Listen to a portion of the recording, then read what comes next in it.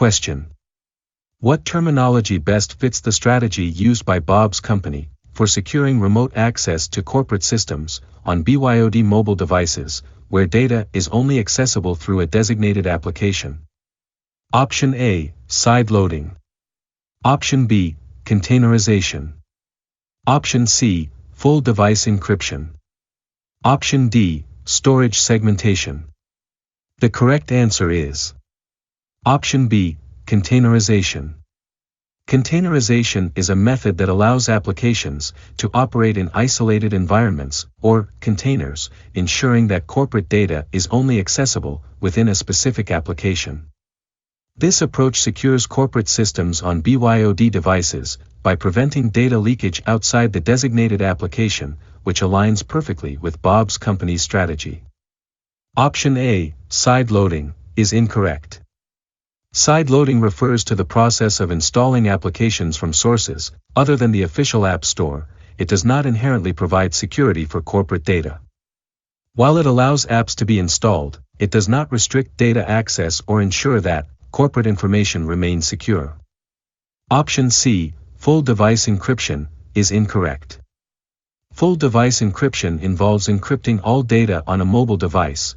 This protects data from unauthorized access if the device is lost or stolen.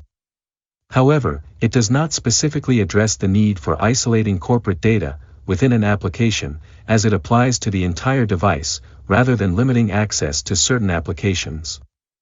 Option D, storage segmentation, is incorrect. Storage segmentation generally refers to dividing storage space into different sections. While it can enhance security, it does not provide the application-level controls that containerization does.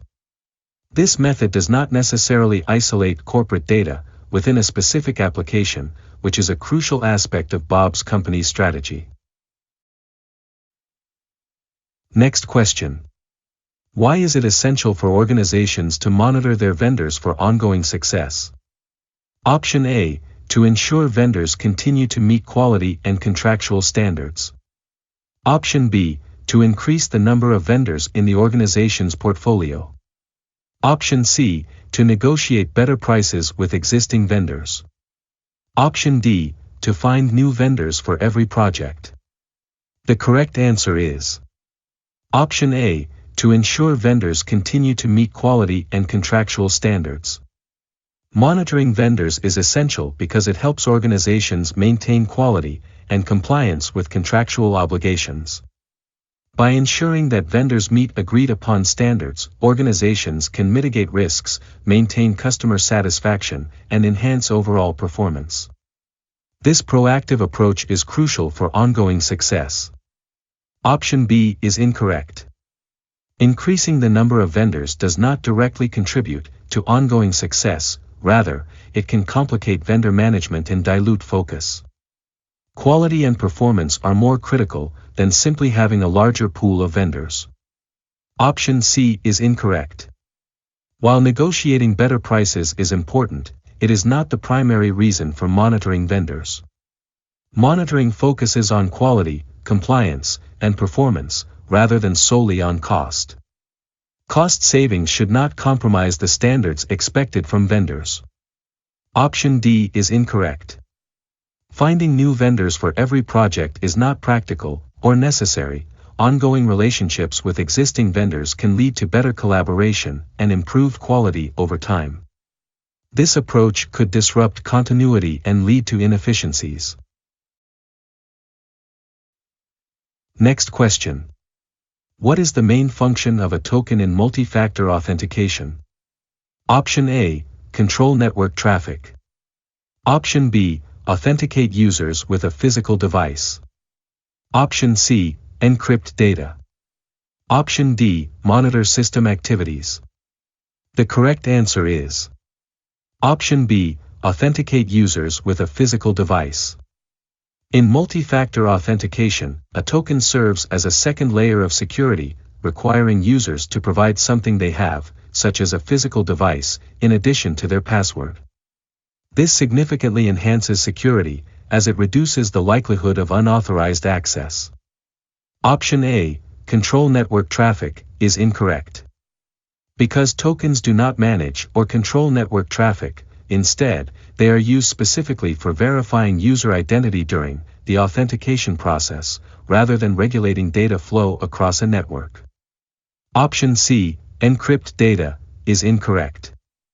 Because encryption is a separate security measure aimed at protecting data by converting it into a coded format, tokens, on the other hand, are not designed for encrypting data, but rather for confirming user identity. Option D, monitor system activities. This option is incorrect as well. Monitoring system activities involves tracking and analyzing user actions and system performance. Tokens do not serve this purpose. Instead, they are solely focused on authenticating users to ensure secure access. Next question. What stage is Bob at in his penetration test now that he's done with reconnaissance and is attempting to access an internet-exposed system? Option A, initial exploitation. Option B, persistence. Option C, escalation of privilege. Option D, pivot. The correct answer is Option A, initial exploitation. At this stage, Bob has completed reconnaissance, which involves gathering information about the target system, identifying potential vulnerabilities, and mapping out the network. He is now attempting to access an internet-exposed system, therefore, he is in the phase of initial exploitation. This phase typically involves attempting to exploit identified vulnerabilities to gain unauthorized access to the target system. Option B, persistence, is incorrect. This phase occurs after gaining access, where the attacker establishes a foothold in the system for future access. Bob is still in the process of attempting access, not maintaining it. Option C, escalation of privilege, is incorrect. This stage involves gaining elevated access rights, after initial access has been obtained. Since Bob is still trying to exploit the system, he hasn't yet reached the point of escalating privileges. Option D, pivot, is incorrect. This stage happens after successfully exploiting a system, allowing the attacker to move laterally within a network, to access other systems. Bob is still in the initial exploitation phase, not pivoting to other systems. Next question. What model in cloud computing allows IT services to operate on external equipment over a network? Option A, on-premises computing. Option B, cloud computing. Option C, fog computing. Option D, edge computing. The correct answer is Option B, cloud computing. Cloud computing is a model that enables the delivery of IT services over the Internet, utilizing external hardware and infrastructure managed by third parties. It allows organizations to run applications, store data, and access resources, without needing to own the physical equipment. Thus, it directly aligns with the description of operating on external equipment over a network. Option A, on-premises computing, is incorrect. This model involves hosting IT services and applications on hardware that is physically located within an organization's premises. Since it does not use external equipment, it does not fit the question. Option C, fog computing, is incorrect. This model extends cloud computing capabilities to the edge of the network, enabling processing closer to the data source. While it can involve external resources, it primarily focuses on reducing latency, and is not the main model for running IT services on external equipment. Option D, edge computing, is incorrect. This model processes data near the source of data generation, often in localized environments, rather than utilizing a central external infrastructure. It is not about operating on external equipment in a cloud environment, making it an incorrect choice. Next question. Which privacy regulation will impact Amanda's organization during its expansion into Italy and France? Option A, GDPR. Option B, DPD. Option C, HIPAA. Option D, GLBA. The correct answer is Option A, GDPR. The General Data Protection Regulation, GDPR, is the primary privacy regulation that governs data protection and privacy in the European Union, which includes both Italy and France. It applies to any organization that processes personal data of individuals residing in the EU, regardless of where the organization is located. Therefore, Amanda's company will need to comply with GDPR during its expansion into these countries. Option B, DPD, is incorrect. The Data Protection Directive, DPD, was the predecessor to GDPR. It has been replaced by GDPR since its implementation in May 2018. Therefore, it is no longer applicable for Amanda's organization. Option C, HIPAA, is incorrect. The Health Insurance Portability and Accountability Act, HIPAA, is a U.S. regulation focused on protecting health information. It does not apply to data protection laws in Italy and France, making it irrelevant to Amanda's situation. Option D, GLBA, is incorrect. The Gramm-Leach-Bliley Act, GLBA, pertains to financial institutions in the United States and governs the collection and disclosure of personal financial information. It is not applicable in the context of Amanda's expansion into European countries, and therefore, is not the correct answer. Next question.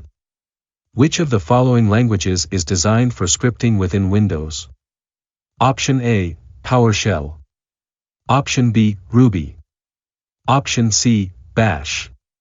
Option D, Python. The correct answer is Option A, PowerShell. PowerShell is a task automation and configuration management framework specifically designed for Windows environments. It allows users to automate administrative tasks, manage system configurations, and interact with the Windows operating system through a command line shell and scripting language. This makes it uniquely suited for scripting within Windows, providing deep integration with the Windows ecosystem. Option B, Ruby, is incorrect. While Ruby is a powerful programming language, it was not specifically designed for Windows scripting. It is cross-platform but lacks the native integration and features that PowerShell provides for Windows environments. Option C, Bash, is incorrect. Bash, born-again shell, is primarily associated with Unix-like operating systems, such as Linux and Mac OS. Although it can be used on Windows through compatibility layers, it is not designed specifically for Windows environments. Option D, Python, is incorrect.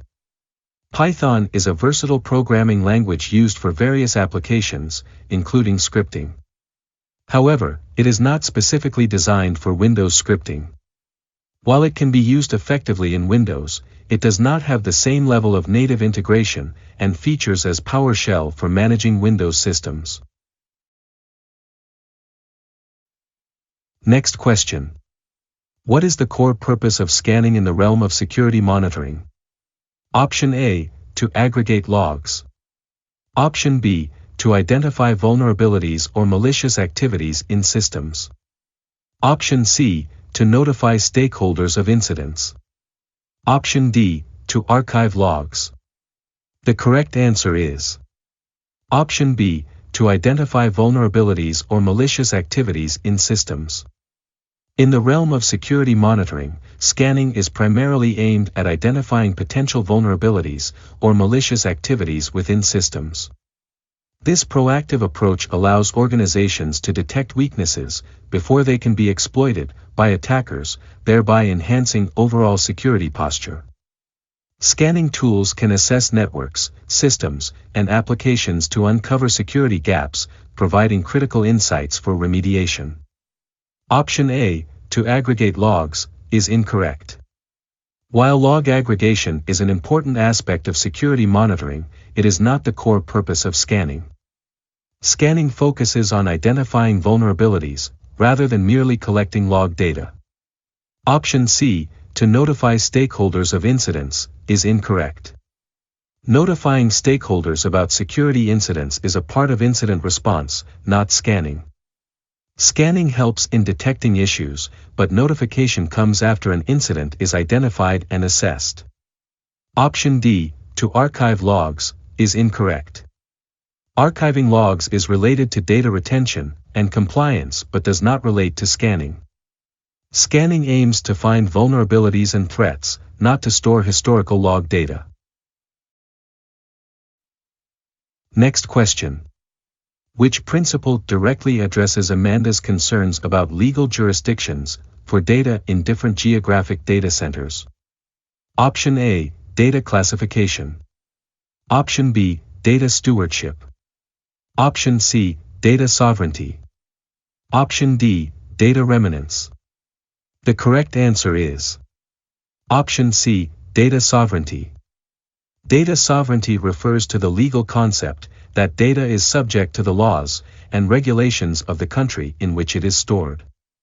This principle directly addresses Amanda's concerns about the legal jurisdictions that apply to the data based on its geographic location. When choosing a data center, understanding data sovereignty is crucial for compliance with local laws regarding data protection, privacy, and access. Option A, data classification, is incorrect. This principle involves categorizing data based on its sensitivity and importance. While important for security, data classification does not specifically address the legal jurisdictions applicable to data stored in different geographic locations. Option B, data stewardship, is incorrect. This principle relates to the management and oversight of data assets to ensure proper handling and usage. While it encompasses responsibility for data, it does not specifically tackle the legal implications of data location. Option D, data remnants, is incorrect. This principle deals with the residual data that remains after data deletion. While it is relevant to data security and privacy, it does not directly address Amanda's concerns regarding the legal jurisdictions associated with storing data in different geographic data centers. Next question. When an organization avoids engaging in a project due to associated risks, which strategy are they following? Option A, transfer. Option B, mitigate. Option C, avoid. Option D, accept. The correct answer is Option C, avoid. The avoidance strategy involves choosing not to engage in activities or projects that carry risks. By avoiding these activities, the organization eliminates the potential for associated risks altogether. This strategy is often used when the risks are deemed too high or unacceptable, allowing the organization to focus on safer alternatives. Option A, transfer, is incorrect. This strategy involves shifting the risk to another party, such as through insurance or outsourcing. By transferring risk, the organization still engages in the activity but mitigates the potential impact, which does not align with avoidance. Option B, mitigate, is incorrect. This strategy focuses on reducing the impact or likelihood of risks through various measures, such as implementing controls or safeguards. Unlike avoidance, which completely eliminates risk by not engaging, mitigation still involves some level of risk engagement. Option D, accept, is incorrect. This strategy entails recognizing the existence of risks and deciding to proceed despite them, often because they are considered manageable. Acceptance means the organization is willing to take on the risk, which contradicts the principle of avoidance, where no engagement occurs. Next question. Which two connection methods are commonly used in geofencing applications? Option A, USB and Bluetooth. Option B, cellular and GPS. Option C, WiMAX and modem. Option D, cellular and Bluetooth. The correct answer is Option B, cellular and GPS. Geofencing applications rely heavily on location tracking to define virtual boundaries. Cellular networks provide broad coverage and enable devices to access location data over long distances, while GPS, Global Positioning System, offers precise location tracking. Together, these two connection methods allow for effective geofencing, enabling real-time location updates and actions based on geographic proximity. Option A, USB and Bluetooth, is incorrect. While Bluetooth can connect devices wirelessly over short distances, USB is a physical connection method that does not support location tracking in the context of geofencing. This makes these options unsuitable for widespread geofencing applications. Option C, WiMAX and modem, is incorrect. WiMAX is a wireless communication standard that provides high-speed internet access, but it is not commonly used for geofencing applications. A modem alone does not offer the necessary location tracking capabilities, making this option incorrect. Option D, cellular and Bluetooth, is incorrect. Although cellular networks are an essential method for geofencing, Bluetooth's short-range limitations restrict its effectiveness for geofencing purposes. Geofencing requires broader coverage, which is better provided by GPS alongside cellular connections. Thus, this combination does not fulfill the requirements effectively. Next question. Which data classification is generally used for personal information, like home addresses or personal email addresses, that should not be widely disclosed? Option A, critical. Option B, regulated. Option C, private. Option D, public.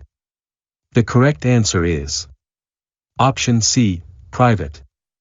The classification private is generally applied to personal information that individuals wish to keep confidential and not disclose widely. This includes sensitive details like home addresses and personal email addresses, which are typically protected to ensure the privacy and safety of individuals. Private data requires careful handling and is not meant for public access. Option A, critical, is incorrect. This classification typically refers to data essential for business operations and continuity. While critical data must be protected, it does not specifically address personal information or the need for privacy, making this option incorrect in this context. Option B, regulated, is incorrect. While regulated data pertains to information subject to specific laws and compliance requirements, such as health or financial data, it does not inherently imply that the data is private. Regulated data can be both public and sensitive, depending on the context. Option D, public, is incorrect. This classification includes information that is intended to be shared openly and widely. Personal information, such as home addresses and personal email addresses, should not be publicly disclosed, which makes this option unsuitable for the question posed. Next question. Upon discovering weak authentication and encryption in the SCADA system, what is the primary concern for security personnel at a critical infrastructure site? Option A, lack of scheduled data backups. Option B, system intrusions may compromise operations. Option C, remote access is not configured. Option D, inadequate physical security at the facility. The correct answer is Option B, system intrusions may compromise operations. Weak authentication and encryption in a SCADA system pose significant security risks, as they can allow unauthorized access. This could lead to system intrusions, where attackers manipulate or disrupt operations, causing potential damage to critical infrastructure. The primary concern is ensuring that these systems remain secure from such intrusions, which could have severe consequences for safety and operational integrity. Option A is incorrect. While data backups are important for recovery, the immediate concern from weak authentication and encryption is not related to backups. This option does not address the direct security risks posed by unauthorized access. Option C is incorrect. While improper remote access settings can be a concern, the question specifically pertains to weak authentication and encryption. This option does not capture the immediate threat of intrusions or operational compromise, which is the core issue. Option D is incorrect. While physical security is crucial for protecting infrastructure, it does not directly relate to the issues of weak authentication and encryption. The primary concern here is about unauthorized access to the SCADA system itself, rather than physical security measures. Next question. A remote user encounters untrusted host errors when trying to access corporate resources via a web-based VPN during the holidays. What is the most likely cause? Option A, the browser does not support SSL. Option B, the user's account is locked out. Option C, the VPN software has reached the seat license maximum. Option D, the certificate has expired. The correct answer is Option D, the certificate has expired. Untrusted host errors typically indicate issues with the security certificate associated with the VPN connection. If the certificate has expired, the VPN client will not trust the connection, leading to untrusted host errors. This situation is especially likely if the user is trying to connect to the VPN during a holiday period, where certificate renewals might have been overlooked. Ensuring that certificates are essential for maintaining secure connections. Option A, the browser does not support SSL, is incorrect. While SSL support is crucial for secure connections, web-based VPNs usually function independently of browser capabilities. Therefore, if the VPN client itself is functioning correctly, this option is less likely to be the cause of untrusted host errors. Option B, the user's account is locked out, is incorrect. If the account were locked out, the user would likely encounter different errors related to authentication, rather than untrusted host errors. This option does not directly address the nature of the error reported.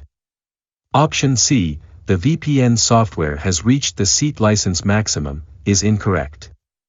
If the seat license maximum were reached, users would typically experience connection issues, rather than untrusted host errors.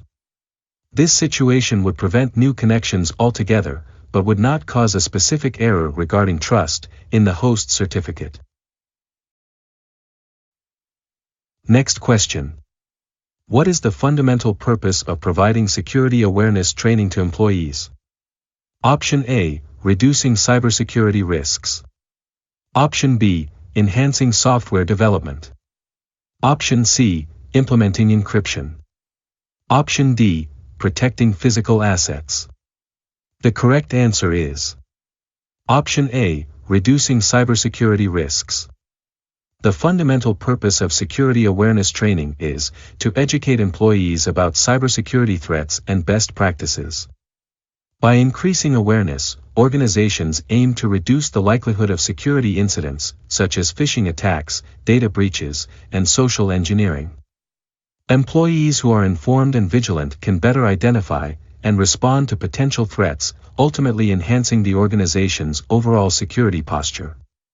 Option B, enhancing software development, is incorrect. While security awareness can benefit software development indirectly, this option does not represent the primary goal of training employees. The focus of security awareness training is not specifically on software development practices. Option C, implementing encryption, is incorrect. Encryption is a technical measure used to protect data, but security awareness training does not directly implement encryption. Instead, it informs employees about the importance of encryption and how to handle sensitive data securely, making this option less relevant. Option D, protecting physical assets, is incorrect. While protecting physical assets is important for overall security, security awareness training primarily focuses on digital threats and cybersecurity risks.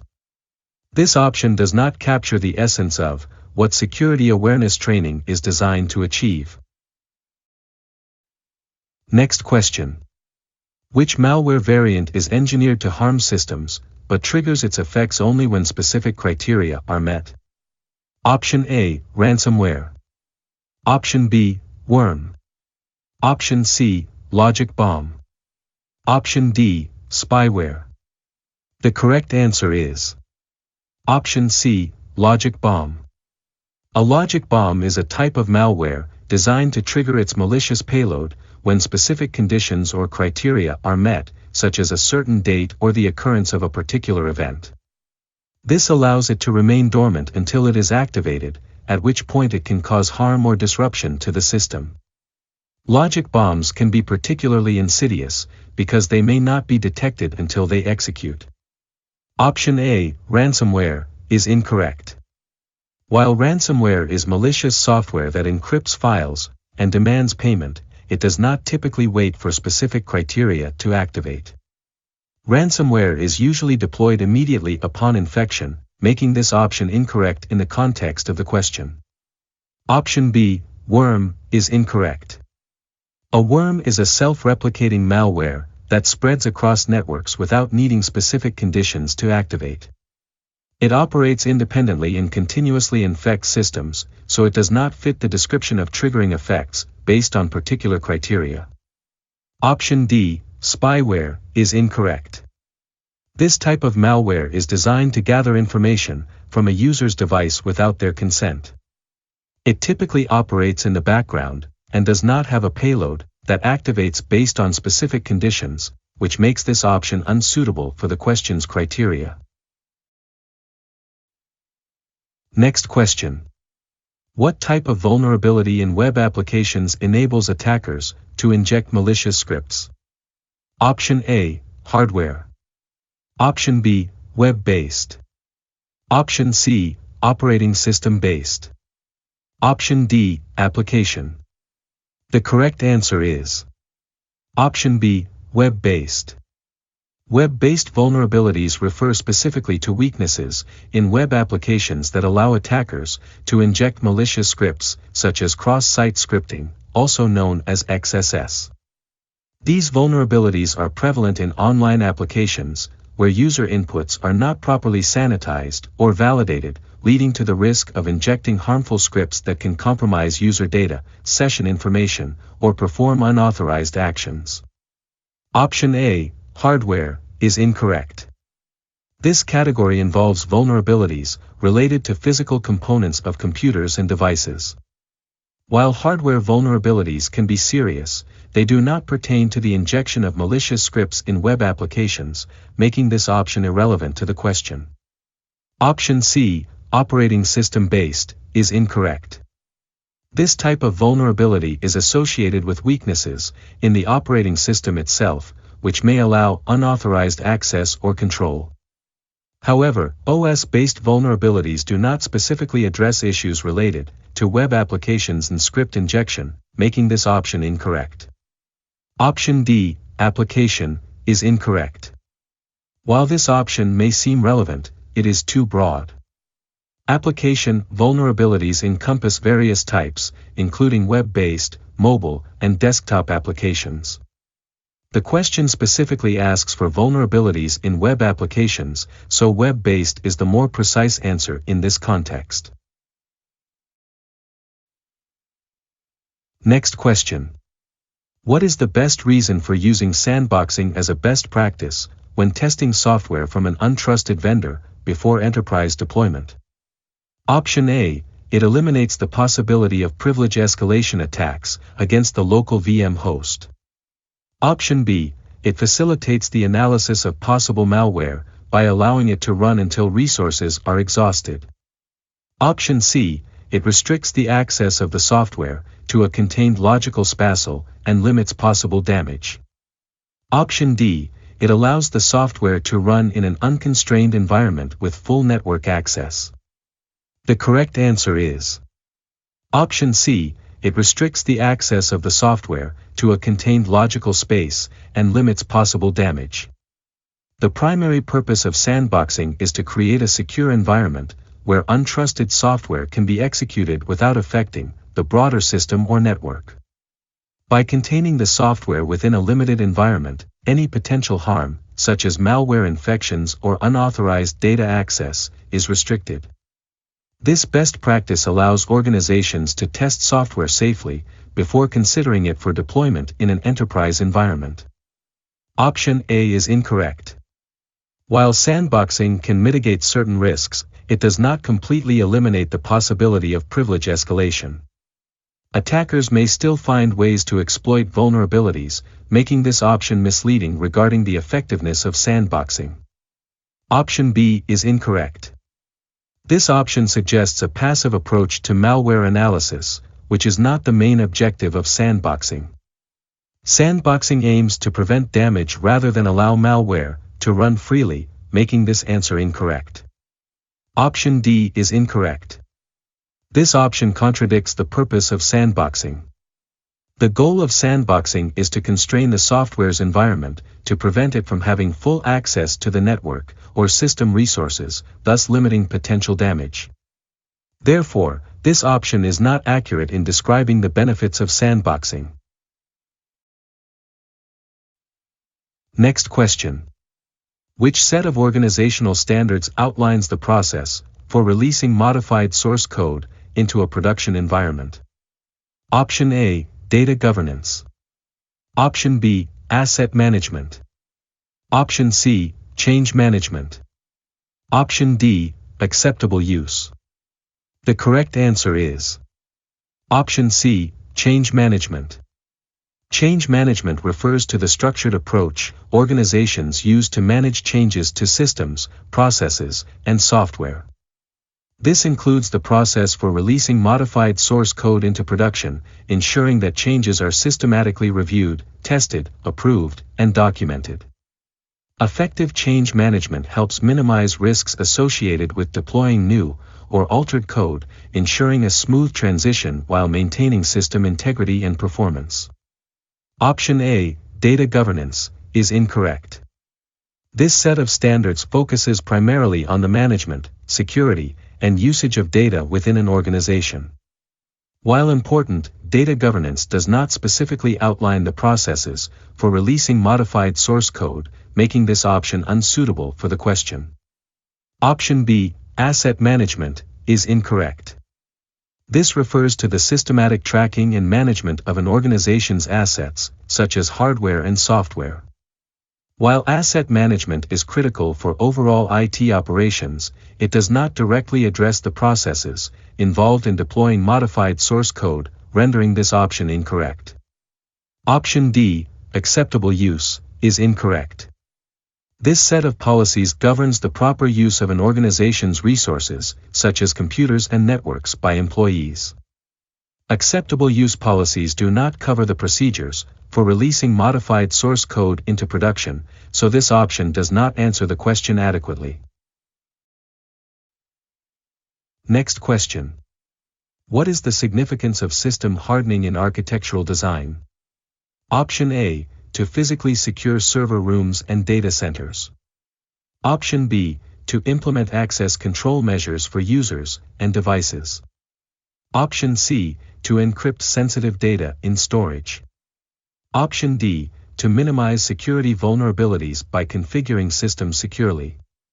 The correct answer is Option D, to minimize security vulnerabilities by configuring systems securely. System hardening involves strengthening a system's security by reducing its surface of vulnerability. This is achieved through various measures, such as disabling unnecessary services, applying security patches, and configuring settings to prevent unauthorized access.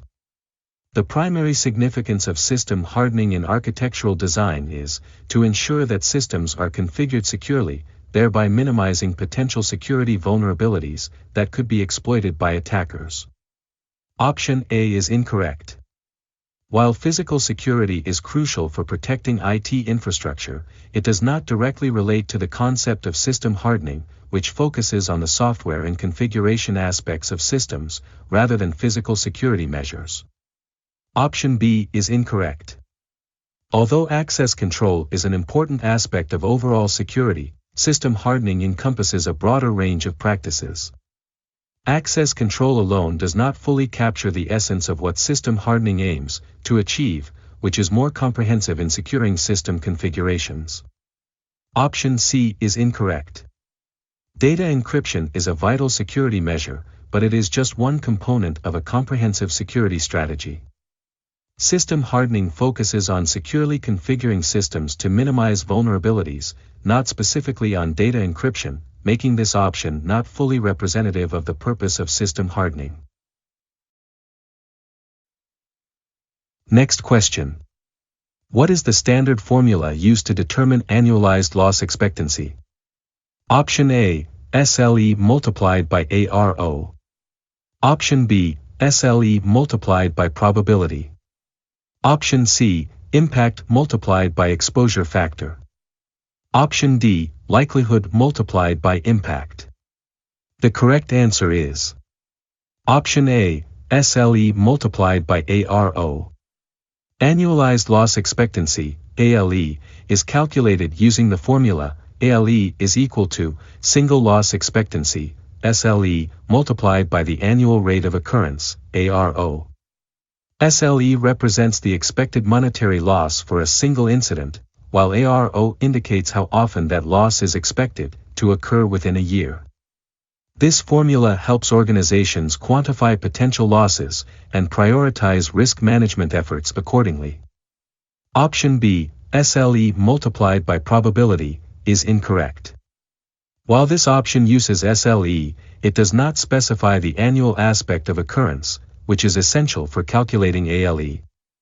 Probability alone does not reflect the annualized nature needed for this calculation, making this option insufficient.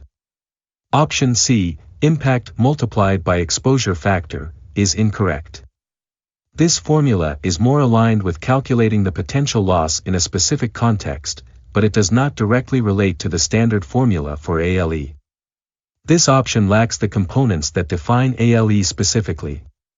Option D, likelihood multiplied by impact, is incorrect. Although this approach relates to risk assessment, it does not provide the specific components of SLE and ARO necessary to calculate ALE. This option is too broad and does not accurately describe the standard method for determining ALE. Next question. Which of the following represents the biggest security risk when defending workstations and guest data center locations from criminal syndicates? Option A, use access control vestibules at all. Option B, maintain reliable backup data. Option C, require identification cards for all employees. Option D, prevent users from posting passwords near. The correct answer is Option B, maintain reliable backup data. Maintaining reliable backup data is critical in defending against criminal syndicates, as these groups may attempt to compromise systems, steal data, or disrupt operations. Reliable backups ensure that, in the event of a cyber attack or data loss, organizations can restore their systems and recover their data, minimizing potential damage in downtime. This proactive measure protects against the ramifications of criminal activities. Option A, use access control vestibules at all, is incorrect. While access control vestibules can enhance physical security, they do not directly address the broader cybersecurity risks posed by criminal syndicates. This measure is limited to physical entry points and does not encompass the overall protection required for data and systems. Option C, require identification cards for all employees, is incorrect. Although requiring ID cards can improve access control and security awareness, it does not significantly mitigate the risks associated with criminal syndicates. This measure primarily focuses on physical security and does not address potential cyber threats or data breaches. Option D, prevent users from posting passwords near, is incorrect.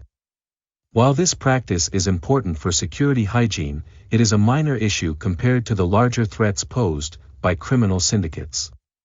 This option addresses user behavior, but does not tackle the systemic vulnerabilities that could be exploited by organized crime, making it less significant in this context. Next question. What is the next essential step following the deployment of a secure baseline? Option A, installing new software. Option B, upgrading the system hardware. Option C, decommissioning the system. Option D, monitoring for deviations from the baseline. The correct answer is Option D, monitoring for deviations from the baseline. After deploying a secure baseline, the next essential step is to continuously monitor the system for any deviations from that baseline. This monitoring helps identify potential security incidents, unauthorized changes, or vulnerabilities that may arise over time. By ensuring that the system remains compliant with the established baseline, organizations can effectively manage risks and maintain a strong security posture. Option A, installing new software, is incorrect. While software installation can be important for functionality, it is not a critical next step after deploying a secure baseline.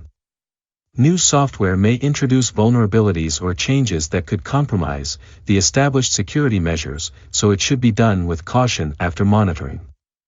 Option B, upgrading the system hardware, is incorrect. Upgrading hardware is a significant task but not necessarily the immediate next step after deploying a secure baseline. Hardware changes should be evaluated based on performance needs and security implications, making this option less relevant in the context of immediate next steps. Option C, decommissioning the system, is incorrect. This option involves removing a system from operation, which is contrary to the objective of deploying a secure baseline. Decommissioning is typically considered when a system is no longer needed or is being replaced, making this option inappropriate as a next step after establishing a secure baseline. Next question. Which individual or group is most likely to execute cyber attacks to advance a specific political or social agenda? Option A, hacktivist. Option B, shadow IT. Option C, nation state. Option D, organized crime.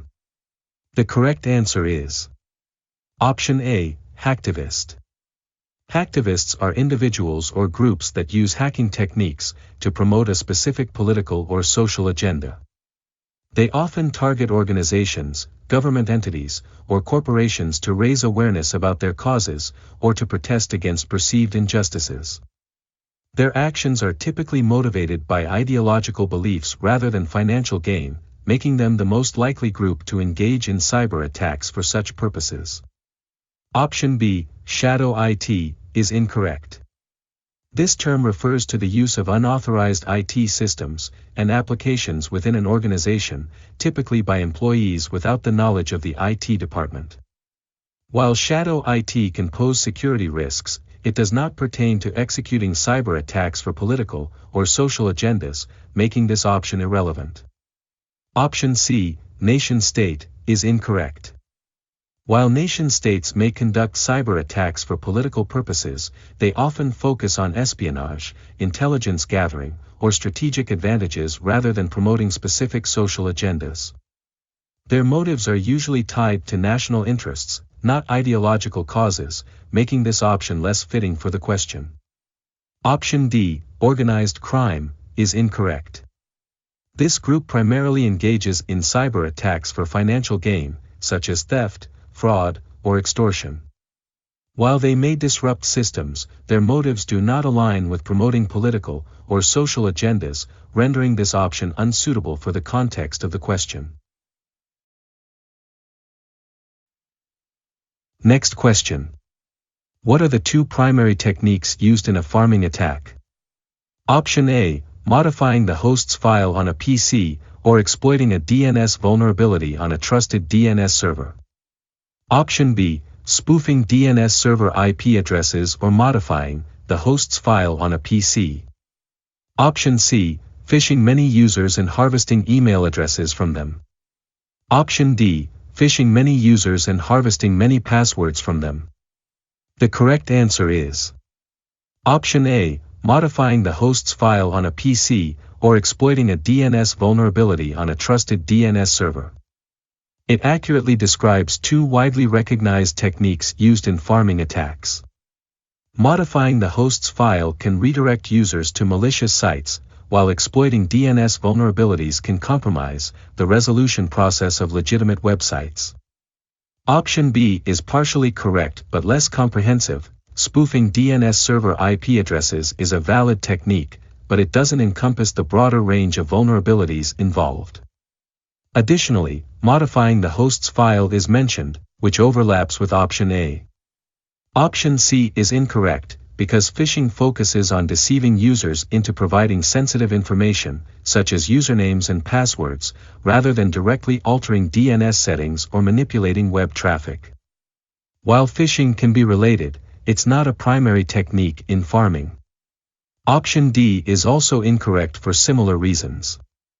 While it involves phishing, which is a method of stealing information, it does not involve any DNS manipulation or host file modifications, therefore, it does not align with the specific techniques associated with pharming.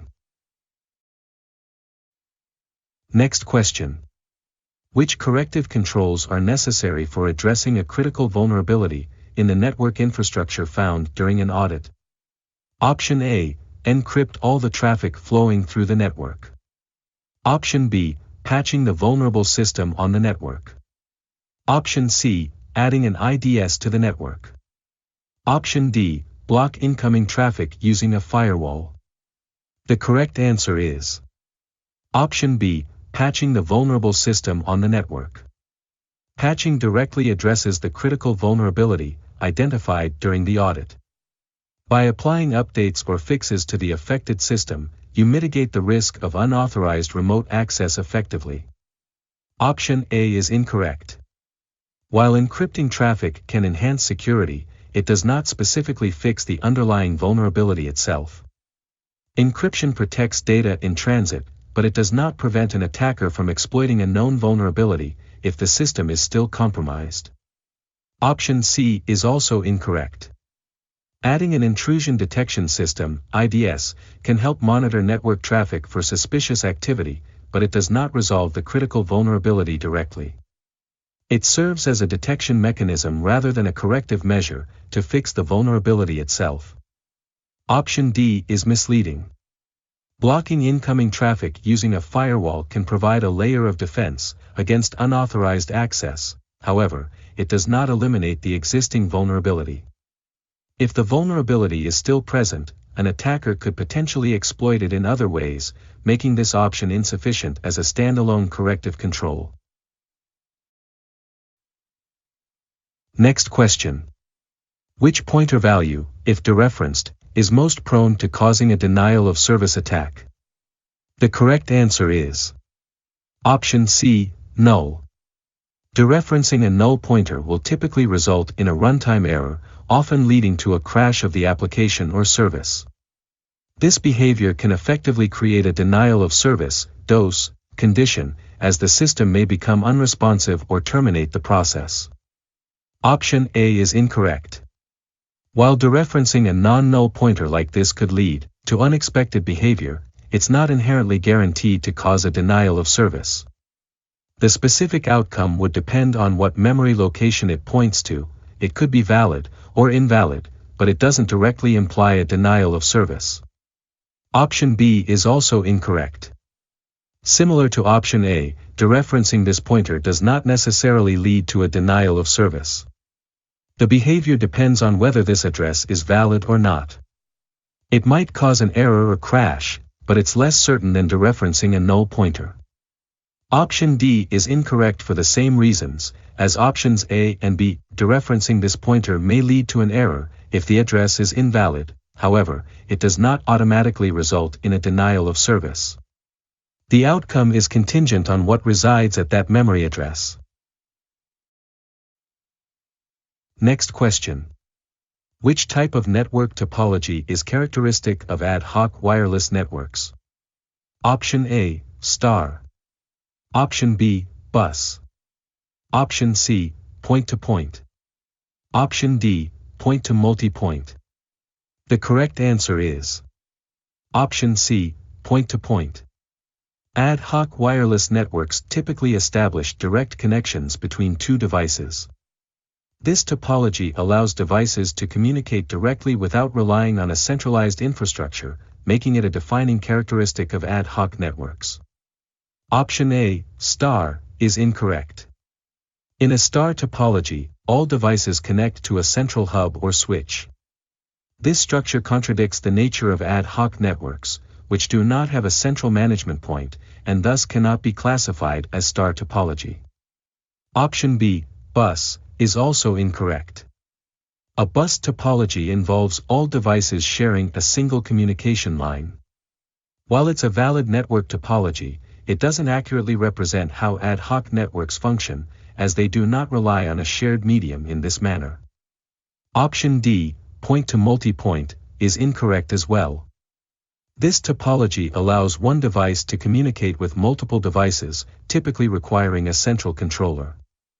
Ad hoc networks, by design, enable direct communication between devices without a centralized point, making point-to-multipoint an inaccurate descriptor. Next question. Which encryption method employs two keys, one for encrypting data, and another for decrypting it? Option A, salting. Option B, symmetric encryption. Option C, hashing. Option D, asymmetric encryption. The correct answer is Option D, asymmetric encryption. This method specifically utilizes two distinct keys, a public key for encryption and a private key for decryption. This two-key system is fundamental to asymmetric encryption, enabling secure communication without needing to share secret keys. Option A, salting, is incorrect. Salting is a technique used to enhance the security of passwords by adding a random value before hashing. It does not involve encryption or the use of keys, making it irrelevant to the question. Option B, symmetric encryption, is also incorrect. In symmetric encryption, a single key is used for both encryption and decryption. This method does not employ two keys, which contradicts the premise of the question. Option C, hashing, is incorrect as well. Hashing is a process that transforms data into a fixed-size string of characters, which is typically irreversible. It does not involve encryption or decryption and does not use keys, so it is not applicable to the question. Next question. Which of the following technologies is typically not associated with fault tolerance or redundancy in IT infrastructure? Option A, intrusion detection system. Option B, RAID. Option C, backup power supply. Option D, load balancer. The correct answer is Option A, intrusion detection system, IDS. An IDS is primarily designed to monitor network traffic for suspicious activities or security breaches. It does not contribute to fault tolerance or redundancy, which focus on maintaining system availability and data integrity during failures. Option B, RAID, is incorrect. RAID, redundant array of independent disks, is a technology specifically aimed at providing data redundancy and improving fault tolerance. It protects against data loss by using multiple hard drives, making it essential in IT infrastructure for redundancy. Option C, backup power supply, is also incorrect. A backup power supply, such as an uninterruptible power supply, or UPS, is critical for ensuring that systems remain operational during power outages. This directly relates to fault tolerance, as it helps maintain system availability. Option D, load balancer, is incorrect as well. A load balancer distributes incoming network traffic across multiple servers to ensure no single server becomes overwhelmed. This enhances both performance and redundancy, allowing for continued operation if one server fails. Next question. Which term accurately defines the attack Amanda is worried about that retrieves credit card information from a point-of-sale terminal's memory? Option A, data in use. Option B, data in transit. Option C, data at rest. Option D, data on disk. The correct answer is Option A, data in use. This term refers to data that is actively being processed or accessed by an application. In Amanda's scenario, the credit card numbers are retrieved from the memory of a point-of-sale terminal, which constitutes data that is currently in use. Option B, data in transit, is incorrect. This term describes data that is being transmitted over a network. Since Amanda's concern is about data stored in memory, not data being transmitted. This option does not fit the scenario. Option C, data at rest, is also incorrect. Data at rest refers to inactive data stored on a device, such as hard drives or databases. In this case, the credit card numbers are not sitting in storage, but rather in active memory, making this term unsuitable. Option D, data on disk, is incorrect as well. This term typically describes data that is physically stored on a disk drive. Similar to option C, it does not pertain to the situation where data is being accessed from memory, as the focus is on temporary data rather than permanent storage. Next question. Which malware specifically blocks access to a system until a payment is made? Option A, ransomware. Option B, spyware. Option C, Trojan horse. Option D, worm. The correct answer is Option A, ransomware. Ransomware is a type of malware specifically designed to block access to a system or encrypt files until a ransom is paid. Its primary goal is to extort money from victims by holding their data hostage. Option B, spyware, is incorrect. Spyware is a type of malware that secretly monitors and collects information from a user's device without their consent. While it poses significant privacy risks, it does not block access to a system or demand payment. Option C, Trojan horse, is also incorrect.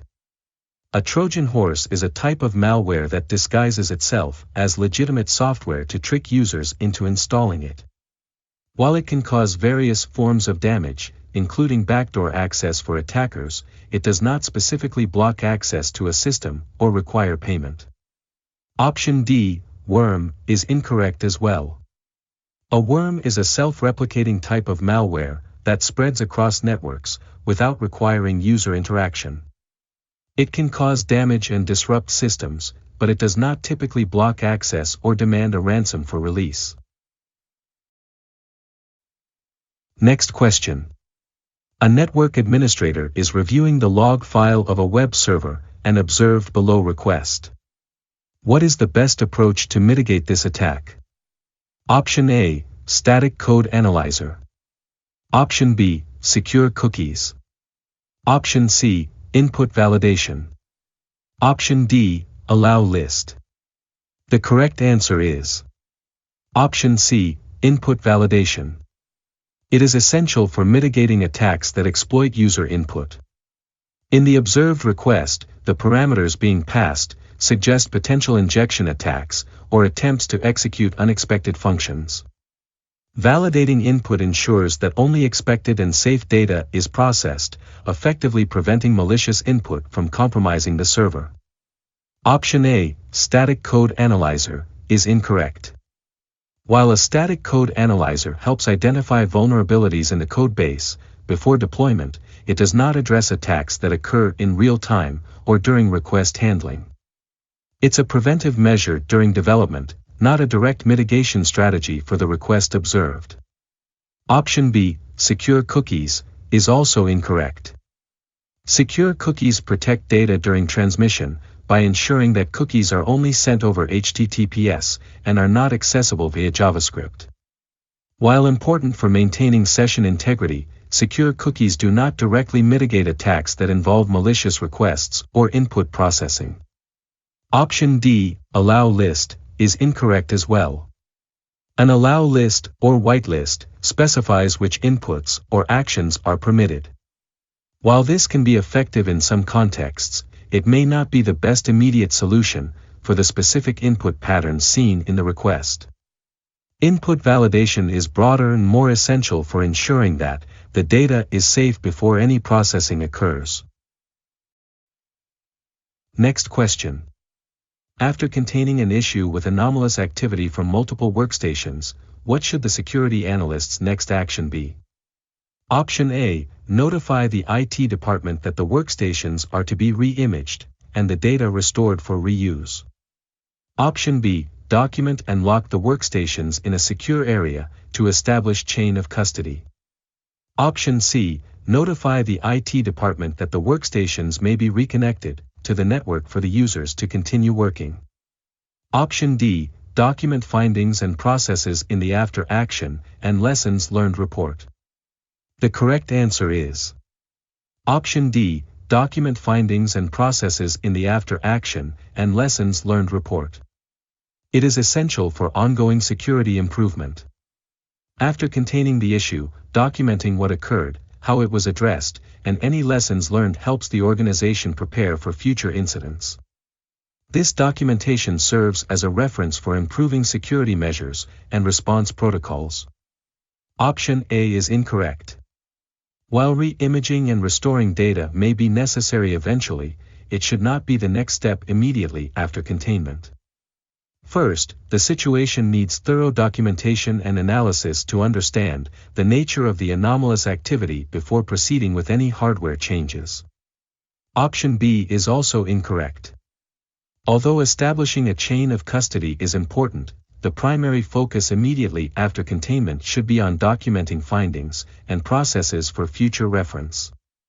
Locking the workstations can be part of the response, but it should follow the documentation step to ensure that all relevant information is captured while the incident is still fresh. Option C is incorrect as well. Reconnecting the workstations without thorough investigation and documentation could reintroduce vulnerabilities or allow the anomalous activity to continue. Before any decisions about reconnecting systems are made, a comprehensive understanding of the incident must be achieved. Next question. Bob is working on securing an application that employs PAP authentication. Which statement about PAP is accurate? Option A, PAP can't perform reliable, repeatable authentication. Option B, PAP is widely used for VPN authentication. Option C, PAP does not encrypt credentials and is insecure. Option D, PAP implementations are only possible on token ring networks. The correct answer is Option C, PAP does not encrypt credentials and is insecure. Password Authentication Protocol, PAP, transmits credentials in plain text without any encryption. This makes PAP inherently insecure, as it is susceptible to eavesdropping and interception during transmission. Option A is incorrect. While PAP does have weaknesses due to its lack of encryption, it can still perform authentication. The main issue is not the reliability of authentication, but rather the security of the credentials being sent. Therefore, the statement does not accurately reflect PAP's capabilities. Option B is also incorrect. Although PAP can be used for VPN authentication, it is not widely preferred due to its security vulnerabilities. More secure authentication methods, like CHAP, Challenge Handshake Authentication Protocol, or EAP, Extensible Authentication Protocol, are typically favored for VPNs to ensure better security. Option D is incorrect. PAP is not limited to any specific network type, and can be implemented on various network protocols, including Ethernet and others. Thus, this statement is factually wrong, as it implies a restriction that does not exist. Next question. While conducting a vulnerability assessment, Amanda identified the issue below in her organization's web server. What would be the most effective way to resolve this issue? Option A, deploying a content filter. Option B, deploying a web application firewall. Option C, patching the operating system. Option D, patching Apache Tomcat. The correct answer is Option D, patching Apache Tomcat. If the identified issue relates specifically to vulnerabilities in the Apache Tomcat server, applying the latest patches directly addresses the security flaws.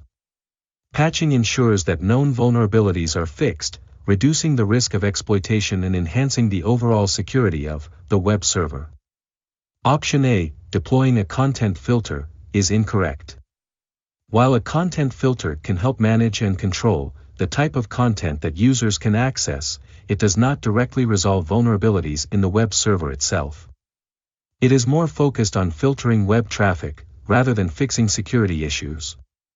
within the server software. Option B, deploying a web application firewall, is also incorrect. A web application firewall, WAF, can help protect against various attacks by filtering and monitoring HTTP traffic, but it does not fix underlying vulnerabilities in the web application or server. It acts as an additional layer of security, rather than a solution to an existing vulnerability. Option C, patching the operating system, is incorrect, although it can be an important security measure. However, if the vulnerability is specifically tied to Apache Tomcat, and not the operating system itself, then patching the OS alone may not address the specific issue Amanda identified. It's essential to focus on the software directly related to the vulnerability for effective resolution. Next question. What is the outcome of enabling the secure attribute on an HTTP cookie? Option A, cookies will be stored in hashed form. Option B, cookies will be stored in encrypted form. Option C, cookies will be sent only over HTTPS.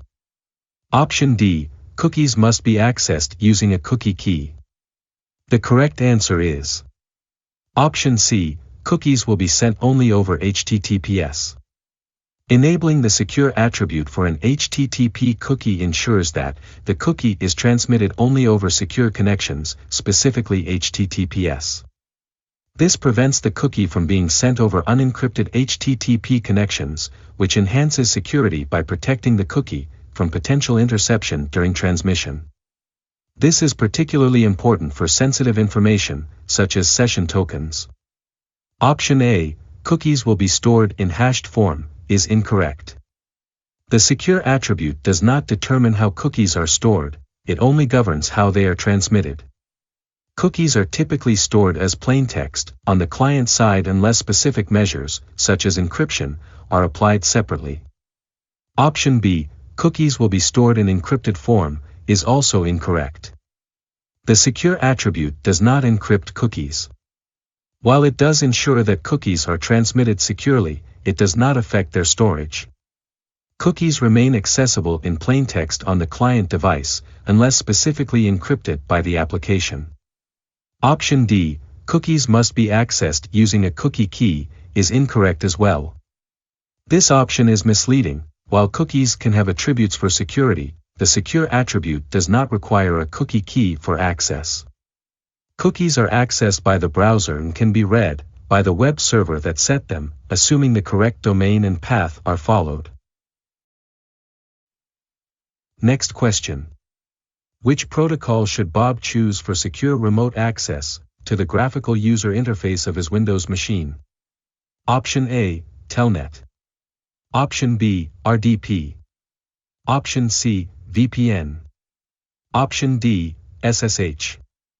The correct answer is Option B, RDP.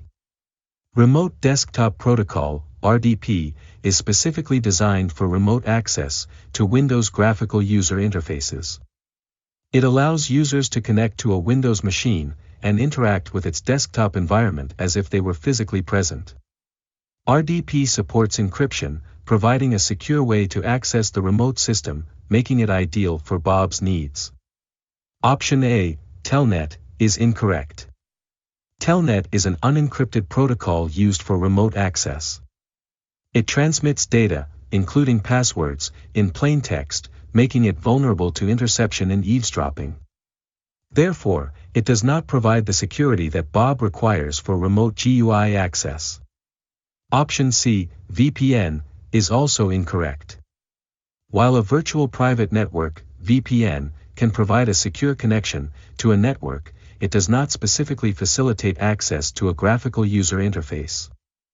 A VPN encrypts internet traffic and protects data transmission, but Bob would still need another protocol, like RDP or VNC, to access the GUI of the Windows machine. Option D, SSH, is incorrect as well. Secure Shell, SSH, is primarily used for secure command line access and management of remote systems. While it can tunnel graphical interfaces using X11 forwarding, it is not natively designed for Windows GUI access. RDP is specifically tailored for this purpose, making SSH less suitable for Bob's needs in this context. Next question. What is the best international standard for Amanda to use in guiding her company's information security management systems? Option A, NIST 814. Option B, ISO 27017. Option C, NIST 812. Option D, ISO 27002. The correct answer is Option D, ISO 27002. ISO 27002 is an international standard that provides guidelines for implementing and managing information security controls. It outlines best practices for establishing, implementing, maintaining, and continuously improving information security management systems. This makes it an excellent choice for Amanda, as it directly supports the creation and management of effective information security practices within her company. Option A, NIST 814, is incorrect. This option is incorrect because NIST 814 focuses on the security and privacy of federal information systems, providing general principles for security. While useful, it does not specifically serve as a comprehensive guide for implementing an information security management system in a corporate environment, unlike ISO 27002. Option B, ISO 27017, is also incorrect.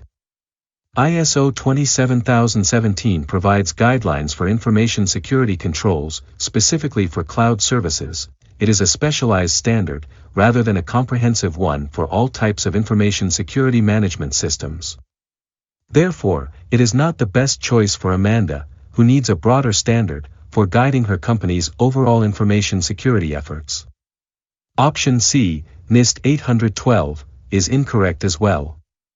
NIST 812 is a guide to computer security and covers the fundamentals of information security, but it is more focused on technical aspects and not specifically tailored for establishing an information security management system. While it can provide helpful information, it does not serve as a comprehensive standard like ISO 27002. Next question. What actions should Bob take after discovering an outdated Linux version on a network appliance accessible only through its GUI? Option A, obtain an update from the appliance manufacturer. Option B, upgrade the operating system by downloading the source files for a current version of Linux.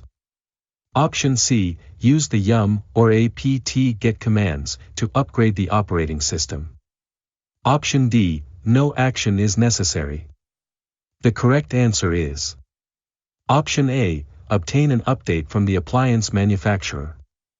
Since the network appliance runs a specific version of Linux and is only accessible through its GUI, the best course of action for Bob is to obtain an update directly from the appliance manufacturer. Manufacturers typically provide tailored updates and patches for their devices, ensuring compatibility and stability. This approach helps maintain the appliance's functionality and security. Option B is incorrect. Upgrading the operating system by downloading source files is generally not feasible for network appliances.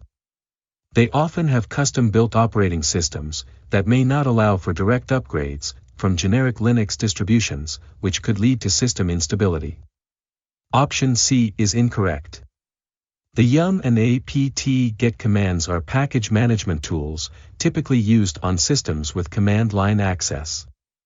Since Bob can only access the appliance through its GUI, he cannot use these commands to perform the upgrade, making this option impractical. Option D is incorrect as well. Having an outdated version of Linux poses security risks and vulnerabilities. It is crucial to address the issue promptly, to protect the network appliance from potential exploits, making inaction an unsuitable choice in this context. Next question. If an organization finds that an employee is using unauthorized applications, thereby introducing vulnerabilities into the system, what category of threat actor does this situation illustrate? Option A, unskilled hacker. Option B, advanced persistent threat. Option C, insider threat. Option D, hacktivist. The correct answer is Option C, insider threat. An insider threat refers to individuals within an organization who misuse their access to information systems, whether intentionally or unintentionally, to create security vulnerabilities. In this scenario, the employee using unauthorized applications fits the definition of an insider threat because they are part of the organization and are introducing risks through their actions. Option A, unskilled hacker, is incorrect. This option is incorrect because an unskilled hacker typically refers to an external individual who lacks the necessary skills to conduct sophisticated attacks. In this case, the threat comes from within the organization, not from an external party, making unskilled hacker an unsuitable label. Option B, advanced persistent threat, APT, is incorrect as well. APT refers to highly skilled, organized groups that target specific entities over a prolonged period to steal data or disrupt operations. Since the scenario involves an individual employee using unauthorized apps, rather than a coordinated effort by a skilled group, this option does not accurately describe the situation. Option D, hacktivist, is also incorrect. Hacktivists are individuals or groups that use hacking techniques to promote political agendas or social causes. In this case, the employee's actions do not appear to be politically motivated, but rather involve the use of unauthorized applications, which does not align with the definition of a hacktivist. Next question.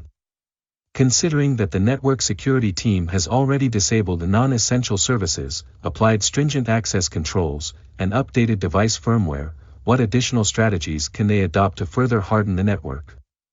Option A, enabling universal plug and play. Option B, using default login credentials. Option C, disabling remote access management. Option D, sharing the router's configurations on the community forum. The correct answer is Option C, disabling remote access management. Disabling remote access management can significantly enhance the security of a network. By eliminating the ability to manage devices remotely, the risk of unauthorized access is reduced. This step helps to close potential vulnerabilities that attackers might exploit to gain control over network devices, particularly if those devices are configured with weak security settings. Option A, enabling universal plug and play, is incorrect. Enabling universal plug and play can actually introduce security risks. UPnP allows devices to discover each other and communicate automatically, which can lead to vulnerabilities if devices are not properly secured. Therefore, enabling UPnP would not harden the network but potentially weaken it. Option B, using default login credentials, is incorrect. Using default login credentials poses a significant security risk. Attackers often exploit default usernames and passwords to gain unauthorized access to devices and systems. Proper security practices involve changing default credentials to unique, strong passwords, making this option counterproductive to hardening the network. Option D is also incorrect. This option is incorrect because sharing sensitive information, such as router configurations, publicly compromises network security.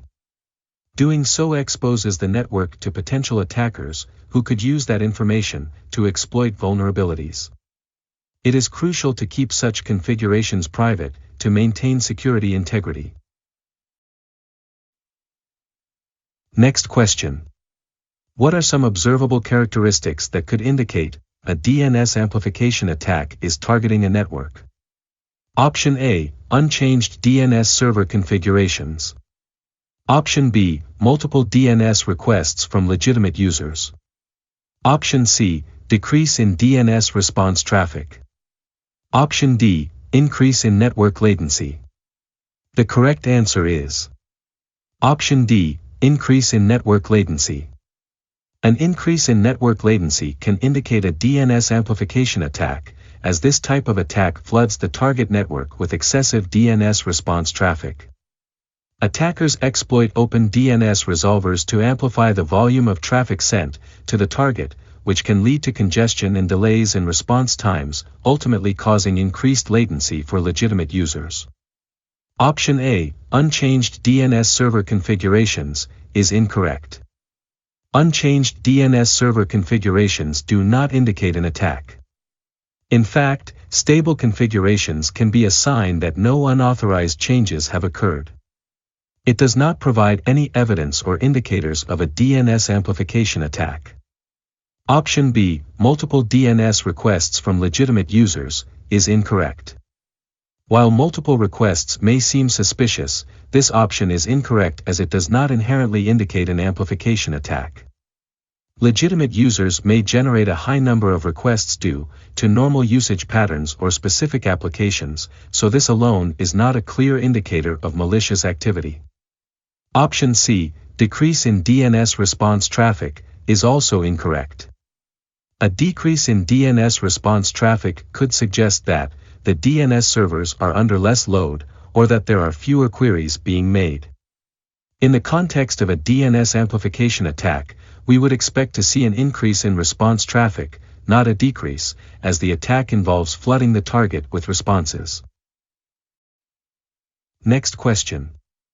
Which precautionary measure can help to mitigate the risk of network attacks, targeting multifunction printers, while also ensuring that their functionality remains intact?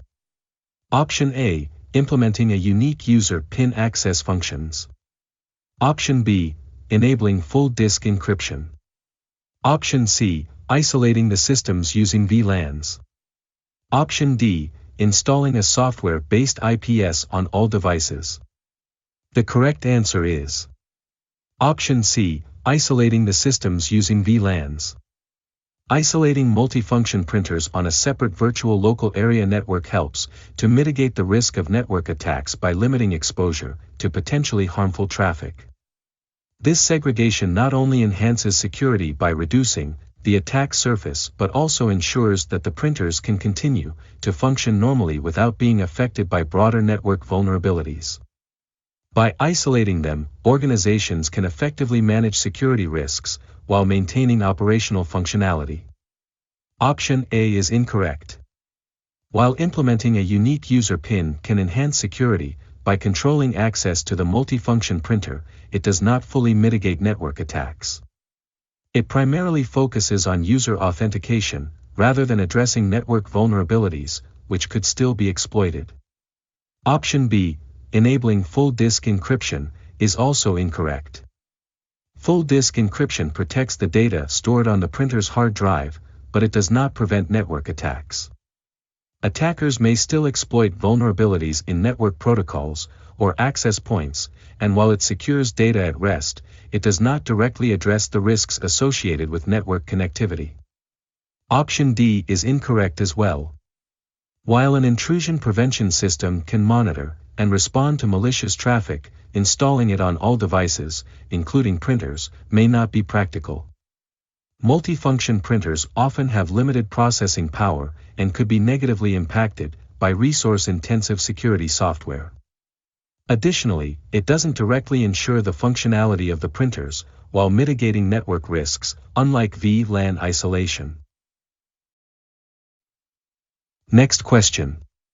What key benefit should an organization anticipate after receiving ISO 27001 certification, particularly in relation to its information security framework?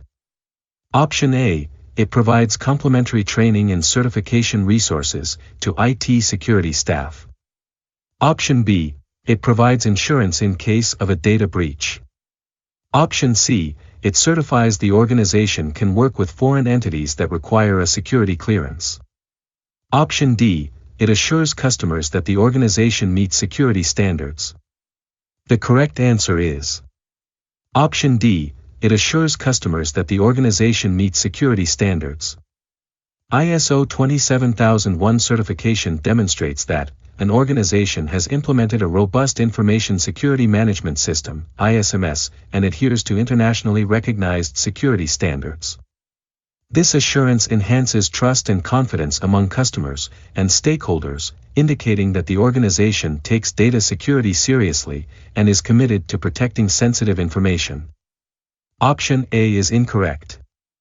ISO 27001 certification does not automatically include complementary training or certification resources for IT security staff. While organizations may choose to provide training to ensure compliance with the standard, the certification itself does not offer such resources. Option B is misleading.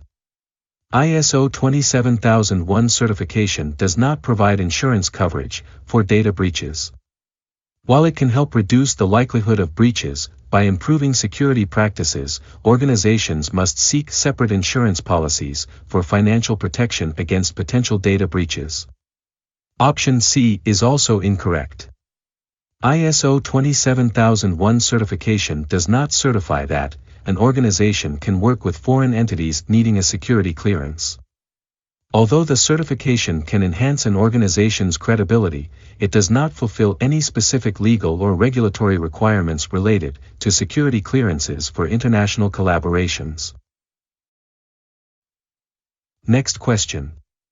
What type of authentication is demonstrated when a computer system uses a digital certificate to verify its identity to another system or user? Option A, something you are. Option B, somewhere you are. Option C, something you have. Option D, something you know. The correct answer is Option C, something you have. When a computer system uses a digital certificate to verify its identity, it is employing a form of authentication based on possession. A digital certificate is a type of credential that resides on a device or server, indicating that the entity presenting it possesses a valid certificate issued by a trusted authority. This type of authentication falls under something you have because it relies on the physical or digital possession of the certificate for identity verification. Option A, something you are, is incorrect. This option refers to biometric authentication methods, such as fingerprints, facial recognition, or iris scans. These methods verify identity based on unique biological traits. Since a digital certificate does not relate to physical characteristics, this option is incorrect. Option B, somewhere you are, is also incorrect. This option refers to location-based authentication, which verifies a user's identity based on their physical or network location, such as IP address or GPS coordinates. A digital certificate does not involve verifying a user's location, making this option incorrect. Option D, something you know, is incorrect as well. This option pertains to knowledge-based authentication, such as passwords or PINs, which require the user to provide information they know to verify their identity. Since a digital certificate does not rely on user knowledge, but rather on possession, this option is also incorrect. Next question. Which type of compliance reporting focuses on internal assessments within an organization to ensure that security policies and standards are being followed effectively? Option A, regulatory compliance reporting. Option B, internal compliance reporting. Option C, vendor compliance reporting. Option D, external compliance reporting. The correct answer is Option B, internal compliance reporting. Internal compliance reporting specifically addresses assessments conducted within an organization to evaluate adherence to its own security policies and standards. This type of reporting ensures that employees and departments are following the established guidelines and helps identify areas for improvement or non-compliance. By focusing on internal processes, organizations can effectively manage risks and enhance their security posture. Option A, regulatory compliance reporting, is incorrect. Regulatory compliance reporting typically pertains to adhering to external laws and regulations imposed by governmental or regulatory bodies. While important, it does not specifically focus on internal assessments of security policies within the organization. Option C, vendor compliance reporting, is also incorrect. As vendor compliance reporting relates to ensuring that third-party vendors or suppliers comply with the organization's security requirements and standards. It is focused externally rather than on internal policies and practices within the organization. Option D, external compliance reporting, is also incorrect. External compliance reporting generally involves reporting to outside parties, such as regulators, auditors, or stakeholders, to demonstrate compliance with external standards or laws. It does not focus on internal assessments, which is the essence of internal compliance reporting. Next question. In the context of designing an access control system, what security principle is Bob enforcing by requiring the agreement of two system administrators to obtain emergency access to the root password? Option A, separation of duties. Option B, two-person control. Option C, least privilege. Option D, security through obscurity. The correct answer is Option B, two-person control. Two-person control is a security principle that requires the concurrence of two individuals to complete a sensitive action, such as gaining emergency access to a root password. By requiring agreement from two system administrators, Bob is enforcing a control mechanism that helps prevent unauthorized access or misuse of critical systems. This principle is particularly important in environments where high-stakes security is essential, as it minimizes the risk of a single point of failure or compromise. Option A, separation of duties, is incorrect. While separation of duties is a related security principle that involves dividing responsibilities among different individuals to reduce the risk of fraud or error, it does not specifically address the requirement for two individuals to agree before taking an action. Instead, it focuses on ensuring that no single person has control over all aspects of a critical process. Option C, least privilege, is also incorrect. Least privilege is a security principle that dictates that users should only have the minimum access necessary to perform their job functions. While this principle is crucial for reducing risk, it does not directly relate to the requirement for two administrators to agree on accessing the root password. Rather, it focuses on the extent of access granted to individual users. Option D, security through obscurity, is incorrect as well. Security through obscurity is a principle that relies on keeping system details secret to protect against attacks. This approach is generally considered weak because it does not provide robust security measures. It is unrelated to the concept of requiring multiple approvals for access, making this option incorrect. Next question. As your organization evaluates the possibility of relocating its mail server to a hosting service to minimize local hardware and server management costs, which formal document would delineate the reliability commitments of the provider and specify the remedies available if those commitments are not fulfilled? Option A, business partnership agreement. Option B, memorandum of understanding. Option C, service level agreement. Option D, interconnection security agreement. The correct answer is Option C, service level agreement. A service level agreement, SLA, is a formal document that outlines the expected level of service between a provider and a customer. It specifies key performance metrics, including reliability commitments, uptime guarantees, and response times. Furthermore, an SLA typically includes remedies or penalties for the provider if these commitments are not met, making it the most appropriate choice for this scenario. Option A, BPA, business partnership agreement, is incorrect. A business partnership agreement is primarily focused on the relationship and responsibilities between business partners. It defines roles, profit sharing, and governance but does not specifically address reliability commitments or remedies related to service performance. Therefore, it does not serve the purpose required in this context. Option B, MOU, Memorandum of Understanding, is incorrect as well.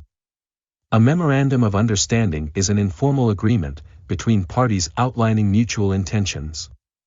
While it can establish some level of cooperation, it lacks the enforceability in detailed specifications of service levels and remedies found in an SLA. Consequently, it does not fulfill the need for formally delineating reliability commitments. Option D, ISA, Interconnection Security Agreement, is also incorrect. An interconnection security agreement is focused on the security aspects of connecting different systems or networks. It outlines security measures and responsibilities, but it does not specifically address reliability commitments or provide remedies related to service levels. Thus, it is not suitable for this scenario. Next question. What term is used to describe an organization that is actively pursuing growth opportunities, while simultaneously being open to taking on considerable risks? In what way is this type of risk appetite characterized? Option A, restricted. Option B, expansionary. Option C, neutral. Option D, conservative. The correct answer is Option B, expansionary. An organization that is actively pursuing growth opportunities and is willing to take on considerable risks is best described as having an expansionary risk appetite. This term signifies a willingness to invest in new ventures, pursue aggressive growth strategies, and accept higher risks for potentially higher returns. Such organizations often seek to capitalize on market opportunities, even if it means facing uncertainty. Option A, restricted, is incorrect. A restricted risk appetite indicates a cautious approach to risk-taking. Organizations with this appetite typically avoid significant risks and focus on maintaining stability, rather than pursuing growth opportunities. Therefore, this option does not align with the scenario described. Option C, neutral, is also incorrect. A neutral risk appetite suggests a balanced approach to risk, where an organization neither aggressively seeks growth nor completely avoids it. This type of appetite implies a wait-and-see strategy, rather than an active pursuit of growth opportunities, making it unsuitable for the scenario in question. Option D, conservative, is incorrect as well. A conservative risk appetite is characterized by a strong preference for minimizing risk and avoiding significant exposure. Organizations with this appetite prioritize safety and stability over growth, often opting for low-risk investments. This clearly contradicts the description of an organization that is eager to pursue aggressive growth and take on considerable risks. Next question. In the pursuit of safeguarding its data, a company wants to change its backup strategy to limit the number of backups that would require restoration during a data loss event. Which backup strategy would be the best fit for this objective? Option A, full backups followed by differential backups. Option B, full backups followed by incremental backups. Option C, incremental backups followed by delta backups. Option D, incremental backups followed by differential backups. The correct answer is Option A, full backups followed by differential backups. This strategy involves performing a full backup initially, and then taking differential backups thereafter. A full backup captures all data, and subsequent differential backups only capture changes made since the last full backup. This approach minimizes the number of backups that need to be restored because you only need the last full backup and the most recent differential backup to restore the data. This effectively reduces the restoration complexity during a data loss event. Option B is incorrect. While this strategy starts with a full backup, it then uses incremental backups, which capture only the data that has changed since the last backup. In the event of a data loss, restoring the most recent full backup along with all subsequent incremental backups can become cumbersome and time-consuming, as multiple backups may need to be restored, thus not fitting the objective of limiting the number of backups for restoration. Option C is also incorrect. This option uses incremental backups, which are only effective if the last backup was also incremental. Delta backups are similar but often involve capturing changes since the last backup. However, this strategy can lead to significant complexity during restoration, as all incremental backups would need to be restored in sequence, along with delta backups. This does not align with the goal of minimizing the number of backups that need to be restored. Option D is incorrect as well. In this scenario, starting with incremental backups means that you would need to restore all incremental backups up to the point of failure, followed by a differential backup. This also increases the number of backups required for restoration, as multiple incremental backups need to be sequentially restored before applying the differential backup, making it less efficient for the objective stated. Next question. What key objective does a certificate authority aim to achieve in a public key infrastructure (PKI) setting? Option A, authenticate users. Option B, control network traffic. Option C, encrypt data. Option D, issue digital certificates. The correct answer is Option D, issue digital certificates. The primary objective of a certificate authority in a public key infrastructure setting is to issue digital certificates. These certificates serve as a means to verify the identity of entities and establish trust in electronic communications. By issuing these certificates, the CA enables secure data exchanges and helps maintain the integrity and confidentiality of communications. Option A, authenticate users, is incorrect. While authenticating users is an important function within a PKI, it is not the primary role of the CA itself. The CA provides the digital certificates that can be used for user authentication, but the actual authentication process involves checking these certificates against trusted sources. Therefore, this option does not accurately capture the key objective of a CA. Option B, control network traffic, is also incorrect. Controlling network traffic is typically a function related to network management and security protocols, such as firewalls or intrusion detection systems. This role does not fall under the responsibilities of a certificate authority. A CA's focus is on identity verification and certificate issuance, not on managing or controlling network traffic. Option C, encrypt data, is incorrect as well. Encryption is a crucial aspect of secure communications, but it is not the primary purpose of a CA. While the digital certificates issued by a CA can be used to facilitate encryption, the CA itself does not perform the encryption. Its main function is to issue certificates that validate identities and enable encryption processes, making this option inaccurate in terms of the CA's key objective.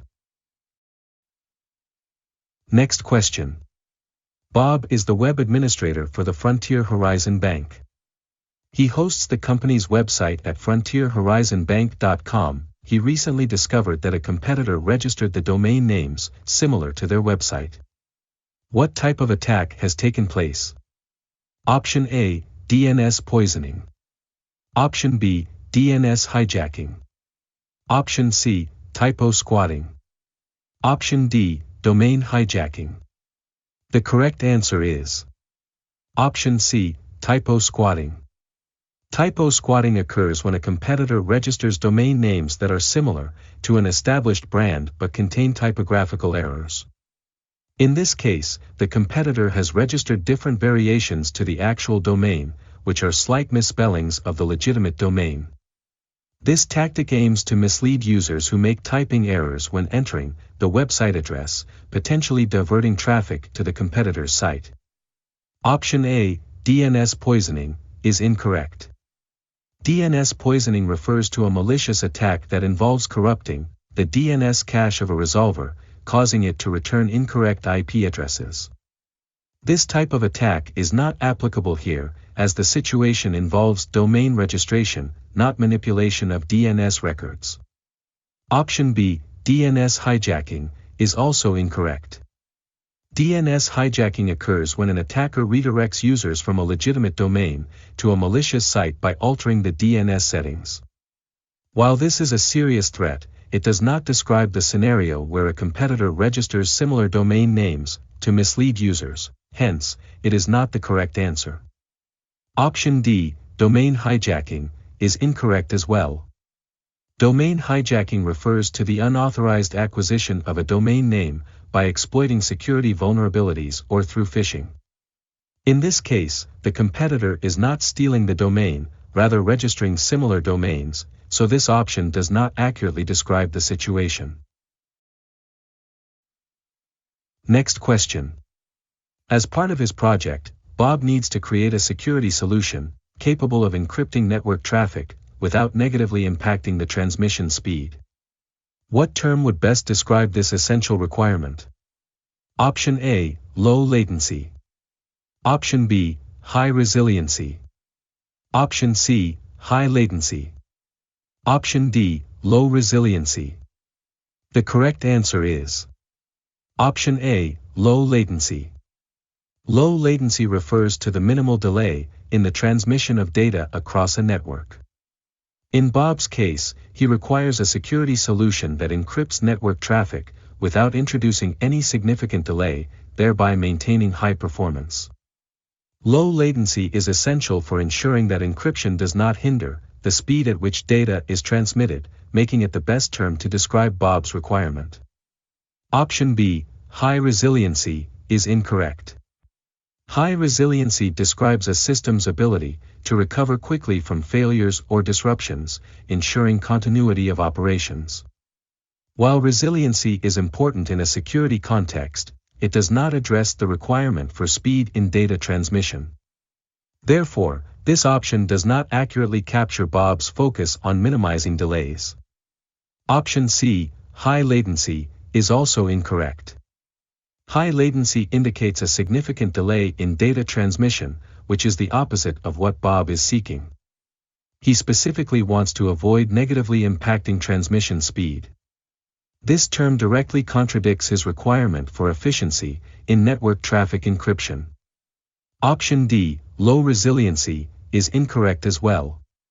Low resiliency would suggest that a system is prone to failure and cannot effectively recover from disruptions.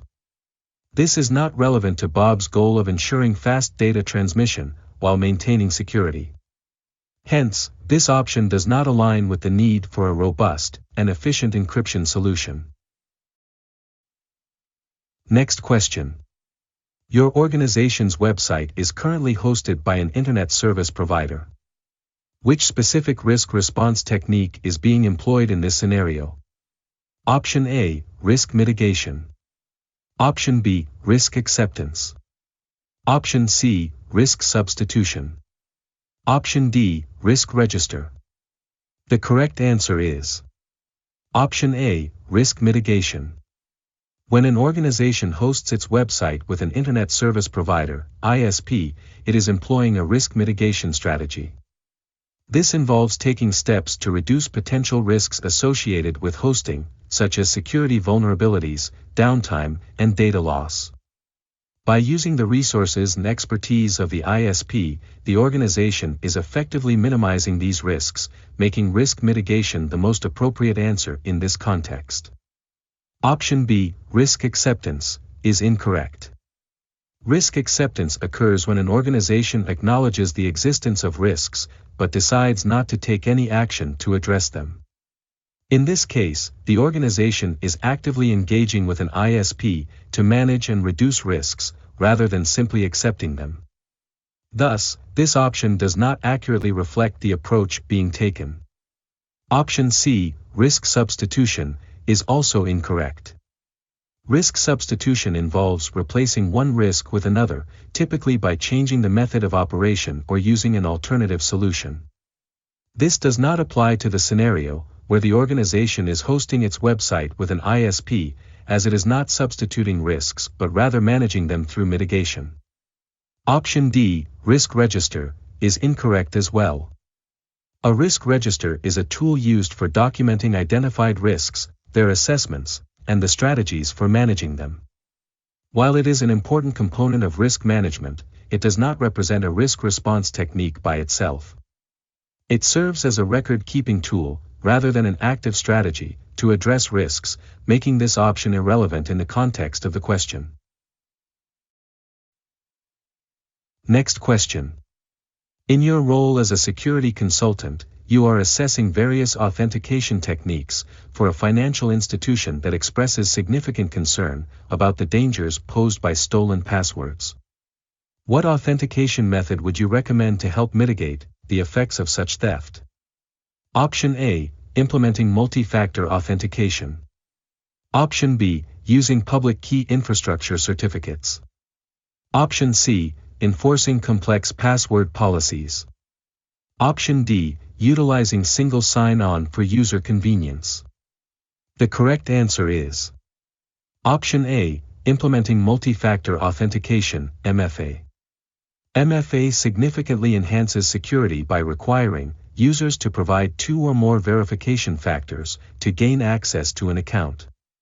This means that even if a password is stolen, an attacker would still need additional factors to authenticate. Therefore, implementing MFA is the most effective method to mitigate the effects of password theft, making it the best recommendation for the financial institution. Option B is incorrect. While PKI certificates provide a secure method for authentication, they may not be the most practical choice for a financial institution, focused specifically on mitigating the risks of stolen passwords.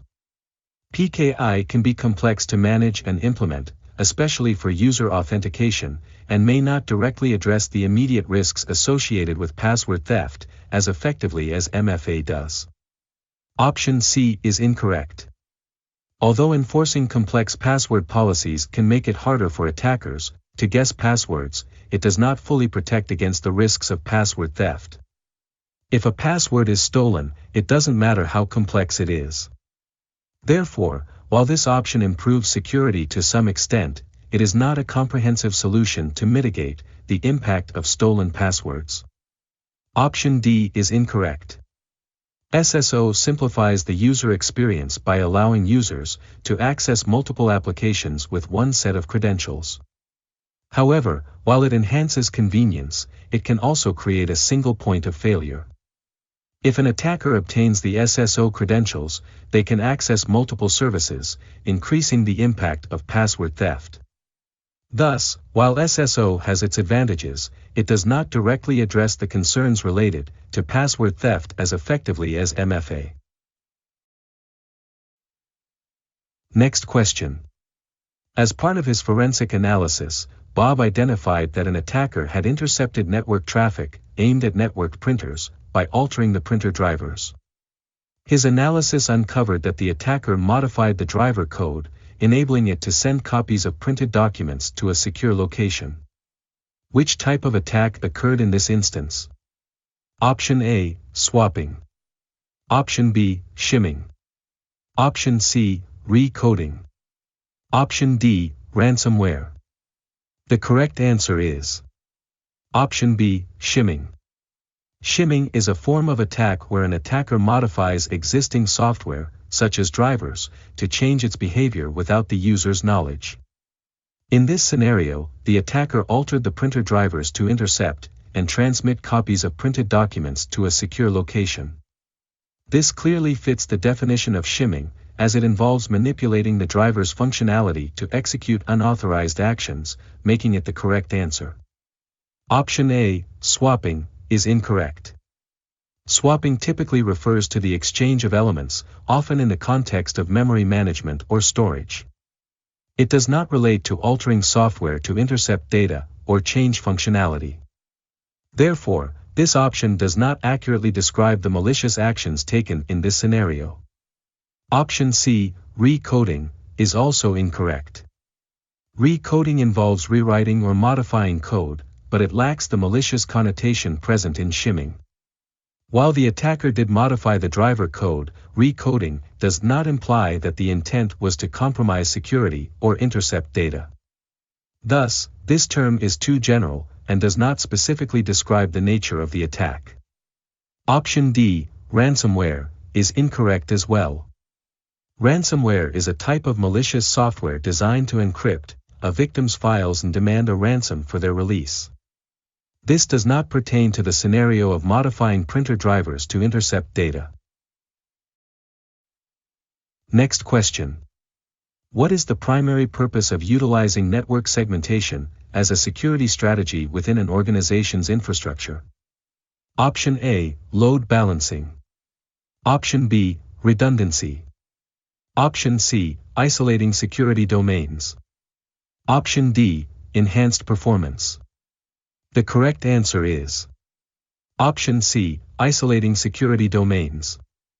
The primary purpose of network segmentation in security is to isolate different parts of the network, creating distinct security domains. This isolation helps to contain potential security breaches, limit the spread of attacks, and enforce security policies on a per-segment basis. By separating sensitive data and systems from less secure areas of the network, organizations can enhance their overall security posture and reduce risk. Option A, load balancing, is incorrect. Load balancing refers to distributing network traffic across multiple servers or resources to ensure no single server is overwhelmed. While this is important for performance and reliability, it is not a primary security strategy associated with network segmentation. Therefore, this option does not relate to the purpose of isolating security domains. Option B, redundancy, is also incorrect. Redundancy involves having backup systems or components in place to ensure availability and reliability in case of failures. Although redundancy is a critical aspect of network design, it does not specifically pertain to security segmentation. Thus, this option is not aligned with the primary purpose of network segmentation. Option D, enhanced performance, is incorrect as well. While network segmentation can improve performance by reducing broadcast traffic and optimizing network resources, this is not its primary purpose. The main goal of segmentation is to enhance security through isolation. Therefore, this option does not accurately capture the core intent behind implementing network segmentation. Next question.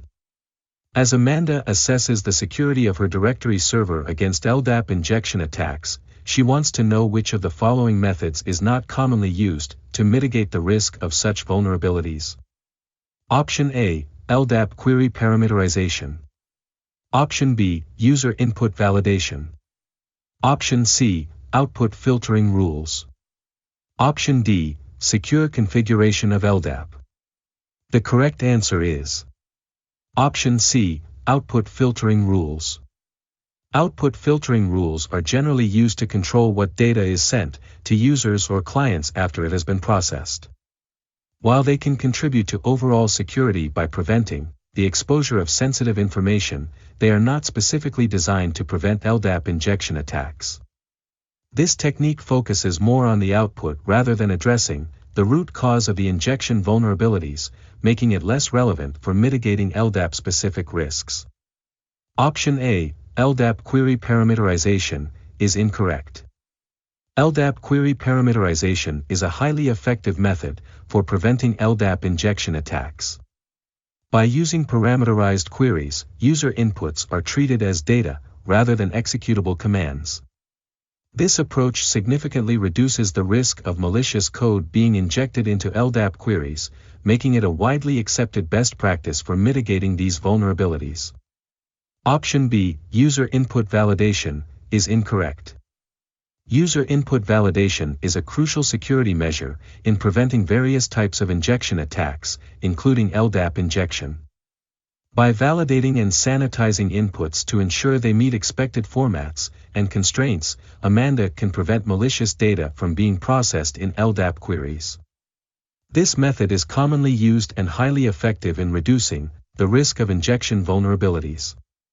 Option D, secure configuration of LDAP, is incorrect.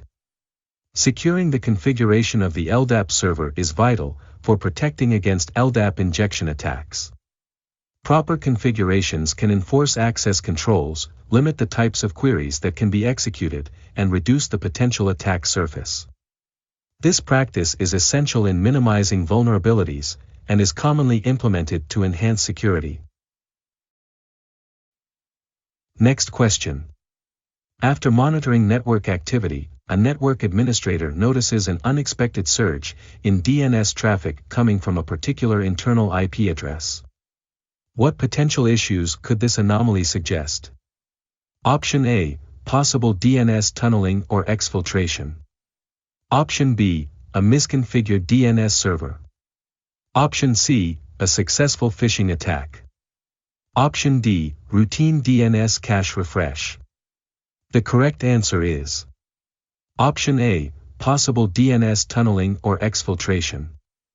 An unexpected surge in DNS traffic from a specific internal IP address could indicate DNS tunneling, where an attacker uses DNS queries to send data out of the network covertly. This method is often used for data exfiltration, allowing malicious actors to bypass traditional security measures. The abnormal volume of DNS requests may suggest that sensitive information is being siphoned off, or that a command and control communication channel is being established, making this the most relevant concern. Option B, a misconfigured DNS server, is incorrect. While a misconfigured DNS server could lead to unusual traffic patterns, it typically manifests in errors or unusually low or high traffic, rather than a sudden surge from a specific internal IP address. A misconfiguration may not directly explain the unexpected spike in DNS traffic from one IP, making this option less likely. Option C, a successful phishing attack, is incorrect. Although phishing attacks can result in increased DNS traffic, particularly if users are trying to reach malicious sites, this option does not directly correlate with an internal IP address, generating unusual traffic. Phishing activity would typically involve external sources or domains, rather than an internal spike, making this less relevant to the specific situation described. Option D, routine DNS cache refresh, is incorrect. A routine DNS cache refresh generally does not cause an unusual surge in traffic, rather, it is a normal operational procedure. If this were the case, traffic increases would be spread out over time, rather than appearing as a sudden spike from a specific IP address. Therefore, this option is not a plausible explanation for the observed anomaly. Next question. In what kind of attack does an attacker's system impersonate the legitimate server to the genuine client, while simultaneously pretending to be the legitimate client to the real server? Option A, denial of service. Option B, on-path. Option C, eavesdropping. Option D, replay. The correct answer is Option B, on-path.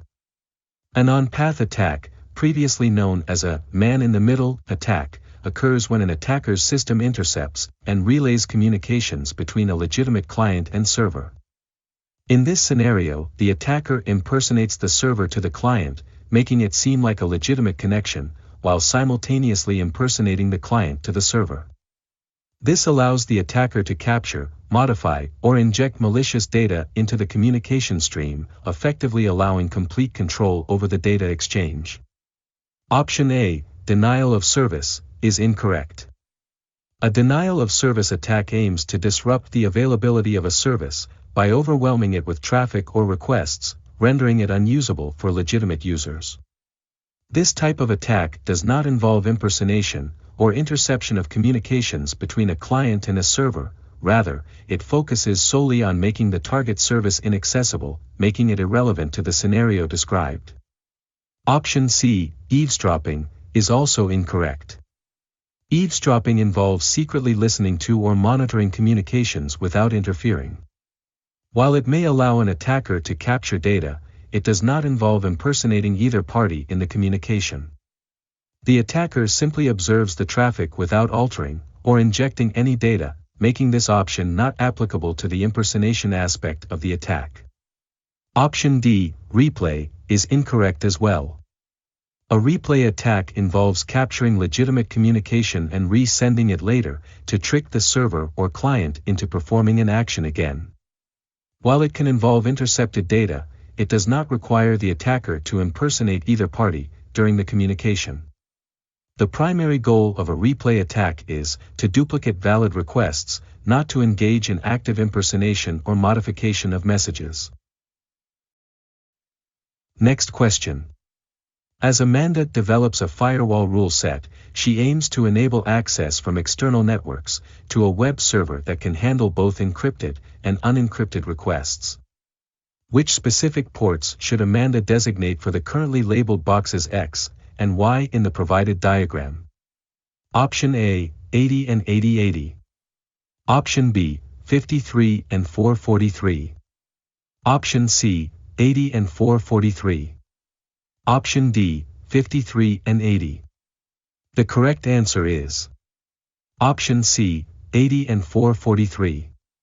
Port 80 is the standard port for HTTP traffic, which handles unencrypted requests to the web server. Port 443 is the standard port for HTTPS traffic, which manages encrypted requests. By designating these ports, Amanda effectively allows both types of traffic to reach the web server, fulfilling the requirement for handling both encrypted and unencrypted requests. Option A, 80 and 8080, is incorrect.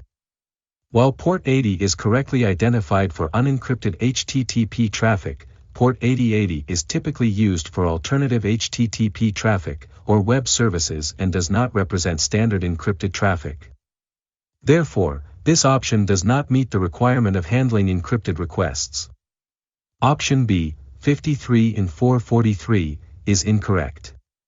Port 53 is primarily used for DNS traffic, which is unrelated to web server access.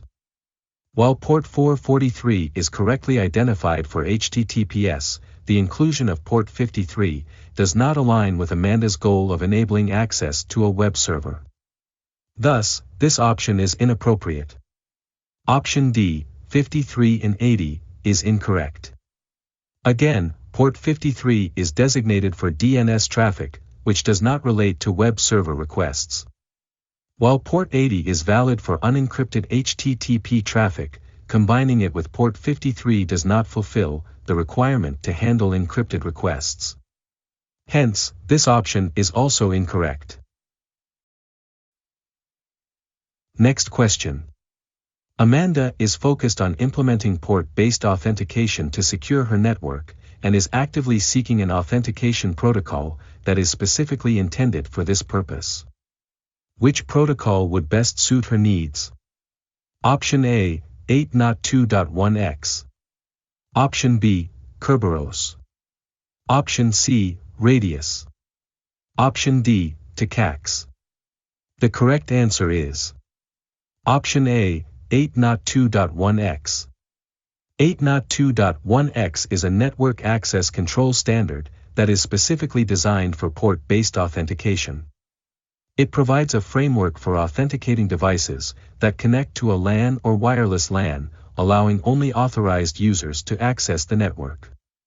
This protocol ensures that devices are authenticated before being granted access to the network infrastructure, making it the best choice for Amanda's needs in securing her network through port-based authentication. Option B, Kerberos, is incorrect. Kerberos is a network authentication protocol designed for secure communication between clients and servers, primarily used in client-server environments. While it offers strong authentication, it does not specifically address port-based authentication. Kerberos operates at a higher level in the OSI model, and is not focused on authenticating devices at the network access layer, making it unsuitable for Amanda's specific requirement. Option C, Radius, is also incorrect. Remote Authentication Dial in User Service, Radius, is an authentication protocol commonly used for remote access and network access control. While it supports various types of authentication methods, and can work in conjunction with 802.1x, it is not inherently a port-based authentication protocol on its own. Radius typically operates at the application layer, and requires a supporting standard like 802.1x to function in a port-based context, which makes it less suitable as a standalone solution for Amanda's needs. Option D, TCAX, is incorrect as well. TCAX, Terminal Access Controller Access Control System, is another authentication protocol used for network access control, often in conjunction with routers and switches. Like Radius, TCAX provides access control, but is more focused on managing device authentication and authorization, rather than specifically addressing port-based authentication. Therefore, it does not directly meet Amanda's requirement for a protocol designed specifically for port-based authentication.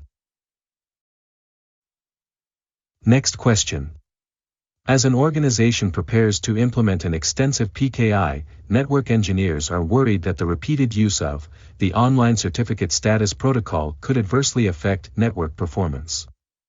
What alternative method should the security analyst suggest to replace the reliance on OCSP for certificate status verification? Option A, Certificate Authority.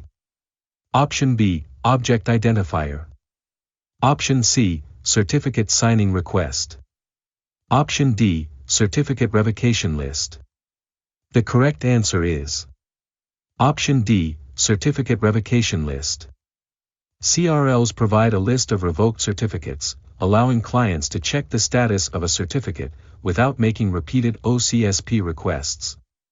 Since CRLs are periodically updated and can be cached, they can significantly reduce the impact on network performance compared to frequent OCSP checks.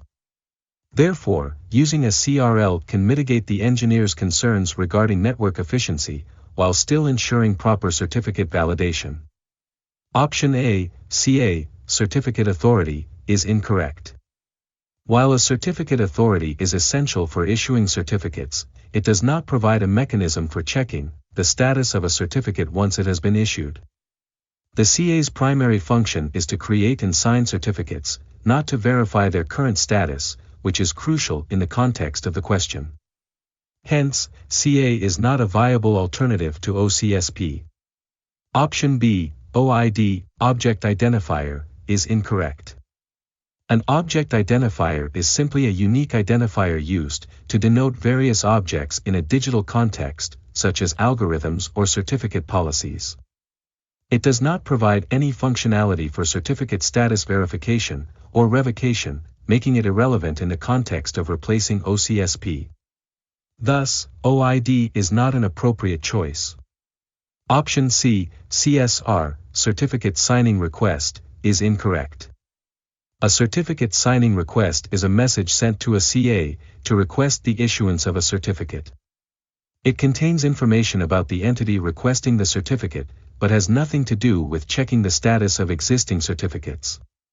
Therefore, CSR does not address the concern of network performance related to OCSP and is not a suitable alternative. Next question. As the software development team within an organization gears up to design a new version of a mobile application, having already identified all required functionalities, what critical security considerations ought to be addressed in their design approach? Option A, they should incorporate security during the testing phase only. Option B, once they develop the app, they should send it over to the security team for assessment. Option C, their major concern should be user experience and performance above security. Option D, they should integrate security in the design from the start. The correct answer is Option D, they should integrate security in the design from the start. Integrating security from the beginning of the design process ensures that potential vulnerabilities are addressed early on, rather than being patched later. This proactive approach not only protects the application from threats, but also helps create a more robust and secure product. By embedding security practices into the design phase, the development team can better anticipate and mitigate risks. Option A is incorrect. Addressing security only during the testing phase is a reactive approach. It can lead to vulnerabilities being discovered too late in the development cycle, resulting in increased costs and delays for remediation. Security should be an integral part of the entire development process, not just an afterthought during testing. Thus, this option is insufficient. Option B is incorrect. While having a security team review the application is important, relying solely on them after development is not effective for security. This method fails to identify and mitigate security issues during the design and development phases, which can lead to serious vulnerabilities in the final product. Therefore, this approach does not provide adequate security measures upfront. Option C is incorrect. Prioritizing user experience and performance over security is a dangerous stance, as it can lead to the implementation of features that may compromise the app's security. A secure application can enhance user trust and protect sensitive information, making it essential to consider security alongside user experience and performance, rather than above it. This approach is misguided and potentially harmful. Next question.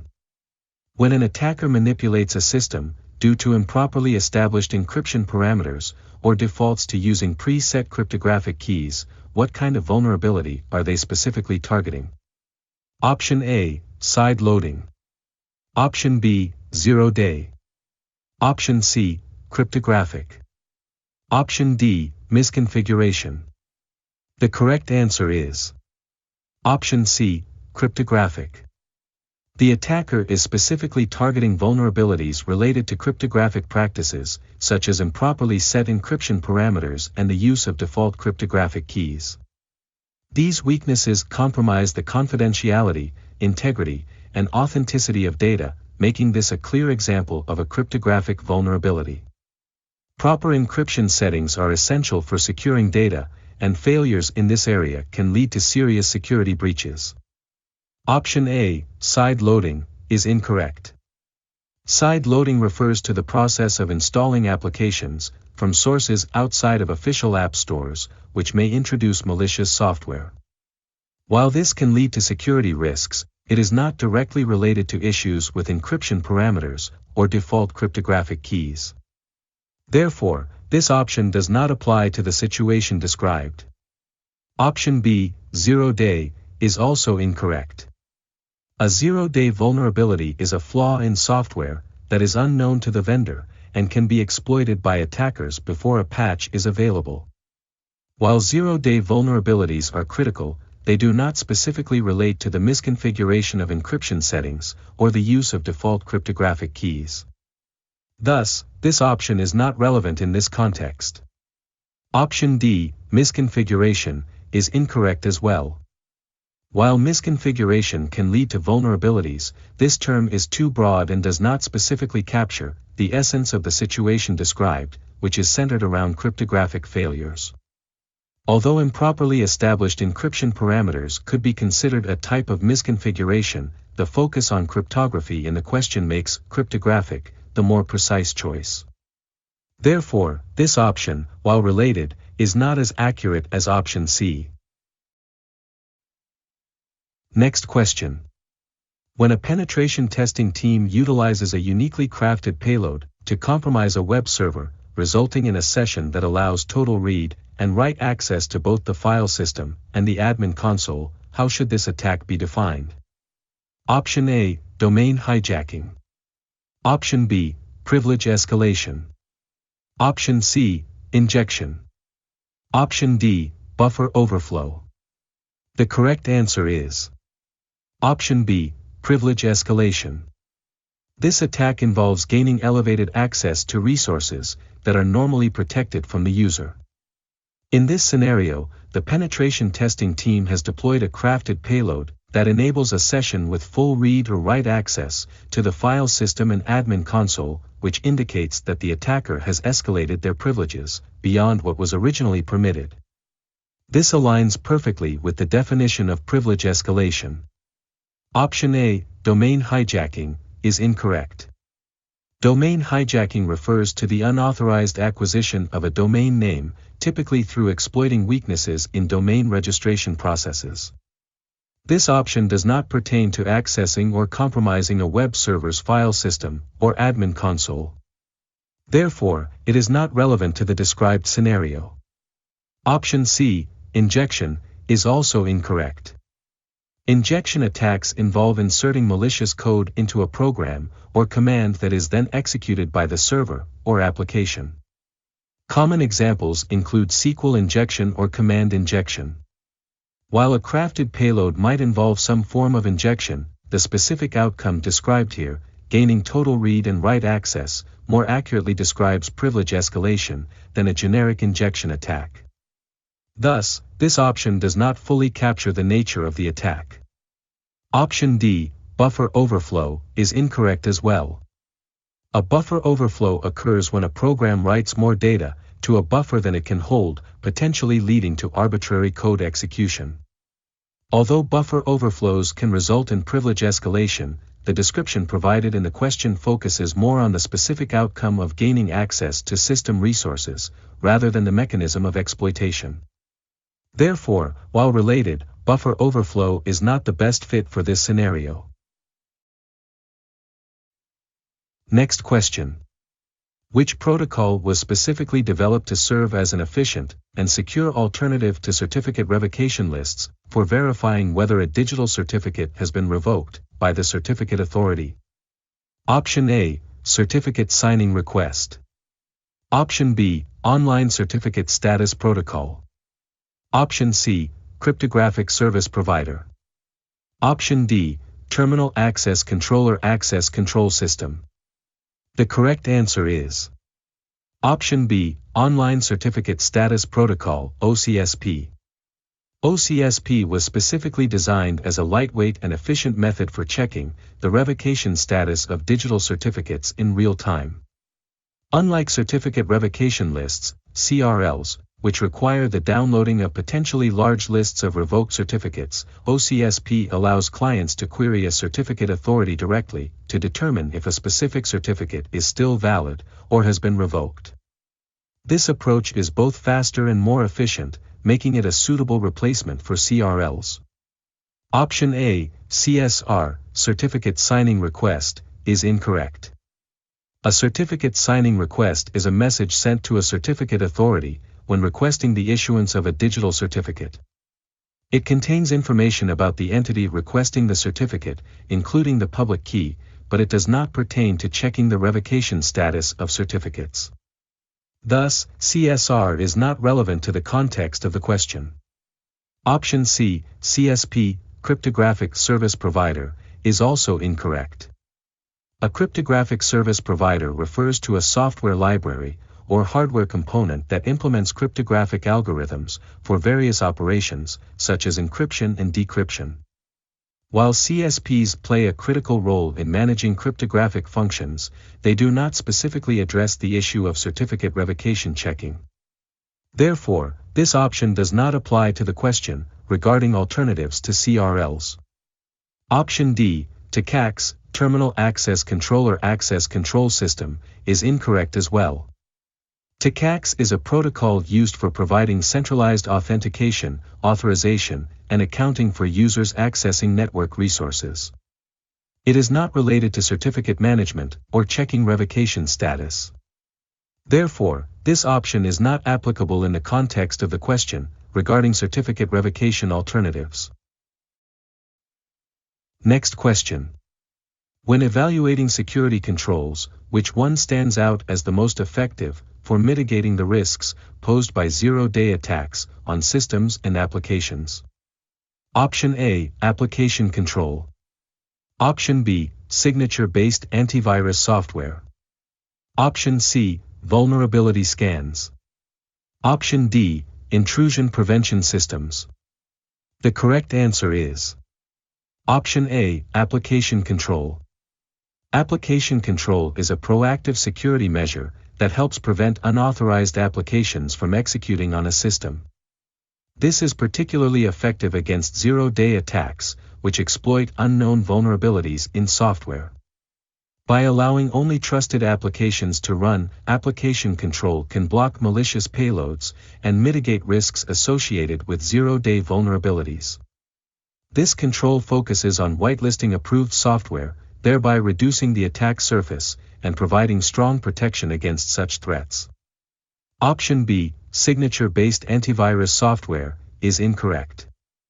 Signature-based antivirus software relies on a database of known malware signatures to detect and block threats. While it can be effective against known malware, it is not effective against zero-day attacks, because these attacks exploit previously unknown vulnerabilities that do not have corresponding signatures. Consequently, signature-based antivirus may fail to recognize new threats until they are documented and signatures are updated, making this option less effective. Option C, Vulnerability scans, is also incorrect. Vulnerability scans are tools that identify known vulnerabilities within systems and applications. While they are important for assessing security posture, they primarily focus on existing vulnerabilities, rather than providing real-time protection against zero-day attacks. Since zero-day exploits target vulnerabilities that have not yet been discovered or patched, vulnerability scans alone do not offer a preventive measure against these specific threats. Option D, Intrusion Prevention Systems, IPS, is incorrect as well. Intrusion prevention systems are designed to monitor network traffic for suspicious activity and can block potential attacks. However, like signature-based antivirus solutions, many IPS implementations rely on known attack signatures or patterns. This means they might not be effective against zero-day attacks that exploit unknown vulnerabilities.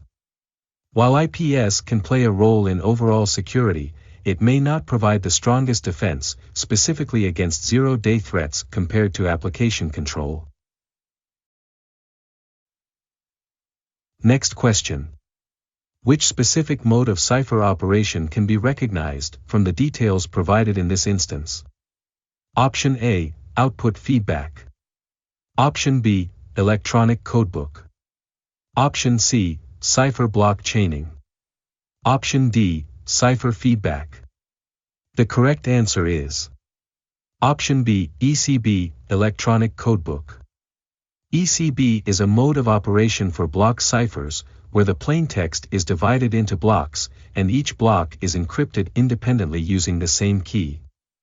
This means that identical plaintext blocks will produce identical ciphertext blocks. ECB is straightforward to implement, but is not recommended for use in most cases, due to its lack of security. Patterns in the plaintext can be detected in the ciphertext. If the question indicated characteristics such as independence of block encryption, then ECB would be the recognized mode. Option A, OFB, Output feedback, is incorrect. OFB is a mode that transforms a block cipher into a synchronous stream cipher. It generates key stream blocks by repeatedly encrypting an initial value, and then XORing the resulting key stream with the plaintext to produce ciphertext.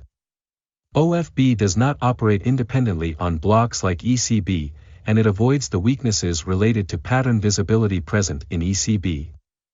Therefore, this option does not align with the characteristics associated with ECB. Option C, CBC, Cipher block chaining, is also incorrect. CBC is another mode of operation that requires an initialization vector and combines each plaintext block with the previous ciphertext block before encryption. This means that identical plaintext blocks will produce different ciphertext blocks, depending on the preceding block. The use of chaining makes CBC more secure than ECB, but it also means that it cannot be recognized as ECB due to its dependency on prior blocks. Option D, CFB, Cipher feedback, is incorrect as well. CFB operates similarly to OFB in that it allows for partial block encryption and can turn a block cipher into a synchronous stream cipher. It uses the previous ciphertext block as input for the next encryption operation, making it dependent on prior ciphertext, unlike ECB. Since it also relies on feedback, this makes it distinctly different from ECB's independent block processing. Next question. While setting up a cloud server that resides in a private subnet, Bob seeks the most secure way to establish access to a block storage service from the same cloud provider. What approach should he take? Option A, VPC endpoint. Option B, NAT device. Option C, physical connection. Option D, Internet gateway. The correct answer is Option A, VPC endpoint. A virtual private cloud endpoint allows secure, private connections between the cloud server in a private subnet and cloud services such as block storage, without traversing the public internet. This approach maintains data privacy and security, as traffic between the VPC and the storage service remains within the cloud provider's network. It reduces the risk of exposure to external threats and simplifies network configurations, making it the most secure method for accessing the storage service. Option B, NAT device, is incorrect. A network address translation device allows instances in a private subnet to initiate outbound traffic to the internet, but does not facilitate secure access to cloud services like block storage. While it can enable outbound communication, it is not specifically designed for securely accessing internal cloud services. Additionally, using a NAT device means that data traffic may still travel over the internet, which is less secure than using a VPC endpoint. Option C, physical connection, is also incorrect. Establishing a physical connection, such as a dedicated line, is typically impractical for accessing cloud services, especially when dealing with cloud infrastructure. This option is also not commonly applicable for cloud environments, where services are generally accessed over the internet or through virtual connections. Moreover, physical connections can be costly and complex to maintain, making this approach less efficient and secure than using a VPC endpoint. Option D, Internet Gateway, is incorrect as well. An Internet gateway enables communication between instances in a VPC and the Internet. While it can allow outbound and inbound traffic, it exposes the cloud server to potential security risks from the public Internet. Using an Internet gateway would not provide the secure and private connection needed to access the block storage service safely, making it an unsuitable choice in this context. Next question. Considering the potential threat posed by intruders, Amanda is focused on the risk that someone could disconnect a legitimate network device from the wired network and connect a harmful device in its place. What switch security feature would effectively guard against this? Option A, traffic encryption. Option B, port security. Option C, flood guard. Option D, loop protection. The correct answer is Option B, port security. Port security is a feature on network switches that allows administrators to restrict access to the network at the port level. It can limit the number of MAC addresses that are allowed to be learned on a port and can specify which MAC addresses are permitted. If an unauthorized device attempts to connect, port security can take actions such as shutting down the port, sending an alert, or placing the port in a restricted mode. This effectively prevents an intruder from disconnecting a legitimate device and connecting a malicious one, thus enhancing the overall security of the network. Option A, traffic encryption, is incorrect. Traffic encryption secures data as it travels over the network, by making it unreadable to anyone who intercepts it. However, encryption does not prevent unauthorized devices from connecting to the network. If an intruder were to plug in a malicious device, encryption would not stop that device from accessing the network or potentially causing harm. Thus, this option does not address the specific risk of unauthorized device connections. Option C, flood guard, is also incorrect. Flood guard is a mechanism that protects the network from broadcast storms or excessive traffic by limiting the number of broadcast packets that can be sent through a port. While it helps maintain network performance, it does not prevent an intruder from disconnecting a legitimate device and connecting a malicious one. Therefore, this feature does not directly address the issue of unauthorized device connections. Option D, loop protection, is incorrect as well. Loop protection refers to techniques used to prevent network loops, which can cause broadcast storms and degrade network performance. This is typically managed by protocols like Spanning Tree Protocol. While loop protection is essential for network stability, it does not prevent unauthorized devices from connecting to the network. As such, it is not a suitable security feature for guarding against the specific risk of device replacement. Next question.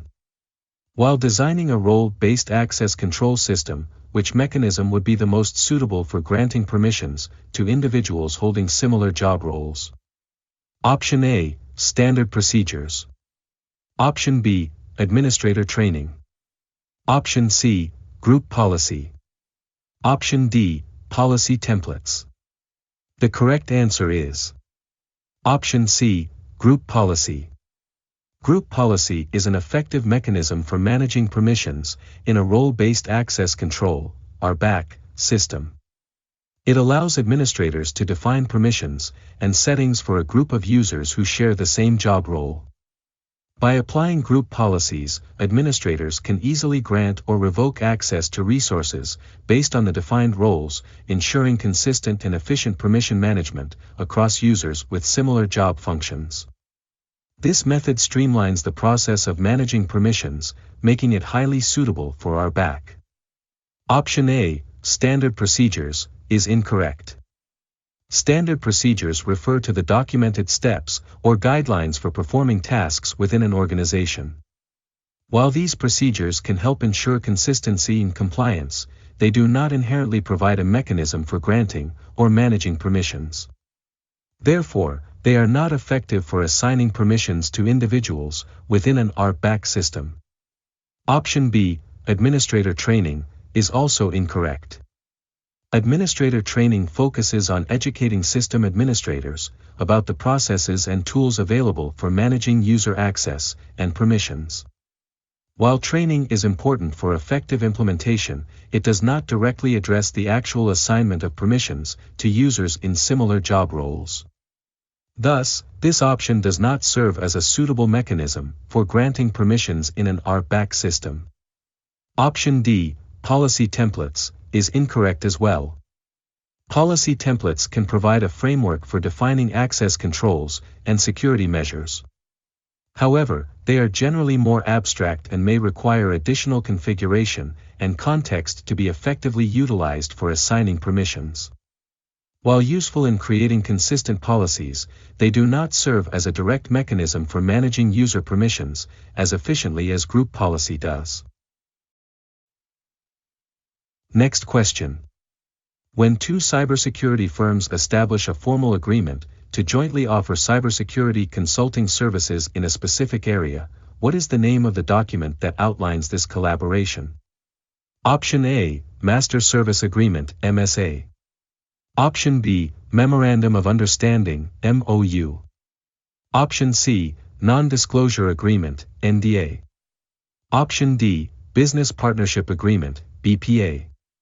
The correct answer is Option B, Memorandum of Understanding, MOU. An MOU is a formal document that outlines an agreement between two or more parties, indicating their intention to collaborate on a specific project or initiative.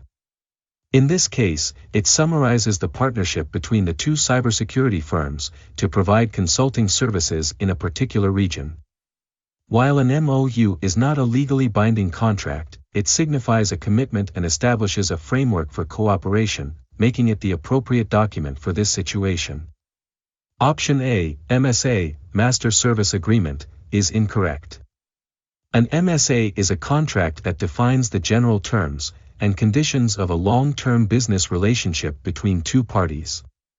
It usually covers aspects like liability, payment terms, and service delivery, but does not specifically outline the collaborative efforts or intentions between the parties. In the context of the question, an MSA would be too formal and structured for simply summarizing a collaborative intent. Option C, NDA, Non-Disclosure Agreement, is also incorrect. An NDA is a legal contract that protects sensitive information from being disclosed to third parties. While it is important for safeguarding confidential information in business dealings, it does not serve the purpose of outlining a collaboration or partnership agreement. Therefore, an NDA is not relevant to the context of two firms jointly offering services. Option D, BPA, Business Partnership Agreement, is incorrect as well. A BPA is a document that formalizes a business partnership and outlines the roles, responsibilities, and contributions of each party. While it could be applicable in certain contexts, a BPA is typically more detailed and may imply a legal partnership, rather than just a collaborative effort. Given the specific focus on a joint effort to provide consulting services, an MOU is the more appropriate choice. Next question. When assessing the importance of account activity logging, which account type should take precedence to guarantee maximum security and oversight within an organization? Option A, Service accounts. Option B, guest accounts.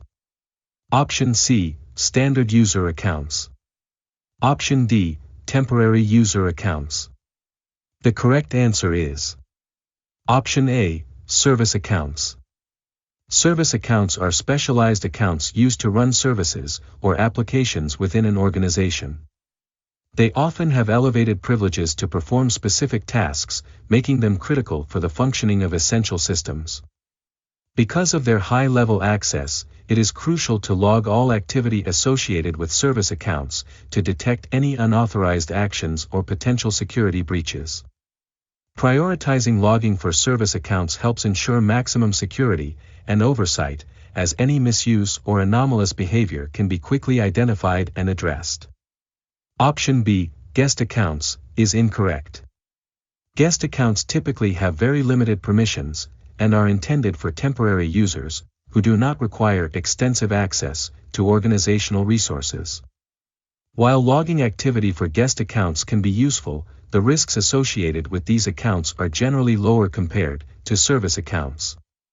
Therefore, they do not require the same level of prioritization for activity logging. Option C, standard user accounts, is also incorrect. Standard user accounts have regular permissions that allow access to necessary resources and applications within the organization. Although monitoring these accounts is important, they do not usually have the elevated privileges that service accounts possess. Thus, while standard user account activity logging is valuable, it does not take precedence over service accounts in terms of security and oversight priorities.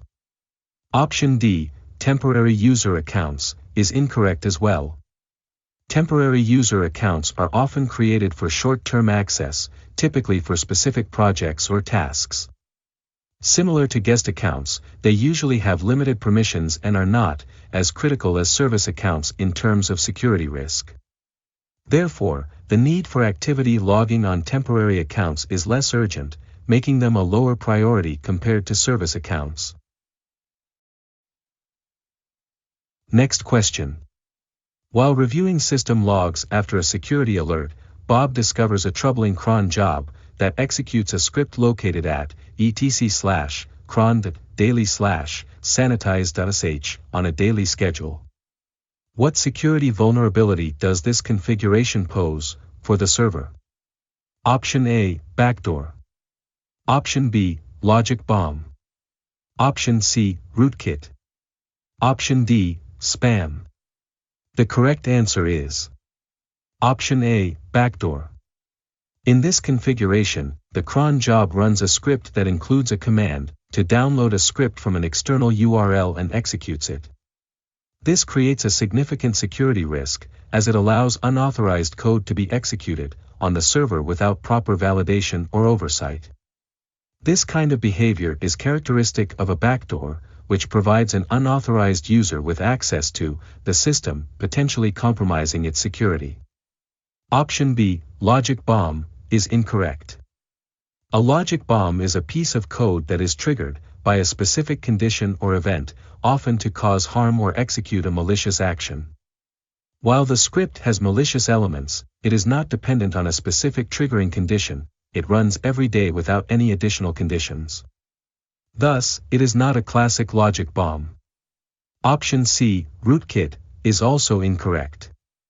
A rootkit is a type of malicious software designed to provide continued privileged access to a computer while actively hiding its presence. Although the script can facilitate further exploitation, it does not inherently create a rootkit itself. Instead, it enables a method to download and possibly install malicious software, which could lead to a rootkit being deployed, but that is not the primary vulnerability here. Option D, spam, is incorrect as well. Spam typically refers to unsolicited messages, often sent in bulk, usually for advertising purposes. This option is not applicable in the context of the provided script in cron job, which deals with executing a potentially harmful script, rather than sending unsolicited messages. Next question. In the context of disaster recovery, which site option is described as having some data and backup resources available, though not as updated as a hot site, and needs time to become fully operational. Option A, cold site. Option B, warm site. Option C, hot site. Option D, geographic dispersion. The correct answer is Option B, warm site. A warm site is a type of disaster recovery site that has some data and backup resources in place, but it is not as up-to-date as a hot site. Warm sites typically have a partially equipped infrastructure, and while they may have recent backups and data, they require some time to become fully operational. This means that in the event of a disaster, a warm site can be activated, but it will take additional time to restore full functionality. Option A, cold, is incorrect.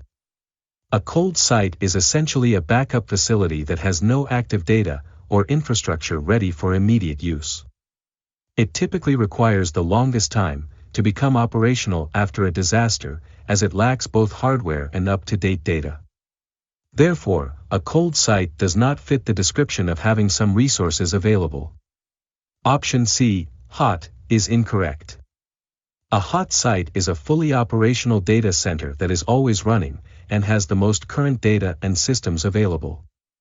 In the case of a disaster, a hot site can take over almost instantaneously, as it is continuously updated and ready to function without delay. This option is the opposite of what is described in the question. Option D, geographic dispersion, is incorrect. Geographic dispersion refers to a strategy for disaster recovery that involves distributing data and resources across multiple locations. While this can enhance resilience, it does not specifically describe a site type with available resources or operational readiness. Thus, it is not relevant to the context of having some data and backup resources that require time to become operational. Next question. What role does business continuity planning play in enhancing network security within an organization? Option A, to ensure the continuous operation of critical business processes during and after a disaster. Option B, to authenticate users accessing a network. Option C, to prevent physical access to sensitive data. Option D, to monitor network traffic for malicious activity. The correct answer is Option A, to ensure the continuous operation of critical business processes during and after a disaster. Business continuity planning, BCP, is designed to ensure that essential business functions continue during and after a disruption, such as a natural disaster, cyber attack, or other emergencies. This planning involves strategies to maintain operations, minimize downtime, and recover quickly, which directly enhances network security by ensuring that critical systems and processes remain operational even in adverse conditions. Option B is incorrect. While user authentication is an important aspect of network security, it is not the primary focus of business continuity planning. BCP deals more with overall operational continuity and disaster recovery, rather than the specific mechanisms of verifying user identities. Option C is incorrect. Preventing unauthorized physical access to sensitive data is a component of security measures, but does not encompass the broader purpose of business continuity planning.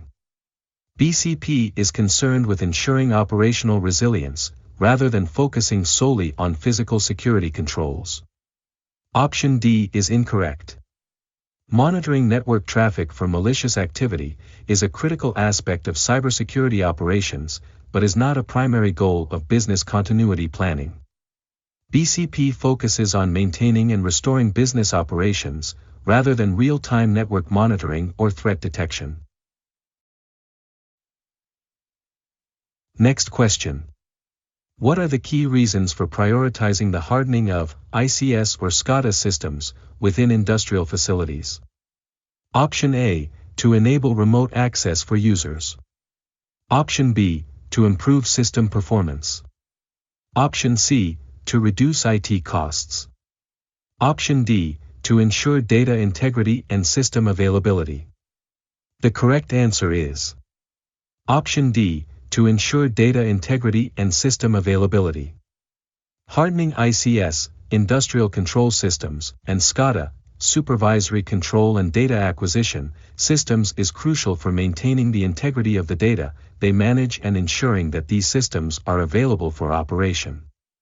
In industrial environments, any compromise in data integrity or system availability can lead to severe consequences, including safety hazards, production downtime, and financial losses.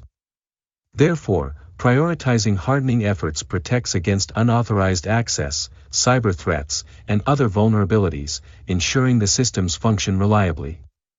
Option A is incorrect. While remote access can be a necessary feature, hardening ICS or SCADA systems is not primarily aimed at enabling this capability. In fact, increasing remote access without proper security measures can introduce vulnerabilities. The focus should be on securing the systems against unauthorized remote access, rather than enabling it. Option B is incorrect. Although hardening may incidentally improve performance, by eliminating vulnerabilities, the primary goal is not to enhance performance. The focus of hardening is on security, ensuring that systems are robust against attacks, and can function reliably, rather than specifically targeting performance improvements. Option C is incorrect. Reducing IT costs is not a direct aim of hardening ICS or SCADA systems. In fact, implementing effective security measures may require initial investment and ongoing costs. The primary objective of hardening is to protect against risks, not to cut costs. While it may lead to savings in the long term by preventing incidents, it is not the main reason for prioritization. Next question. While Amanda and Bob communicate using an asymmetric encryption algorithm, both have the required keys to facilitate this secure exchange. Amanda wishes to send a message to Bob, ensuring that it remains confidential.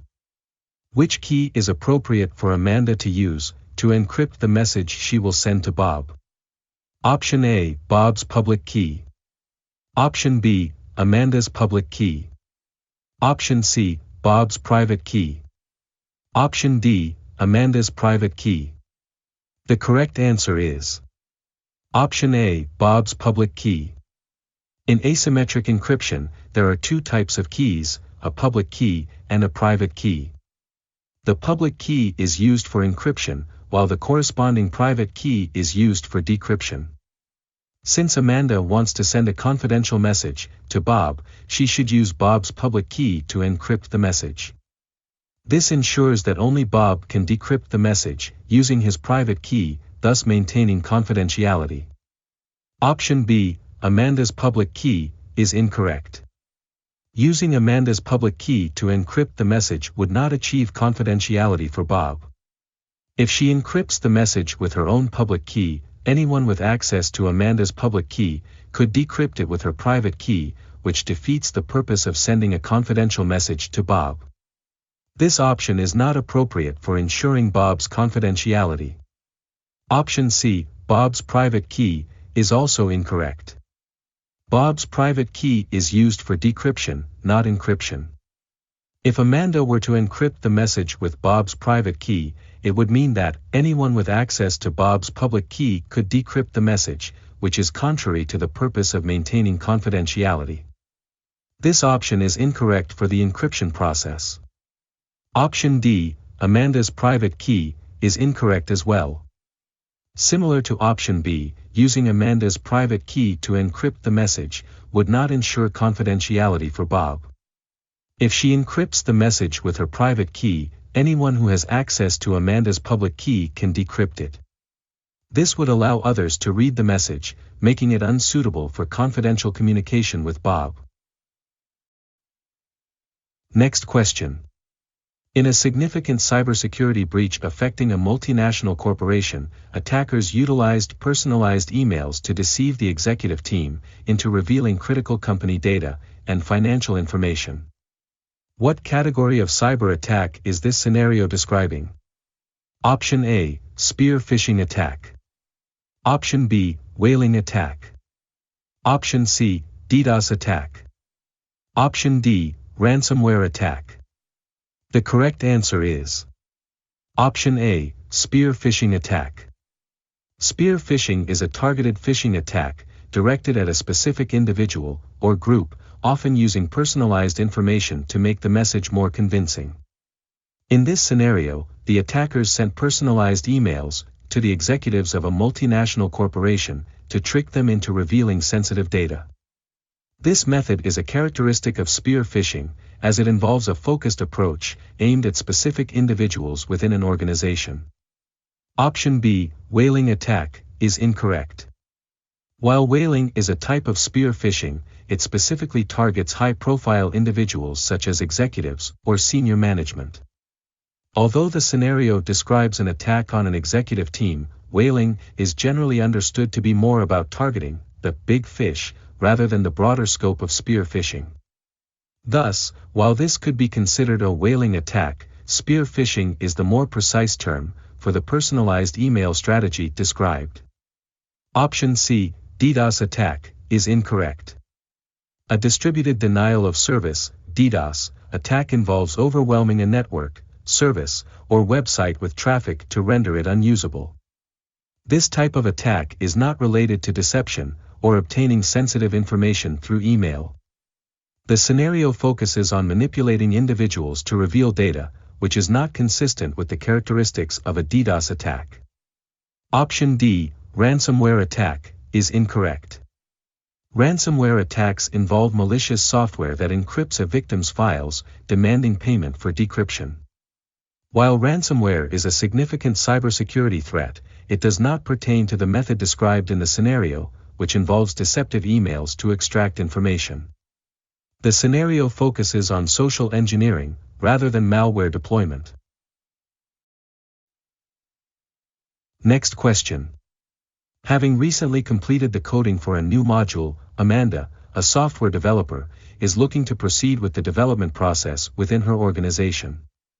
She is now ready to request that the code be transferred to the next appropriate environment. Where should this code be directed next? Option A, test environment. Option B, production environment. Option C, development environment. Option D, staging environment.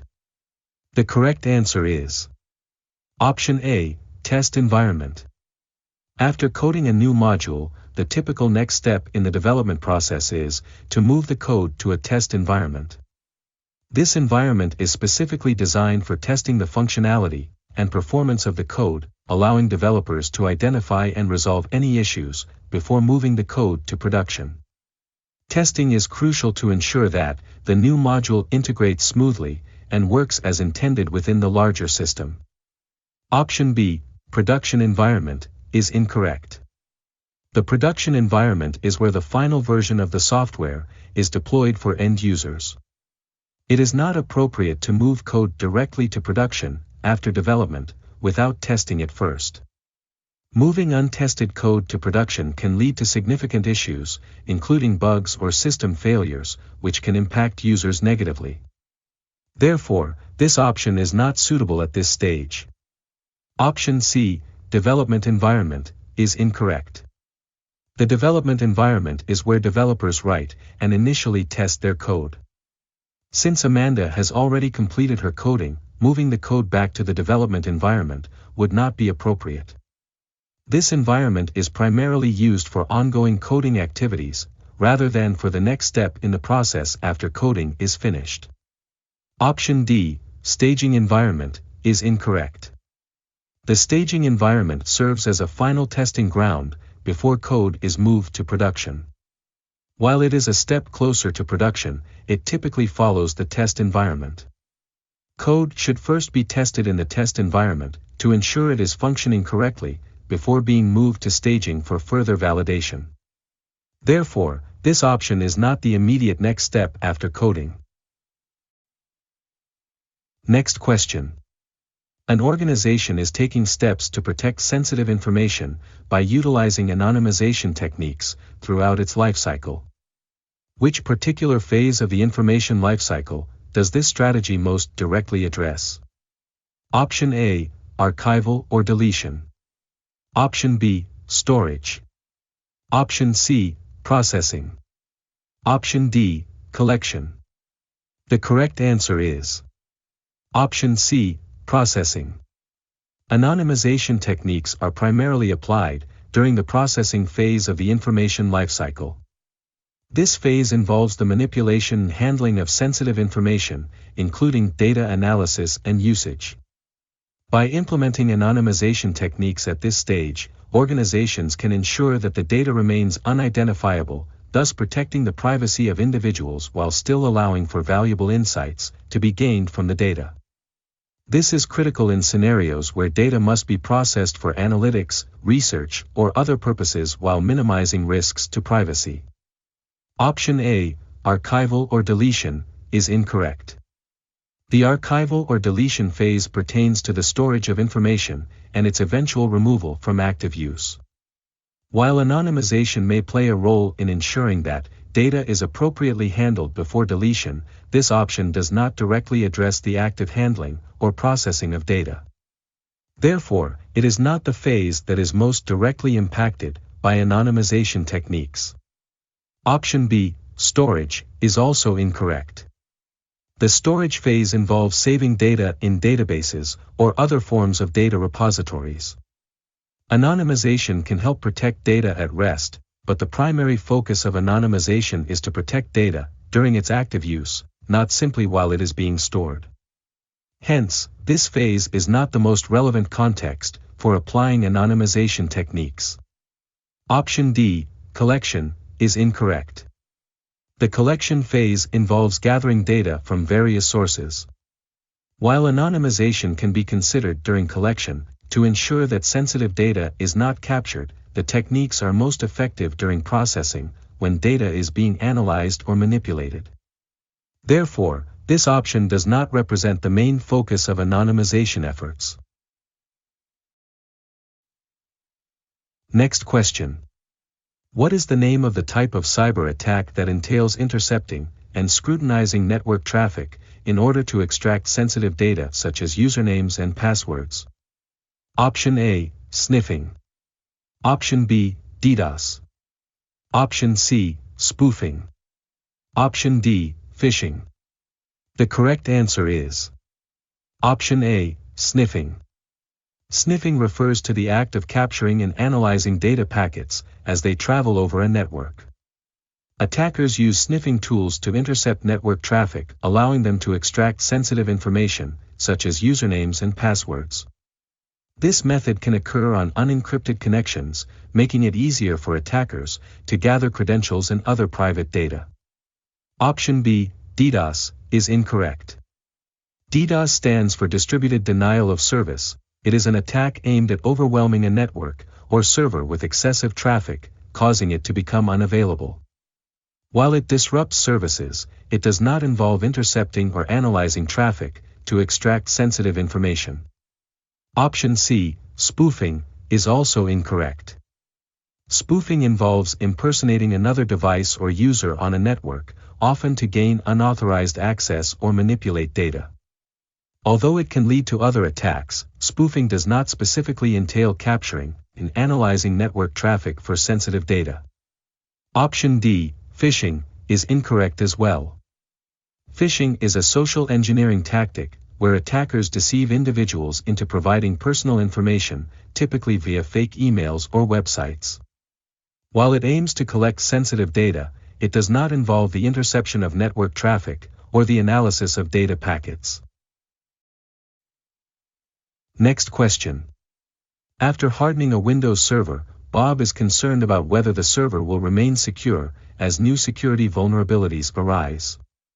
What control measure would provide him with the best protection against these future risks? Option A, data execution prevention. Option B, network firewall. Option C, patch management. Option D, host firewall. The correct answer is Option C, patch management. Patch management involves regularly updating software and systems to fix vulnerabilities and security issues as they are discovered. After hardening a Windows server, maintaining an effective patch management process is crucial. It ensures that the server receives timely updates and security patches from the vendor, thereby minimizing the risk of exploitation from new vulnerabilities that may arise over time. Option A, Data Execution Prevention, is incorrect.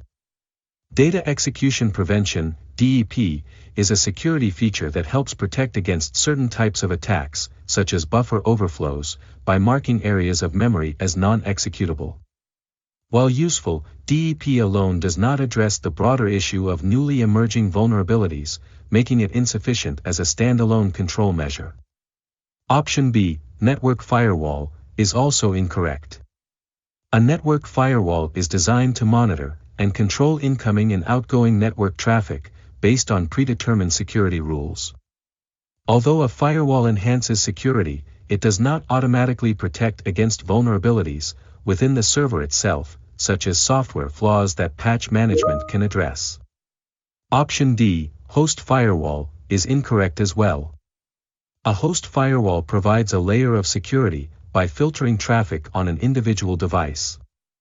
While it can protect against some threats, like unauthorized access, it does not replace the need for regular updates and patches that address specific vulnerabilities in the operating system and applications. Therefore, it is not the best measure for ongoing protection against new risks. Next question. Bob wants to ensure that users can safely access their personal Gmail accounts on his network through the standard interface. What protocol must he enable on his network firewall to establish a connection to Google servers? Option A, SMTP. Option B, POP3. Option C, HTTPS. Option D, IMAP. The correct answer is Option C, HTTPS. HTTPS, Hypertext Transfer Protocol Secure, is the protocol used for secure communication over a computer network. It encrypts the data transmitted between the user's browser and the server, ensuring that sensitive information, such as login credentials, is protected during transmission. To allow users on Bob's network to safely access their personal Gmail accounts via the standard web interface, enabling HTTPS through the network firewall is essential for establishing a secure connection to Google servers. Option A, SMTP, is incorrect. SMTP, Simple Mail Transfer Protocol, is primarily used for sending emails. While it is essential for email transmission, it does not provide a secure interface for users accessing their Gmail accounts. Therefore, it is not relevant for secure access to the Gmail web interface. Option B, POP3, is also incorrect. POP3, Post Office Protocol 3, is used for retrieving emails from a mail server. While it can be secured with SSL over TLS, it is not used for accessing the Gmail web interface. Rather, it is intended for downloading emails. Hence, it does not apply to secure web access. Option D, IMAP, is incorrect as well. IMAP, Internet Message Access Protocol, is used for retrieving and managing emails on a mail server. Similar to POP3, IMAP allows users to access their emails, but it does not facilitate secure web access to the Gmail interface. Therefore, it is not the appropriate choice for enabling safe access to Gmail accounts. Next question. After implementing a strong classification system, a financial organization that manages sensitive data like transaction histories and customer personal information aims to achieve a specific goal. What is the primary objective of classifying their data? Option A, sharing of sensitive information with individuals. Option B, deletion of data that is not required. Option C, ensuring all data may be made public. Option D, assignment of appropriate protection levels. The correct answer is Option D, assignment of appropriate protection levels. Assignment of appropriate protection levels is the primary objective of classifying data within a financial organization. By classifying sensitive data, such as transaction histories and customer personal information, the organization can determine the level of security and access control needed for different types of information. This helps ensure that sensitive data is adequately protected from unauthorized access, breaches, and misuse, which is crucial in the financial sector. Option A, sharing of sensitive information with individuals, is incorrect. This option contradicts the purpose of data classification. Classifying data is primarily about securing and protecting sensitive information, not facilitating its sharing. In fact, sharing sensitive information is often restricted, based on classification levels, to safeguard against unauthorized access. Option B, deletion of data that is not required, is also incorrect. While data management may involve deleting unnecessary data, this is not the main goal of classifying data. Classification focuses on categorizing and protecting data, rather than specifically targeting its deletion. Proper classification might even highlight the importance of retaining certain data, for compliance or regulatory reasons. Option C, ensuring all data may be made public, is incorrect as well. This option is fundamentally incorrect, as data classification is intended to protect sensitive information, not make it public. Ensuring that sensitive data is kept confidential and only accessible to authorized personnel is a key reason for implementing a classification system, especially in a financial organization. Next question. When considering different methods of authentication for mobile devices, which one is known to deliver the least robust security? Option A, facial recognition. Option B, fingerprint authentication. Option C, PIN authentication. Option D, password authentication. The correct answer is Option C, PIN authentication. It is generally considered to deliver the least robust security among the options listed. While a personal identification number, PIN, can provide a basic level of security, it is often short and can be easier to guess or brute force than other methods. Additionally, users may choose weak or easily memorable PINs, making them vulnerable to unauthorized access. Compared to more advanced techniques like biometrics, PINs do not provide the same level of uniqueness or complexity. Option A, facial recognition, is incorrect. Facial recognition is a biometric authentication method that uses unique facial features to verify identity. It typically offers a higher level of security than PIN authentication, as it is harder to replicate or spoof. While not infallible, facial recognition provides a stronger layer of protection compared to simpler PINs. Option B, fingerprint authentication, is also incorrect. Fingerprint authentication is another form of biometric verification that uses an individual's unique fingerprint patterns. It is considered highly secure due to the uniqueness of fingerprints and the difficulty in replicating them. This method generally provides much stronger security than PIN authentication. Option D, password authentication, is also incorrect. Password authentication requires users to create complex passwords that are typically longer and more secure than PINs. Although passwords can also be weak, when implemented with proper security practices, they offer a greater level of security compared to PINs. Passwords can also be enhanced with additional measures, such as complexity requirements and multi-factor authentication, further improving their security. Next question. What factors might lead an engineer to propose the decommissioning of a network device, thereby removing it from active use? Option A, the device has been moved from a production environment to a test environment. Option B, the device is moved to an isolated segment on the enterprise network. Option C, the device is unable to receive authorized updates. Option D, the device's encryption level cannot meet organizational standards. The correct answers are Option C, the device is unable to receive authorized updates. If a network device cannot receive authorized updates, it becomes increasingly vulnerable to security threats, bugs, and performance issues. Outdated software may lack critical patches and improvements, making it a significant risk to the network. In such cases, an engineer would likely recommend decommissioning the device to protect the overall security and integrity of the network. Option D is also correct. Encryption is crucial for protecting sensitive data transmitted over networks. If a device's encryption level fails to meet organizational standards, it compromises data security and exposes the network to potential breaches. In this situation, the engineer would propose decommissioning the device to ensure compliance with security protocols and to protect sensitive information. Option A is incorrect. Moving a device from a production to a test environment does not necessarily indicate that it should be decommissioned. In fact, it is common practice to test devices in a separate environment for evaluation or development purposes. As long as the device remains functional and secure in the test environment, it does not warrant decommissioning. Option B is also incorrect. Isolating a device within a network segment can actually enhance security by reducing its exposure to potential threats.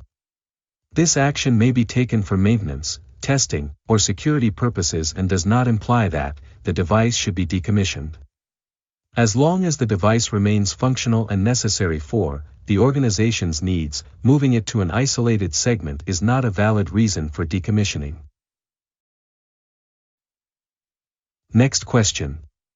What are the key security factors that an organization must consider when moving from a traditional monolithic application architecture to a microservices architecture?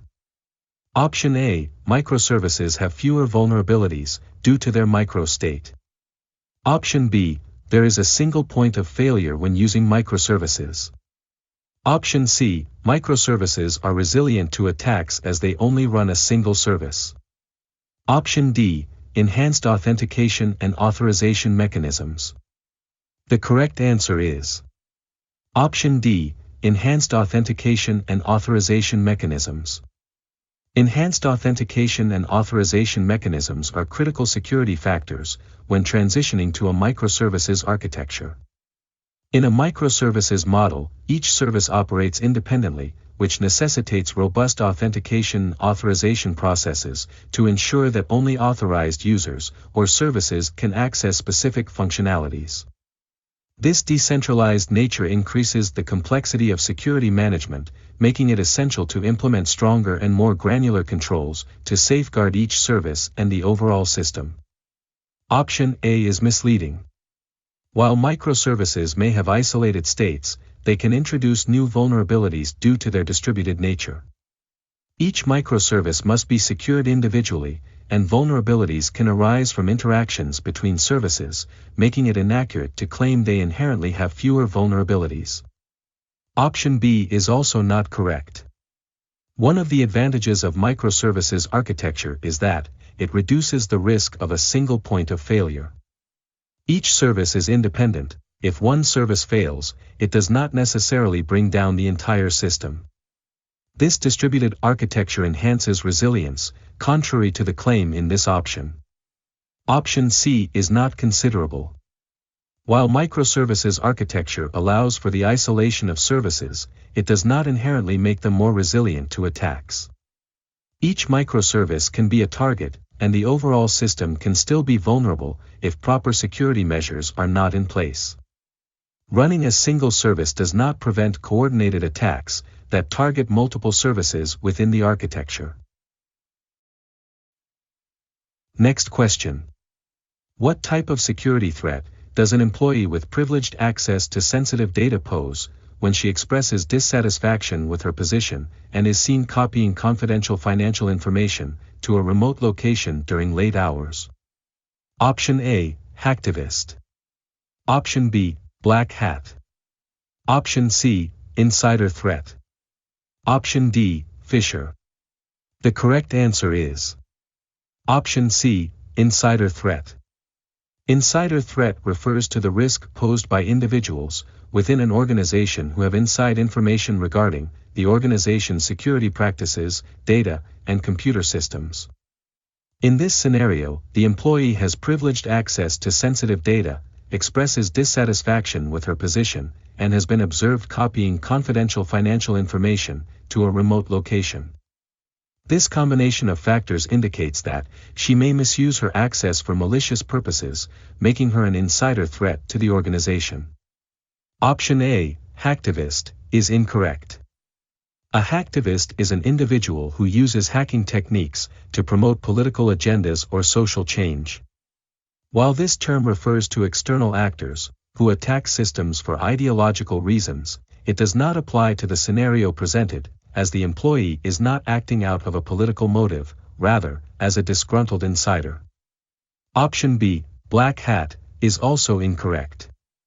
Black hat refers to malicious hackers who violate computer security for personal gain or to cause harm. Although the employee's actions could be seen as malicious, the term black hat typically applies to external individuals or groups engaged in illegal hacking activities, rather than someone within the organization using their legitimate access inappropriately. Option D, phisher, is incorrect as well. A phisher is someone who attempts to obtain sensitive information by disguising themselves as a trustworthy entity in electronic communications. Phishing typically involves deceptive emails or messages aimed at tricking victims into revealing personal information. This option is irrelevant in this context, since the employee's actions do not involve deceitful communications, rather, unauthorized data access and transfer. Next question. Which specific cryptographic attack aims to find two unique data sets that generate the same hash value during the hashing process? Option A, downgrade. Option B, birthday. Option C, collision. Option D, buffer overflow. The correct answer is Option C, collision. Collision attacks in cryptography specifically target the hashing process by attempting to find two different inputs that produce the same hash value. This is a significant concern in cryptographic security because if an attacker can create two distinct data sets that hash to the same value, they can potentially substitute one for the other, without detection compromising the integrity of the data. Option A, downgrade, is incorrect. A downgrade attack occurs when an attacker forces a system to revert to a less secure version of a protocol or algorithm. This type of attack does not involve hashing or generating the same hash value from different inputs. Instead, it exploits vulnerabilities in system configurations. Therefore, it is unrelated to the concept of finding hash collisions. Option B, birthday, is also incorrect. While a birthday attack is related to the concept of collisions, and leverages the birthday paradox to find two inputs with the same hash value, it is a specific strategy, rather than the broader term for the attack itself. In this context, collision is the more appropriate answer, as it directly refers to the phenomenon of two different inputs, producing the same hash. Option D, buffer overflow, is incorrect as well. A buffer overflow attack involves sending more data to a program than it can handle, causing it to overwrite adjacent memory. This type of attack is focused on exploiting memory management vulnerabilities, rather than finding hash collisions. It has no direct connection to cryptographic hashing, or the generation of identical hash values from different inputs. Next question. In the context of a security incident, Bob is required to collect multiple forms of forensic evidence from a compromised system. Which option below outlines the ideal order for him to follow, from the initial collection to the final step?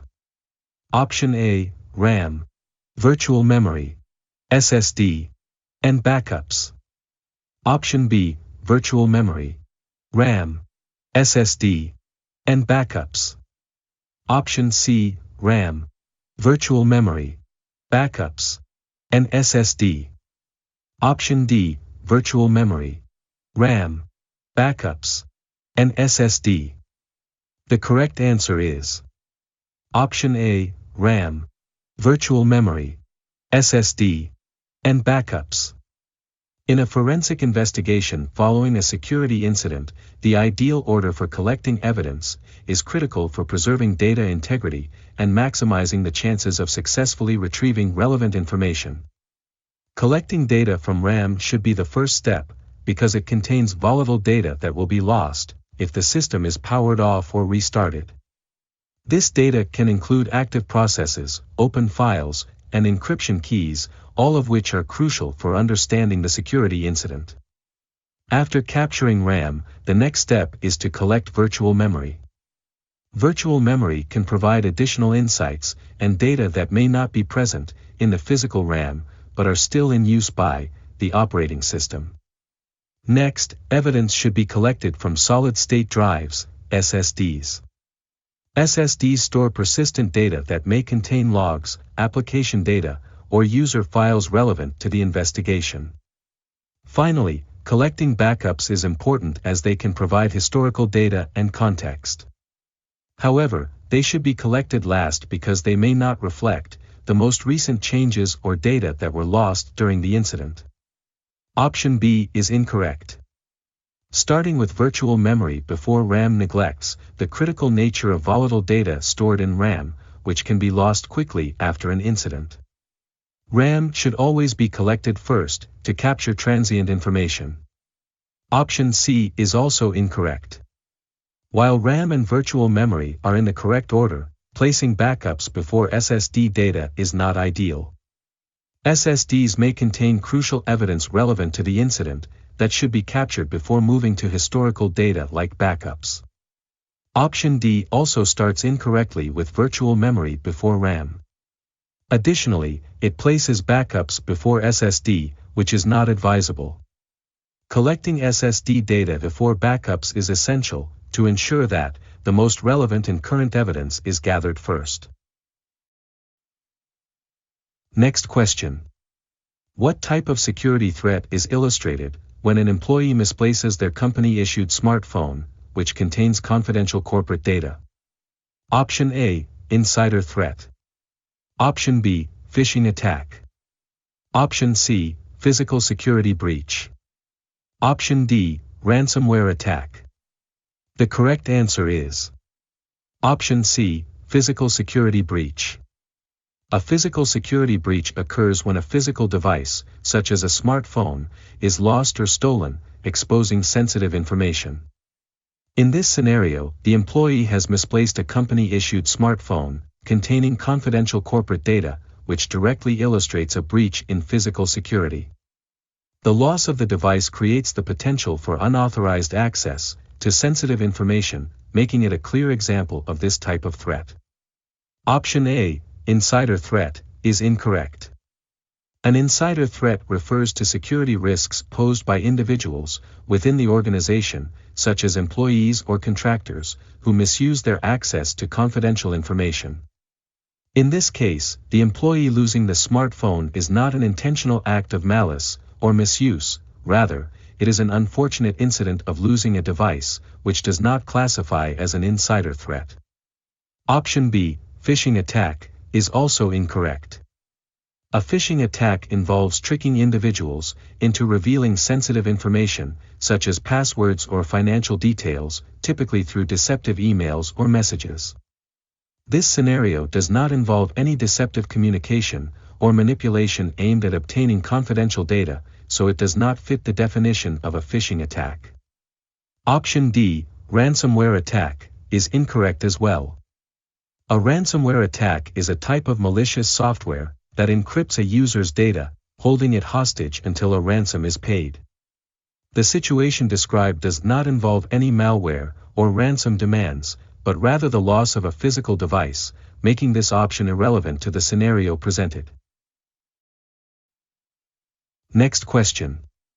What does mean time to repair represent, particularly in relation to the efficiency of repair processes within an organization? Option A, the target time to restore a business process. Option B, the average time taken to repair a failure. Option C, the average time between failures. Option D, the maximum acceptable age of data after a disruption.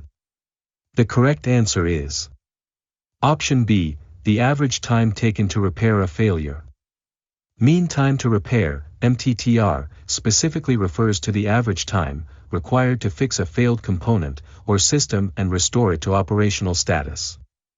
This metric is critical for evaluating the efficiency of repair processes within an organization, as it directly impacts system uptime and overall productivity. A lower MTTR indicates a more efficient repair process, allowing organizations to minimize downtime and maintain service continuity. Option A, the target time to restore a business process, is incorrect. This option describes a goal or objective, rather than a measured metric. While it is important for organizations to have target times for restoring services, MTTR specifically quantifies the average time taken to repair failures, not the desired target. Option C, the average time between failures, is also incorrect. This option refers to mean time between failures, MTBF, which is a different metric. MTBF measures the average time elapsed between system failures, rather than the time taken to repair a failure. Therefore, this option does not accurately represent MTTR. Option D is incorrect as well. This option pertains to data retention and recovery policies, rather than repair processes. It does not relate to the time taken to fix a failure or restore services.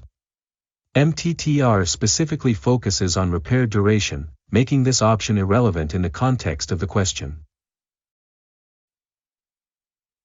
Next question. Which specific security measures should be prioritized for mobile devices that are constrained by limited CPU power, face challenges related to their wireless transmission range, and may encounter difficulties in applying essential firmware updates due to security vulnerabilities? Option A, isolating on a separate VLAN with strict firewall policies. Option B, using elliptic curve cryptography. Option C, creating a dedicated VLAN. Option D, SIM card authentication. The correct answer is Option B, using elliptic curve cryptography, ECC. This is a type of public key cryptography that is particularly well suited for devices with limited computational resources. It requires significantly less processing power compared to traditional public key algorithms like RSA. This makes it ideal for mobile devices, which often have constrained CPU power. Additionally, ECC provides strong security, making it an effective choice for protecting sensitive data on mobile devices. Option A is also incorrect. While this can be a useful security measure, it does not directly address the specific constraints of mobile devices.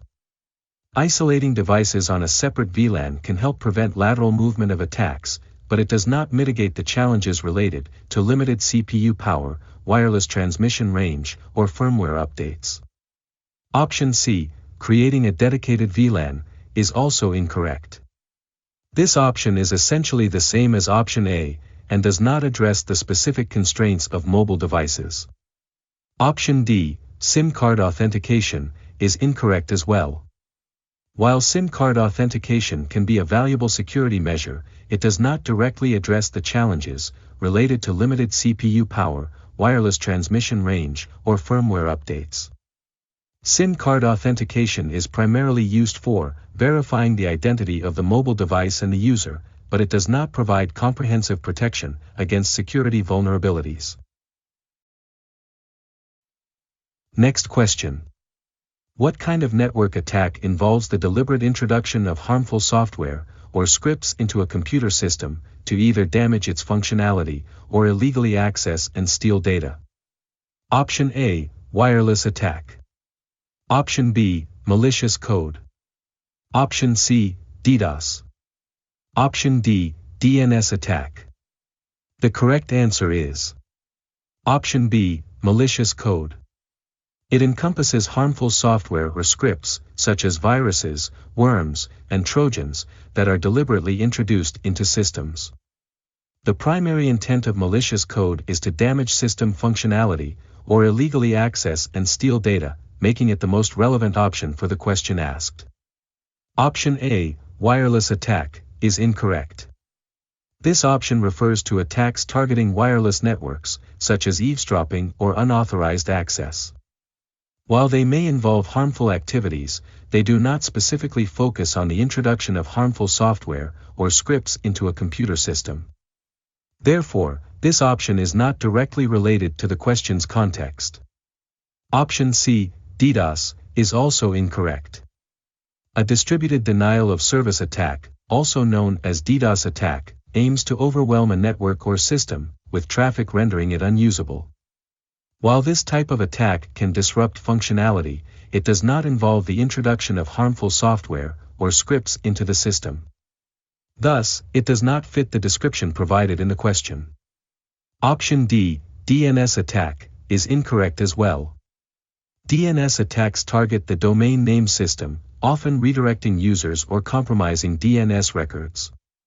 Although they can lead to unauthorized access, they do not specifically involve the introduction of malicious software or scripts into a computer system.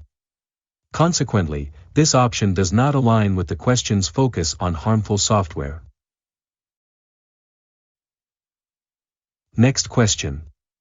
When a file is recognized as having been modified, which integrity checking technique is typically applied to ensure it has not been tampered with? Option A, data obfuscation. Option B, data hashing. Option C, data encryption. Option D, data recovery. The correct answer is Option B, data hashing. Hashing generates a unique fixed-size string from the original file data. When a file is modified, the hash value will change, indicating that the file's integrity has been compromised. By comparing the current hash with a previously stored hash, one can effectively verify whether the file has been tampered with. This technique is widely used for integrity checks. Option A, data obfuscation, is incorrect. Data obfuscation involves altering data to make it unintelligible to unauthorized users. While it can protect sensitive information, it does not directly verify the integrity of a file. Instead, it focuses on preventing unauthorized access, rather than confirming whether the data has been tampered with. Therefore, it is not the appropriate technique for checking integrity. Option C, data encryption, is also incorrect. Data encryption is the process of converting data into a coded format to prevent unauthorized access. While encryption enhances security, it does not serve the purpose of integrity checking. Encrypted files can still be modified without altering the encrypted data, meaning that encryption alone does not ensure that the original file has not been tampered with. Option D, data recovery, is incorrect as well. Data recovery refers to the process of retrieving lost or corrupted data from storage. This option is not relevant to the question of verifying file integrity. Data recovery focuses on restoring data, rather than confirming whether a file has been altered, or ensuring its authenticity. Thus, it does not apply to integrity checking. Next question.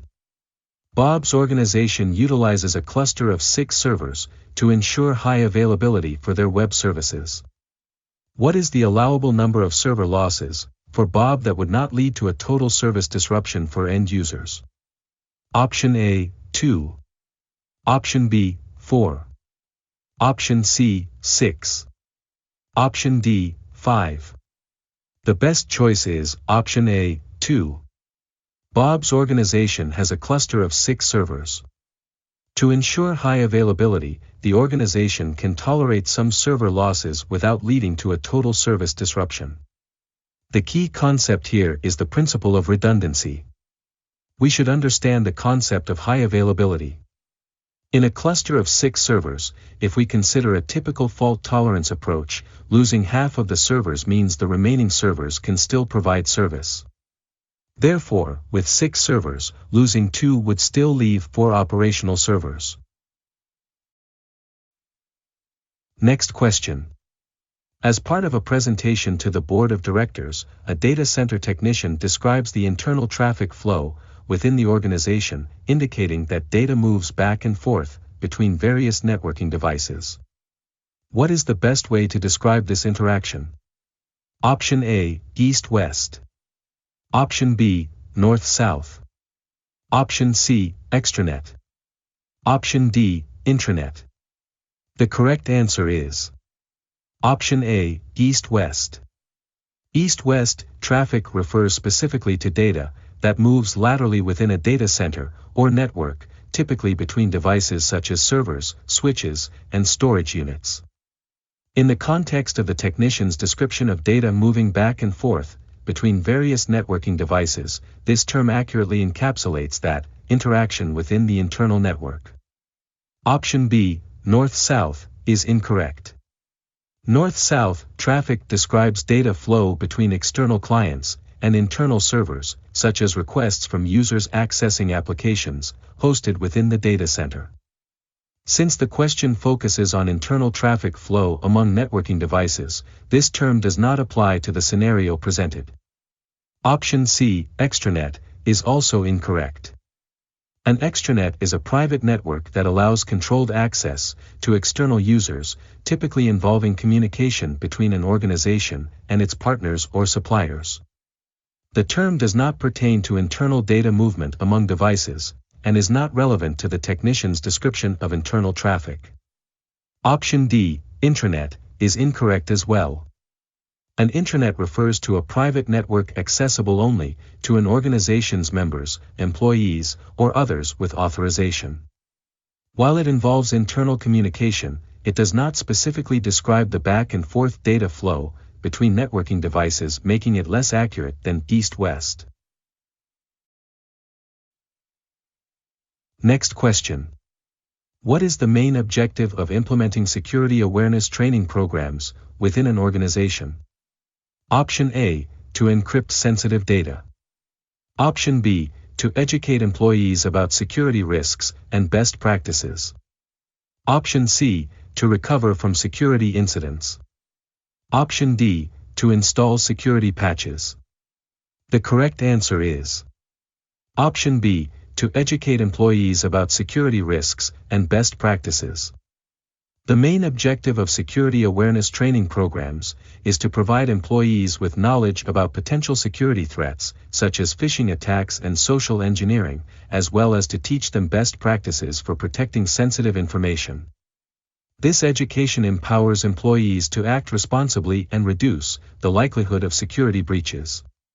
Option A, to encrypt sensitive data, is incorrect. Because the primary purpose of security awareness training is not to encrypt data. While encrypting sensitive information is an important aspect of data security, it is a technical measure that does not directly involve educating employees.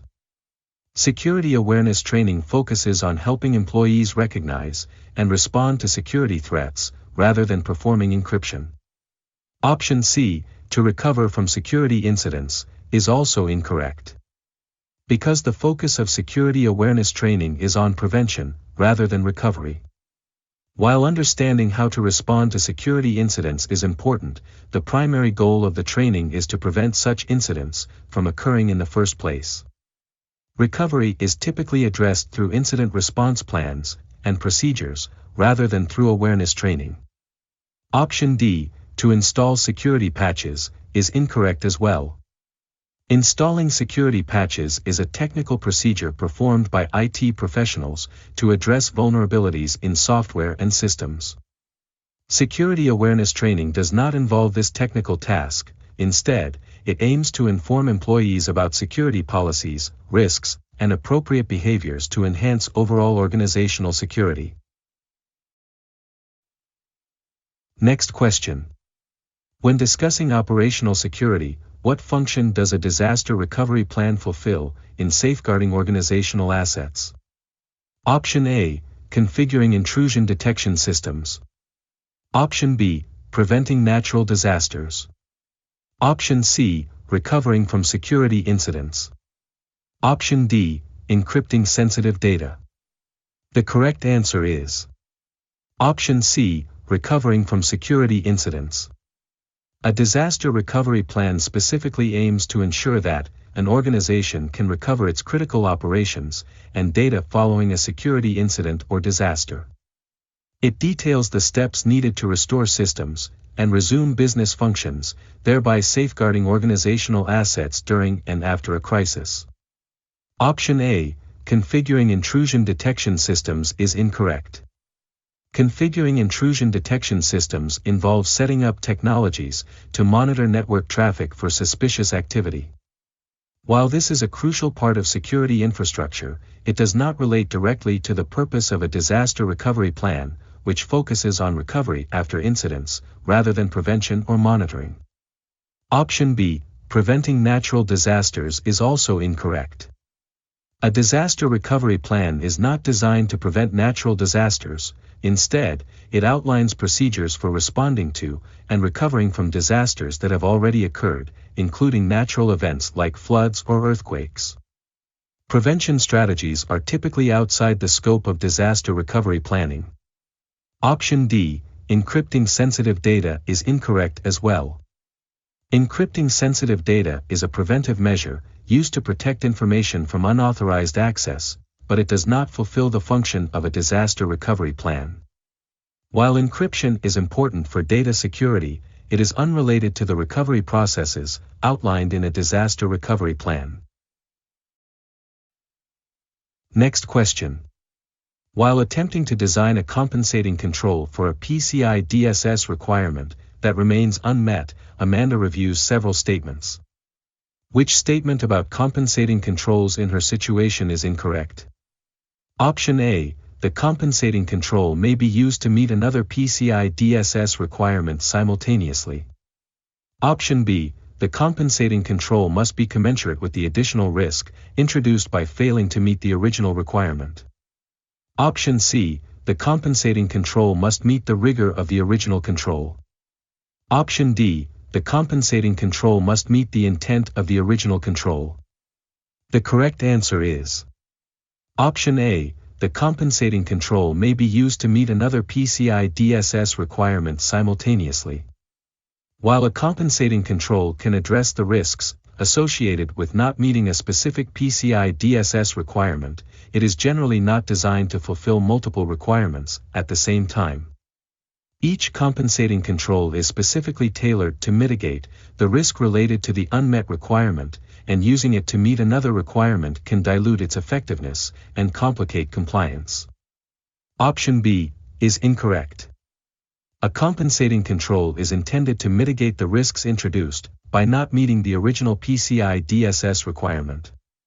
Therefore, it must be proportionate to the level of risk that results from the failure to comply, ensuring that adequate protection measures are in place.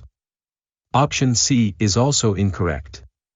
Compensating controls should maintain a similar level of rigor and effectiveness as the original control they are compensating for.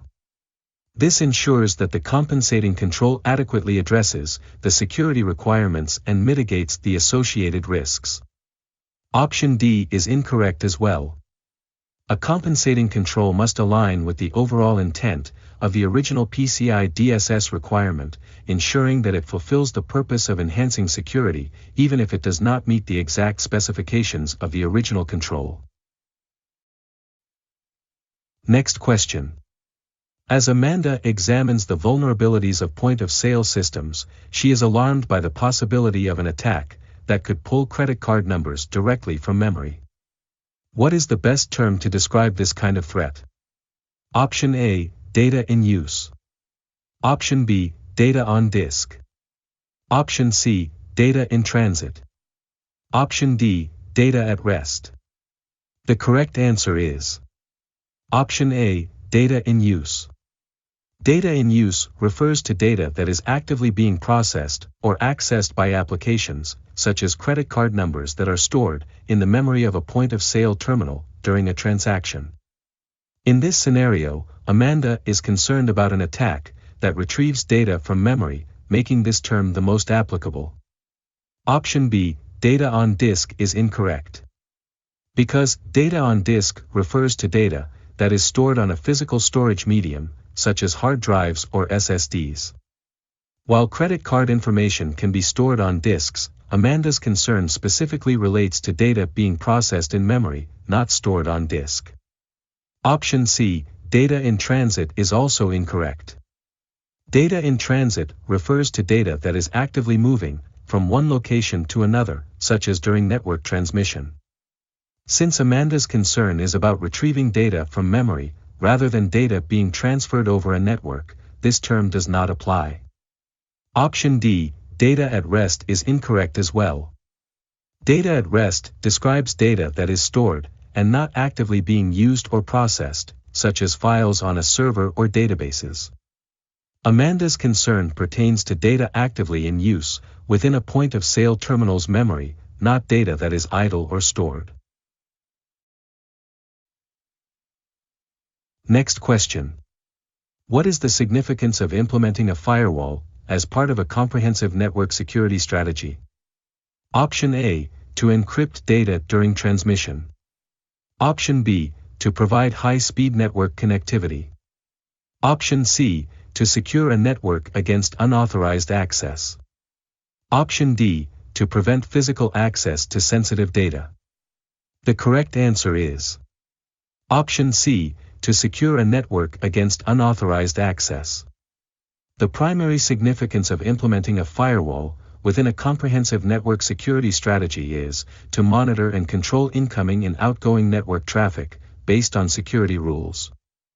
Firewalls help prevent unauthorized access to the network by blocking potentially harmful traffic and allowing only legitimate traffic to pass through.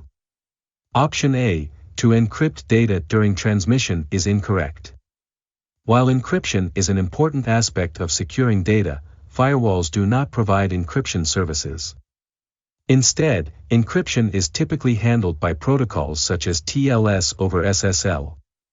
Firewalls primarily focus on filtering and controlling network traffic based on predetermined security rules, not encrypting data. Option B, to provide high-speed network connectivity, is also incorrect. Firewalls are not primarily designed to enhance network speed or connectivity. In fact, adding a firewall can introduce latency because it processes and analyzes traffic. The main purpose of a firewall is to act as a barrier to protect the network, rather than to optimize performance. Option D, to prevent physical access to sensitive data, is incorrect. Firewalls do not prevent physical access, they are designed to control access to a network through logical means. Physical security measures, such as locks and surveillance, are required to protect against unauthorized physical access to sensitive data. Firewalls focus on safeguarding data at the network level.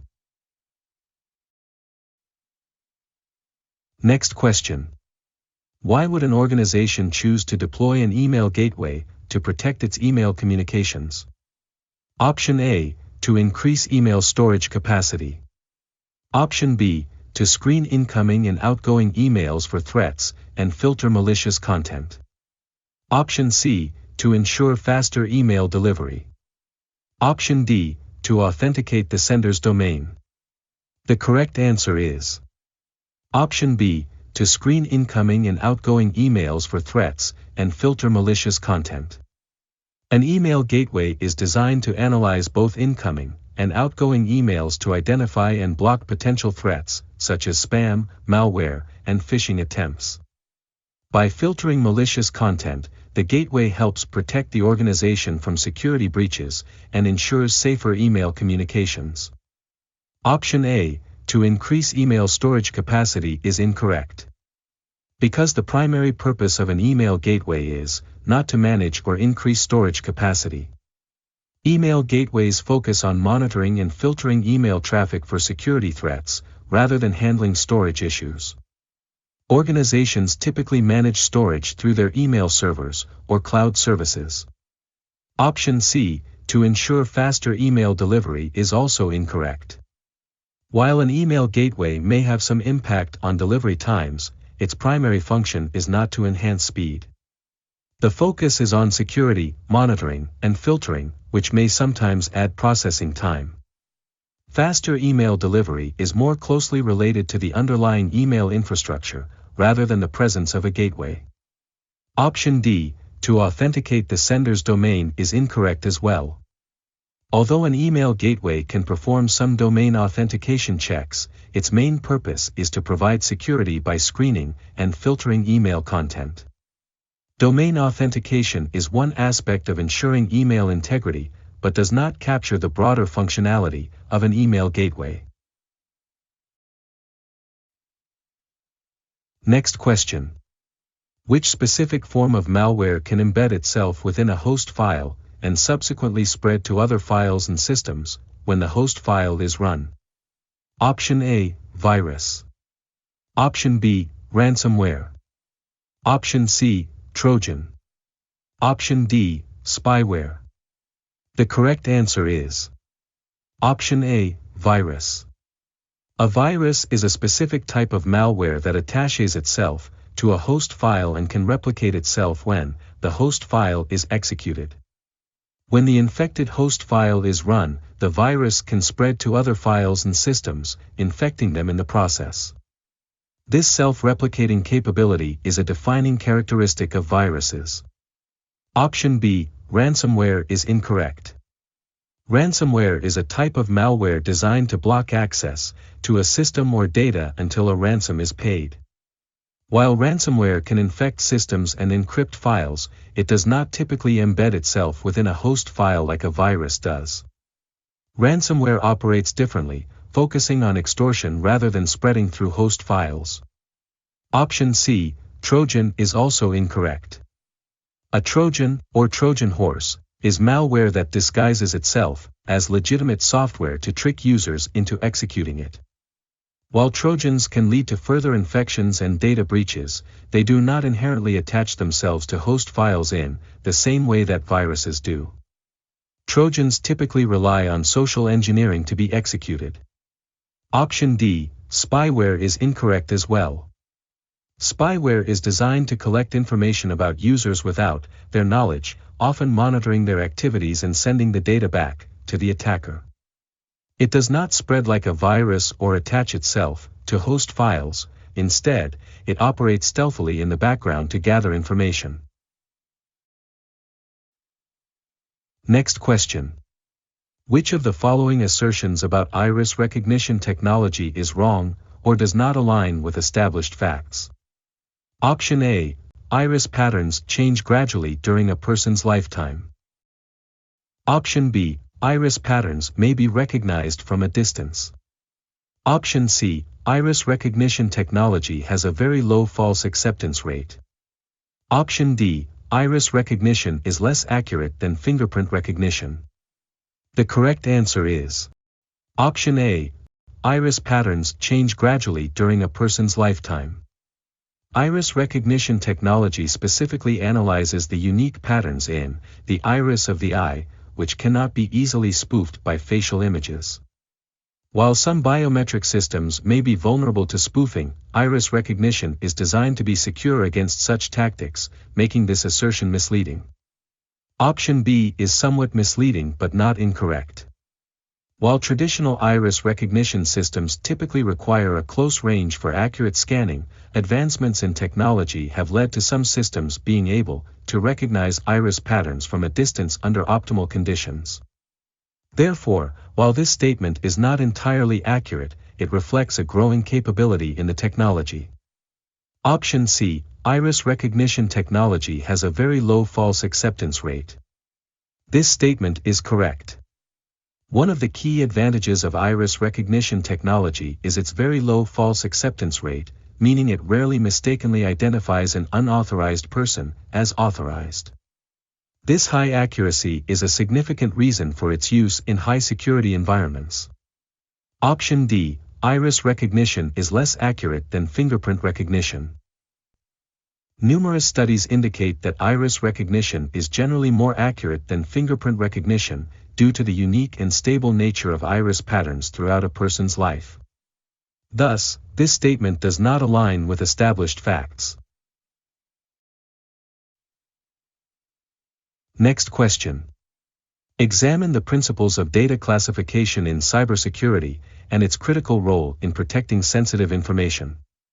How do manual tagging methods, such as those used in Microsoft Azure, stack up against automated solutions like Amazon Macie in AWS? In what ways do these approaches facilitate effective data protection, and what important factors should organizations weigh when implementing these practices? Option A, static classification challenges. Option B, cloud resource management. Option C, dynamic data sensitivity. Option D, data ownership roles.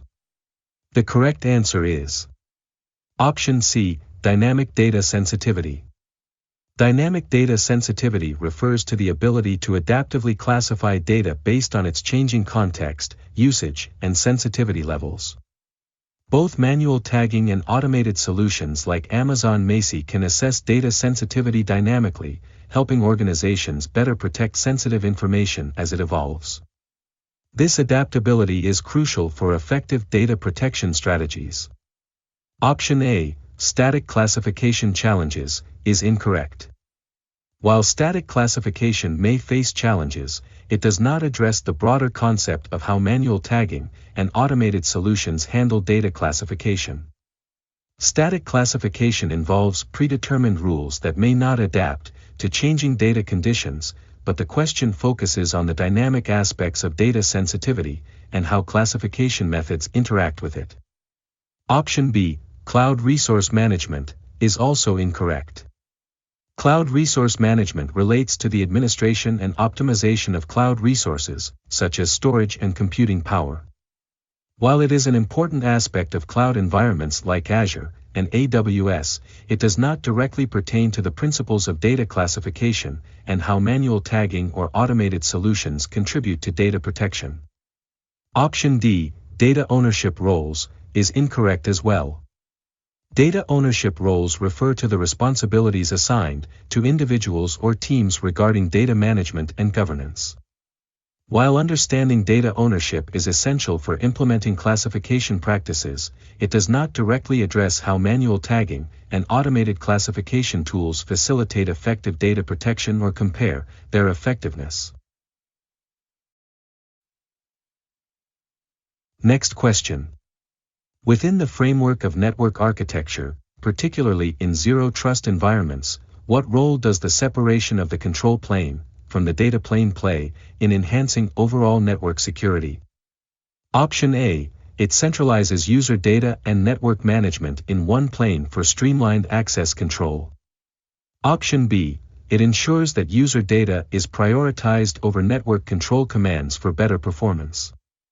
Option C, it limits the risk of network reconfiguration by attackers by isolating the management of the network from user data traffic. Option D, it allows all network traffic to be monitored and controlled through a single channel for ease of management. The correct answer is Option C, it limits the risk of network reconfiguration by attackers by isolating the management of the network from user data traffic. In a zero-trust environment, separating the control plane from the data plane enhances security by ensuring that management functions, control plane, are isolated from user data traffic, data plane. This separation reduces the attack surface. Even if an attacker gains access to user data, they cannot easily manipulate network controls or reconfigure the network. This isolation is critical for maintaining the integrity and security of the network. Option A is incorrect. The separation of the control plane and data plane does not centralize user data and network management, rather, it decentralizes them. Centralizing everything in one plane would contradict the principles of zero trust, which advocate for layered security and minimizing single points of failure. Streamlining access control typically requires separate management and data paths to enforce security policies effectively. Option B is also incorrect. While performance can be a consideration, the primary purpose of separating the control plane from the data plane is not to prioritize user data over control commands. Instead, it aims to enhance security by creating a clear distinction between management and data handling. Performance improvements are a secondary benefit that may arise but are not the core reason for this separation. Option D is also incorrect. The separation of the control plane from the data plane means that monitoring and control are not conducted through a single channel. Instead, it allows for more granular control over network traffic, enhancing security by ensuring that monitoring of data traffic does not interfere with management functions. This approach helps to maintain clearer security postures and access controls. Next question. Within the framework of high availability, what is the primary method employed to effectively distribute incoming network traffic among multiple servers, ensuring that no single server becomes overwhelmed? Option A, geographic dispersion. Option B, warm site. Option C, clustering. Option D, load balancing. The correct answer is Option D, load balancing. Load balancing is a method used in high availability frameworks to distribute incoming network traffic evenly across multiple servers. By ensuring that no single server is overwhelmed with requests, load balancing enhances performance and reliability. It can dynamically adjust to changes in traffic and server capacity, helping maintain optimal performance and availability for users. Option A, geographic dispersion, is incorrect. Geographic dispersion refers to the practice of spreading resources across different physical locations to enhance resilience and disaster recovery. While it can contribute to high availability, it does not directly address the distribution of incoming network traffic among servers. Geographic dispersion is more about redundancy and resilience than traffic management. Option B, warm site, is incorrect as well. A warm site is a disaster recovery solution that maintains a backup site with some level of operational capability, but it is not fully active like a hot site. It allows for a quicker recovery compared to a cold site, but it does not specifically relate to the distribution of network traffic across multiple servers. Warm sites are part of disaster recovery planning rather than ongoing traffic management. Option C, clustering, is somewhat misleading but still incorrect in this context. Clustering involves connecting multiple servers to work together as a single system to improve performance and availability. While clustering can enhance high availability, it is not specifically focused on the distribution of incoming traffic like load balancing is. Clustering typically refers to server management and redundancy rather than traffic distribution. Next question. After a critical system outage lasted for 90 minutes, without any data loss, the organization had initially expected the system to be restored within 60 minutes. What term best describes this 60-minute recovery expectation? Option A, recovery point objective. Option B, recovery time objective. Option C, mean time between failures. Option D, mean time to repair. The correct answer is Option B, RTO, recovery time objective. RTO refers to the maximum acceptable amount of time that a system can be down after an outage before it significantly impacts the organization. In this scenario, the organization had an expectation that the critical system would be restored within 60 minutes, making this time frame the RTO. It indicates the organization's goal for timely recovery to minimize disruption. Option A, RPO, recovery point objective, is incorrect. RPO is concerned with data loss. It defines the maximum age of data that can be lost in case of a system failure. In this case, there was no data loss during the outage, which makes RPO irrelevant to the 60-minute expectation. RPO would be measured in terms of how often data is backed up, not how quickly a system should be restored. Option C, MTBF, mean time between failures, is also incorrect. MTBF measures the average time elapsed between failures of a system during operation. It is a metric used to predict reliability but does not pertain to the expected recovery time after an outage. In this context, MTBF does not address the recovery expectation of 60 minutes, as it focuses on the reliability of the system over time rather than its recovery. Option D, MTTR, mean time to repair, is incorrect as well.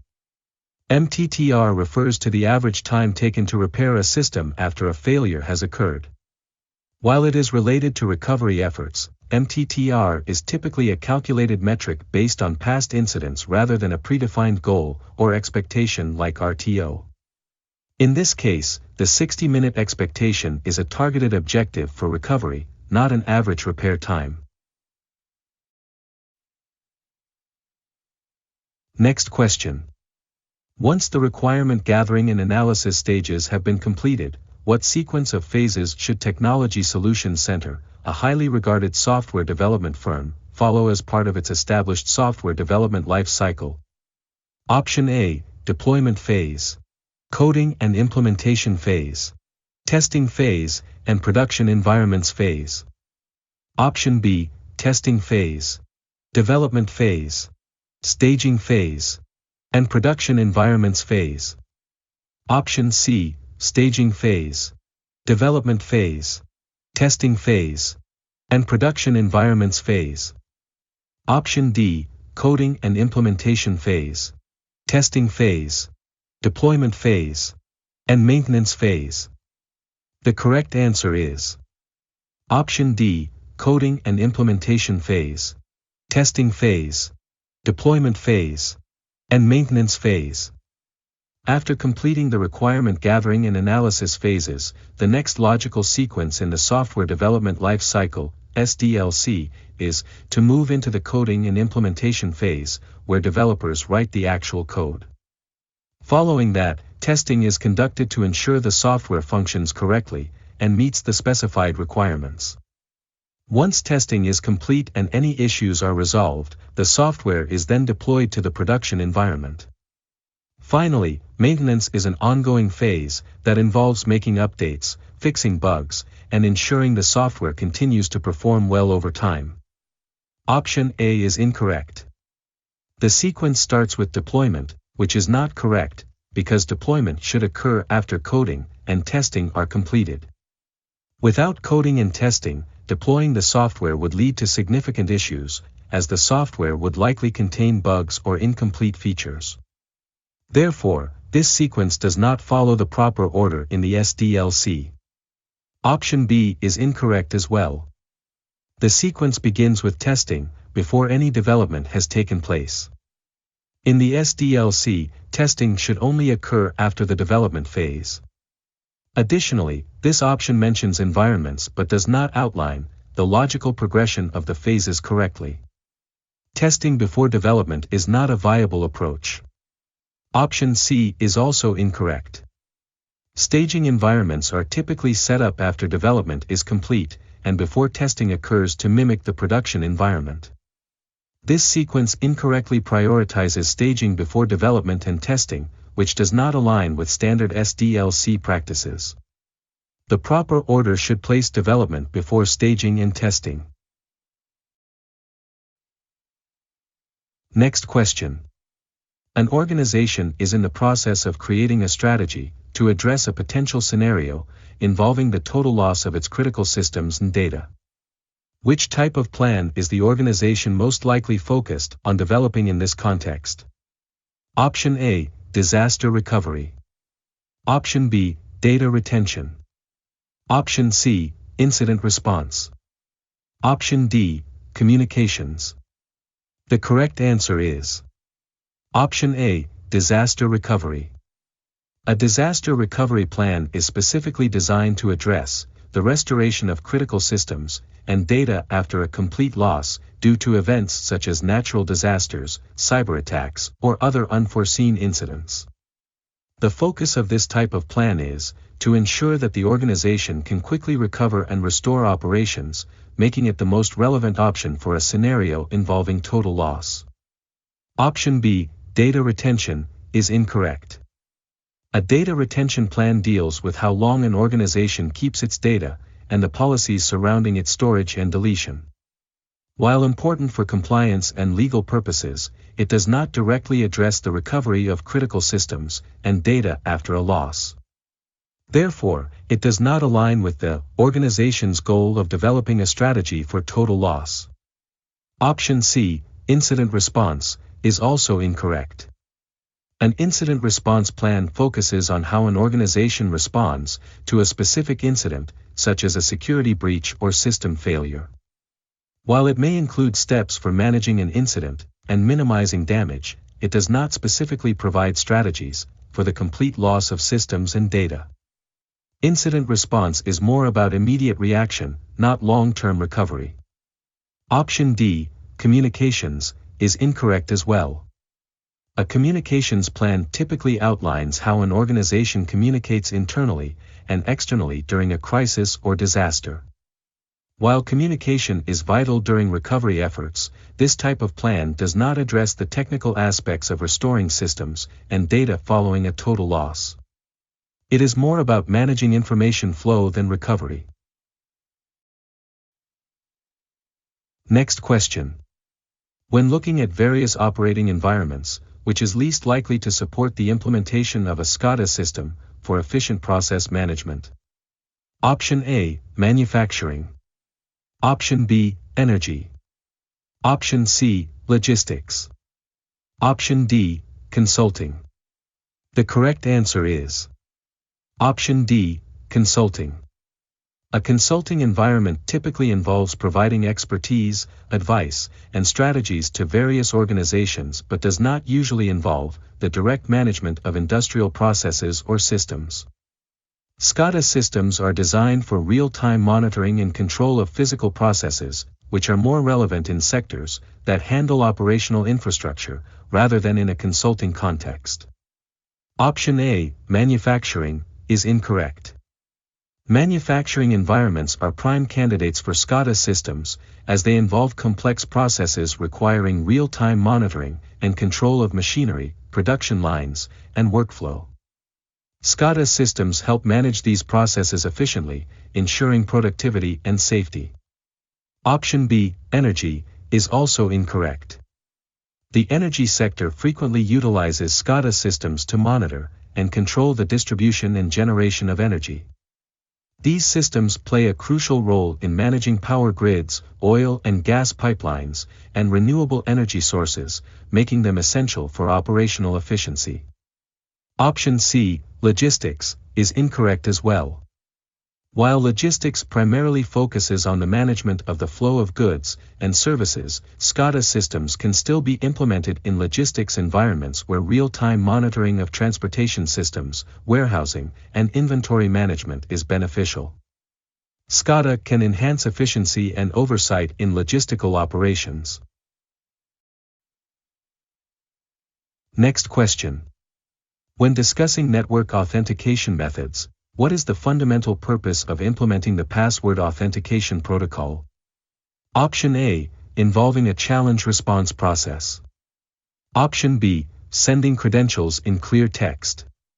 Option C, transmitting only password hashes. Option D, facilitating secure identity verification. The correct answer is Option B, sending credentials in clear text. The Password Authentication Protocol, also known as PAP, is designed to transmit user credentials, specifically usernames and passwords, in clear text over the network. This means that the credentials are sent without any encryption, making PAP vulnerable to interception by attackers. While this method is straightforward, it poses significant security risks. Option A, involving a challenge response process, is incorrect. A challenge response process is not a feature of PAP. Instead, protocols, such as Challenge Handshake Authentication Protocol, utilize this method, where a challenge is issued to the user, and a response is sent back after hashing the password with the challenge. PAP does not include this mechanism, it simply sends the credentials without any challenge. Option C, transmitting only password hashes, is incorrect as well. PAP does not transmit password hashes, it sends the actual password in clear text. Transmitting only password hashes would imply a more secure method of authentication, which PAP does not provide. Other protocols, like NTLM, may handle hashed passwords but not PAP. Option D, facilitating secure identity verification, is also incorrect. PAP does not facilitate secure identity verification, due to its lack of encryption, and the transmission of credentials in clear text. Secure identity verification typically involves mechanisms that protect the credentials during transmission, which is not the case with PAP. Next question. After gathering data from various systems, Amanda is concerned that discrepancies in clock synchronization could affect the validity of the evidence. What would be her most effective response? Option A, modify the timestamps in the evidence to match real time. Option B, modify the system clocks. Option C, configure the systems to use an NTP server. Option D, failure to address clock synchronization issues can lead to inaccurate conclusions.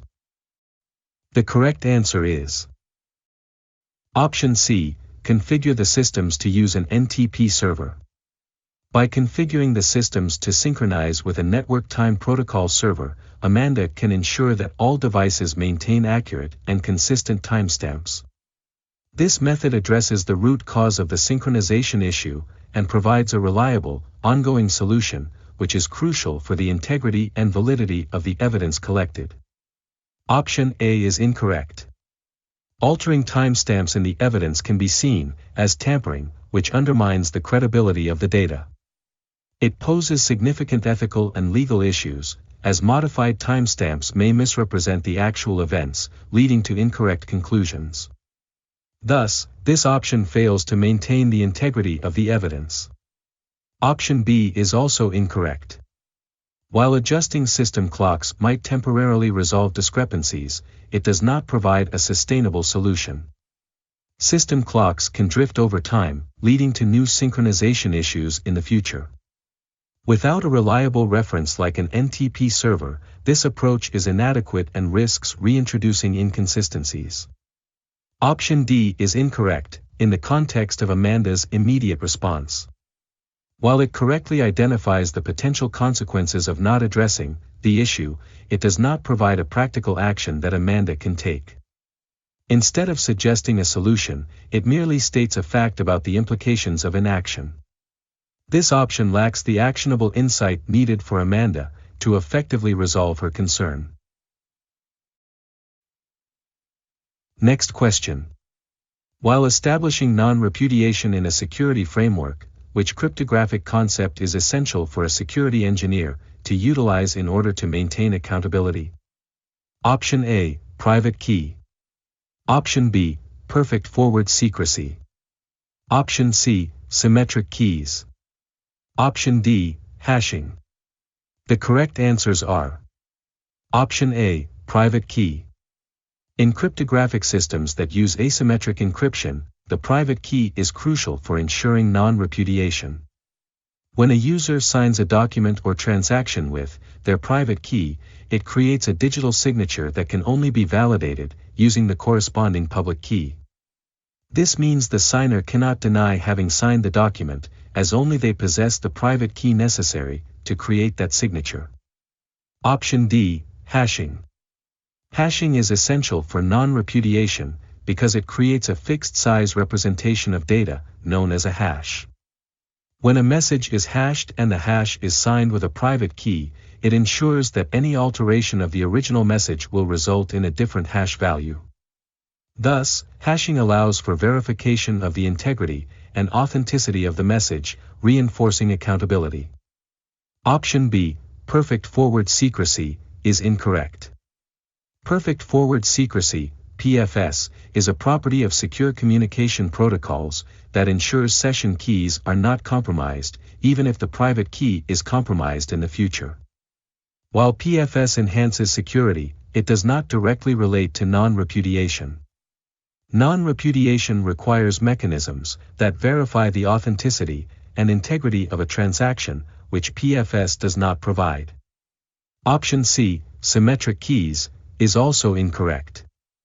Symmetric keys are used in symmetric encryption, where the same key is used for both encryption and decryption.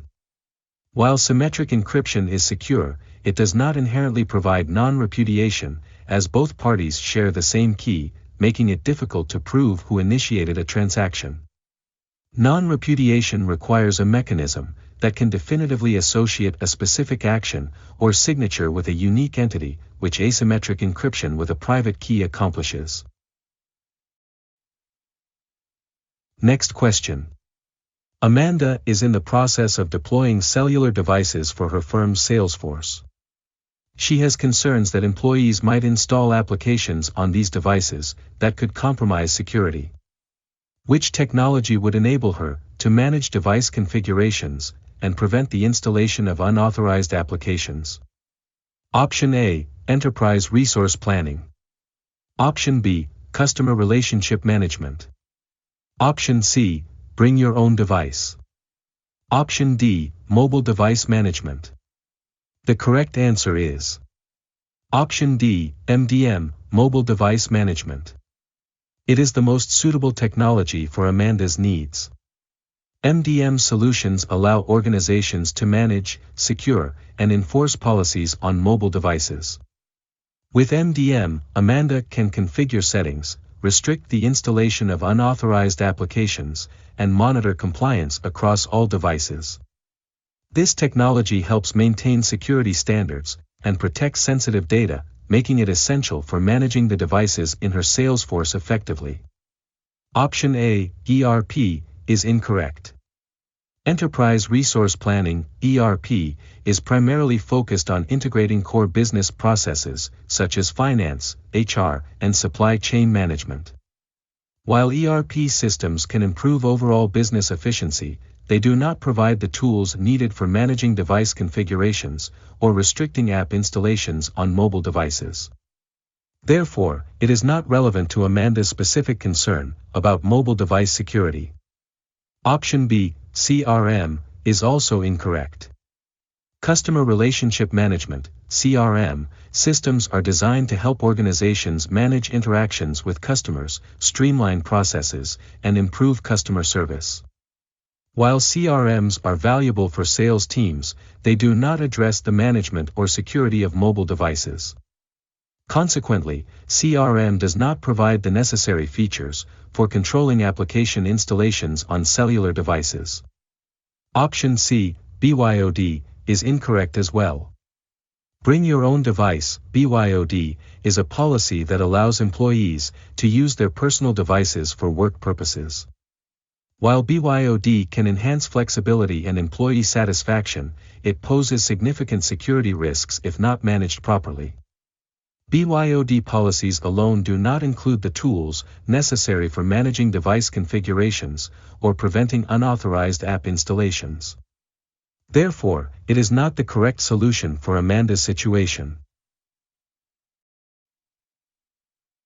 Next question. Working for a mid-sized financial organization, Bob faces a challenge following the company's recent decision to migrate certain data to a cloud service. He has apprehensions regarding the possibility that the cloud provider may not uphold the same security protocols as those in place within the organization's internal network. How can he best address and mitigate this concern? Option A, perform integration testing. Option B, implement a cloud access security broker. Option C, implement security as a service. Option D, establish cloud security policies. The correct answer is Option B, implement a cloud access security broker. A cloud access security broker, CASB, is a security solution that acts as an intermediary between an organization and its cloud service providers. It enables organizations to enforce their security policies consistently, regardless of where the data resides. By using a CASB, Bob can ensure that the security protocols required by his organization are maintained when using the cloud service, addressing his concerns about the alignment of security measures between the cloud provider and the internal network. Option A, perform integration testing, is incorrect. Integration testing is primarily concerned with ensuring that different components of software or systems work together properly. While it is an important part of the development process, it does not specifically address security concerns related to data in the cloud.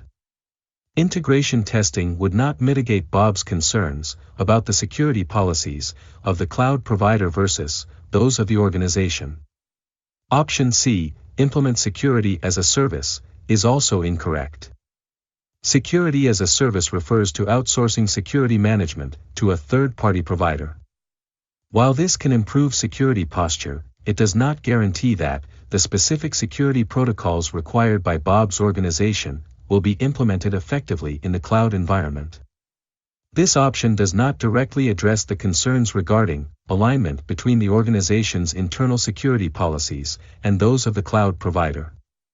Option D, establish cloud security policies, is incorrect as well. While establishing cloud security policies is important, simply having policies in place does not ensure their enforcement or implementation by the cloud provider. Policies alone do not mitigate the risk of non-compliance by the cloud provider. Bob needs a solution that actively manages and enforces security measures, which a CASB can provide.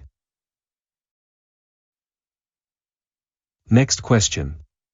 Within software and system architecture, which phrase identifies components or services that require mutual reliance to perform effectively? Option A, allow list. Option B, downtime. Option C, dependencies.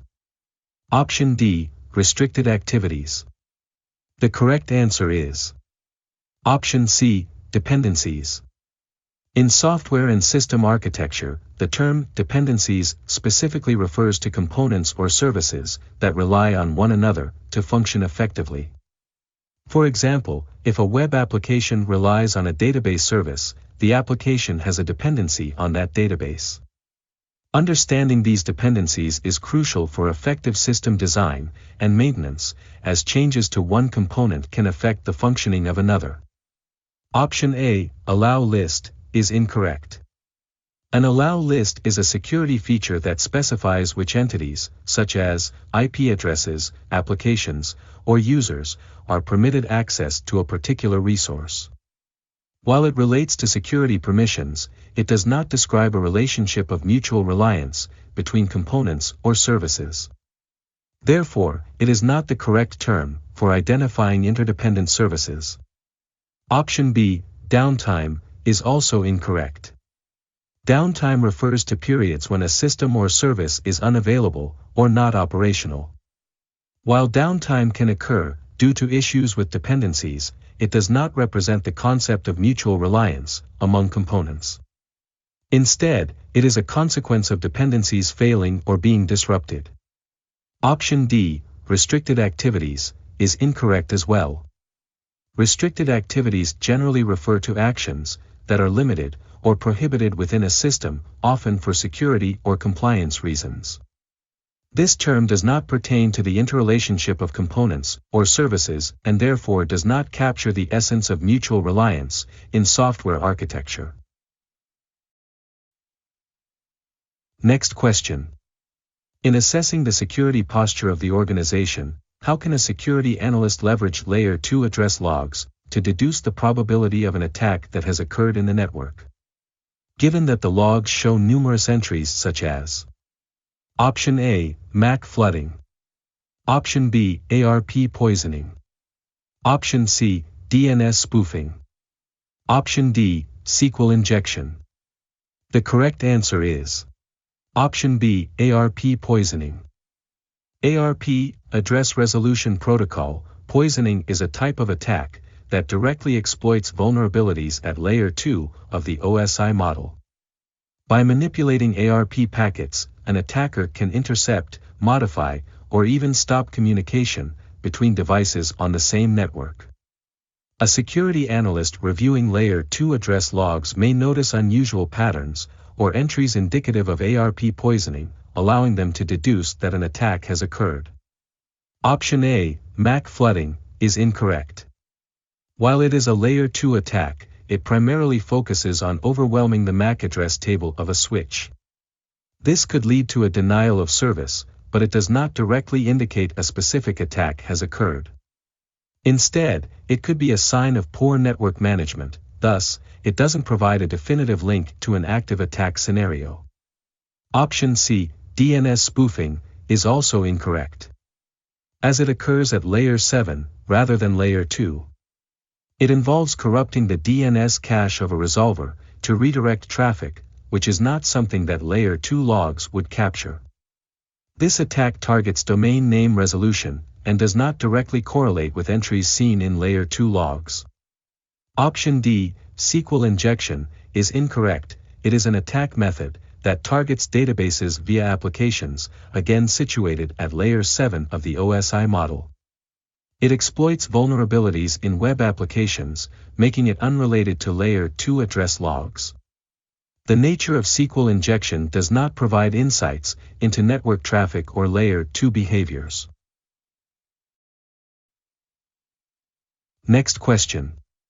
While overseeing user accounts in your organization, what best practices can you adopt to ensure the enforcement of multi-factor authentication for administrative accounts, thereby enhancing overall security? Option A. Implement biometric authentication for all users. Option B. Use the same authentication factors for all accounts. Option C. Enforce MFA specifically for administrative accounts. Option D. Disable MFA for administrative accounts to simplify access. The correct answer is Option C. Enforce MFA specifically for administrative accounts. Administrative accounts typically have elevated privileges and access to sensitive information. By enforcing multi-factor authentication, MFA, specifically for these accounts, you significantly reduce the risk of unauthorized access.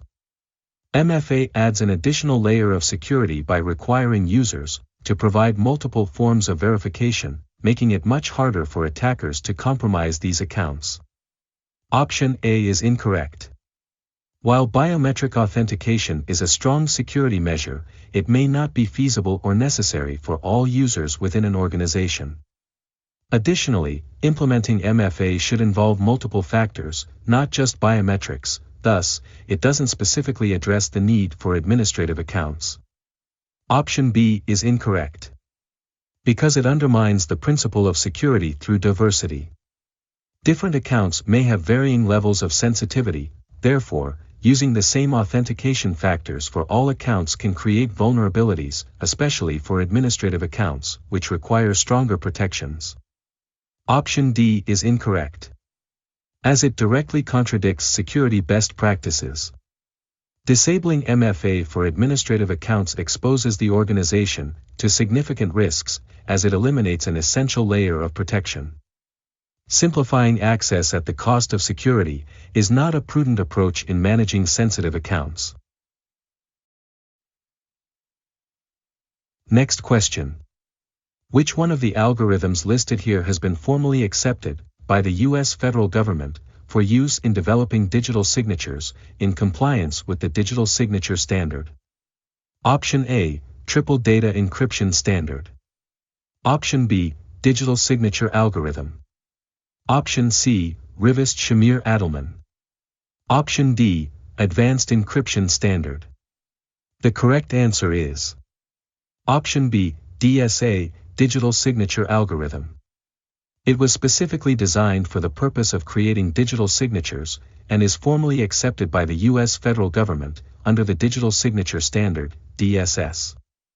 DSA ensures the integrity and authenticity of messages, making it suitable for secure communications and digital transactions.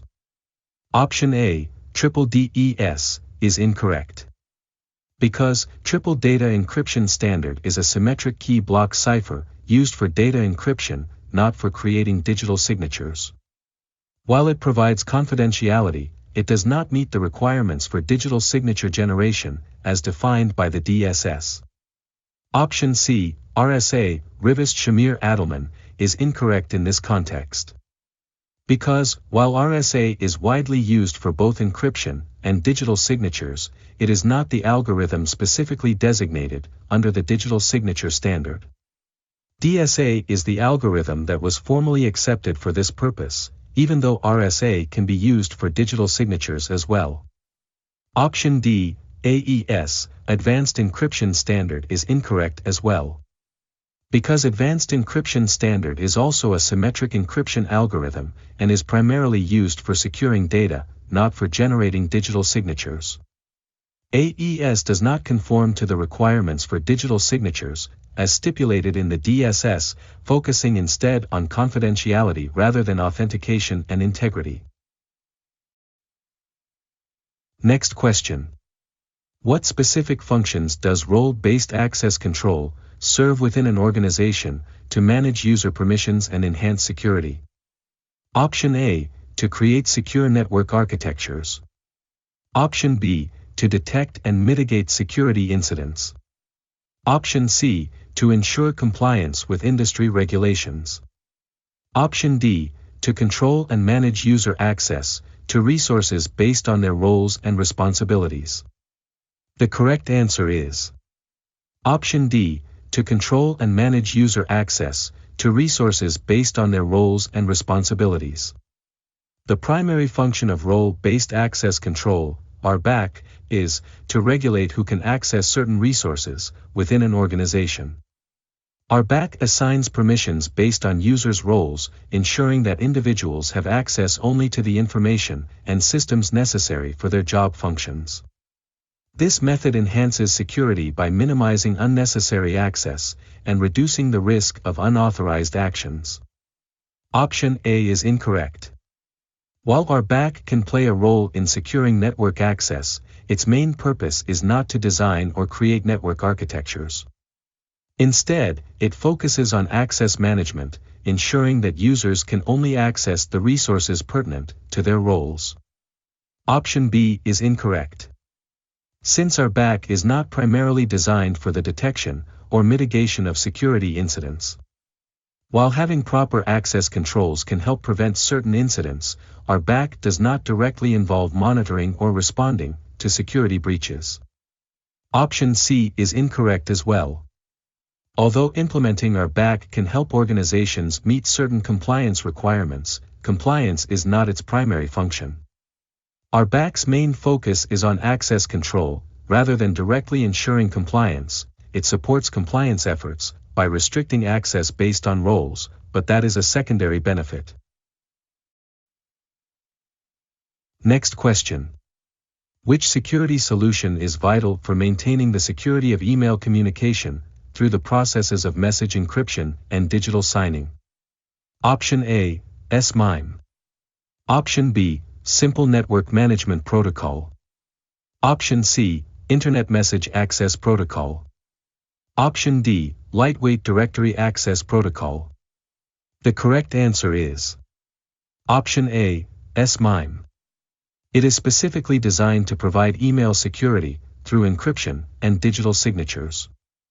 SMIME allows users to encrypt email messages, ensuring that only the intended recipient can read them, and it also provides a mechanism for digitally signing messages, which verifies the sender's identity and ensures the integrity of the message.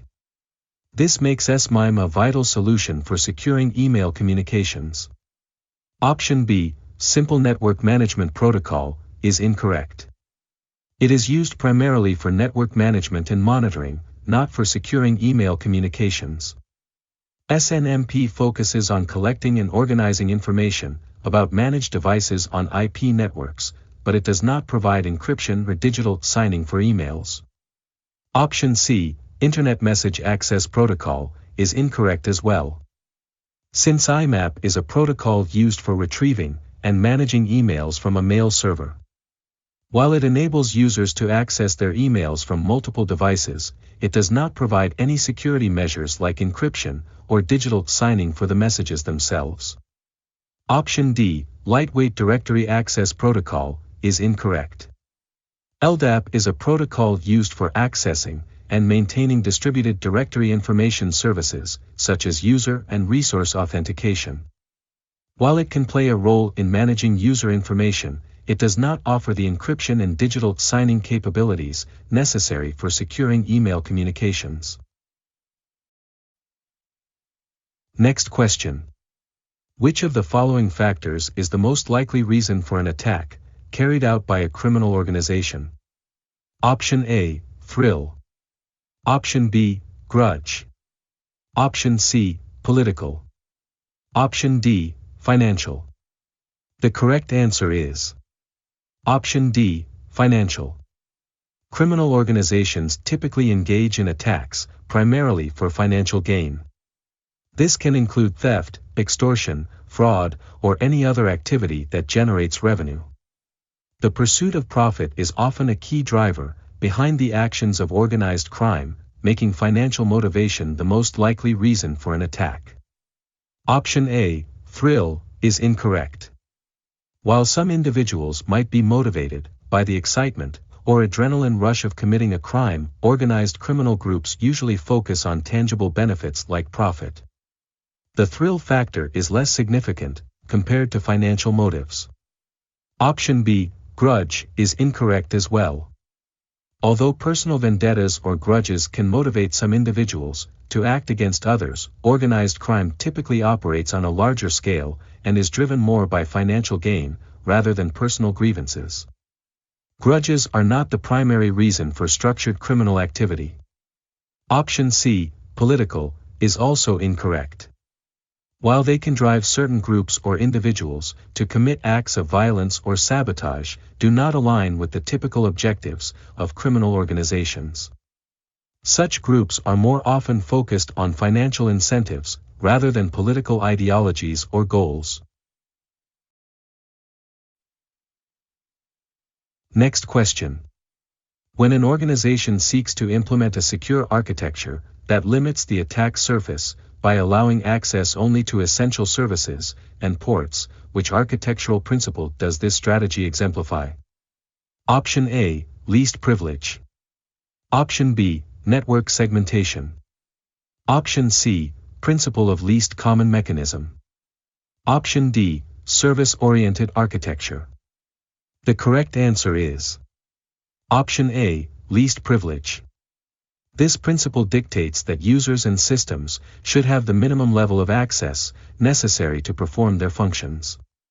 By allowing access only to essential services and ports, the organization minimizes its attack surface, reducing the potential for exploitation and limiting the damage that can be done in the event of a breach. This approach is foundational in creating secure architectures. Option B, network segmentation, is incorrect. While network segmentation involves dividing a network into smaller parts to enhance security, it does not specifically focus on limiting access to only essential services and ports.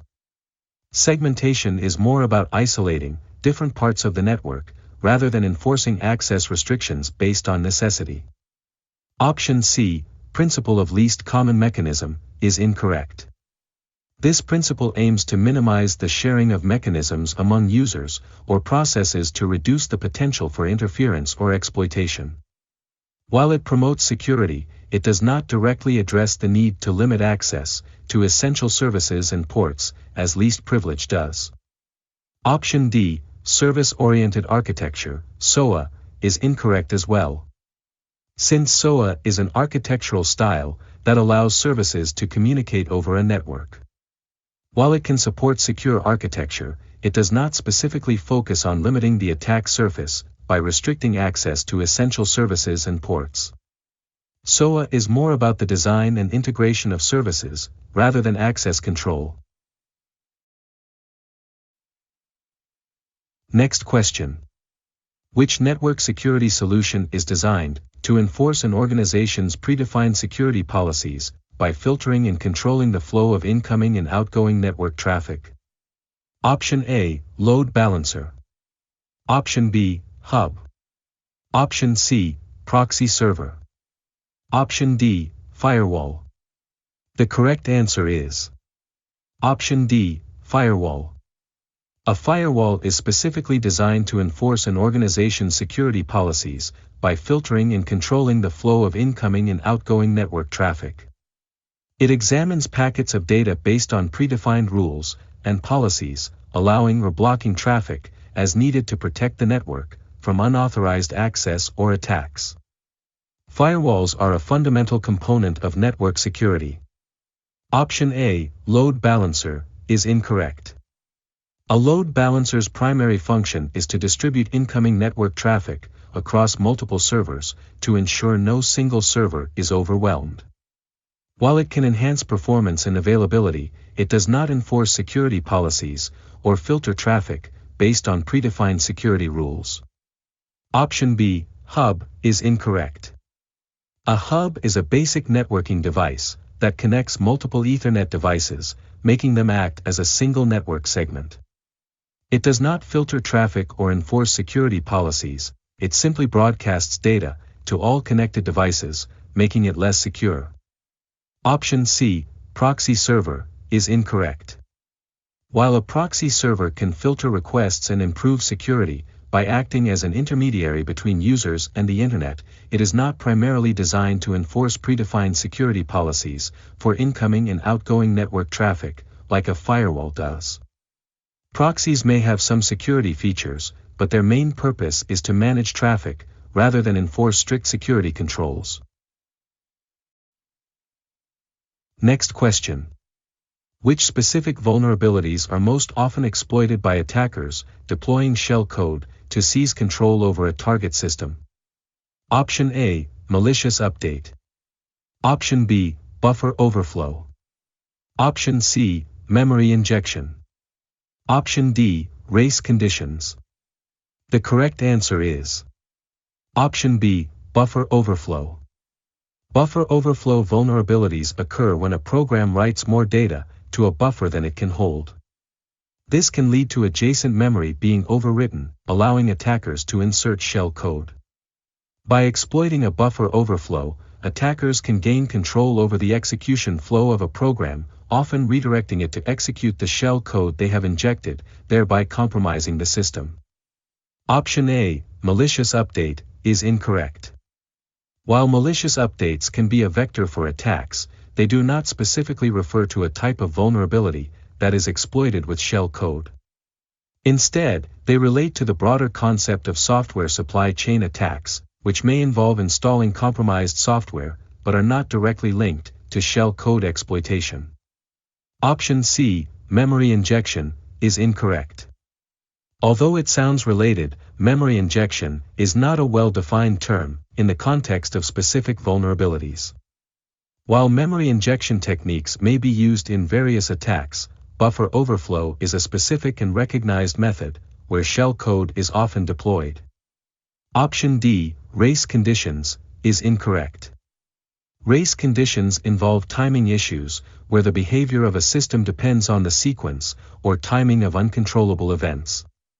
While they can lead to vulnerabilities, they are not directly associated with the deployment of shell code for gaining control over a system.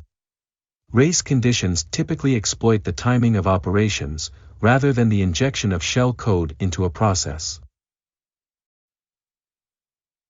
Next question.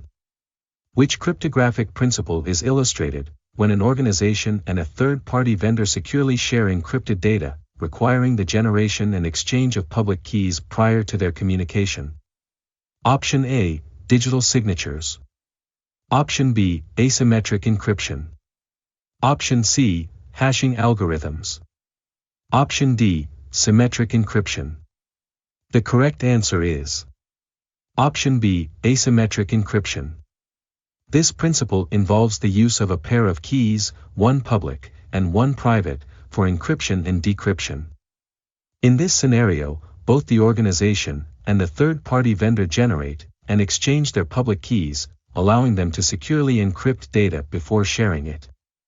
Asymmetric encryption ensures that only the intended recipient, who possesses the corresponding private key, can decrypt the information. This concept is foundational in secure communications, especially when involving multiple parties. Option A, digital signatures, is incorrect. While digital signatures use asymmetric encryption for authentication and integrity verification, they do not directly pertain to the encryption of data being shared. Digital signatures are primarily used to verify the authenticity of a message or document rather than to secure the communication itself. Option C, hashing algorithms, is incorrect. Hashing algorithms are used to generate a fixed-size hash value from data, primarily for integrity checks. Hashing does not involve encryption or key exchange, and it is a one-way process that does not allow for decryption, making it unsuitable for the scenario described. Option D, symmetric encryption, is incorrect as well. Since symmetric encryption involves a single key that is used for both encryption and decryption. In the scenario presented, the need for generating and exchanging public keys indicates the use of asymmetric encryption, not symmetric encryption, where both parties would share the same secret key instead. Next question. Bob manages the security of mobile devices in his organization, utilizing a contemporary mobile device management tool in a bring-your-own-device setting.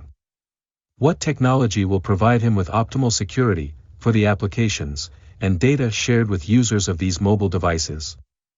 Option A, remote wipe. Option B, storage segmentation. Option C, full device encryption. Option D, containerization. The correct answer is Option D, containerization. This technology allows applications and data to be isolated within a secure environment on mobile devices.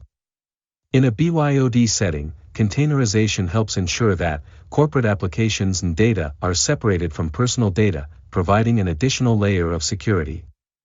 This method enables organizations to enforce security policies on corporate data, while allowing employees to use their personal devices without compromising their privacy. Option A, remote wipe, is incorrect. While remote wipe technology can erase data from a mobile device if it is lost or stolen, it does not actively protect data while the device is in use. It is more of a reactive measure rather than a proactive security strategy for ongoing data protection. Option B, storage segmentation, is incorrect. It refers to the practice of dividing storage into different segments for better management or performance. While it can help organize data, it does not specifically enhance security for applications and data shared in a BYOD environment like containerization does. Option C, full device encryption, is incorrect as well.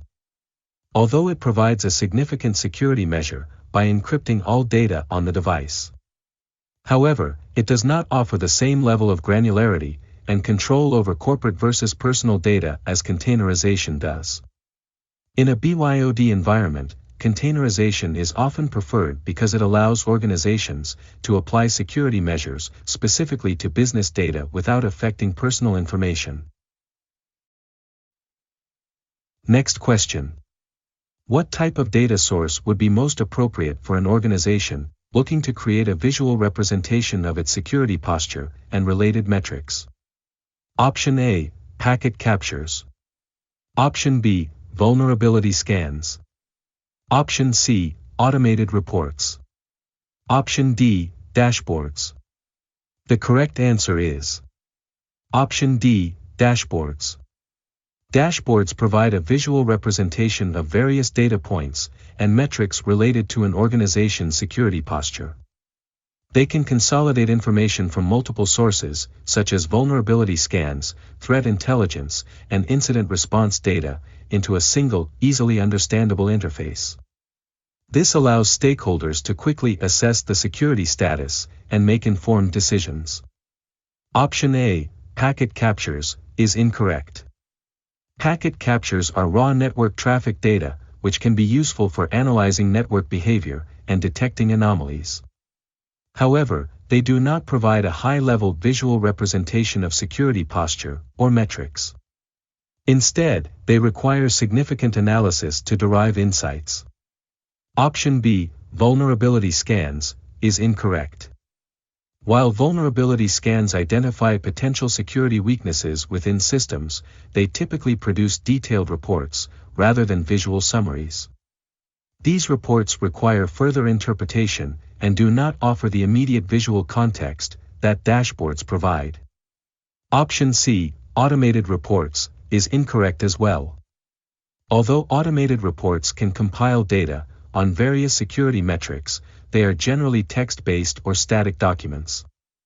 They may not provide the dynamic visual insights that dashboards offer, making it harder for users to quickly grasp the overall security posture at a glance. Next question. While analyzing security incidents, Bob uncovers that an attacker has exploited a vulnerability in the company's web application to obtain root access on the associated web server. What type of attack has he come across? Option A, a SQL injection. Option B, a race condition. Option C, cross-site scripting. Option D, privilege escalation. The correct answer is Option D, privilege escalation. This type of attack occurs when an attacker exploits a vulnerability to gain elevated access rights on a system. In this scenario, the attacker has exploited a vulnerability in the web application to obtain root access on the web server, which indicates that they have successfully escalated their privileges from a lower level to a higher one, thus gaining unauthorized control. Option A, a SQL injection, is incorrect. SQL injection specifically involves inserting or manipulating SQL queries through input fields to gain unauthorized access to databases or execute malicious SQL commands. While it could potentially lead to privilege escalation, the question specifically indicates that the attacker gained root access, which is a broader concept. Option B, a race condition, is incorrect as well. Since a race condition occurs when the timing of actions impacts a system's behavior, often leading to unexpected outcomes. This type of vulnerability is not directly related to the exploitation of a web application to gain root access, so it does not apply to the scenario described. Option C, cross-site scripting, XSS, is also incorrect. XSS is a type of attack that allows an attacker to inject malicious scripts into web pages viewed by other users.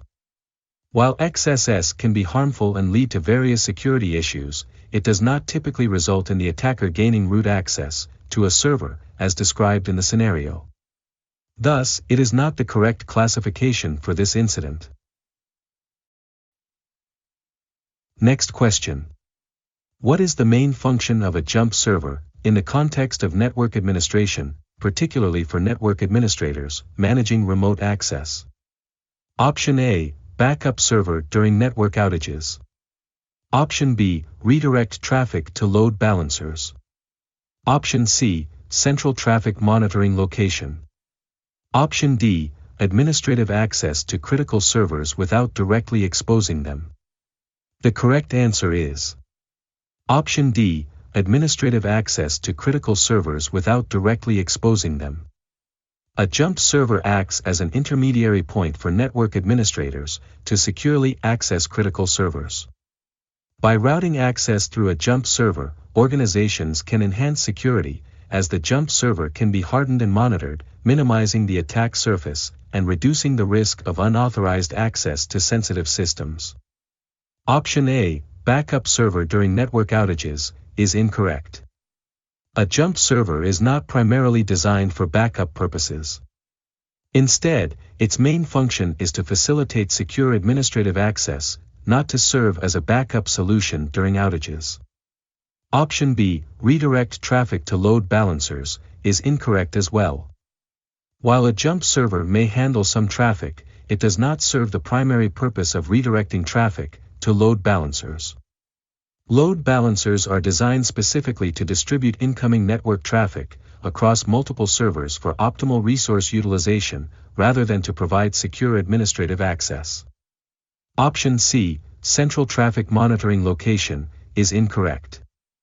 Although a jump server can potentially monitor some activity, its primary role is not to serve as a traffic monitoring location. Instead, its main focus is to provide secure access to critical systems without exposing them directly to the network. Traffic monitoring is typically handled by dedicated tools or systems, such as intrusion detection systems or security information and event management solutions. Next question. After successfully finishing the change approval process for his developed code, Bob is now waiting for the change control team to deploy it for user access. In which environment is the code likely situated at this moment? Option A, production. Option B, staging. Option C, development. Option D, test. The correct answer is Option B, staging.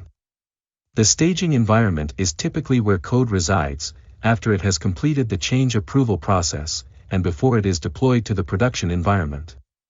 This environment mimics the production setup, and allows for final testing and validation to ensure that the code works as intended in a setting similar to where it will ultimately be used.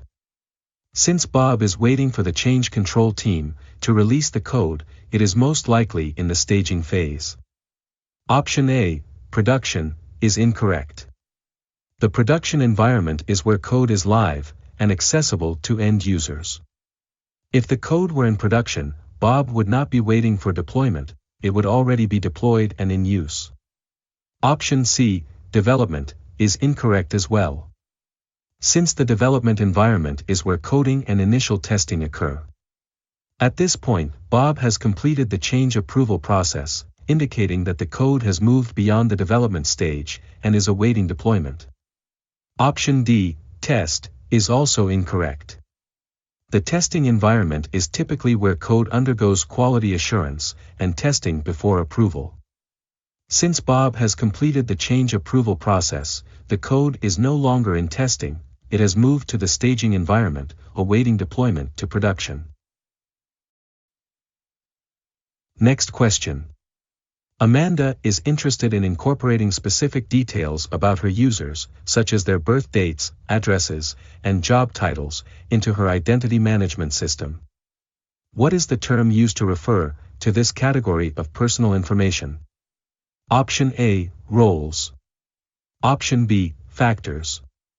Option C, identifiers. Option D, attributes. The correct answer is Option D, attributes.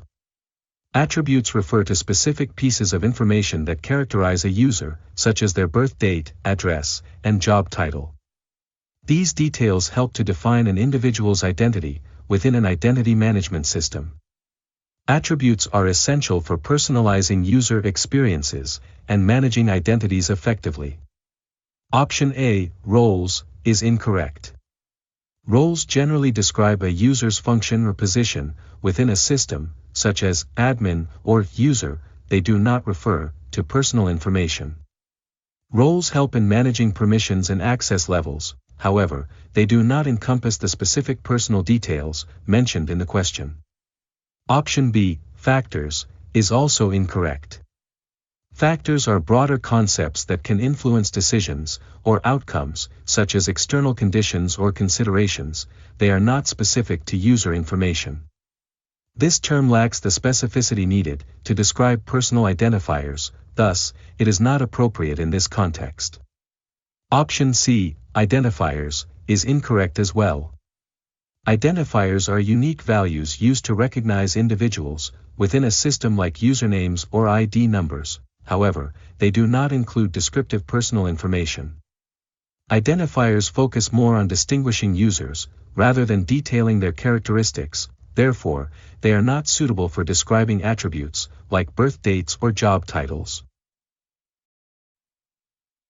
Next question. When a security analyst decides to utilize a newly published security advisory to assess historical logs, which specific action would he take to identify the activities mentioned in that advisory? Option A, a packet capture. Option B, a user behavior analysis. Option C, threat hunting. Option D, credentialed vulnerability scanning. The correct answer is Option C, threat hunting. Threat hunting involves actively searching through historical logs and data to identify potential security threats or malicious activities that may have occurred. In the context of using a newly published security advisory, a security analyst would conduct threat hunting to find specific activities outlined in the advisory, enabling them to assess and respond to potential vulnerabilities effectively. Option A, a packet capture, is incorrect. A packet capture records network traffic for analysis, however, it does not focus on reviewing historical logs specifically. This method is more suited for real-time network monitoring and analysis. It does not directly address identifying past activities in logs based on a security advisory. Option B, a user behavior analysis, is also incorrect. User behavior analysis examines patterns in user activity to detect anomalies. While it can help identify suspicious actions, it does not specifically focus on reviewing historical logs in relation to a security advisory. This approach is broader in scope and may not directly address the specific activities outlined in the advisory. Option D, credentialed vulnerability scanning, is incorrect as well. Credentialed vulnerability scanning assesses systems for vulnerabilities, using authenticated access. This is more about identifying weaknesses, rather than reviewing historical logs for specific activities. This option does not align with the need to analyze past events, related to a security advisory. Next question. As part of their annual security strategy, Bob's organization has contracted penetration testers and supplied them with a list of systems, operating systems, and software that are to be tested. What category of penetration test does this represent? Option A, an unknown environment test. Option B, a third-party test. Option C, a known environment test. Option D, a partially known environment test. The correct answer is Option C, a known environment test. In a known environment test, penetration testers are provided with specific details about the systems, operating systems, and software they will be evaluating. This approach allows the testers to focus their efforts on the predefined targets, making it a structured and controlled assessment of the organization's security posture. Option A, an unknown environment test, is incorrect. An unknown environment test involves penetration testing in an environment where the testers have little to no prior knowledge of the systems or configurations. This would not apply here, since Bob's organization has provided detailed information. Thus, this option does not fit the scenario. Option B, a third-party test, is also incorrect. A third-party test refers to assessments conducted by external vendors without prior relationships or knowledge about the organization's systems. While Bob's organization has contracted penetration testers, the context focuses on the known aspects of the environment, making this classification inaccurate. Option D, a partially known environment test, is incorrect as well. A partially known environment test suggests that some information is provided, but there are still significant unknowns for the testers. However, since Bob's organization supplied a comprehensive list of systems and software, this scenario aligns more closely with a known environment test, making this option incorrect. Next question. Amanda is currently examining a security incident related to a specific system within her organization. A user has reported that he is unable to access any files on the device and is encountering a warning message displayed on the screen. What type of cyber attack might this situation indicate? Option A, rat. Option B, keylogger. Option C, ransomware. Option D, spyware. The correct answer is Option C, ransomware. Ransomware is a type of malicious software that encrypts a user's files and demands payment for the decryption key. In this scenario, the user is unable to access any files and sees a warning message, which is characteristic of a ransomware attack. The warning message often informs the user that their files have been compromised and provides instructions for payment to regain access. Option A, rat, is incorrect. A remote access Trojan, RAT, allows unauthorized users to control a system remotely. While it can cause significant issues, it typically does not prevent file access outright. Instead, it often operates stealthily, allowing an attacker to monitor activities without displaying warning messages. Thus, it does not fit the symptoms described in this scenario. Option B, keylogger, is also incorrect. A keylogger is a type of malware designed to record keystrokes made by a user. Its primary purpose is to capture sensitive information, such as passwords. While it can compromise data security, it does not prevent file access or generate warning messages that would indicate a loss of access. Therefore, this option does not align with the user's reported inability to access files. Option D, spyware, is incorrect as well. Spyware is designed to collect information from a user without their knowledge. It may monitor activities and gather data, but it does not typically prevent access to files or display warning messages. Similar to keyloggers, spyware operates more covertly, and does not match the symptoms presented in this scenario. Next question. Bob is in the process of setting up his network firewall to permit access to the organization's email server, as depicted in the image below. He wants to enable Internet users to send emails to the organization, while restricting email server access to internal users only. Which protocol should Bob configure to allow this access? Option A, IMAP and POP3. Option B, POP3 only. Option C, SMTP only. Option D, IMAP only.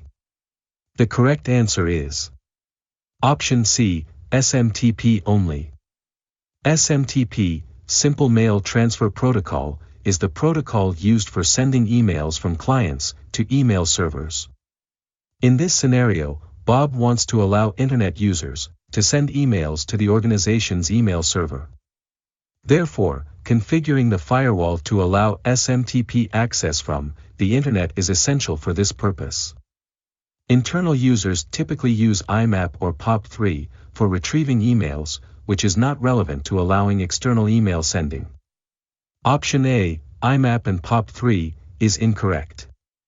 IMAP, Internet Message Access Protocol, and POP3, Post Office Protocol, are both used for retrieving emails from the server, not for sending them. Allowing these protocols would not enable Internet users to send emails to the organization, thus, this option does not meet Bob's requirements. Option B, POP3 only, is also incorrect. POP3 is specifically designed for downloading emails from the server to a client. It does not facilitate the sending of emails, which is Bob's primary goal in this scenario. Therefore, this option is inadequate for the task at hand. Option D, IMAP only, is incorrect as well. Similar to POP3, IMAP is used for retrieving emails from the server, allowing users to access their emails without downloading them. It does not support sending emails to the server. Hence, this option does not fulfill Bob's need to enable Internet users to send emails to the organization. Next question. While examining the monthly Internet usage reports, a noticeable surge in traffic marked as unknown has been identified, raising concerns about compliance with the organization's acceptable use policy. Which tool or technology would be the most suitable for obtaining more insights into this traffic? Option A, Firewall Logs. Option B, Protocol Analyzer. Option C, Increased Spam Filtering. Option D, IDS Logs. The correct answer is Option B, Protocol Analyzer. A protocol analyzer, also known as a packet sniffer, captures and analyzes network traffic in real time. It allows users to inspect the details of data packets flowing through the network, helping to identify unknown traffic types, analyze their behavior, and determine their source. This capability makes it the most suitable tool for gaining insights into the unidentified, unknown traffic observed in the monthly Internet usage reports. Option A, Firewall Logs, is incorrect. Firewall logs provide information about allowed and blocked traffic based on predefined rules. While they can indicate unusual traffic patterns, they may not provide detailed insights into the contents of the unknown traffic itself. This limitation makes them less effective for identifying the specifics of the unknown traffic. Option C, Increased Spam Filtering, is also incorrect. Increased spam filtering is a strategy used to reduce unwanted email traffic. It does not directly analyze network traffic or provide insights into unknown traffic patterns. This option is irrelevant to the investigation of unknown traffic, classified in Internet usage reports. Option D, IDS Logs, is incorrect as well. Intrusion Detection System, IDS, logs monitor and log suspicious activities on a network. While they can highlight potential security threats, they are primarily focused on detecting intrusions, rather than providing a comprehensive analysis of all traffic types. This makes them less suitable for examining the unknown traffic identified in the reports. Next question. After implementing patches designed to fix vulnerabilities, what subsequent actions should be taken to confirm that these vulnerabilities have been successfully mitigated? Option A, purchasing insurance. Option B, applying compensating controls. Option C, rescanning. Option D, segmenting the network. The correct answer is Option C, rescanning. Rescanning is the process of re-evaluating systems after patches have been applied to ensure that the vulnerabilities have been effectively mitigated. This involves using security tools to scan for the specific vulnerabilities that were addressed by the patches. By rescanning, organizations can confirm that the patches were successful and that the systems are now secure against those particular vulnerabilities. Option A, purchasing insurance, is incorrect. Purchasing insurance does not directly address the security vulnerabilities themselves. Instead, it provides a financial safety net in case of a security incident. This option does not help in confirming whether the vulnerabilities have been mitigated or not. Thus, it is not an appropriate action following patch implementation. Option B, applying compensating controls, is also incorrect. Applying compensating controls involves implementing additional security measures to mitigate risk in cases where vulnerabilities cannot be fully addressed. While this can be a valid approach in some situations, it does not specifically confirm that the vulnerabilities have been successfully fixed after applying patches. Therefore, it is not the best choice for confirming vulnerability mitigation. Option D, segmenting the network, is incorrect as well. Segmenting the network is a security practice that involves dividing a network into smaller, isolated segments to improve security. While this can reduce the impact of vulnerabilities, it does not verify whether specific vulnerabilities have been addressed through patching. Hence, it does not fulfill the requirement of confirming successful mitigation of the vulnerabilities. Next question. What is the main objective of implementing an intrusion detection system within a network security framework? Option A, encrypting data. Option B, detecting and alerting on suspicious activities. Option C, preventing attacks. Option D, authenticating users. The correct answer is Option B, detecting and alerting on suspicious activities. The primary objective of an intrusion detection system, IDS, is to monitor network traffic and system activities for signs of potential security breaches or malicious behavior. When the IDS detects such activities, it generates alerts to notify administrators, allowing them to respond promptly to threats. This capability is essential for maintaining the integrity and security of network environments. Option A, encrypting data, is incorrect. Encrypting data is a process used to protect information by converting it into a secure format that cannot be easily understood without a decryption key. While encryption is an important aspect of data security, it is not the primary function of an IDS, which focuses on monitoring and detecting threats, rather than securing data through encryption. Option C, preventing attacks, is also incorrect. While an IDS plays a role in identifying and alerting on potential attacks, it does not actively prevent them. Instead, it serves as a detection mechanism. Prevention of attacks is typically the role of an intrusion prevention system or other security measures, making this option misleading in the context of an IDS. Option D, authenticating users, is incorrect as well. User authentication is the process of verifying the identity of users trying to access a system or network. This is typically handled by authentication systems or protocols, not by an IDS. The primary focus of an IDS is on monitoring and detecting suspicious activities, rather than authenticating users, making this option incorrect. Next question. Which type of attack focuses on injecting malicious code into an application to exploit its vulnerabilities and gain unauthorized access or administrative privileges? Option A, phishing. Option B, spoofing. Option C, cross-site scripting. Option D, buffer overflow. The correct answer is Option C, cross-site scripting. Cross-site scripting is a type of attack where an attacker injects malicious scripts into web applications, exploiting vulnerabilities to execute harmful code in the context of a user's browser. This allows the attacker to gain unauthorized access to user data, session cookies, or even administrative privileges, depending on the nature of the vulnerability. XSS primarily targets users of the application, rather than the application itself, making it a prevalent web application security issue.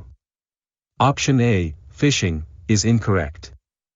Phishing is a social engineering attack aimed at tricking users into providing sensitive information, such as usernames, passwords, or credit card details, usually through deceptive emails or websites. While phishing involves malicious intent, it does not specifically involve injecting code into applications to exploit vulnerabilities. Thus, it does not fit the description given in the question. Option B, spoofing, is also incorrect. Spoofing refers to impersonating another user or device on a network to gain unauthorized access or information. This could involve faking an IP address, email address, or other identifiers. While spoofing can be used in various attacks, it does not specifically involve injecting malicious code into applications to exploit vulnerabilities, making it irrelevant to the question. Option D, buffer overflow, is incorrect as well. A buffer overflow attack occurs when an attacker sends more data to a buffer than it can handle, leading to unintended behavior such as code execution or crashes. While buffer overflows can exploit vulnerabilities in applications, they are a specific type of attack that relies on memory management issues rather than injecting malicious code in the same manner as XSS. Therefore, it does not align with the description provided in the question.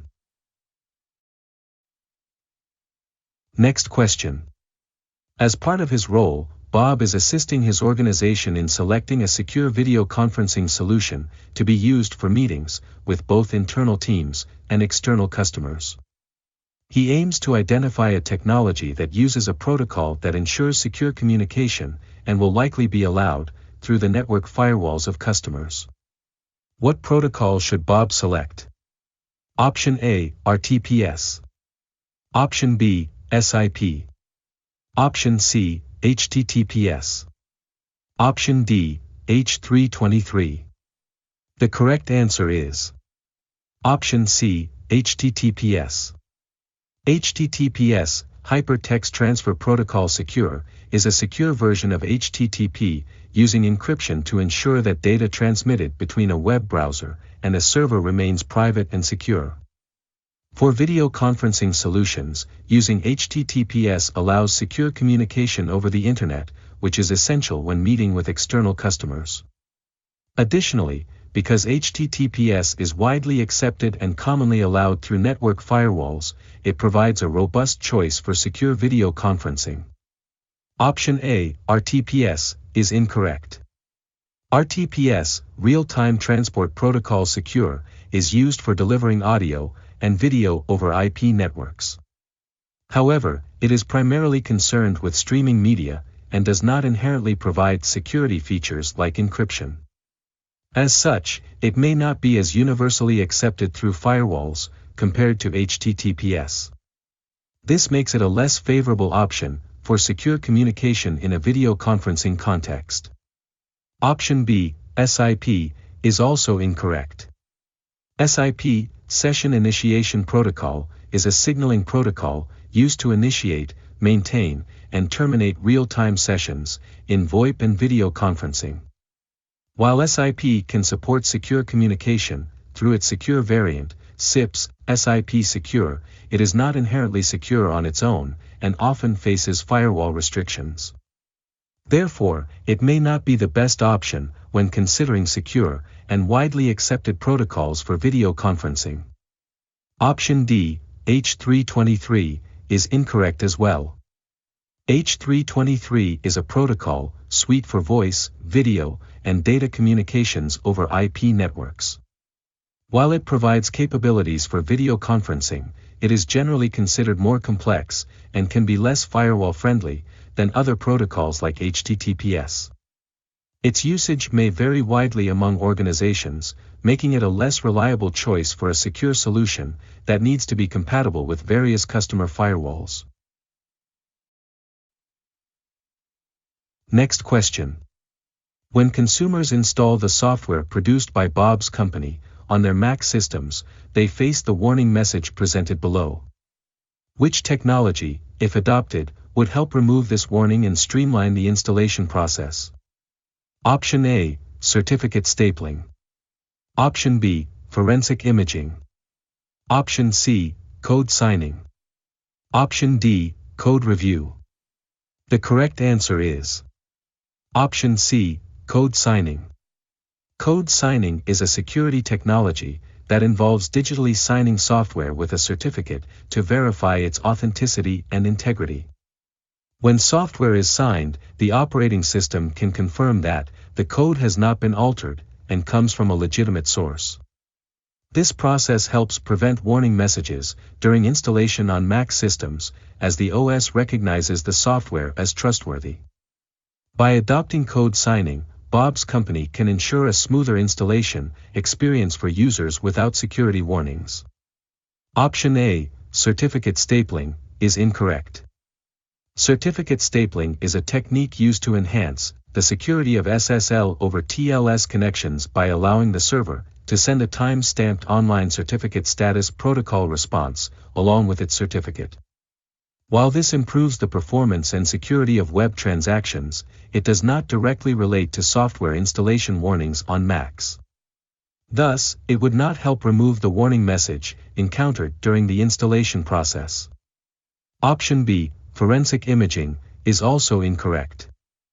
Forensic imaging refers to creating a complete and bit-for-bit copy of a storage device, typically used in digital forensics to preserve evidence. This technology is not relevant to software installation or addressing warning messages. It does not provide any mechanism to ensure that the software is recognized as safe during installation on Mac systems. Option D, code review, is incorrect as well. Code review is a practice where developers examine each other's code for errors and improvements before deployment. While this is a critical step in the software development lifecycle to ensure quality and security, it does not directly address the installation warnings users face on Macs. Code review does not provide any means to certify the software as trustworthy for installation. Next question. Which security team is responsible for defining the rules of engagement that guide a cybersecurity exercise? Option A, Purple Team. Option B, Red Team. Option C, White Team. Option D, Blue Team. The correct answer is Option C, White Team. The White Team is tasked with defining the rules of engagement for cybersecurity exercises. This team outlines the objectives, parameters, and guidelines that govern the conduct of the exercise. Their role is crucial in ensuring that all participants understand their responsibilities and the scope of the exercise, enabling a structured and effective evaluation of security practices. Option A, Purple Team, is incorrect. The Purple Team serves as a collaborative entity between the Red Team and the Blue Team. Their primary function is to enhance communication and cooperation between these teams, helping to improve overall security posture. However, they do not define the rules of engagement. This responsibility falls to the White Team. Option B, Red Team, is also incorrect. The Red Team is focused on simulating attacks to identify vulnerabilities in an organization's security systems. Their role is to act as the adversary, testing defenses by employing various offensive tactics. While their insights are valuable, they operate within the framework established by the White Team and do not set the rules of engagement. Option D, Blue Team, is incorrect as well. The Blue Team is responsible for defending against attacks and managing incident response. They focus on protecting the organization's assets and responding to threats. Like the Red Team, they operate within the guidelines set by the white team and do not define the rules of engagement for the exercise.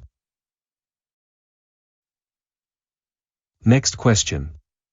Which method is used to test an application in its live environment, aiming to identify vulnerabilities that are not apparent through static analysis methods? Option A, threat feed. Option B, package monitoring. Option C, system audit. Option D, dynamic analysis. The correct answer is Option D, dynamic analysis. Dynamic analysis is a testing method that involves evaluating an application while it is running in its live environment. This approach allows testers to identify vulnerabilities that may not be visible through static analysis methods, which only analyze the code without executing it. By observing the application's behavior in real time, dynamic analysis can uncover issues such as runtime errors, memory leaks, and security vulnerabilities that occur during operation. This makes it a crucial component of a comprehensive security assessment. Option A, threat feed, is incorrect. A threat feed provides real-time information about emerging threats and vulnerabilities in the cybersecurity landscape. While it is a valuable resource for staying informed about potential risks, it does not involve testing an application directly. Threat feeds serve more as intelligence sources, rather than methods for evaluating applications in their live environments. Option B, package monitoring, is also incorrect. Package monitoring refers to tracking and analyzing software packages, often to ensure compliance and security within a software supply chain. While it can help detect issues related to package integrity and updates, it does not specifically test an application in its live environment. It is more focused on monitoring the status of packages, rather than assessing the application's behavior during execution. Option C, system audit, is incorrect as well. A system audit is a comprehensive evaluation of an organization's IT systems to ensure compliance with policies and standards. It often includes reviewing configurations, access controls, and security measures, but it does not specifically involve testing an application in its live environment for vulnerabilities. System audits tend to be more focused on overall system security, rather than dynamic testing of applications. Next question. Which of the following options utilizes SAML for its authentication process? Option A, HOTP. Option B, Federation. Option C, Kerberos. Option D, TOTP. The correct answer is Option B, Federation. SAML, Security Assertion Markup Language, is primarily used for federated identity management, which allows users to authenticate across different domains or applications without needing multiple login credentials. In a federated environment, SAML enables the exchange of authentication and authorization data between identity providers and service providers, facilitating seamless single sign-on experiences. Thus, Federation utilizes SAML for its authentication processes, making it the correct choice. Option A, HOTP, is incorrect. HOTP, HMAC-based one-time password, is an authentication mechanism that generates one-time passwords based on a shared secret and a counter. While it enhances security, particularly for two-factor authentication, it does not use SAML for its authentication process. HOTP operates independently of SAML and focuses on generating time-sensitive passwords. Option C, Kerberos, is also incorrect. Kerberos is a network authentication protocol that uses secret key cryptography to authenticate users and services within a secure environment. It operates based on a ticketing system and does not utilize SAML. Kerberos is a separate authentication method that has its own mechanisms for secure authentication, distinct from SAML's federated approach. Option D, TOTP, is incorrect as well. TOTP, time-based one-time password, is another method for generating one-time passwords, similar to HOTP, but it bases its generation on the current time, rather than a counter. Like HOTP, TOTP enhances security, but does not involve SAML in its authentication process. TOTP is also independent and used primarily for two-factor authentication. Next question. Amanda shares a hypothetical scenario with her team and follows up with questions about their responses, potential difficulties they anticipate, and how they would address those difficulties. What type of exercise is this? Option A, a walkthrough. Option B, a drill. Option C, a simulation. Option D, a tabletop exercise. The correct answer is Option D, a tabletop exercise. A tabletop exercise is a discussion-based session where team members gather to discuss their responses to a hypothetical scenario. Participants analyze potential difficulties they might encounter and explore strategies for addressing those issues.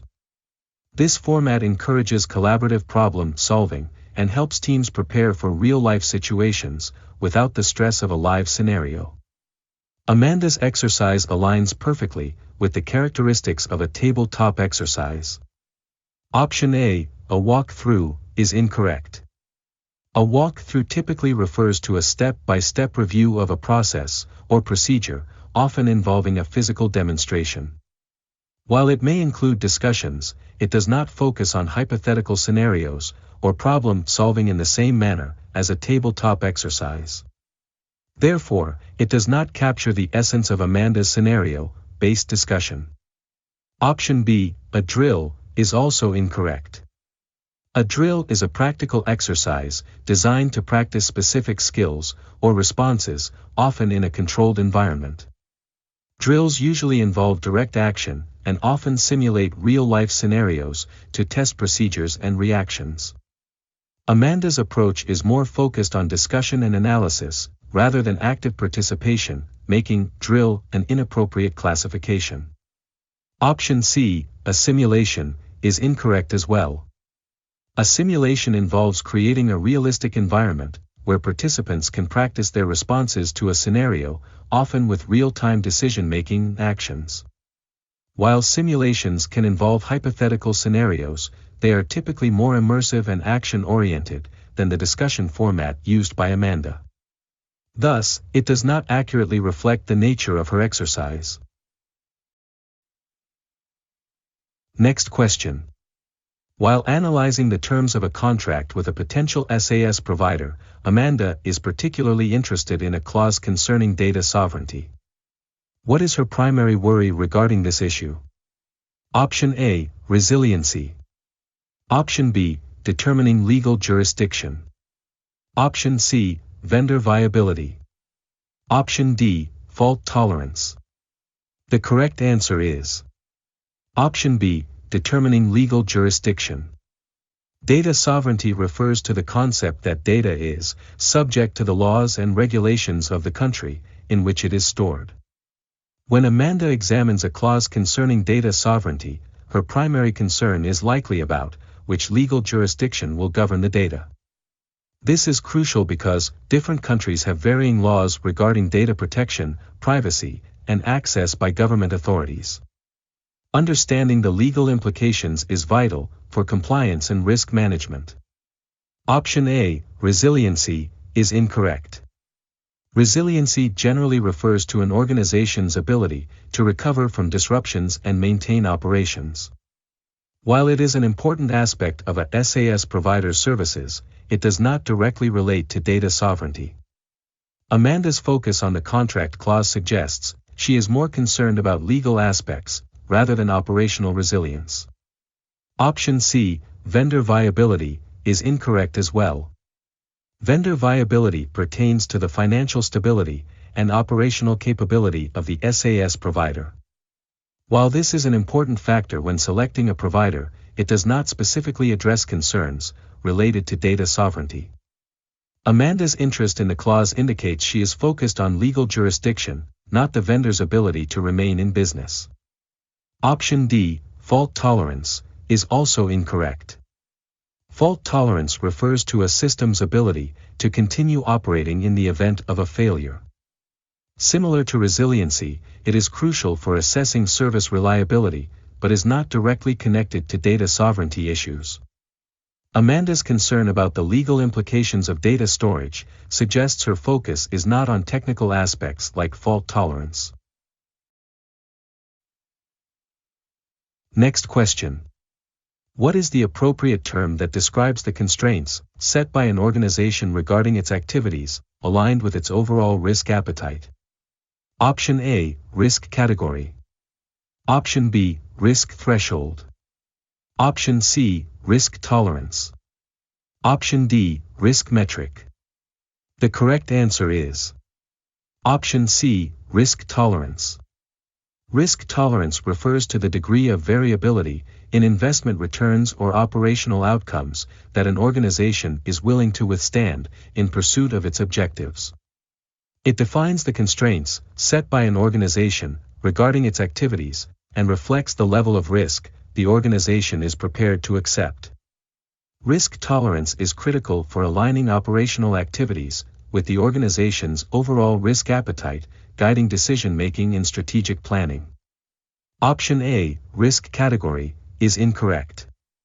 Risk category refers to the classification of different types of risks that an organization may face, such as operational, financial, strategic, or compliance risks. While it helps in understanding the various risks an organization encounters, it does not describe the constraints or limits set by the organization concerning its activities. Therefore, it is not the correct term for this context. Option B, risk threshold, is also incorrect. Risk threshold represents the specific point at which a risk becomes unacceptable for an organization. It defines the maximum level of risk that is tolerable before action must be taken to mitigate it. While closely related to risk tolerance, it specifically indicates a limit, rather than the broader concept of an organization's willingness to accept risk in its activities. Thus, it does not fully capture the essence of the question. Option D, risk metric, is incorrect as well. Risk metric refers to a quantitative measure used to assess the level of risk associated with a particular investment or operational decision. Metrics can help organizations gauge risks, but do not describe the constraints or boundaries set for activities aligned with risk appetite. This term is focused more on measurement, rather than the concept of acceptance or tolerance of risk. Next question. What specific key is kept confidential and is utilized for decrypting data in the context of asymmetric encryption techniques? Option A, key escrow. Option B, symmetric key. Option C, public key. Option D, private key. The correct answer is Option D, private key. In asymmetric encryption, two keys are used, a public key and a private key. The public key is shared openly and used for encrypting data, while the private key is kept confidential by the owner and is used to decrypt the data that has been encrypted with the corresponding public key. This separation of keys enhances security, as only the holder of the private key can decrypt the data. Option A, key escrow, is incorrect. Key escrow refers to a security arrangement in which a third party holds a copy of encryption keys. This is not a type of key used for decryption in asymmetric encryption, but rather a method of key management. Key escrow does not relate to the direct decryption process, and does not pertain to the confidentiality of a key used specifically in asymmetric encryption. Option B, symmetric key, is incorrect as well. A symmetric key is used in symmetric encryption, where the same key is employed for both encryption and decryption. Unlike asymmetric encryption, which utilizes a pair of keys, symmetric encryption relies on a single key that must remain confidential. Therefore, the symmetric key does not fit the context of the question, which specifically addresses asymmetric encryption. Option C, public key, is also incorrect. The public key is the counterpart to the private key in asymmetric encryption. It is used for encrypting data, and is meant to be shared openly. However, the public key is not kept confidential, and is not used for decryption. That role is fulfilled by the private key. Thus, the public key does not answer the question about the key used for decryption. Next question. Which policy explicitly defines the ownership rights of information that is generated or utilized within an organization? Option A, a data retention policy. Option B, a data governance policy. Option C, an information security policy. Option D, an acceptable use policy. The correct answer is Option B, a data governance policy. A data governance policy establishes the framework for managing data within an organization, including defining ownership rights, data quality, data management practices, and compliance. This policy explicitly outlines who owns the information created or used, ensuring clarity regarding data stewardship and accountability throughout the organization. Option A, a data retention policy, is incorrect. A data retention policy focuses on how long different types of data should be kept, and when they should be deleted. While it may reference ownership indirectly, its primary goal is to manage data lifecycle and compliance with legal requirements, rather than explicitly defining ownership rights of information. Option C, an information security policy, is incorrect as well. An information security policy outlines the measures and practices for protecting information assets from unauthorized access, disclosure, or destruction. Although it may touch on data ownership, in the context of security, its main focus is on safeguarding information, rather than clearly defining ownership rights. Option D, an acceptable use policy, is also incorrect. An acceptable use policy specifies the acceptable behaviors and practices for using an organization's information systems and resources. While it may include guidelines about data handling, it does not explicitly define ownership rights regarding the information created or utilized within the organization. Next question. What AAA protocol is suitable for verifying the identity of remote users and enabling their access to a network environment? Option A, SSH. Option B, Radius. Option C, OAuth. Option D, RDP. The correct answer is Option B, Radius. Radius, Remote Authentication Dial in User Service, is a widely used AAA protocol that provides centralized authentication for remote users. It enables organizations to verify the identity of users trying to access the network, manage their access permissions, and account for their activities. Radius is particularly effective for managing remote access, and is commonly used in conjunction with network devices like VPNs and wireless access points. Option A, SSH, is incorrect. SSH, Secure Shell, is a protocol used to securely access and manage network devices or systems over an unsecured network. While it provides authentication and encryption, it is primarily designed for secure remote command line access, rather than serving as a comprehensive AAA protocol for managing user access and permissions in a network environment. Option C, OAuth, is incorrect as well. OAuth is an authorization framework that allows third-party applications to obtain limited access to user accounts on an HTTP service.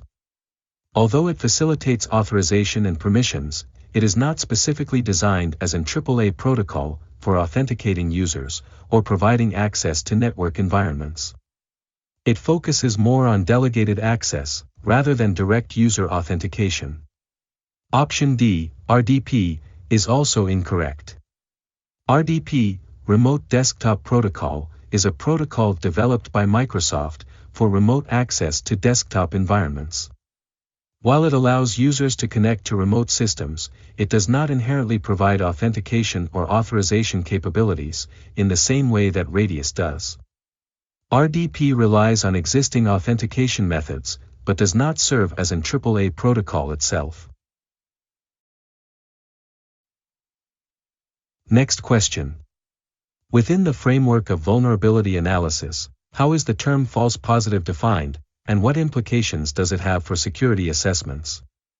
Option A, a perceived vulnerability that does not actually exist.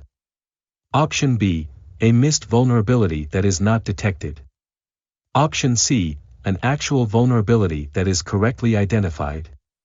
Option D, a vulnerability that has already been patched. The correct answer is Option A, a perceived vulnerability that does not actually exist. In the context of vulnerability analysis, a false positive refers to a situation where a security assessment identifies a potential vulnerability that upon further investigation is determined not to exist. This can lead to unnecessary alarm and may divert resources away from genuine vulnerabilities that need attention. False positives can impact the efficiency of security assessments, as they can cause analysts to waste time investigating non-issues instead of focusing on real threats. Option B, a missed vulnerability that is not detected, is incorrect. This describes a false negative, not a false positive. A false negative occurs when a vulnerability is present, but goes undetected during the assessment process. This situation poses a significant risk, as it can leave an organization exposed to real threats, but it is distinct from the concept of a false positive. Option C, an actual vulnerability that is correctly identified, is incorrect as well. This statement is contradictory to the definition of a false positive. If a vulnerability is accurately identified, it is not considered a false positive, rather, it is a true positive. This represents effective vulnerability detection, which is the opposite of what a false positive indicates. Option D, a vulnerability that has already been patched, is also incorrect. While a patched vulnerability may no longer pose a risk, it does not fit the definition of a false positive. If a vulnerability has been patched, it should not be flagged as a current vulnerability in a vulnerability assessment. Thus, this option does not accurately describe the concept of a false positive. Next question. A company utilizes a risk management framework that employs a color-coded visual representation to assess risks, incorporating elements such as severity ratings and the significance of vulnerabilities. What concept does this illustrate? Option A, risk matrix or heat map. Option B, inherent risk. Option C, quantitative. Option D, risk register. The correct answer is Option A, risk matrix or heat map. A risk matrix, often referred to as a heat map, is a visual tool used in risk management to represent risks according to their severity and likelihood. The color-coded system allows organizations to quickly assess and prioritize risks based on their criticality. Each color typically corresponds to a different level of risk severity, helping teams identify which vulnerabilities require immediate attention. Option B, inherent risk, is incorrect. Inherent risk refers to the level of risk present, in the absence of any controls or mitigation strategies. While it is a critical concept in risk management, it does not involve visual representation or color coding. This option focuses on the risk itself, rather than how it is visually depicted. Option C, quantitative, is incorrect as well. Quantitative risk analysis involves the numerical assessment of risk, often using statistical methods, to determine the likelihood and impact of risks. While this can be part of risk management, it does not involve the color-coded visual representation that is characteristic of a risk matrix or heat map. Thus, this option is not applicable to the description provided. Option D, risk register, is also incorrect. A risk register is a document or tool used to log identified risks, their severity, and the actions taken to mitigate them. While it may contain information about risks, it is not typically visualized using color codes. Instead, it serves as a detailed record, rather than a visual assessment tool. Next question. After detecting unusual patterns in network traffic, a security administrator is concerned that a certificate used by their company's web server for website security may have been compromised. What measures should the administrator implement to rectify this issue? Option A, generate a new key pair for the same certificate. Option B, create a new certificate authority. Option C, verify the validity from the certificate revocation list. Option D, generate a new certificate with the same key pair. The correct answer is Option C, verify the validity from the certificate revocation list. When a security administrator suspects that a certificate may have been compromised, the first step is to verify its status. The certificate revocation list is a mechanism used to determine whether a digital certificate is still valid or has been revoked. Checking the certificate revocation list helps the administrator understand if the certificate has been compromised and whether it should be replaced or revoked immediately. Option A, generate a new key pair for the same certificate, is incorrect. While generating a new key pair is a good practice, if a certificate is compromised, it is not the immediate step to take. If the certificate is still valid, but just suspected of compromise, generating a new key pair, without first verifying the certificate status, could lead to unnecessary complications. Option B, create a new certificate authority, is incorrect as well. Creating a new certificate authority is an extreme measure and generally unnecessary for a compromised certificate. The CA's role is to issue certificates, and if a single certificate is suspected of being compromised, it's more efficient to handle that specific certificate rather than creating a whole new CA. Option D, generate a new certificate with the same key pair, is also incorrect. Generating a new certificate with the same key pair does not effectively address the potential compromise. If the original key pair is compromised, using it again does not enhance security and could lead to the new certificate being vulnerable as well. Next question. An IT company faces unexpected challenges that necessitate relocating all its operations from the main office to alternative off-site locations. Which type of plan would most likely be referenced to facilitate this transition? Option A, the Disaster Recovery Plan. Option B, the Incident Response Plan. Option C, the Retention Policy.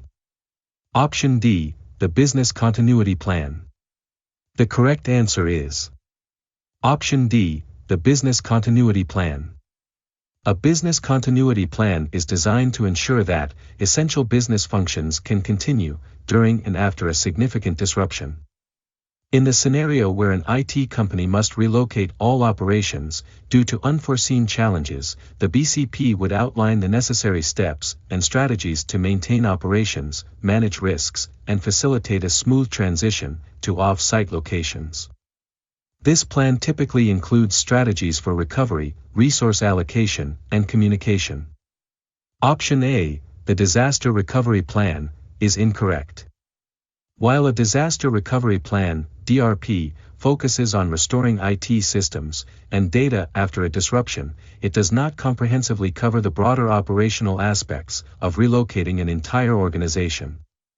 The DRP is more focused on technical recovery rather than overall business operations, making it less suitable for this specific transition.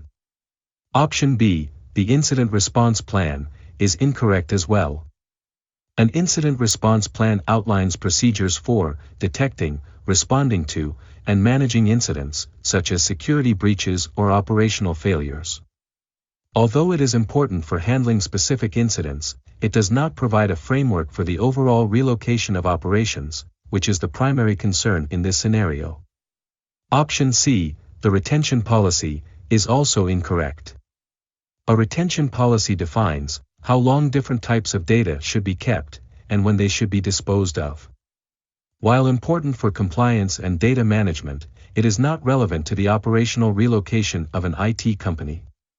This option does not address the transition process at all. Next question. After uncovering a data exfiltration issue during a penetration test, what would be the best course of action for the client to implement, in order to reduce the risk of this security threat. Option A, analyze the firewall logs to locate the source of the ongoing connection. Option B, implement measures to isolate critical servers and resources. Option C, temporarily disconnect the entire network from the internet. Option D, conduct a comprehensive scan to detect any potential vulnerabilities. The correct answer is Option B, implement measures to isolate critical servers and resources. Isolating critical servers and resources is an effective immediate response to mitigate data exfiltration risks. By restricting access to sensitive systems and data, the organization can minimize the potential for further unauthorized access or data loss. This action helps to contain the threat and protect vital information, while additional measures are assessed and implemented. Option A is incorrect. While analyzing firewall logs is a valuable step in understanding the nature of the data exfiltration, it does not provide immediate protection against ongoing threats. Simply analyzing logs does not directly prevent or mitigate the risk. Proactive measures are necessary to secure the environment. Option C is incorrect as well. Disconnecting the entire network can be an extreme measure and might not be practical for ongoing business operations. This action could disrupt essential services and communication. While it might prevent further data exfiltration, it is not a sustainable solution and does not address the root cause of the issue. Option D is also incorrect in this context. Conducting a comprehensive scan is important for identifying vulnerabilities, but it is a reactive measure. This step may take time to execute, and during that time, the risk of data exfiltration could persist. It's critical to take immediate action to contain the threat first, rather than waiting for a scan to conclude. Next question. According to the backup plan detailed in the image below, what kind of backup is scheduled for Thursday? Option A, snapshot. Option B, differential. Option C, full. Option D, incremental. The correct answer is Option B, differential. A differential backup captures only the data that has changed since the last full backup. If the backup plan specifies that Thursday's backup is a differential, it would mean that all changes made since the last full backup are included.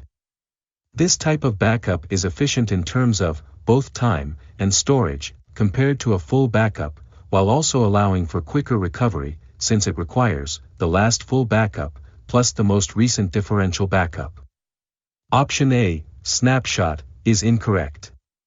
A snapshot is a point-in-time representation of a system or data, but it is not a traditional backup type, like full, differential, or incremental.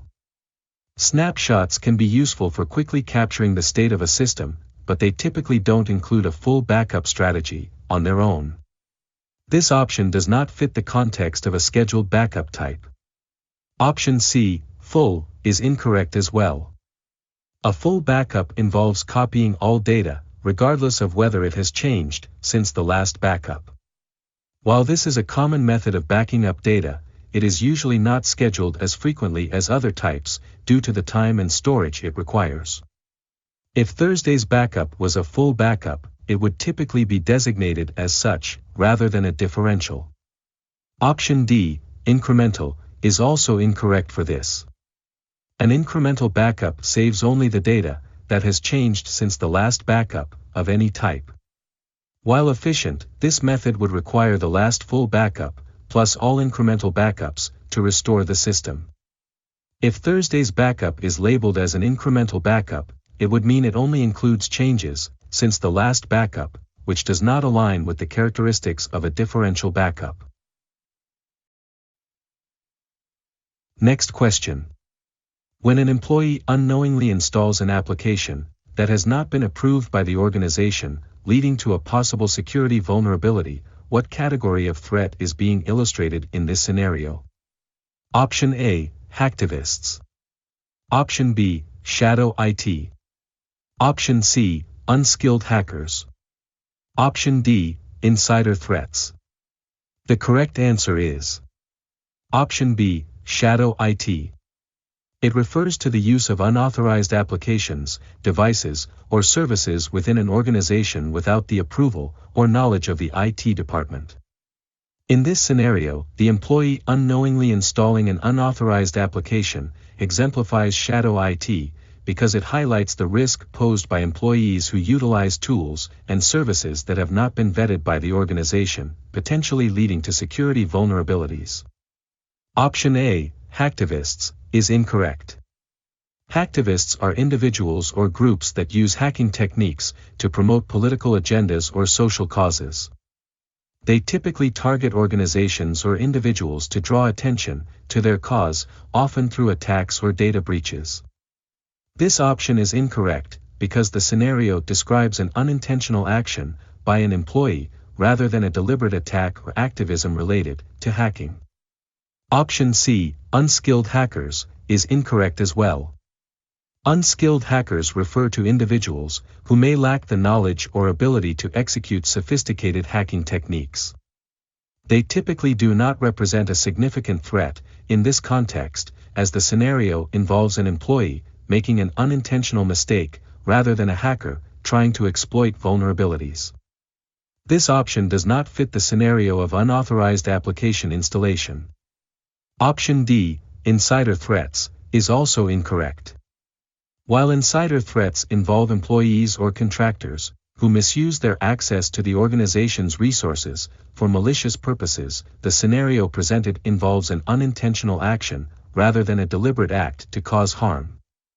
Although it could be argued that the scenario does touch on aspects of insider threats, it is more accurately categorized under shadow IT, where the primary issue is the installation of unauthorized software.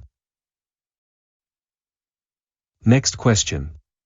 When configuring RAID 5 redundancy for his server's hard drives, what is the minimum number of disks Bob must have available to ensure the system functions as intended? Option A, 5. Option B, 2. Option C, 3. Option D, 1. The correct answer is option C, 3.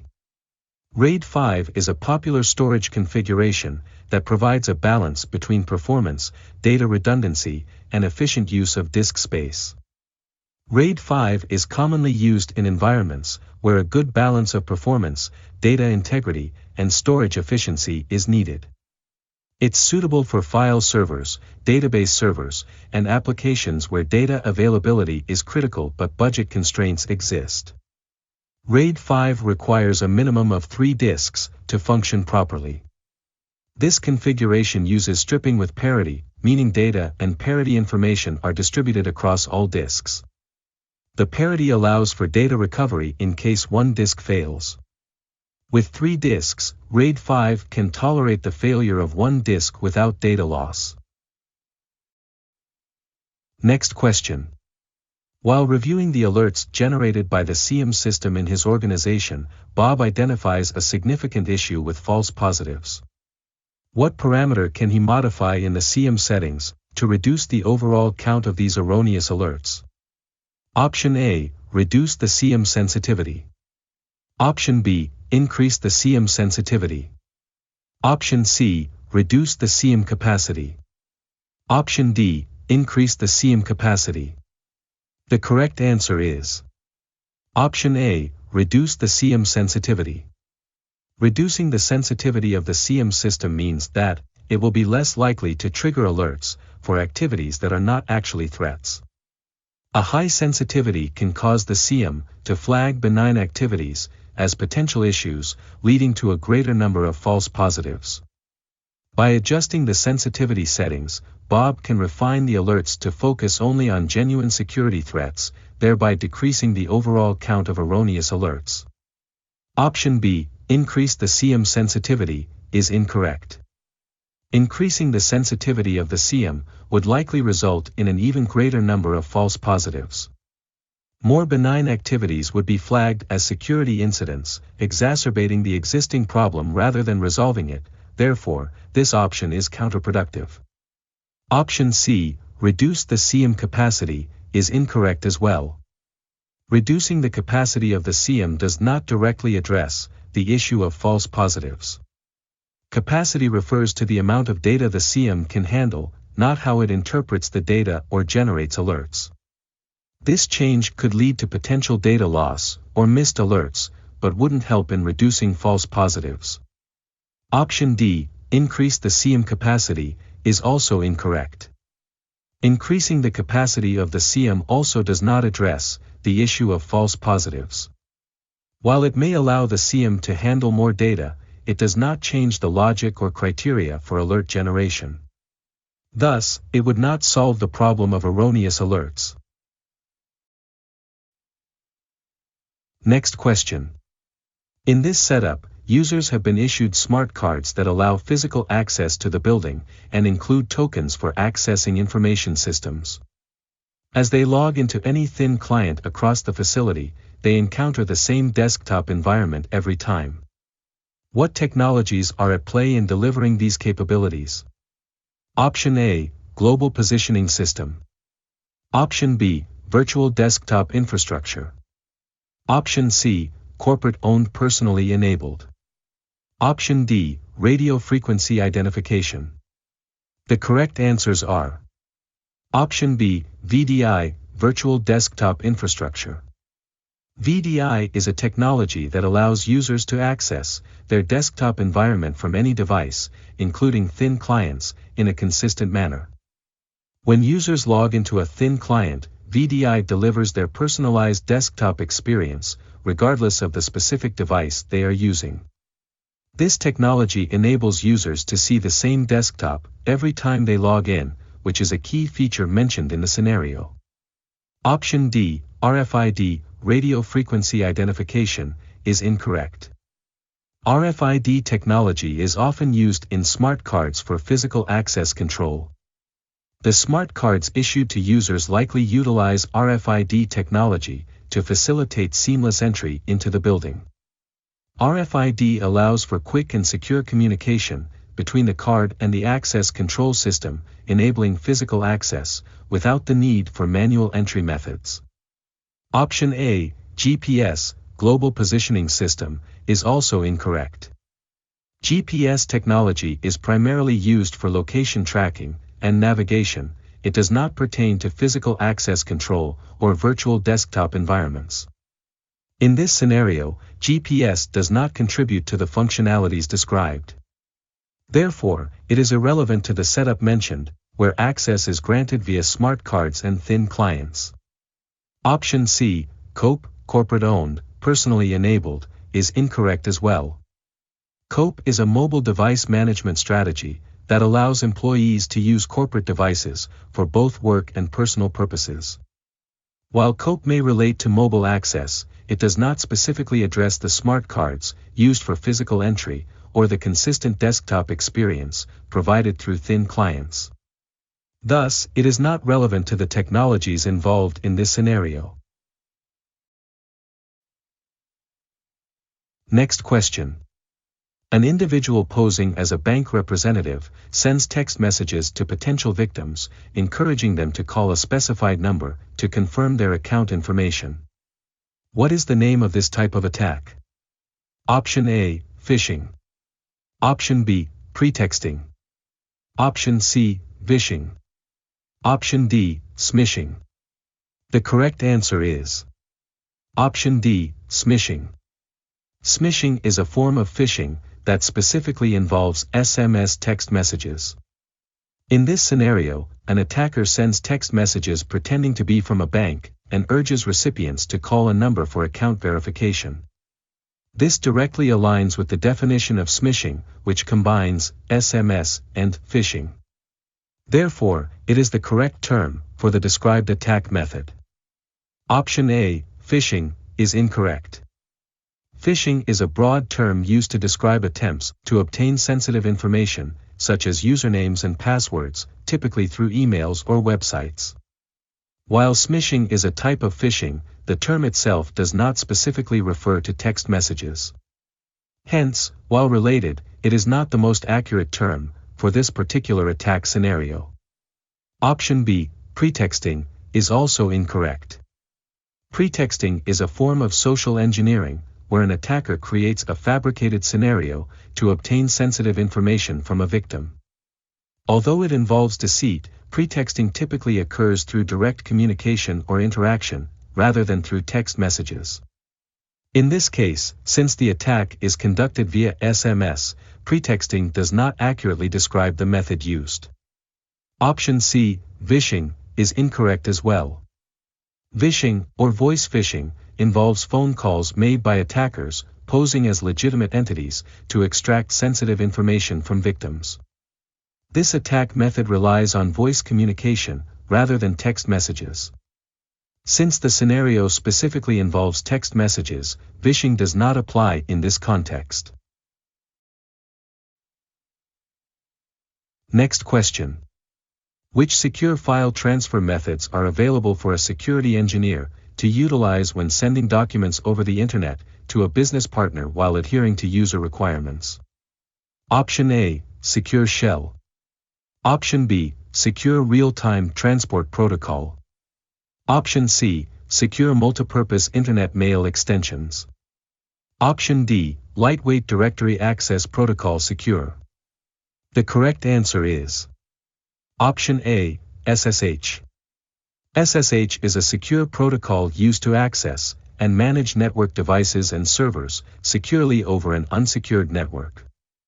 It encrypts the data transmitted between the client and the server, ensuring that files sent using SSH are protected against eavesdropping and tampering. For transferring files, SSH can be used in conjunction with protocols like SCP or SFTP, SSH File Transfer Protocol, making it an ideal choice for securely sending documents to a business partner. Option B, SRTP, Secure Real-Time Transport Protocol, is incorrect. SRTP is primarily used for securing real-time communications, such as voice and video transmissions. It provides encryption, message authentication, and integrity, but it is not designed for file transfer. Therefore, SRTP is not suitable for sending documents over the Internet. Its application is limited to streaming media. Option C, SMIME, Secure Multipurpose Internet Mail Extensions, is also incorrect. SMIME is a standard for public key encryption and signing of MIME data, which is often used for securing email communications. While it provides security for email attachments, it is not specifically a file transfer method. SMIME is focused on encrypting email messages, rather than transferring files directly over the Internet, making it less applicable for the scenario described. Option D, LDAP's Lightweight Directory Access Protocol Secure, is incorrect as well. LDAPS is an extension of LDAP that provides secure access to directory services over a network. It encrypts data exchanges between a client and a directory server, but it is not designed for transferring files. LDAPS is mainly used for secure communication with directory services, rather than for sending documents or files over the Internet. Next question. A rogue system is continuously flooding a server with a massive influx of SYN packets. Which of the following descriptions most accurately conveys the effect of this activity? Option A, the server will crash when trying to reassemble all the fragmented packets. Option B, the server will be unable to serve clients due to lack of bandwidth. Option C, the server will exhaust its memory maintaining half-open connections. Option D, the server's firewall will be unable to effectively filter traffic due to the amount of data transmitted. The correct answer is Option C, the server will exhaust its memory maintaining half-open connections. When a server receives a large number of SYN packets, it initiates a TCP handshake process and creates half-open connections. Each half-open connection consumes memory resources on the server. If the influx of SYN packets continues without corresponding ACK packets, the server will eventually exhaust its available memory. This condition can lead to a denial of service, as legitimate connections may be denied due to lack of resources. Option A is misleading. Because SYN packets are not typically fragmented, in the same way that data packets are. The server does not crash solely due to attempting to reassemble SYN packets. Instead, the issue arises from the overwhelming number of half-open connections, consuming resources.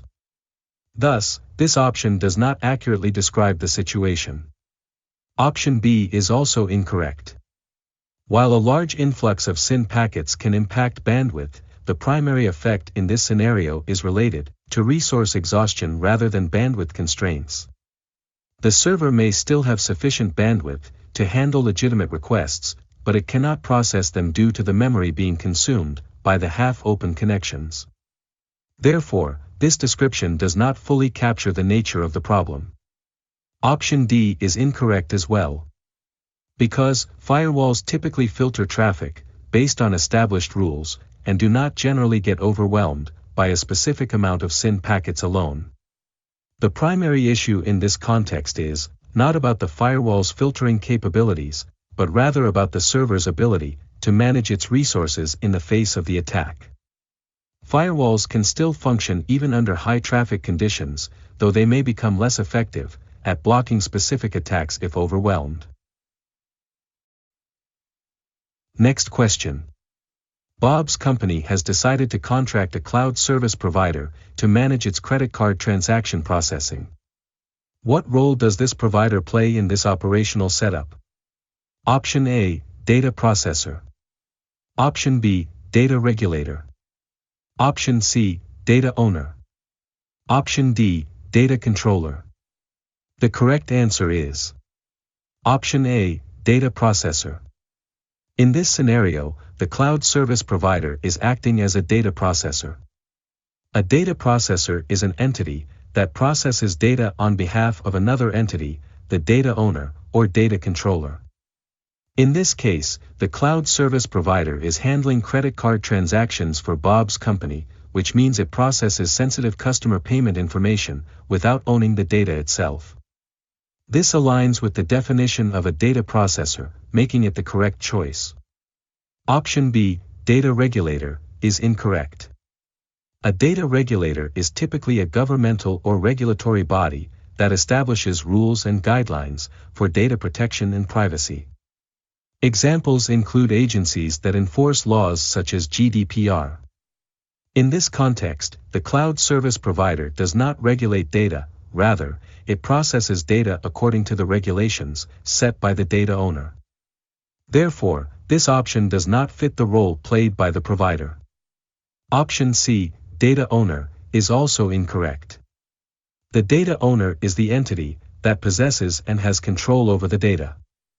In this scenario, Bob's company owns the credit card transaction data, as they are the ones conducting the transactions and managing customer relationships. The cloud service provider does not own the data being processed, thus, this option is incorrect. Option D, data controller, is incorrect as well. A data controller is responsible for determining how and why personal data is processed. While Bob's company would likely be the data controller in this situation, the cloud service provider is not exercising control over the data, it is simply processing it, according to the instructions of the data controller. Hence, this option does not accurately describe the role of the provider. Next question. If a particular data type is regulated by governmental agencies or specific industry standards, especially in sectors like healthcare or finance, what classification does it fall under? Option A, regulated.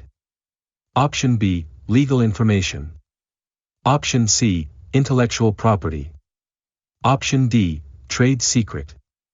The correct answer is Option A, regulated. When a data type is subject to governmental or industry-specific regulations, particularly in sectors like healthcare or finance, it is classified as regulated data. This classification indicates that the data must adhere to specific laws and guidelines designed to protect sensitive information. Examples include HIPAA regulations for health data and PCI DSS standards for financial transactions, making regulated the most accurate classification. Option B, legal information, is incorrect. While legal information may be subject to regulations, it is a broader term that does not specifically encompass data types regulated by governmental agencies or industry standards. Legal information can include various types of data, not limited to sensitive sectors like healthcare or finance. Therefore, it does not directly relate to the classification of data, subject to specific regulations. Option C, intellectual property, is also incorrect. Intellectual property refers to creations of the mind, such as inventions, artistic works, and symbols, and is protected by law through patents, copyrights, and trademarks. While important, it does not directly pertain to data types that are regulated by governmental or industry standards. Thus, this classification is not relevant to the context of regulated data types. Option D, trade secret, is incorrect as well. A trade secret is a confidential business information that provides a competitive edge, such as formulas, practices, or processes. While trade secrets can be legally protected, they are not necessarily regulated in the same way as healthcare or financial data. This makes the classification trade secret inaccurate in the context of the question regarding government or industry regulations. Next question. What specific actions or techniques are encompassed by the term lateral movement during network penetration testing? Option A, moving from one compromised system to another within the same network. Option B, escalating privileges from a user level to an administrative level. Option C, the process of moving deeper into a network to gain more control. Option D, the technique of switching between different network protocols. The correct answer is Option A, moving from one compromised system to another within the same network.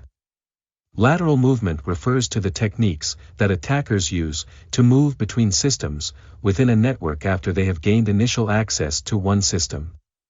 The goal is to access additional systems and resources, thereby expanding their control over the network. This is a key phase in network penetration testing, as it simulates the actions of a real attacker who aims to exploit multiple systems to gather data or achieve further objectives. Option B is incorrect. While privilege escalation is a critical part of penetration testing, it refers specifically to gaining higher access rights on a single system rather than moving laterally within a network. Lateral movement involves navigating across different systems after an initial compromise, whereas privilege escalation focuses on gaining higher privileges on the same machine. Option C is also incorrect. This option is somewhat vague and could be confused with lateral movement, but it does not accurately define it. While lateral movement can be a method to gain more control, the term specifically refers to the act of moving from one compromised system to another within the same network. Moving deeper does not clearly convey the specific action of lateral movement. Option D is incorrect as well. This option is unrelated to the concept of lateral movement. Switching between network protocols involves changing the method of communication between devices, but does not pertain to moving between compromised systems. Lateral movement is focused on system access and control, not on the technical aspects of protocol communication. Next question. After installing a new AAA server, a technician has configured it to facilitate access control for the network team over the company's routers and switches. This configuration involves adding all network team members to a group called network_team, and then linking that group to the relevant allow_access list, thereby restricting access solely to network team members. After confirming their successful login to various network devices set up to use the AAA server, the network team members proceed with their tasks. Weeks later, an auditor inquires about reviewing the access log sample that was generated during this period. Considering the details presented, what recommendations would be most appropriate for the auditor to suggest? Option A, configure the allow_access group logic to use and, rather than or. Option B, remove the domain_users group from allow_access group. Option C, disable groups nesting for the allow_access group in the AAA server. Option D, move the network_team group to the top of the allow_access list. The correct answer is Option B, remove the domain_users group from allow_access group. This recommendation is appropriate because the scenario specifies that only members of the network_team group should have access to the company's routers and switches. If the domain_users group is included in the allow_access group, it could potentially grant access to all users within the domain, which would violate the restriction intended for only network team members. Therefore, removing the domain_users group ensures that access is limited strictly to the authorized network_team group. Option A does not address the issue at hand. The logic for access control lists is typically structured around whether members belong to one group or another. Changing the logic from or to and could complicate access unnecessarily. In this scenario, the main concern is ensuring that only network_team members have access, which is better achieved by removing the domain_users group rather than modifying logical conditions. Option C is also incorrect. While disabling group nesting could potentially help clarify access control, it does not directly resolve the core issue of unauthorized access by the domain_users group. The primary recommendation should focus on the immediate requirement to ensure that only network_team members have access. Disabling group nesting may create more administrative overhead without addressing the primary concern of unauthorized access. Option D is incorrect as well. While prioritizing the network_team group in the access list might seem beneficial, it does not inherently solve the problem of unauthorized access from the domain_users group. Access control typically operates based on whether a user is part of the group or not. Thus, simply moving the network_team group up in the list will not prevent access for users in the domain_users group. The most effective action is to remove domain_users from the list entirely. Next question. Which of the following options successfully utilizes two-factor authentication as a method for securing user access? Option A, at ATM requiring a credit card and PIN. Option B, a computer requiring username and password. Option C, a phone system requiring a PIN to make a call. Option D, a data center man trap requiring fingerprint and iris scan. The correct answer is Option A, at ATM requiring a credit card and PIN. This option exemplifies two-factor authentication because it requires two different forms of verification, something you have and something you know. By requiring both components, the ATM ensures that even if one element is compromised, unauthorized access is still prevented without the physical card. Option B, a computer requiring username and password, is incorrect. This option represents a single-factor authentication method. It relies solely on something you know, without requiring a second factor for verification. Therefore, it does not qualify as two-factor authentication, which necessitates an additional layer of security. Option C, a phone system requiring a PIN to make a call, is also incorrect. This scenario also illustrates single-factor authentication, since it only requires one piece of information, the PIN. There is no second verification factor involved. Hence, it does not meet the criteria for two-factor authentication. Option D, a data center man trap requiring fingerprint and iris scan, is incorrect as well. While this option does involve two different biometric factors, fingerprint and iris scan, it is not classified as two-factor authentication in the traditional sense. Two-factor authentication typically involves two different categories of authentication methods, rather than multiple types within the same category. Thus, it does not fit the standard definition of two-factor authentication. Next question. In the context of enhancing security through multi-factor authentication, which option would provide the necessary third factor for an organization already utilizing a smart card and password? Option A, date of birth. Option B, PIN. Option C, fingerprints. Option D, TPM. The correct answer is Option C, fingerprints. Fingerprints serve as a strong third factor in multi-factor authentication because they are unique to each individual and belong to the category of something you are. In this context, the organization is already using a smart card and a password. Adding fingerprints provides an additional layer of security through biometric authentication, effectively enhancing the overall security framework. Option A, date of birth, is incorrect. While a date of birth is personal information, it is considered a weak form of authentication. It falls under something you know, but does not provide the additional security necessary as a third factor. Dates of birth can often be easily guessed or found, making them inadequate for strengthening security in a multi-factor authentication setup. Option B, PIN, is also incorrect.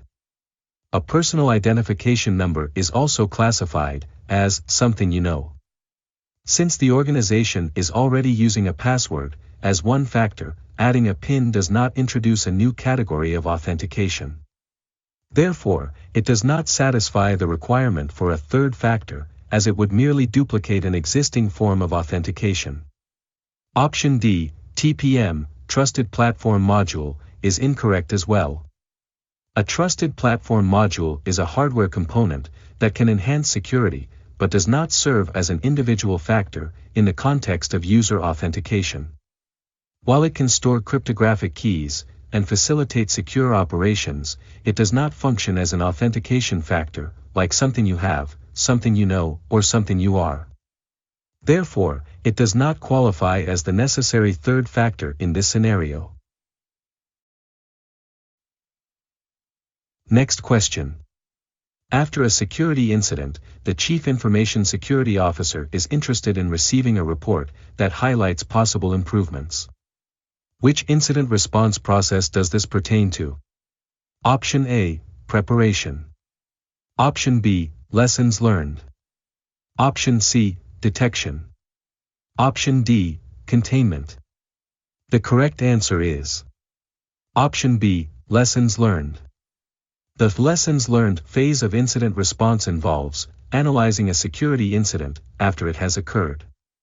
This process aims to identify what went well, what did not, and what improvements can be made to prevent similar incidents in the future. Since the Chief Information Security Officer is interested in receiving a report that highlights potential areas for improvement, this option aligns perfectly with that objective.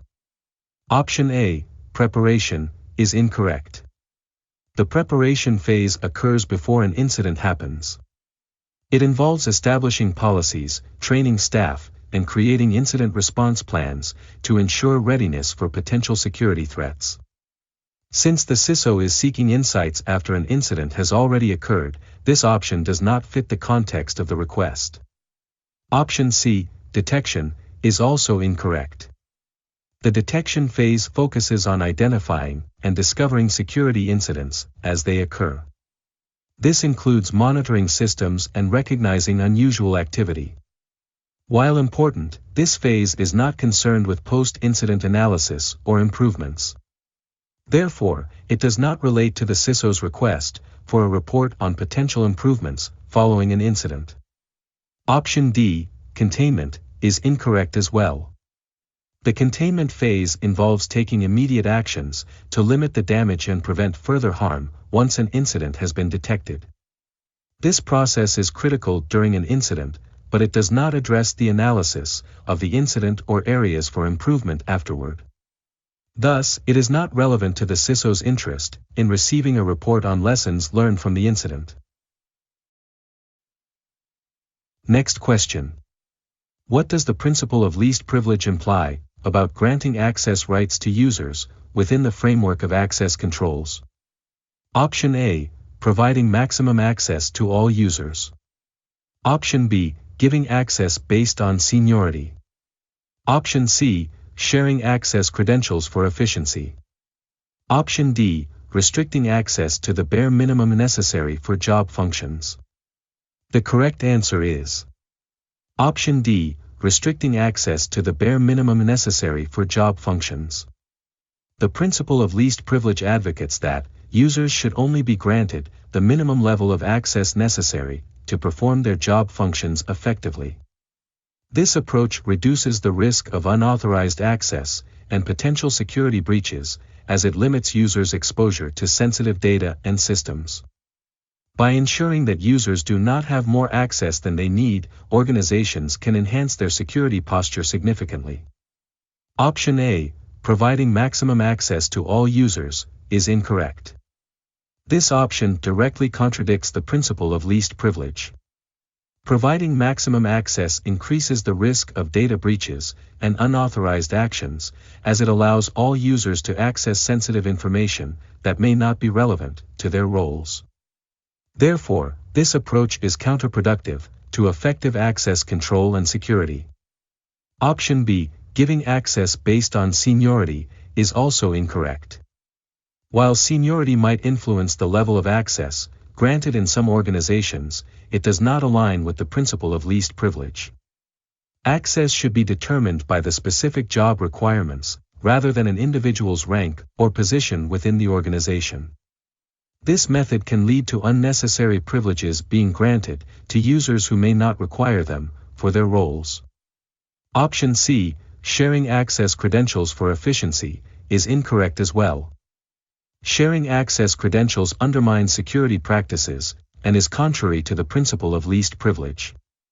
It can lead to accountability issues and makes it difficult to track who accessed what information. This practice increases the risk of unauthorized access and security breaches, making it an ineffective approach to access control. Next question. Which specific technology is focused on generating an encrypted connection online, facilitating secure remote access to a company's network infrastructure? Option A, software-defined wide area network. Option B, virtual private network. Option C, remote access. Option D, secure access service edge. The correct answer is Option B, virtual private network. A virtual private network, VPN, is specifically designed to create a secure, encrypted connection over the Internet. It allows users to remotely access a company's network infrastructure while ensuring that their data is protected from eavesdropping and interception. By encrypting the data transmitted between the user and the network, a VPN facilitates secure remote access, making it the ideal choice for this scenario. Option A, software-defined wide area network, SD-WAN, is incorrect. SD-WAN is a technology that enhances the management of wide area networks, WANs, by leveraging software to optimize traffic flow over various connection types. While SD-WAN can incorporate security features, its primary focus is on improving network performance and connectivity, rather than specifically generating encrypted connections for secure remote access. Thus, it does not directly address the need for an encrypted connection, like a VPN does. Option C, remote access, is also incorrect. While remote access refers to the ability to connect to a network from a distance, it is a general term and does not specify any particular technology. It encompasses various methods of accessing a network remotely, but does not inherently imply that the connection will be encrypted or secure. Therefore, it lacks the specificity required in the context of this question. Option D, Secure Access Service Edge, SASE, is incorrect as well. SASE is a security framework that combines network security functions with wide area networking capabilities in a cloud-delivered model. While it includes secure access components, SASE is broader in scope and does not solely focus on generating encrypted connections for remote access. Its aim is to provide a comprehensive security solution across various environments, rather than specifically creating an encrypted connection. Next question. What does the principle of least privilege emphasize about the assignment of permissions to users within the framework of access control measures? Option A, giving access based on seniority. Option B, restricting access to the bare minimum necessary for job functions.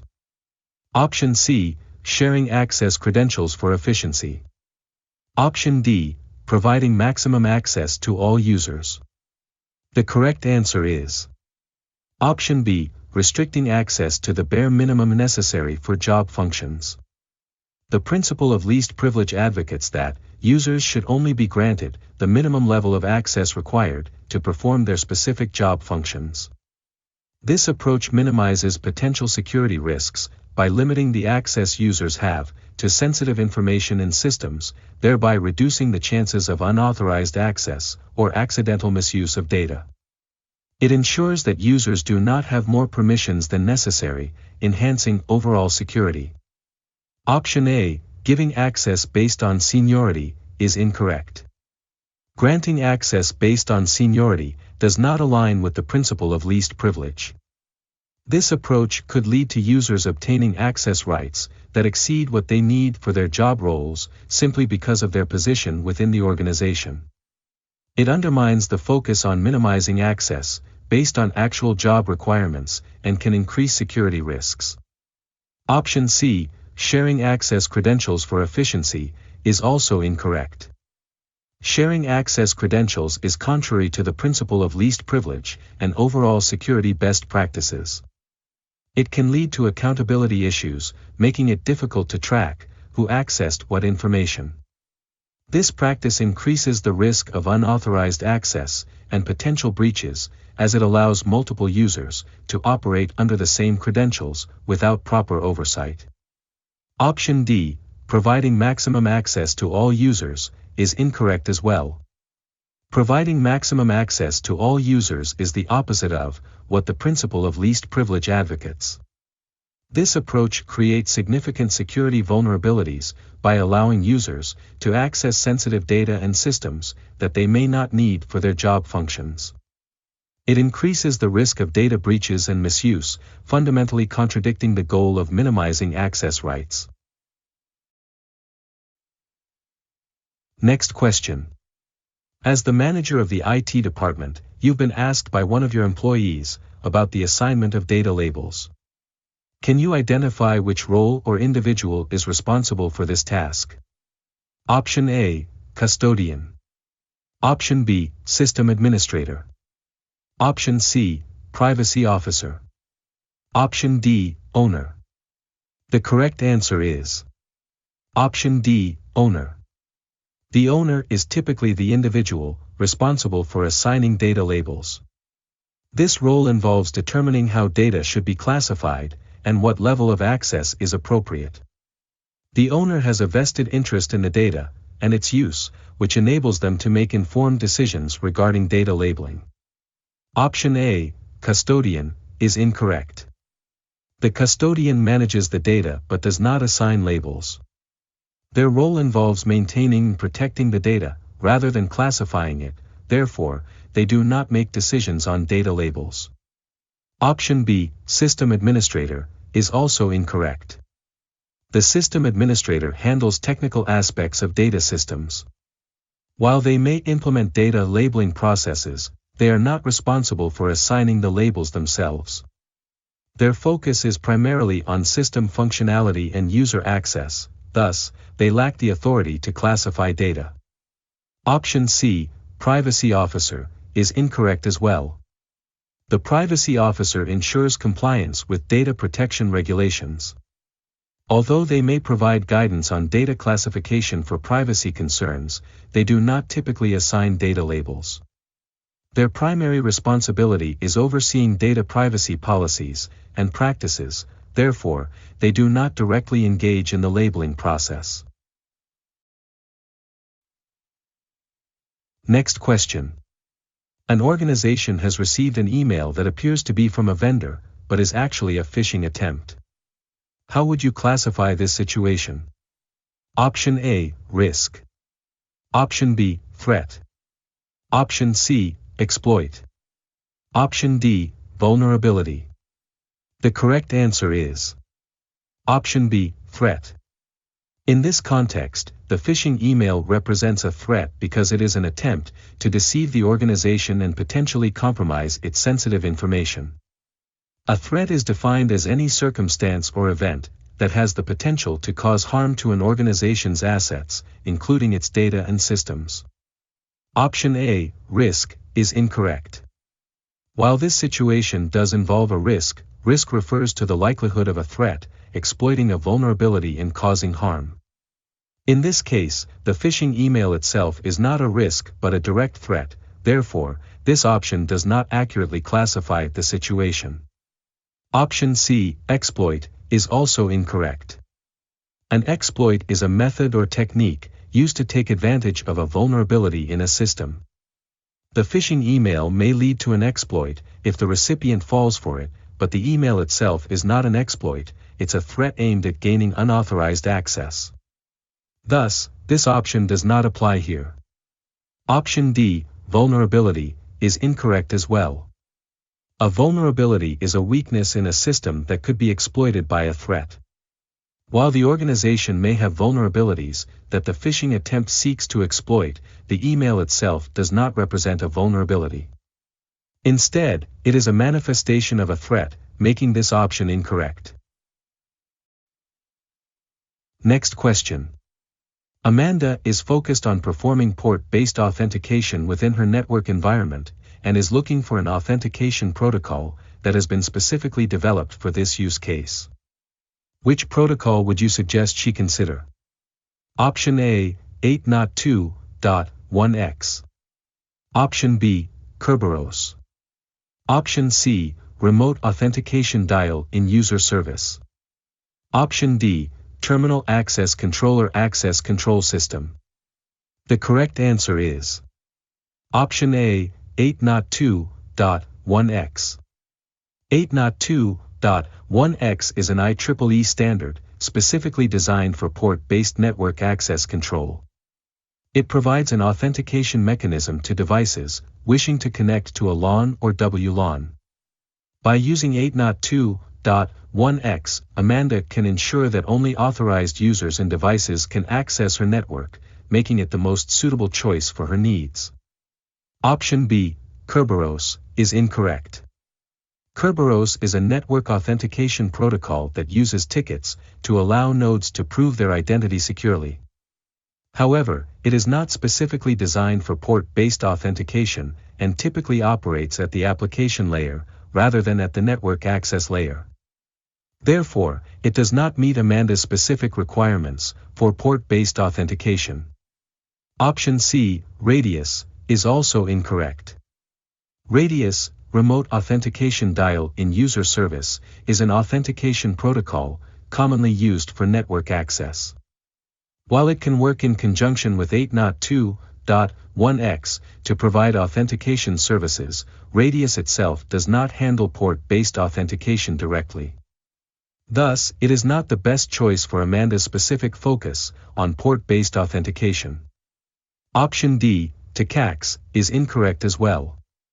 TCAX, Terminal Access Controller Access Control System, is another protocol used for network access control and authentication.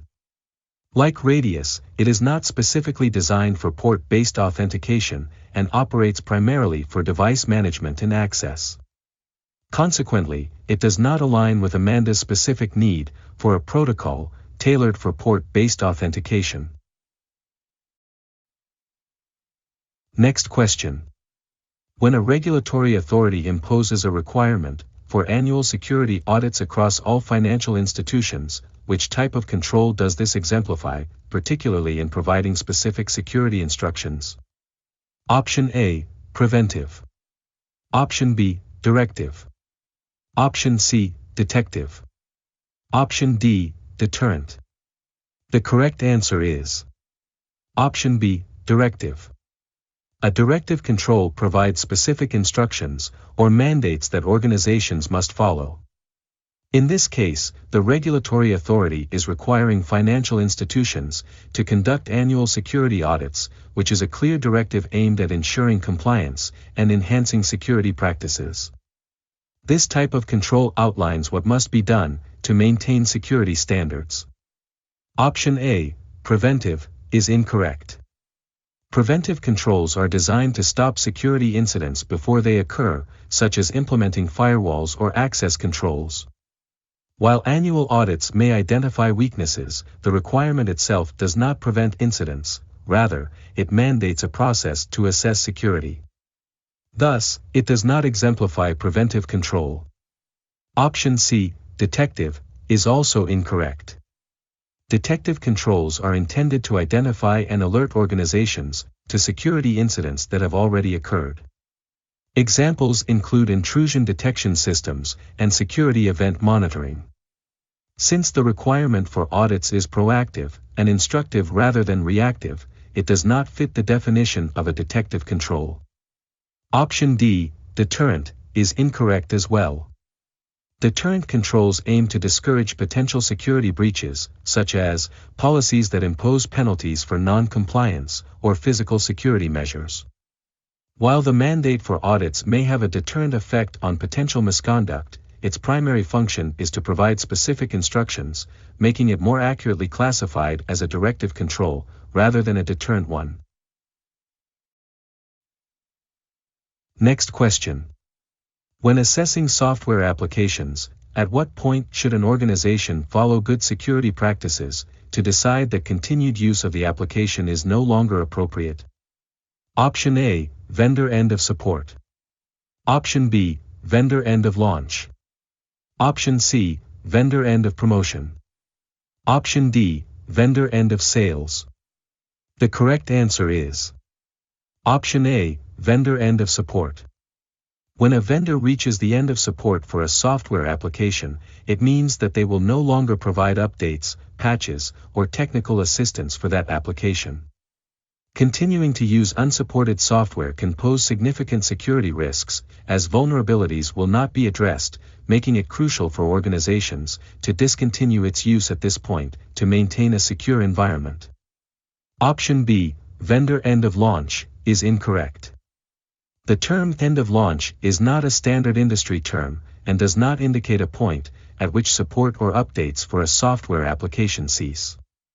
This option does not provide relevant information regarding the application's security or ongoing viability, making it an inappropriate choice. Option C, vendor end of promotion, is also incorrect.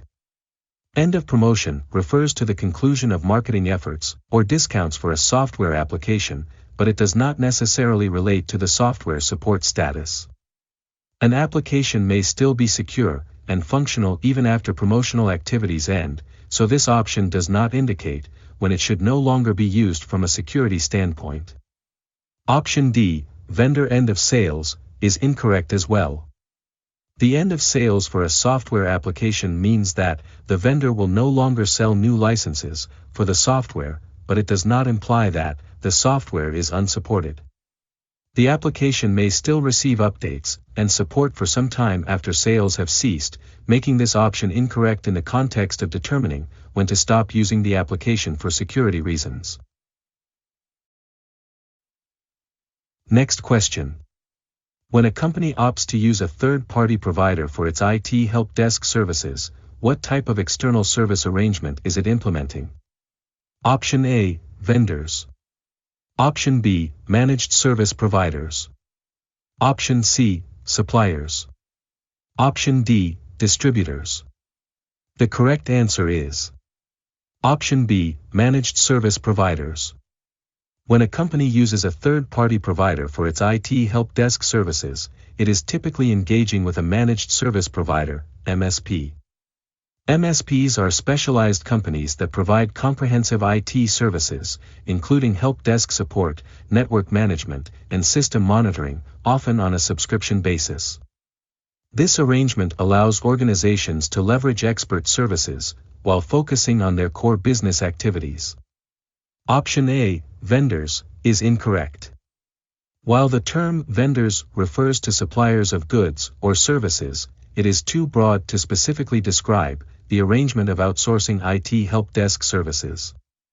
Vendors can provide various products or services, but they do not necessarily imply the comprehensive, ongoing support and management that MSPs offer. Option C, suppliers, is also incorrect. Similar to vendors, suppliers provide products or services, but do not specifically denote the managed services aspect. The term does not capture the proactive support and service management that an MSP delivers. Therefore, this option does not accurately describe the type of service arrangement being implemented. Option D, distributors, is incorrect as well.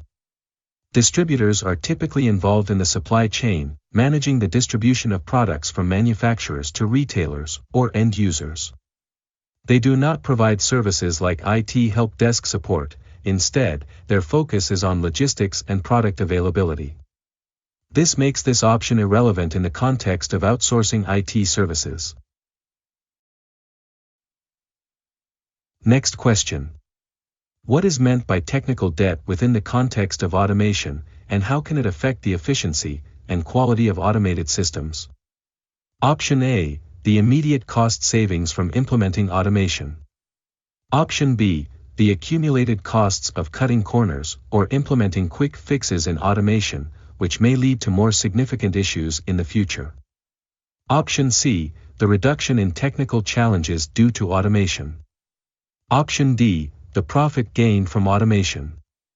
The correct answer is Option B, the accumulated costs of cutting corners or implementing quick fixes in automation, which may lead to more significant issues in the future. Technical debt refers to the concept of incurring future costs due to shortcuts or suboptimal solutions taken in the present. In the context of automation, this means that when teams implement quick fixes or bypass best practices to expedite processes, they may create underlying issues that will require more time and resources to resolve later. This can negatively affect the efficiency and quality of automated systems, as the technical debt accumulates, leading to increased maintenance costs and potential failures. Option A is incorrect. While automation can lead to immediate cost savings, this statement does not capture the essence of technical debt. Technical debt focuses on the long-term implications of short-term decisions, rather than the immediate financial benefits of automation. Option C is also incorrect. This option suggests that automation inherently reduces technical challenges, which is not accurate in the context of technical debt. While automation can streamline processes, it can also introduce new complexities. Technical debt arises when those complexities are not adequately managed, making this option misleading. Option D, the profit gained from automation, is incorrect as well. This statement focuses on the financial gains from automation, rather than addressing the concept of technical debt. Technical debt concerns the costs associated with poor decision-making, rather than the profits generated by the automation itself. Thus, it does not relate to the definition of technical debt within automation. Next question. After seeking guidance from the Chief Risk Officer, a manager has resolved to invest in cybersecurity insurance for the organization. Which risk management strategy is the manager adopting through this action? Option A, risk avoidance. Option B, risk transference. Option C, risk acceptance. Option D, risk mitigation. The correct answer is Option B, risk transference.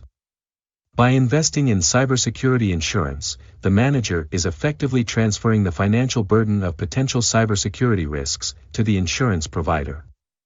This strategy allows the organization to protect itself against financial losses resulting from cyber incidents.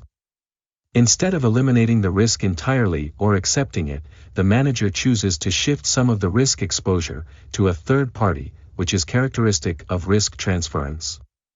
Option A, risk avoidance, is incorrect. Risk avoidance involves eliminating any activities or situations that could lead to risk. This is not applicable here, as the organization is not avoiding cybersecurity risks, but rather opting to manage them through insurance. Therefore, this option does not reflect the action taken by the manager.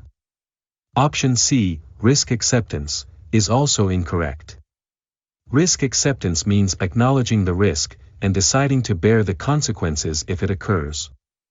The manager is not simply accepting the risks, instead, they are actively seeking to protect the organization from potential losses through insurance. This option does not align with the decision to acquire insurance.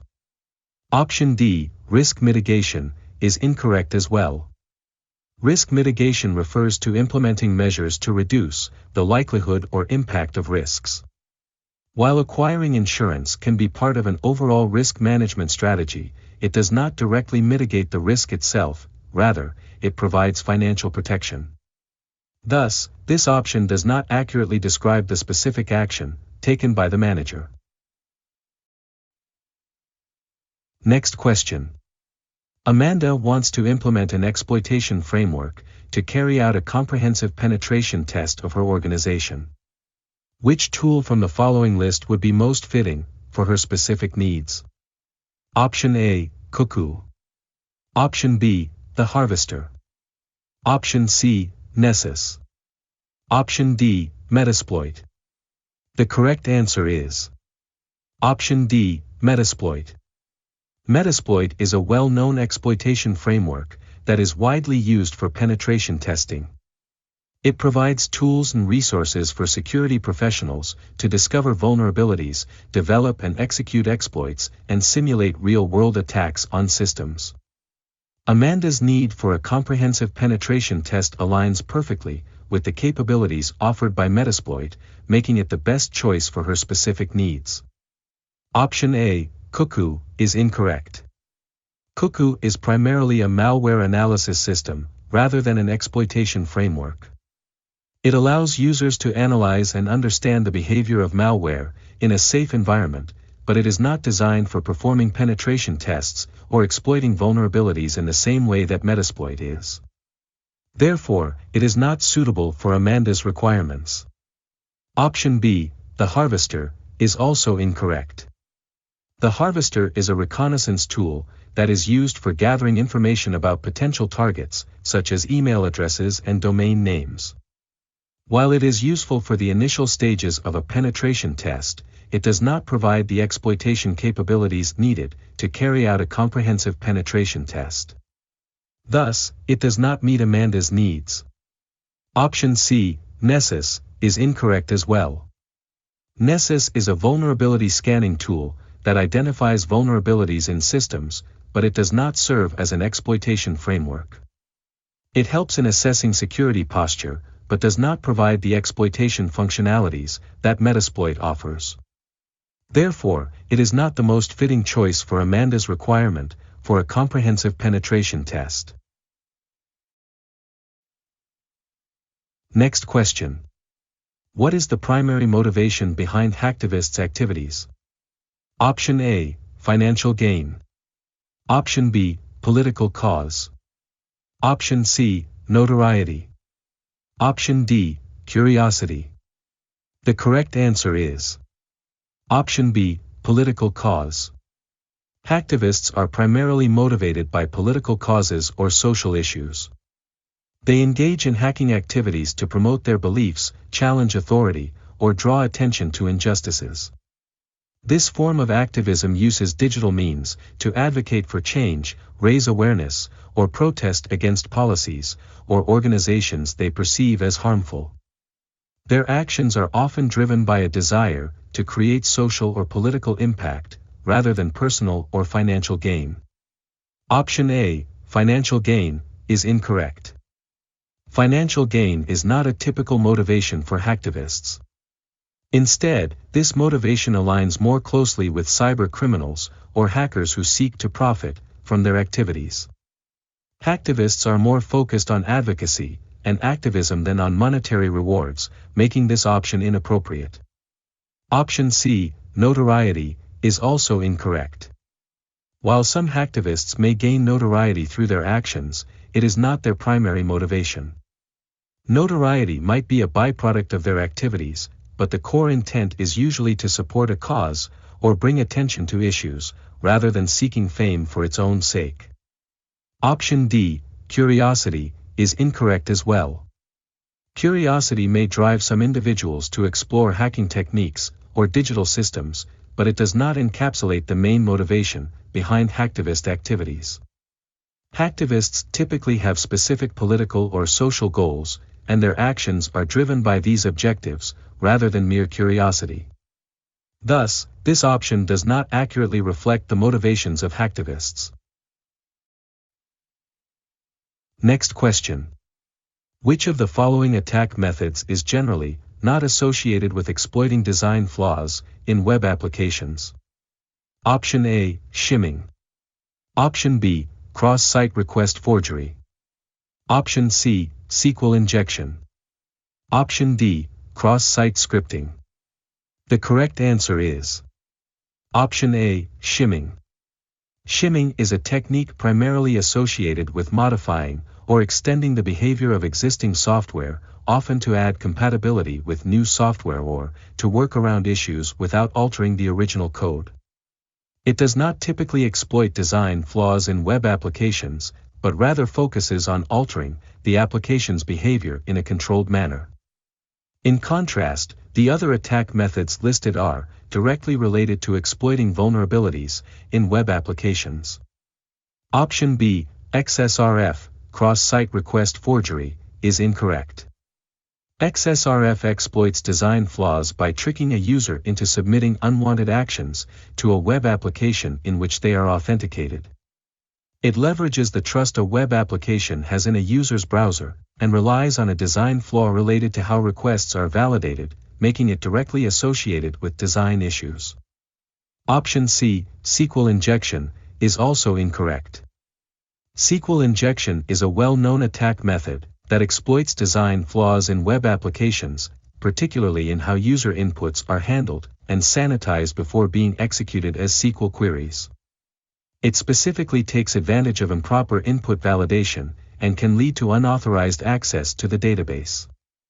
Option D, XSS, cross-site scripting, is incorrect as well. XSS attacks occur when an attacker injects malicious scripts into web applications that are then executed by users' browsers. This attack type exploits design flaws related to how the application handles untrusted data, such as failing to properly sanitize inputs, making it directly linked to design issues in web applications. Next question. What type of password attack is characterized by the practice of using a handful of well-known passwords across many user accounts to reduce the likelihood of triggering lockout security measures? Option A, resource consumption. Option B, brute force. Option C, impossible travel. Option D, spraying. The correct answer is Option D, spraying. Password spraying is an attack method where an attacker uses a few common passwords against a large number of user accounts. This strategy is designed to avoid triggering account lockout mechanisms that typically occur after multiple failed login attempts on a single account.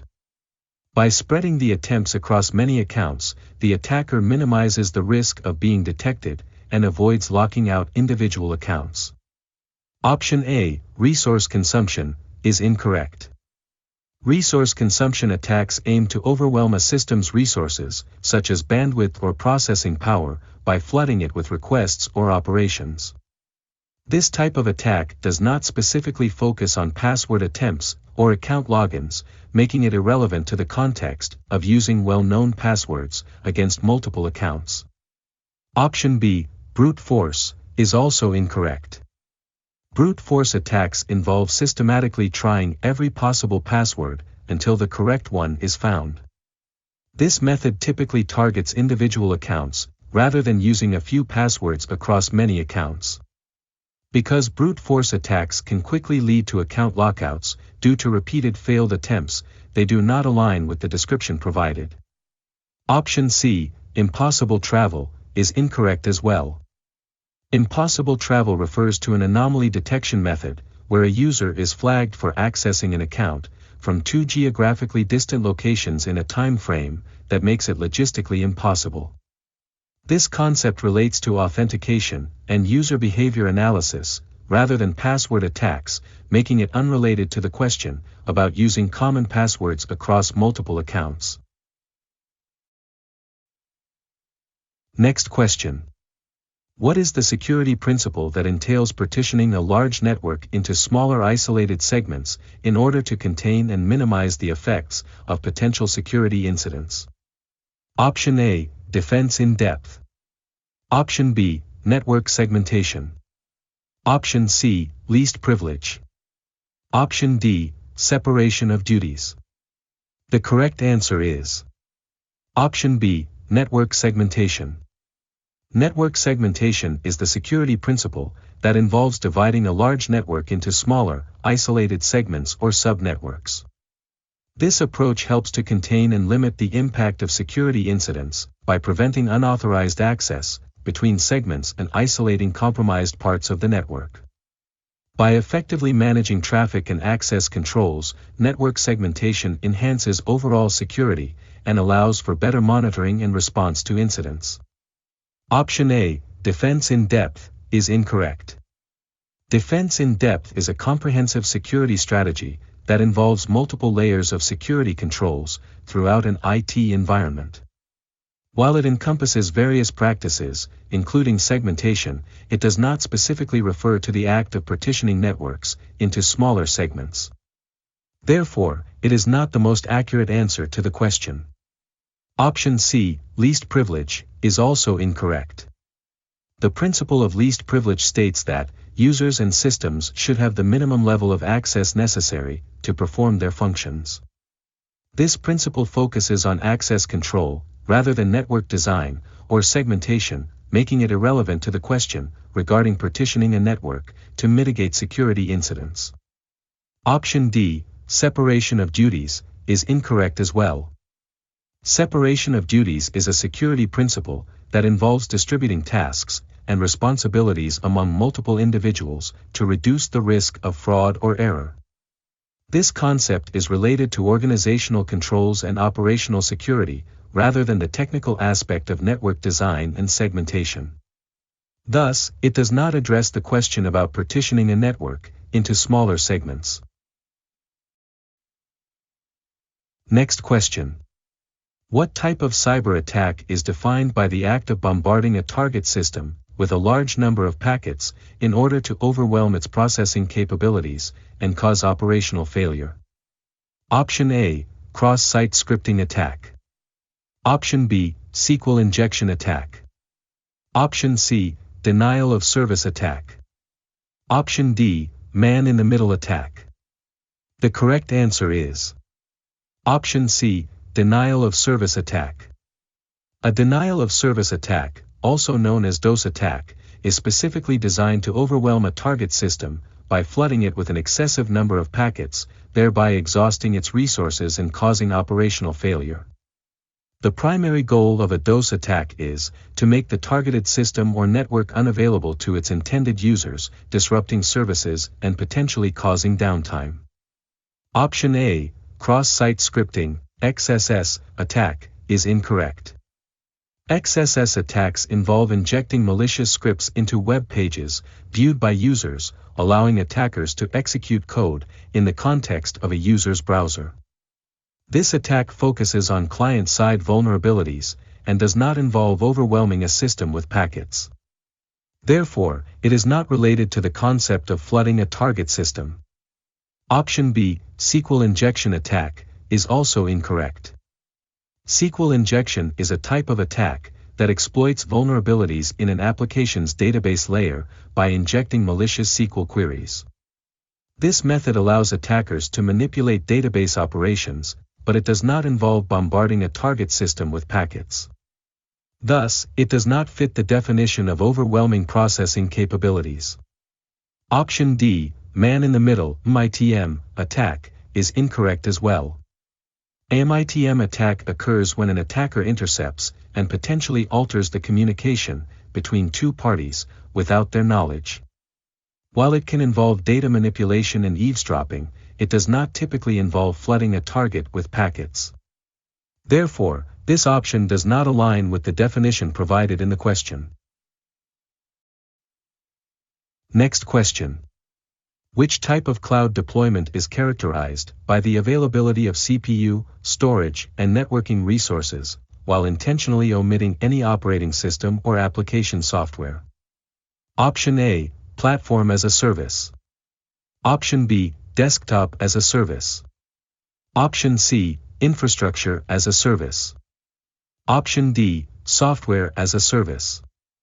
The correct answer is Option C, Infrastructure as a Service.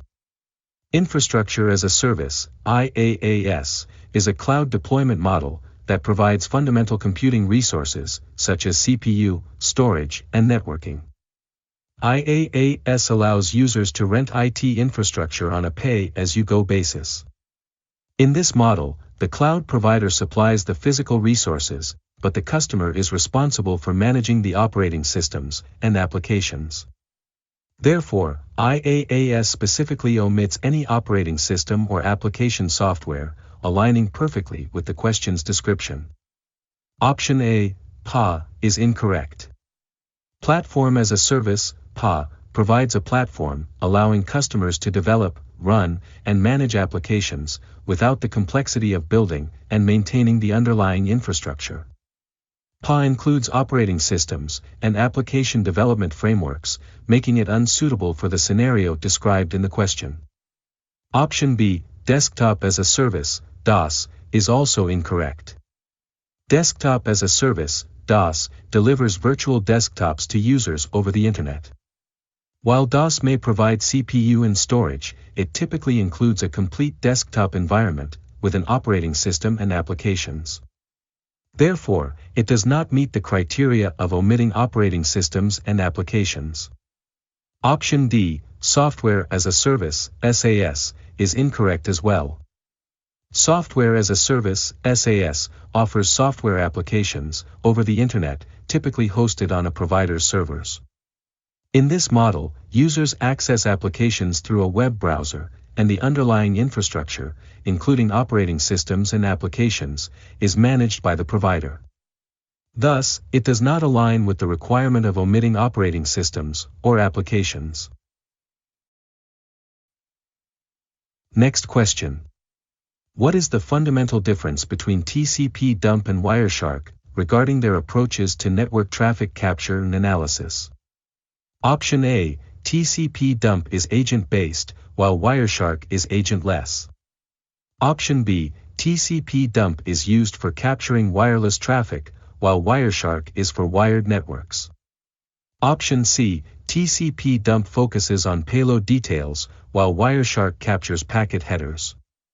Option D, TCP dump is a command line tool, while Wireshark has a graphical interface. The correct answer is Option D, TCP dump is a command line tool, while Wireshark has a graphical interface. TCP dump is primarily a command line utility that allows users to capture and analyze network packets directly from the terminal.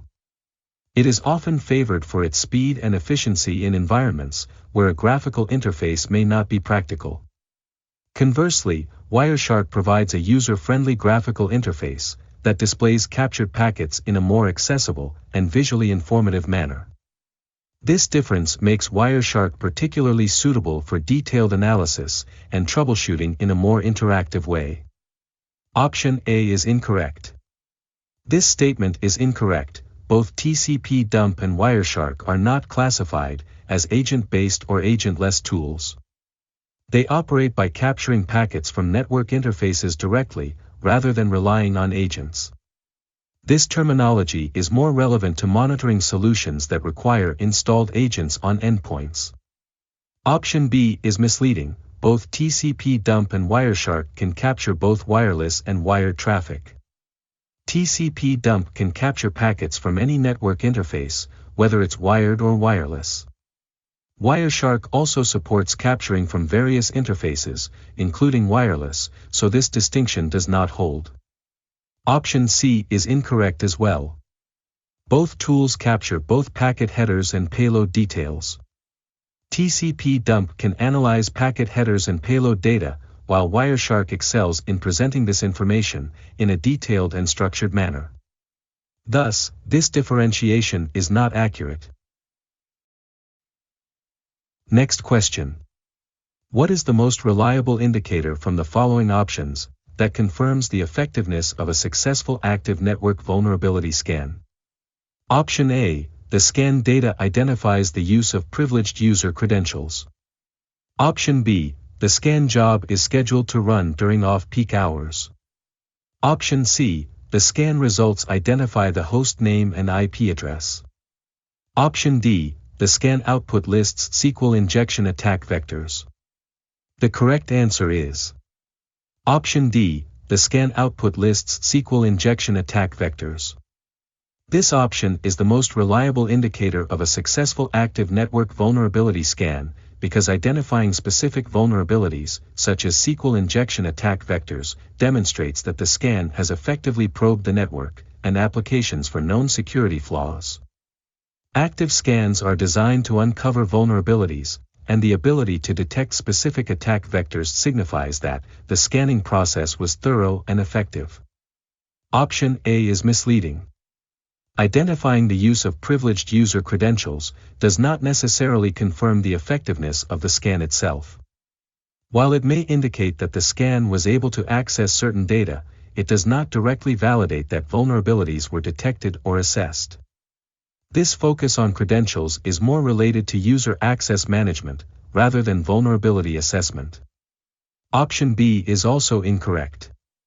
Scheduling a scan during off-peak hours may be a good practice for minimizing network impact, but it does not indicate the effectiveness of the scan.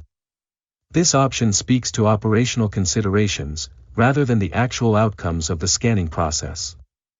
Thus, it does not provide any information about the vulnerabilities discovered. Next question. Which tool is best suited for Bob to execute whois queries on all hosts in a Class C network, while also allowing for the automated identification of non-contiguous IP blocks? Option A, DIG. Option B, NSLOOKUP. Option C, netcat. Option D, DNS-enum. The correct answer is Option D, DNS-enum. DNS-enum is a powerful tool specifically designed for DNS enumeration and reconnaissance. It can automate the process of performing whois queries on all hosts within a Class C network, and can also identify non-contiguous IP address blocks. This makes it suitable for Bob's requirements, as it combines both querying capabilities and the ability to discover IP ranges effectively. Option A, DIG, is incorrect. While DIG is a useful command line tool for querying DNS records, it is primarily focused on retrieving DNS information, rather than performing whois queries. Additionally, it does not have built-in functionality for automating the discovery of non-contiguous IP blocks. Therefore, it does not fully meet Bob's needs for both tasks. Option B, NSLOOKUP, is also incorrect. NSLOOKUP is another DNS query tool that allows users to look up domain names and their associated IP addresses. However, similar to DIG, it does not perform whois queries, nor does it automate the identification of non-contiguous IP address blocks. Its functionality is limited to DNS lookups, making it inadequate for Bob's requirements.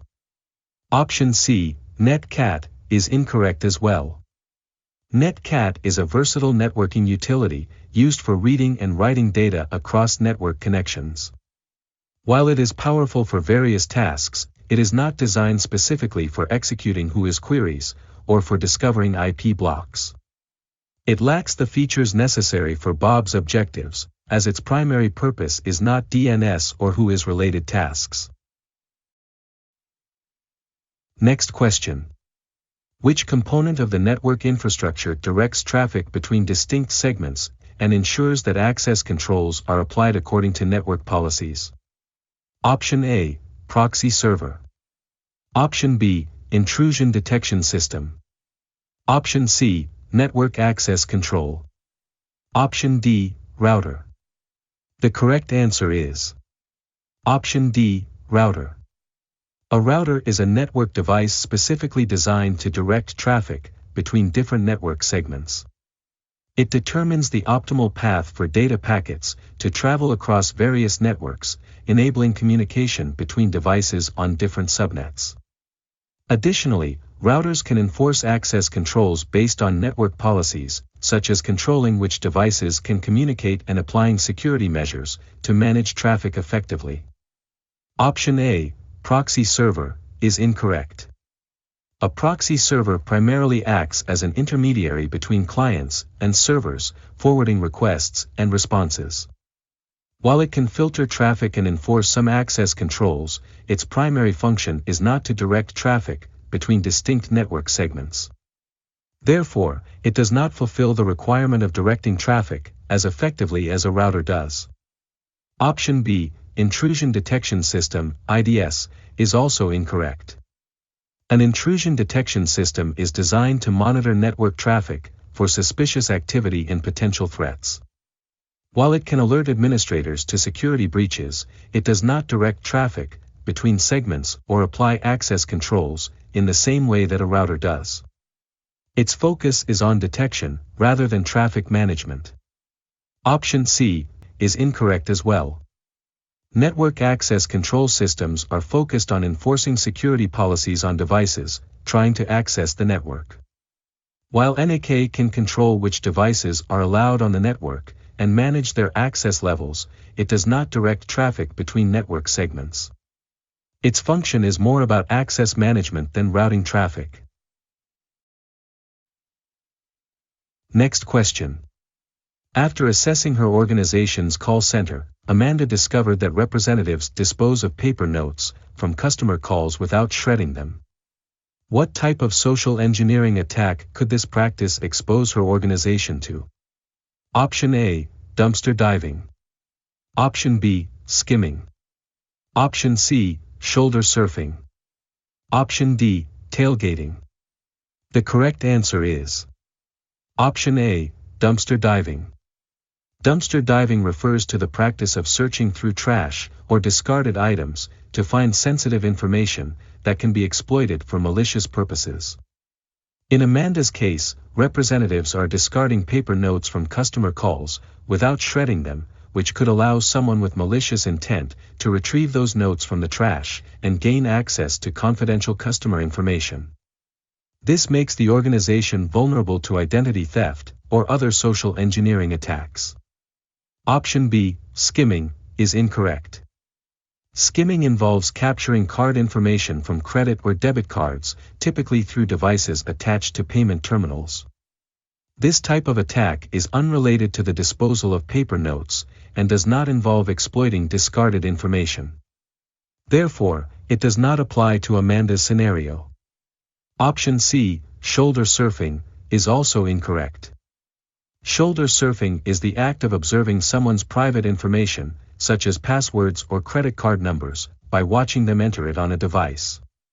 While this is a privacy breach, it does not pertain to discarded physical documents. Therefore, it is not relevant to the issue of representatives throwing away paper notes. Option D, tailgating, is incorrect as well. Tailgating refers to gaining unauthorized access to a secure area by following someone who is authorized.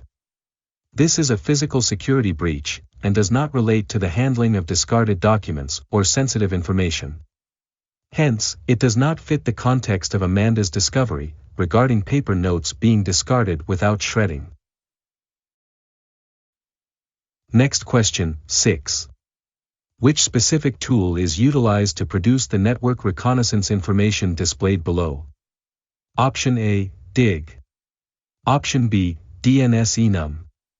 Option C, Scanless. Option D, NS-lookup. The correct answer is Option B, DNS-enum. DNS-enum is a specialized tool designed for DNS enumeration and network reconnaissance. It automates the process of gathering various types of information about a target domain, including subdomains, IP addresses, and other related data. This makes it particularly effective for producing comprehensive network reconnaissance information. If the displayed information includes a wide range of DNS-related details, DNS-enum would be the appropriate tool used to generate it. Option A, dig, is incorrect. While dig is a command line tool used for querying DNS records, it is primarily focused on retrieving specific DNS information, rather than conducting extensive reconnaissance.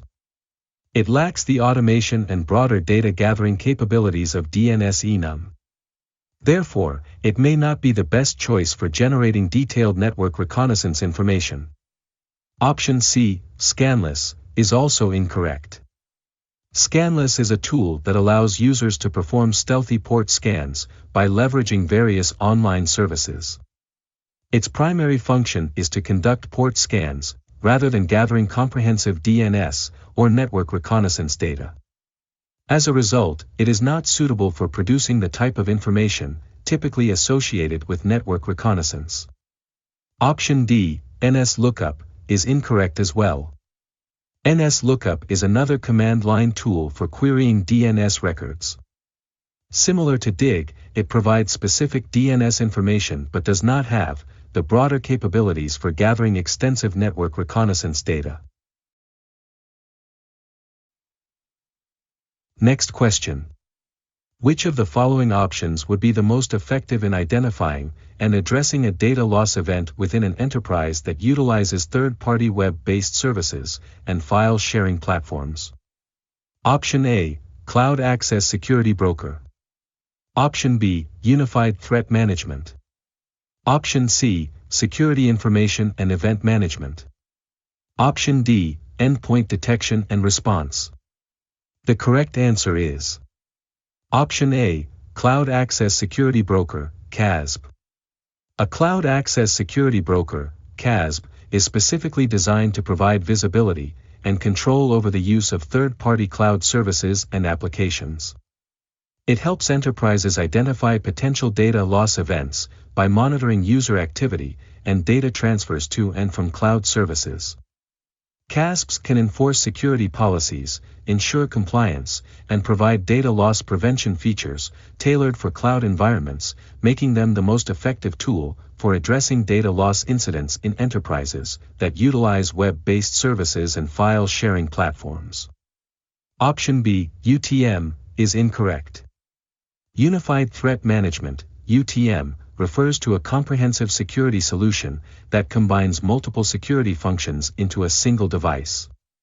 While UTMs offer firewall, intrusion prevention, and antivirus capabilities, they are not specifically focused on monitoring or managing cloud services. Thus, they may lack the specialized tools necessary for effectively identifying and remediating data loss events associated with third-party web-based services.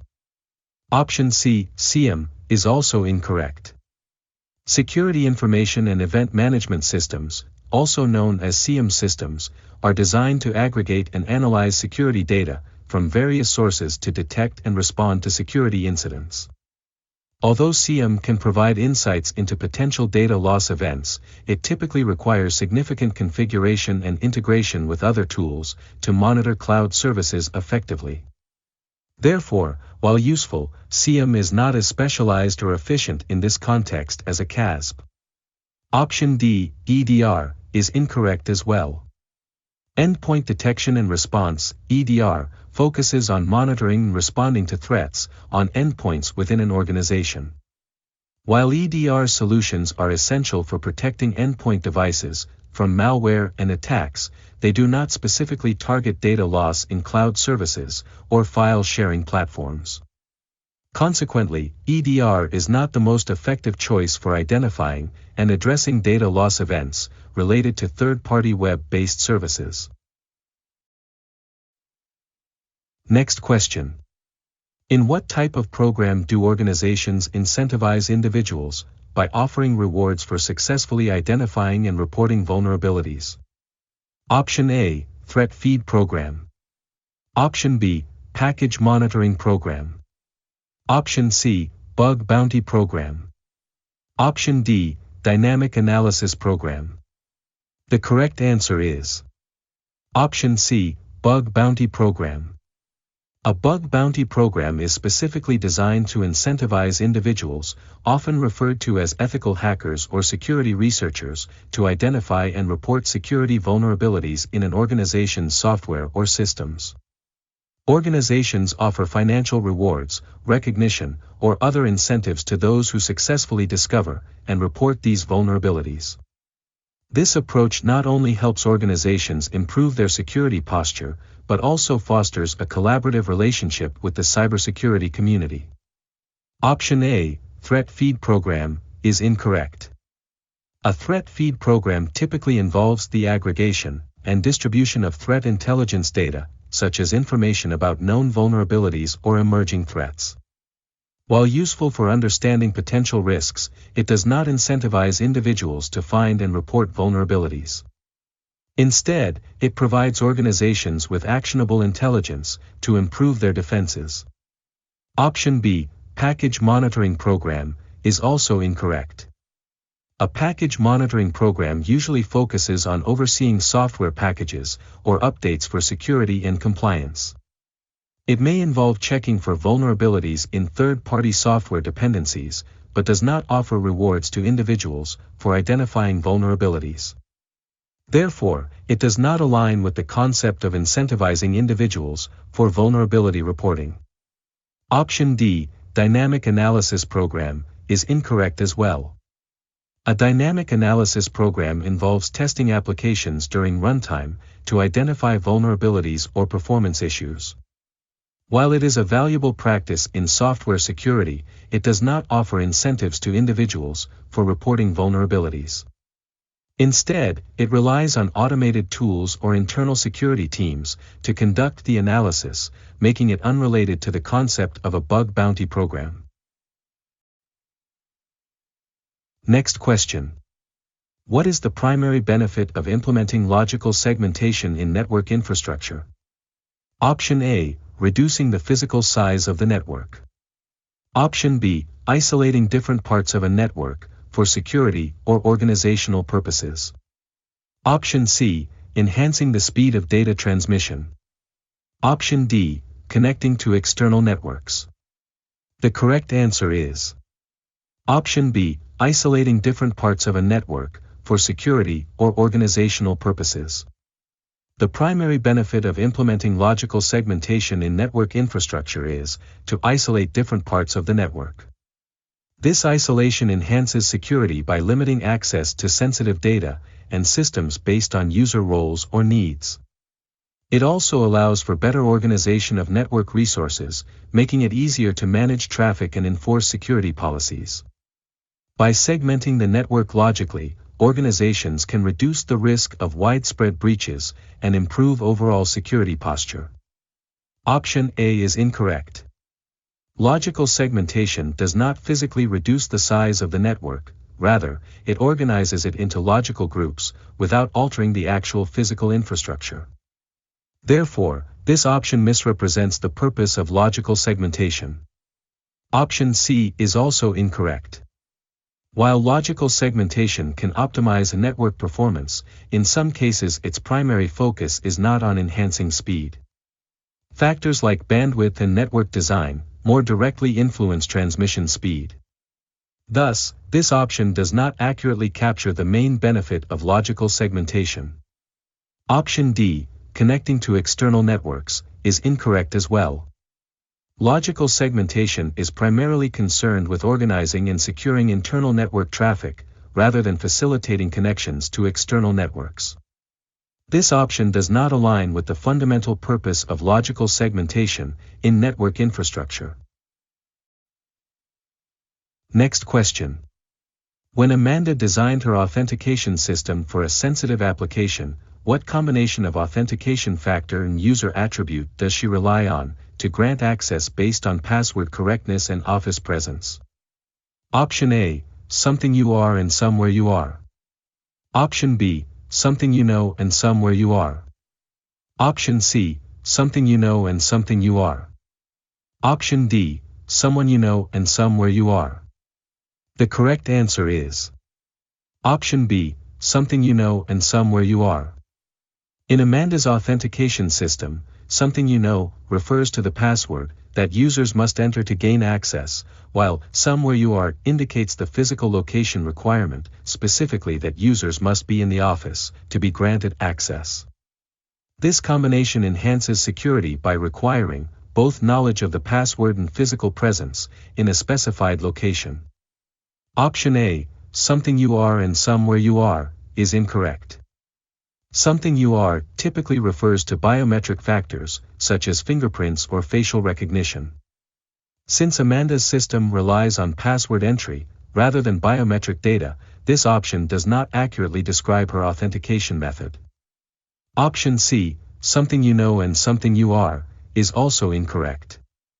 While something you know is correct, something you are again refers to biometric authentication, which is not part of Amanda's system. Therefore, this option inaccurately describes the factors involved in her authentication approach. Option D, someone you know and somewhere you are, is incorrect as well. Someone you know refers to a social factor, such as a trusted contact or reference, which is not applicable in Amanda's authentication scenario. Her system does not utilize this type of factor, hence, this option is incorrect. Next question. What is the main objective of providing user guidance and training in the field of cybersecurity? Option A, to restrict employees from using removable media. Option B, to educate and empower users to make secure choices. Option C, to enforce strict security policies within the organization. Option D, to monitor and report on all user activities. The correct answer is Option B, to educate and empower users to make secure choices. The primary objective of providing user guidance and training in cybersecurity is to educate users about potential threats and empower them to make informed secure decisions regarding their online behavior and practices. By enhancing their understanding of cybersecurity concepts, users can better recognize risks, avoid phishing attempts, and adhere to security protocols, ultimately improving the organization's overall security posture. Option A is incorrect. While restricting the use of removable media can be part of an organization's security policies, this option does not capture the broader goal of user guidance and training. The focus should be on educating users about the risks associated with removable media, rather than solely imposing restrictions. Option C is also incorrect. Although enforcing security policies is an important aspect of cybersecurity, user guidance and training aim primarily at educating users about these policies, rather than enforcing them directly. Training fosters compliance through understanding rather than just imposing rules. Option D is incorrect as well. Monitoring user activities falls under the domain of security monitoring and incident response, not user guidance and training. The purpose of training is to prepare users to act securely, not to surveil their actions.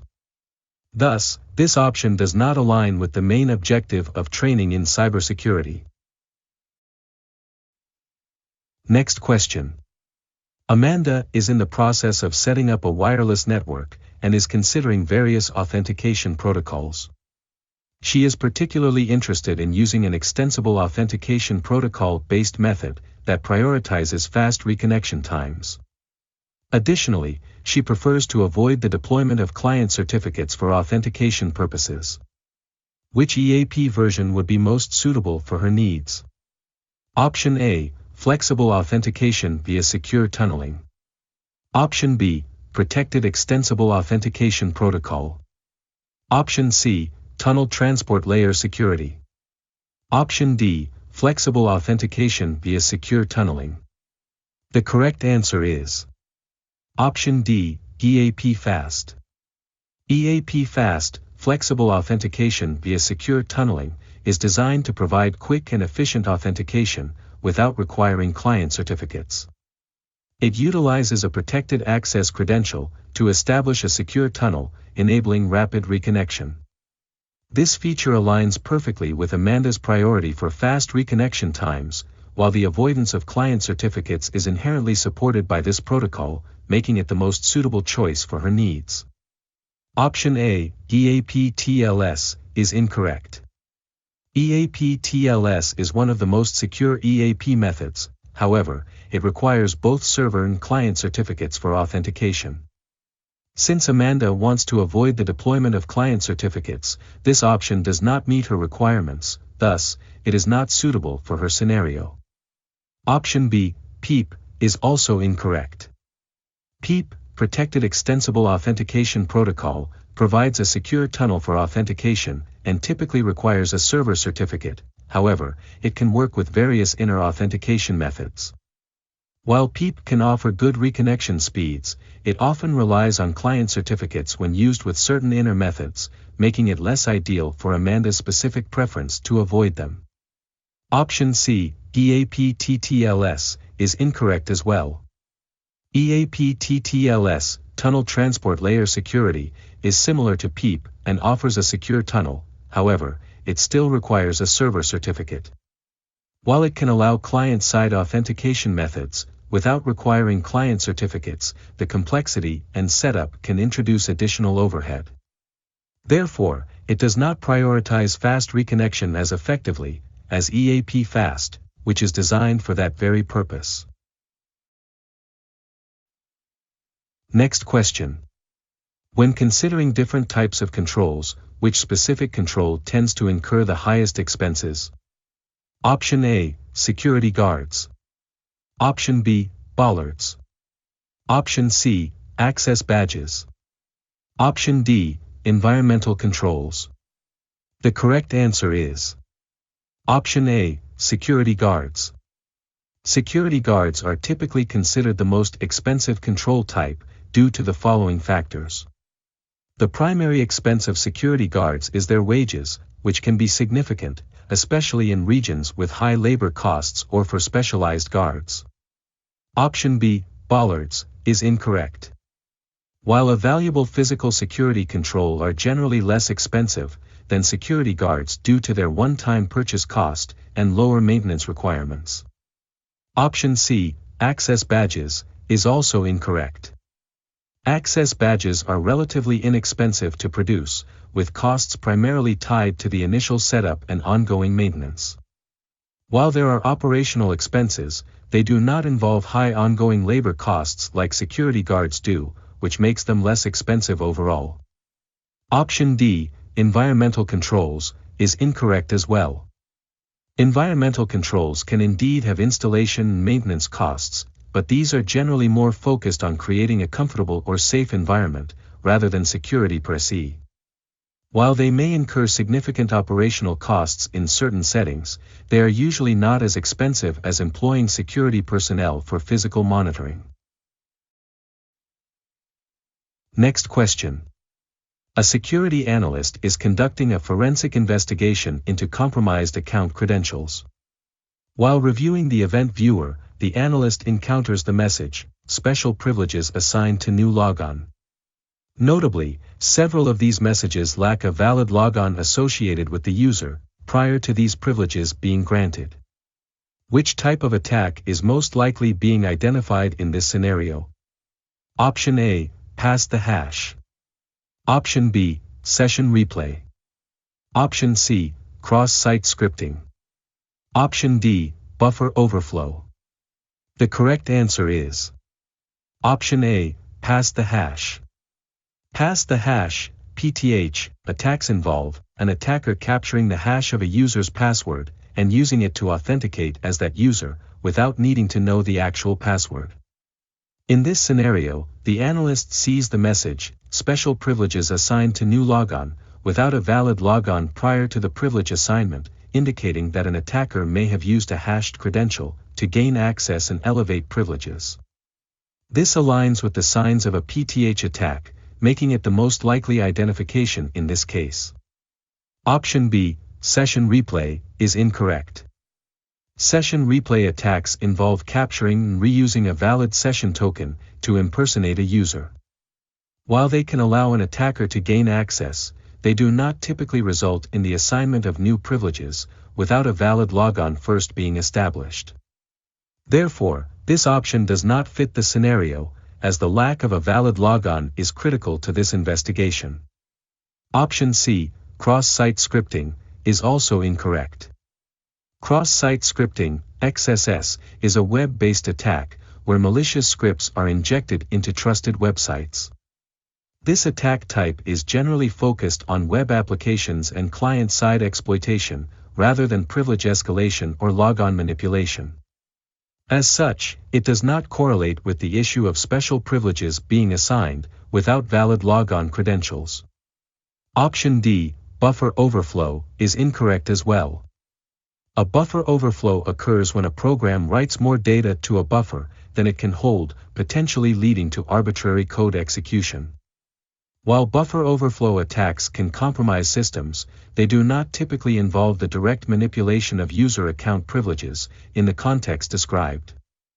The specific context of account credentials and logon messages, in this scenario points away from this attack type. Next question. In the context of evaluating the physical security of a corporate office, a security consultant is contracted to conduct penetration testing. Which specific actions is the consultant most likely to execute during this assessment? Option A, picking locks on office doors. Option B, tricking employees into surrendering their credentials. Option C, attempting to break into a website by brute force. Option D, scanning the network for vulnerabilities. The correct answer is Option A, picking locks on office doors. During physical penetration testing, a security consultant assesses the physical security measures in place at a location. Picking locks on office doors is a direct method used to evaluate the effectiveness of physical barriers and security systems. This action aligns with the goals of penetration testing, which focuses on identifying weaknesses in physical security controls. Option B is incorrect. While this action relates to social engineering, it does not fall under the typical scope of physical penetration testing. Although assessing how employees might be manipulated is important for overall security assessments, it focuses more on human factors rather than direct physical security measures. Therefore, it is not the primary action expected from a consultant conducting physical penetration tests. Option C is also incorrect. Brute force attacks target digital systems, specifically online applications or websites, and are not relevant to physical penetration testing. This action focuses on cybersecurity, rather than physical security, making it an inappropriate choice in the context of evaluating the physical security of a corporate office. Option D is incorrect as well. Network vulnerability scanning pertains to cybersecurity and focuses on identifying weaknesses within a network's infrastructure. While important, this task is outside the scope of physical penetration testing, which is concerned with physical barriers and access controls rather than network vulnerabilities. Next question. An organization is looking to integrate its system with a third-party cloud application. With a user base of 15,000, the organization wishes to prevent the cloud provider from directly querying its LDAP authentication server. What would be the best approach for the organization to achieve this integration? Option A, configure a radius federation between the organization and the cloud provider. Option B, implement SAML with the organization's server acting as the identity provider. Option C, distribute hardware tokens to the users for authentication to the cloud. Option D, upload a separate list of users and passwords with a batch import. The correct answer is Option B, implement SAML with the organization's server acting as the identity provider. Using SAML, Security Assertion Markup Language, allows the organization to act as an identity provider, IDP, enabling secure single sign-on, SSO, capabilities.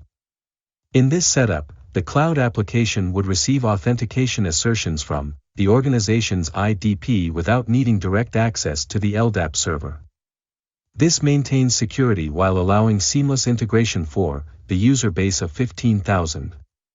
SAML is a robust solution for such scenarios, ensuring that sensitive authentication details remain protected.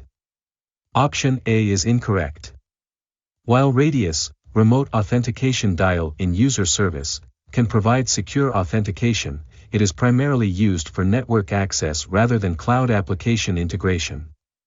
Configuring a Radius federation could complicate the integration process, and may still require direct communication with the organization's authentication server. This makes it less optimal compared to using SAML for this specific scenario. Option C is also incorrect. Distributing hardware tokens provides an additional layer of security through two-factor authentication, but it does not address the issue of directly querying the LDAP server. Users would still need to authenticate against the organization's LDAP, potentially exposing it to direct queries from the cloud provider. Therefore, this option does not effectively solve the integration challenge. Option D is incorrect as well. Uploading a separate list of users and passwords compromises security, and is generally not recommended. This method risks creating inconsistencies between the cloud application and the organization's LDAP system, and it does not provide a dynamic or real-time authentication mechanism. Additionally, it exposes user credentials unnecessarily, making it a poor choice for secure integration. Next question. Bob has a number of files stored across various folders that he intends to share with his colleague Ricky.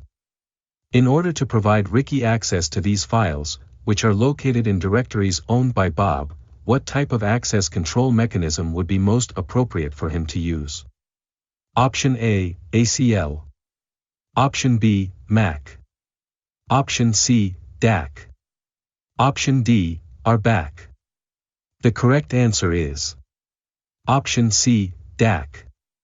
Discretionary access control is a type of access control mechanism that allows the owner of a resource, in this case, Bob, to determine who can access their files and what type of access they can have.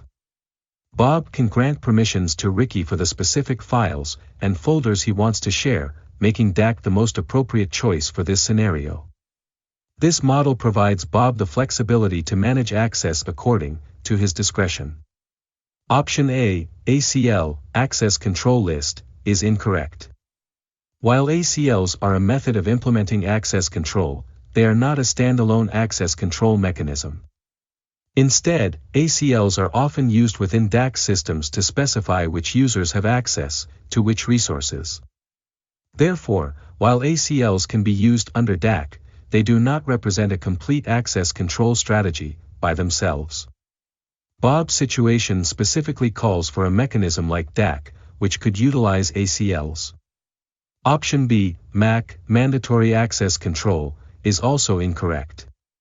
Mandatory access control is a more rigid access control mechanism where permissions are assigned based on a system of classifications, and users cannot change those permissions. This model is typically used in environments where data security is critical, such as government or military settings. Since Bob wishes to grant specific access to Ricky at his discretion, MAC would not be suitable for this scenario. Option D, RBAC, Role-Based Access Control, is incorrect as well. Role-based access control assigns access permissions based on the roles assigned to users within an organization. While RBAC is useful in managing permissions for a large number of users efficiently, it requires predefined roles and may not provide the flexibility Bob needs to grant access specifically to Ricky for the files he owns. Since Bob is looking to share specific files, DAC offers a more direct and flexible approach. Next question. Bob is worried that the data he has stored in a cloud block storage service might be accessible to the service provider. What type of control can he implement to best mitigate this risk and protect his information? Option A, High Availability. Option B, Permissions. Option C, Replication. Option D, Encryption. The correct answer is Option D, Encryption. Encryption is the best control for Bob to implement to protect his data stored in a cloud block storage service. By encrypting his data, Bob ensures that even if the service provider has access to the storage, they cannot read or use the information without the decryption key. This provides a strong layer of security, effectively mitigating the risk of unauthorized access and maintaining the confidentiality of Bob's sensitive information. Option A, high availability, is incorrect. High availability refers to the design and implementation of systems to ensure continuous operation and minimal downtime.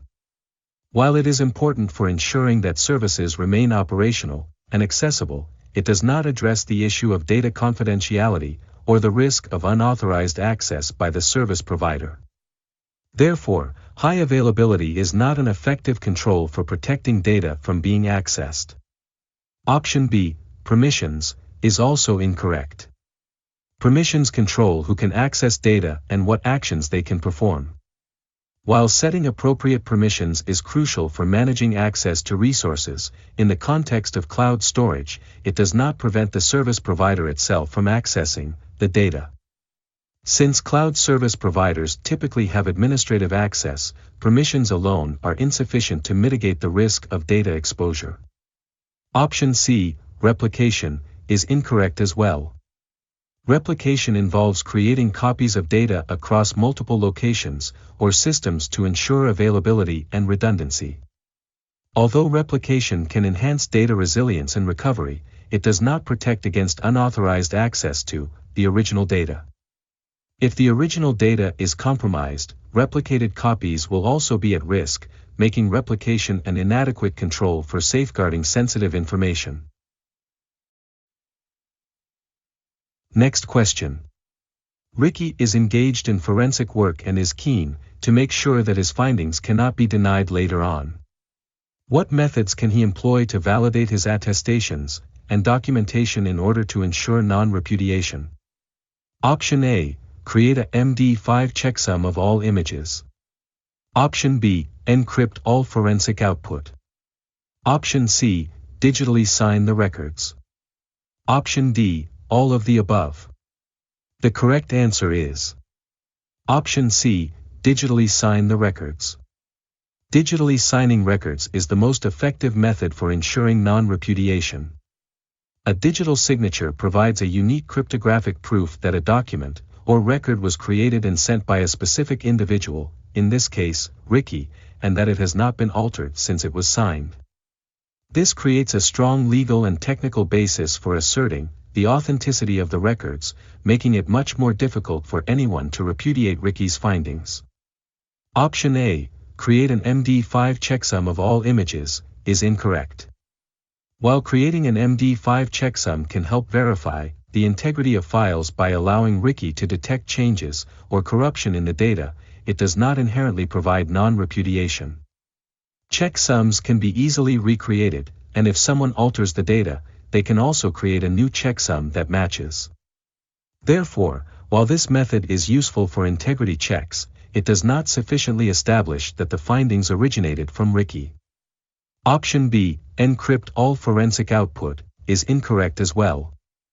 Encrypting forensic output protects the data from unauthorized access, ensuring that only those with the correct decryption key can read it. However, encryption alone does not provide proof of origin or prevent repudiation. If Ricky were to encrypt the records without a digital signature, someone could still deny having sent or created those records.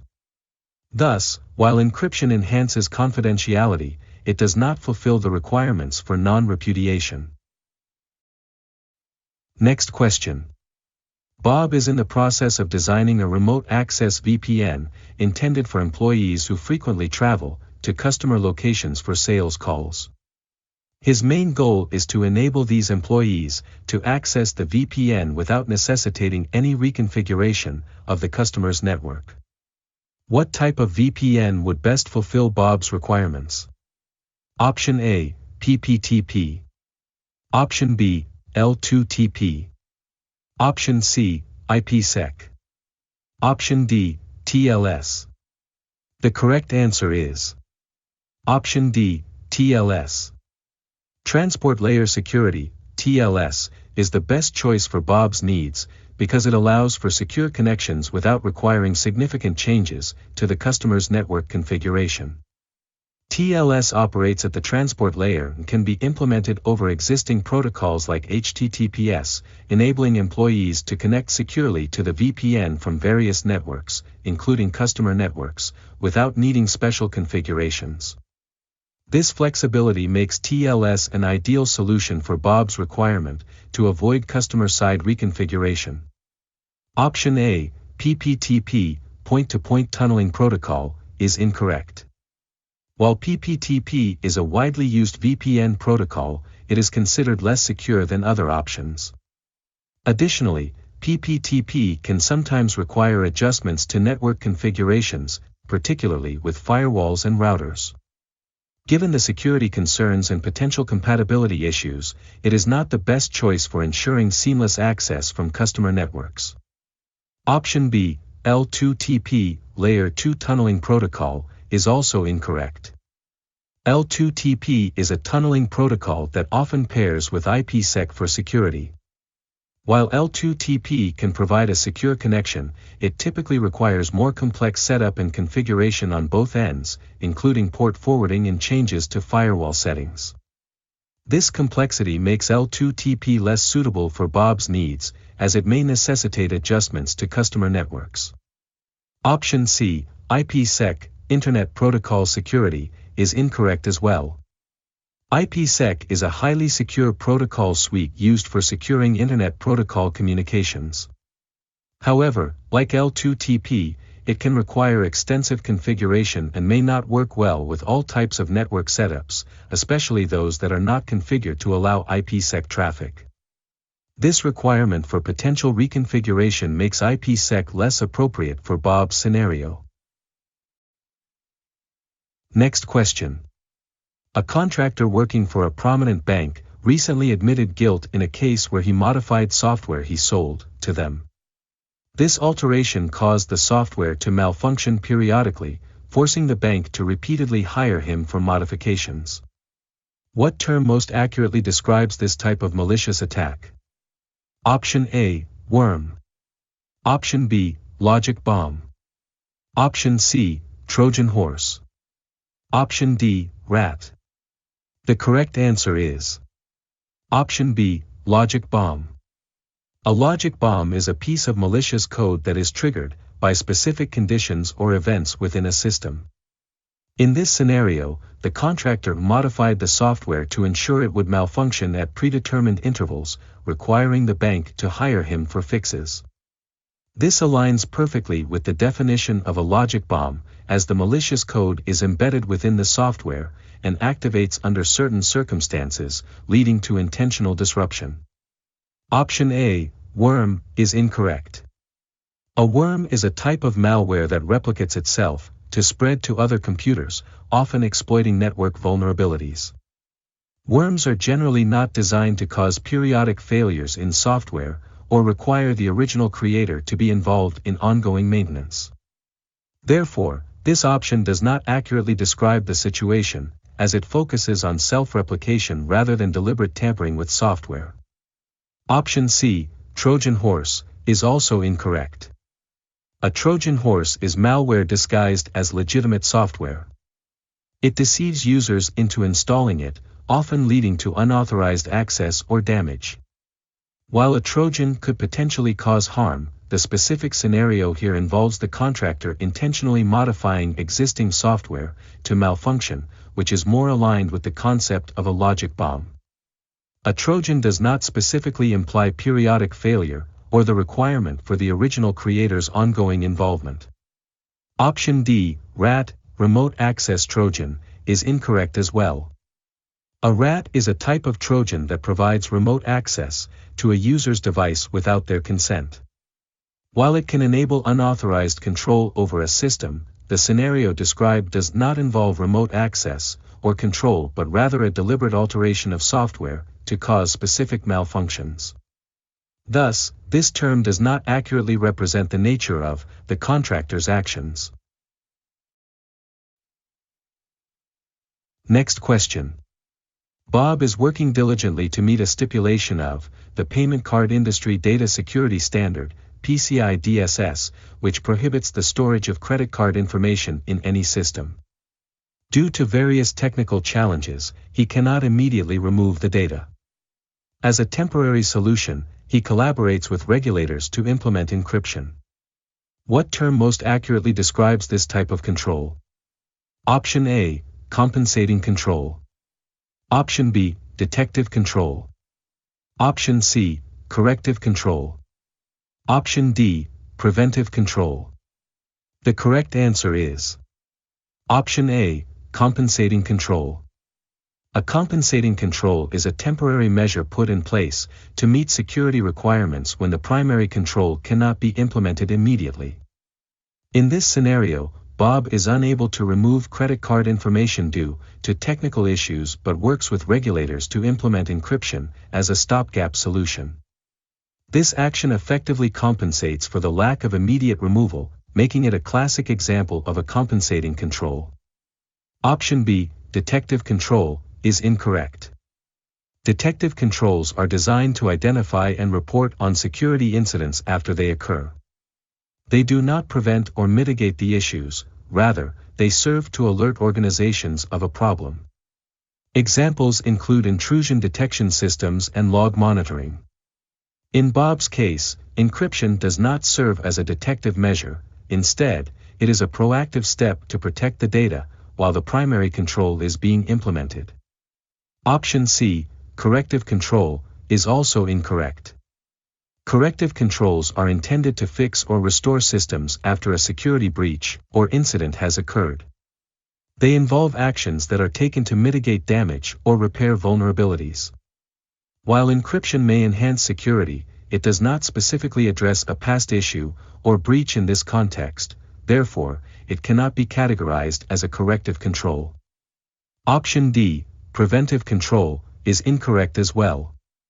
Preventive controls are designed to deter or prevent security incidents from occurring in the first place. These include firewalls, access controls, and encryption implemented proactively before any issues arise. In Bob's case, the encryption is being applied as a temporary measure due to existing challenges, rather than as a proactive prevention mechanism for future incidents. Next question. Amanda suspects that her network may have been subjected to a wireless networking attack. After analyzing the Wireshark traffic capture provided, she seeks to identify the specific type of attack that likely occurred. What type of attack might this be? Option A, disassociation. Option B, IV accumulation. Option C, bluesnarfing. Option D, replay. The correct answer is Option A, disassociation. Disassociation attacks involve sending disassociation frames to a wireless device, causing it to disconnect from the network. This type of attack is often used in denial of service scenarios, making it difficult for legitimate users to maintain their connections.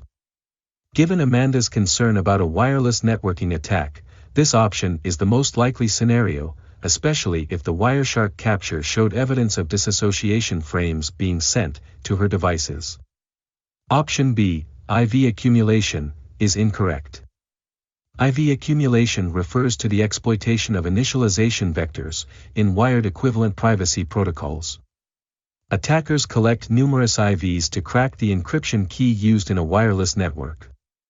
While this is a type of attack on wireless networks, it typically involves a prolonged process of data collection rather than immediate disruption.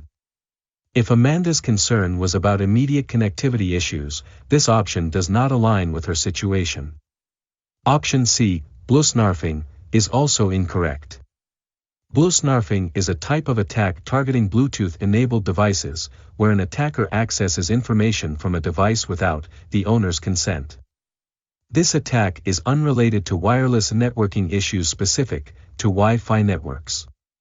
Since Amanda is analyzing a Wireshark capture related to her wireless network, this option does not apply to her scenario.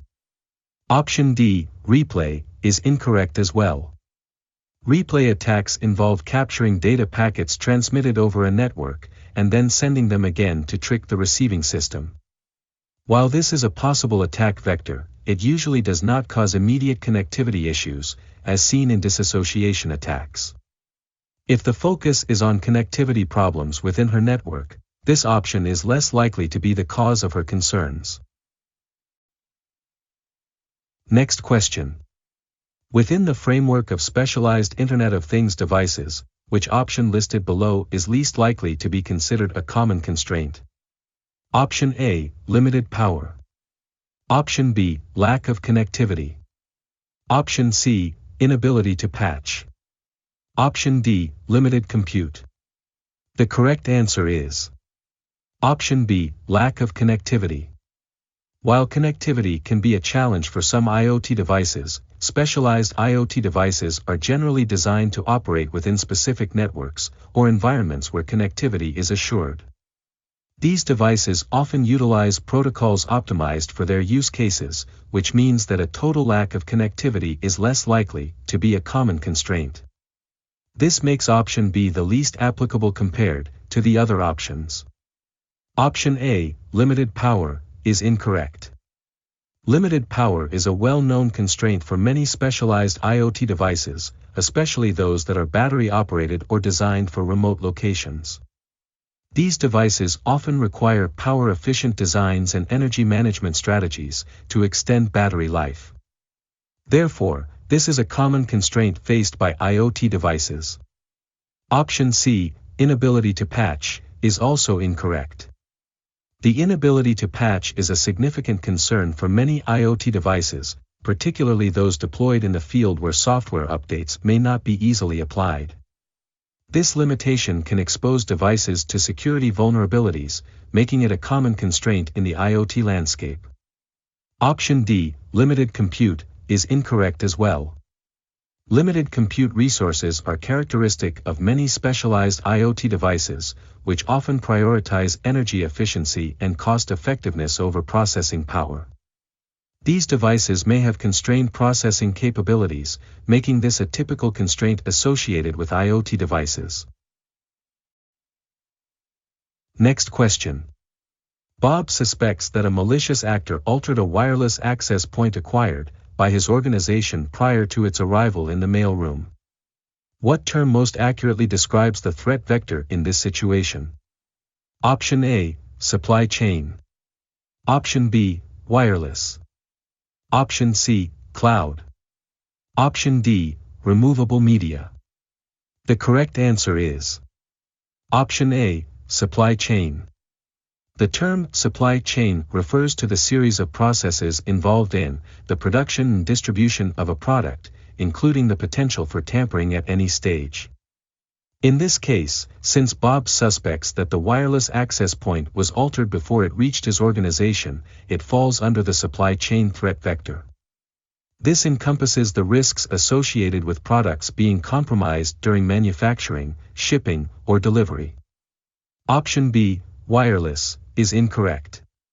While the wireless aspect is relevant to the device itself, wireless describes the type of technology rather than the context of the threat. It does not specifically indicate that the attack or tampering occurred during the acquisition process or prior to delivery. Therefore, this option does not accurately capture the nature of the threat Bob is concerned about. Option C, cloud, is also incorrect. The term cloud pertains to online storage and computing resources accessed via the Internet. It is unrelated to the scenario at hand, where Bob is concerned about a physical device, the wireless access point, that may have been tampered with during the supply process. As such, this option is not applicable. Option D, removable media, is incorrect as well. Removable media refers to physical storage devices such as USB drives or external hard drives. This term does not apply to the wireless access point scenario, as there is no mention of removable media in the context of tampering. Therefore, it does not accurately describe the threat vector Bob is considering.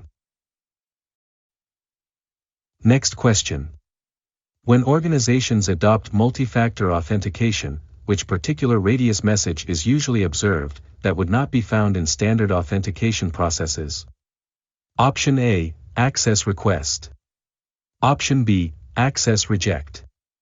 Option C, access accept. Option D, access challenge. The correct answer is Option D, access challenge. The access challenge message is specifically used in situations where additional authentication factors are required, typical of multi-factor authentication processes. This message prompts the user for further verification, such as entering a one-time password or responding to a security question, which is not part of standard single-factor authentication processes. Therefore, this option is closely associated with multi-factor authentication implementations. Option A, access request, is incorrect. The access request message is sent by the client, usually, the user's device or application, to the Radius server, to initiate the authentication process. This message is standard in all authentication scenarios, whether single-factor or multi-factor, so it does not uniquely indicate the use of MFA. Thus, this option does not fulfill the requirement of being specific to multi-factor authentication.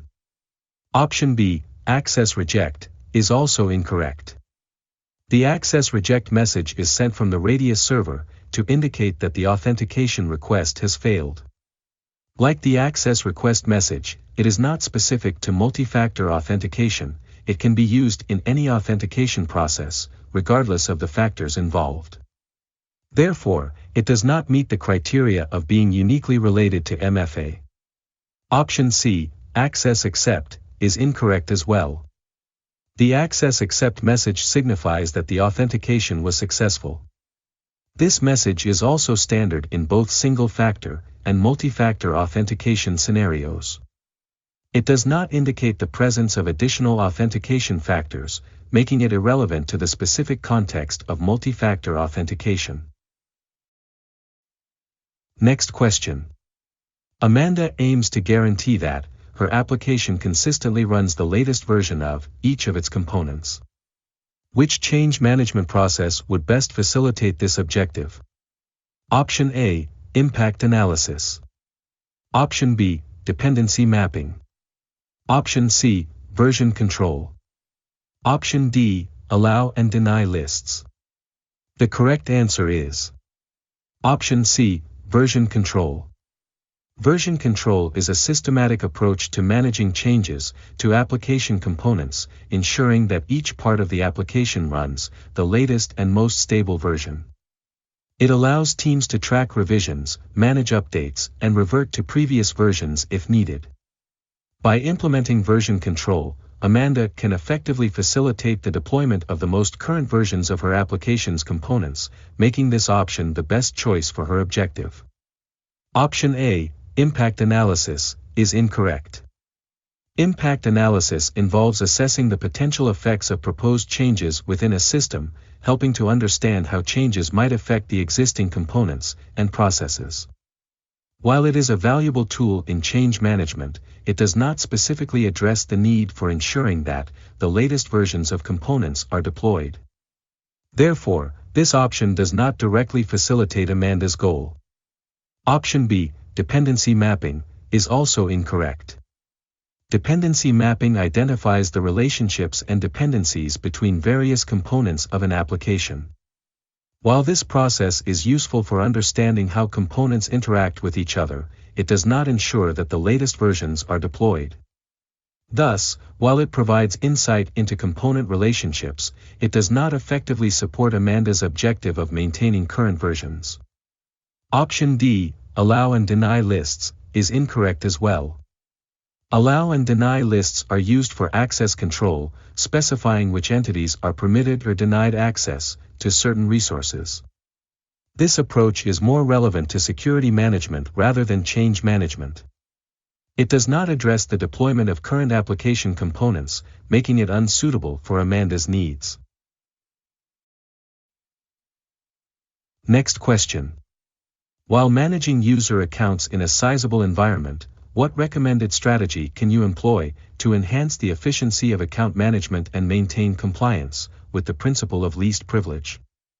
Option A, create individual permissions for each user. Option B, disable security audits to reduce management overhead. Option C, assign permissions based on roles and group users with similar requirements. Option D, share administrative account credentials among trusted users. The correct answer is Option C, assign permissions based on roles and group users with similar requirements.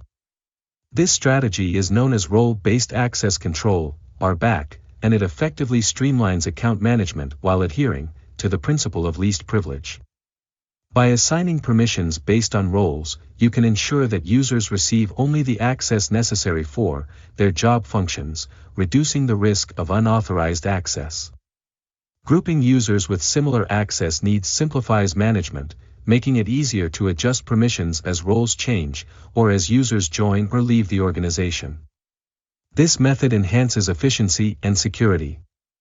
Option A, create individual permissions for each user, is incorrect. While this option ensures precise control over access rights, it is highly inefficient in a large environment. Managing individual permissions for each user can lead to increased administrative overhead, making it difficult to maintain compliance with the principle of least privilege. It can also create a complex web of permissions that are challenging to track and manage effectively. Option B is also incorrect. Disabling security audits is not a recommended practice. It significantly increases risk by removing the oversight necessary to monitor access and usage patterns. Without audits, it becomes nearly impossible to enforce the principle of least privilege effectively, as there is no way to track or assess whether users are maintaining appropriate access levels. This option compromises security rather than enhancing account management. Option D is incorrect as well. Sharing administrative credentials is a dangerous practice that violates the principle of least privilege. It increases the risk of unauthorized access, as multiple individuals can access sensitive areas of the system without accountability. This approach can lead to security breaches and makes it difficult to trace actions back to individual users, thus undermining both security and compliance efforts. Next question.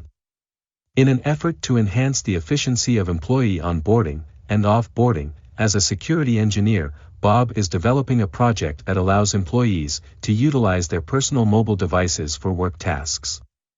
The project aims to ensure that, upon an employee's exit from the company, all corporate data is removed while the personal data remains unaffected. Which technology would be suitable for achieving this goal? Option A, policy management. Option B, containerization. Option C, geofencing. Option D, storage encryption. The correct answer is Option B, containerization. Containerization is a technology that allows organizations to separate corporate data and applications from personal data on mobile devices. By using containerization, employees can use their personal devices for work, while ensuring that all corporate data is kept within a secure, isolated environment. If an employee leaves the company, the organization can wipe the container, effectively removing all company-related data without affecting the personal data stored outside the container. This approach meets Bob's requirements of maintaining personal data, while securely managing corporate information. Option A, policy management, is incorrect. While policy management is essential for establishing guidelines and rules regarding the use of devices and data security, it does not inherently provide a technological solution for separating personal and corporate data. Policy management alone cannot ensure that personal data remains unaffected when corporate data is deleted. Therefore, it is not suitable for achieving Bob's specific goal. Option C, geofencing, is also incorrect. Geofencing involves setting up virtual boundaries that can trigger actions based on a device's location. Although useful for controlling access based on geographic locations, geofencing does not directly address the separation of personal and corporate data. It does not provide a mechanism for ensuring that personal data remains intact when corporate data is removed, making it an inappropriate choice for this scenario. Option D, storage encryption, is incorrect as well. Storage encryption is a method for securing data, by encoding it, making it inaccessible without the appropriate decryption key. While encryption is important for protecting data, it does not separate personal and corporate data. If an employee leaves the organization, encryption does not provide a way to selectively remove corporate data without affecting personal data. Therefore, it does not fulfill the requirement effectively. Next question. As a backup administrator, Ricky is focused on finding a solution that can significantly decrease the restoration time required for physical servers. Which method would be the best choice for Ricky in this scenario? Option A, incremental. Option B, full. Option C, differential. Option D, snapshots. The correct answer is Option A, incremental. Incremental backups are the most efficient method for backing up physical servers, especially when dealing with large datasets or frequent changes. In incremental backups, only the data that has changed since the last backup is copied to the backup media. This significantly reduces the amount of data that needs to be transferred and stored, resulting in faster restoration times. Option B, full, is incorrect. Full backups create a complete copy of all data on the server. While they provide a comprehensive snapshot of the system, they are time-consuming and can take a long time to restore. Option C, differential, is also incorrect. Differential backups copy all data that has changed since the last full backup. This is less efficient than incremental backups because it requires copying all changes since the last full backup, even if some of those changes were already backed up in previous incremental backups. Option D, snapshots, is incorrect as well. Snapshots are point-in-time copies of a virtual machine's disk. While they can be used for quick recovery of virtual machines, they are not suitable for backing up physical servers. Next question. When considering the typical settings for SCADA systems, which of the following locations would not be commonly associated with their presence? Option A, power plants. Option B, manufacturing lines. Option C, industrial plants. Option D, hospitals. The correct answer is Option D, hospitals. Hospitals are generally not associated with SCADA systems. SCADA systems are primarily used in industrial environments for monitoring and controlling processes such as power generation, manufacturing, and other critical infrastructure. While hospitals may utilize other forms of monitoring and control systems for patient care and building management, they typically do not use SCADA systems in the same capacity as industrial settings. Thus, this option is the least likely to be a common location for SCADA systems. Option A, power plants, is incorrect. Power plants are a classic example of environments where SCADA systems are extensively utilized. These systems monitor and control the generation and distribution of electricity, providing real-time data and allowing for the management of complex operations. Therefore, this option is commonly associated with SCADA systems. Option B, manufacturing, is also incorrect. Manufacturing lines are another typical setting for SCADA systems. These systems facilitate the monitoring of production processes, equipment status, and quality control, enabling manufacturers to optimize efficiency and maintain operational integrity. Hence, this location is very much aligned with SCADA system deployment. Option C, industrial plants, is incorrect as well. Industrial plants are perhaps the most common sites for SCADA systems. They are utilized in various sectors, including oil and gas, water treatment, and chemical processing, to manage large-scale industrial operations. Given their critical role in these environments, this option is also commonly associated with SCADA systems. Next question. Amanda is seeking a reliable and secure method for transferring files between systems that have already been configured to use SSH connections. What file transfer method can she employ that utilizes the SSH protocol? Option A, FTPS. Option B, HTTPS. Option C, Dropbox. Option D, SFTP. The correct answer is Option D, SFTP. SFTP, or Secure File Transfer Protocol, is specifically designed to transfer files securely over a network, using the SSH protocol. It provides a secure way to access, transfer, and manage files on remote servers, leveraging the established SSH connection for encryption and authentication. Since Amanda's systems are already configured for SSH connections, SFTP is the most appropriate choice for securely transferring files between them. Option A, FTPS, is incorrect.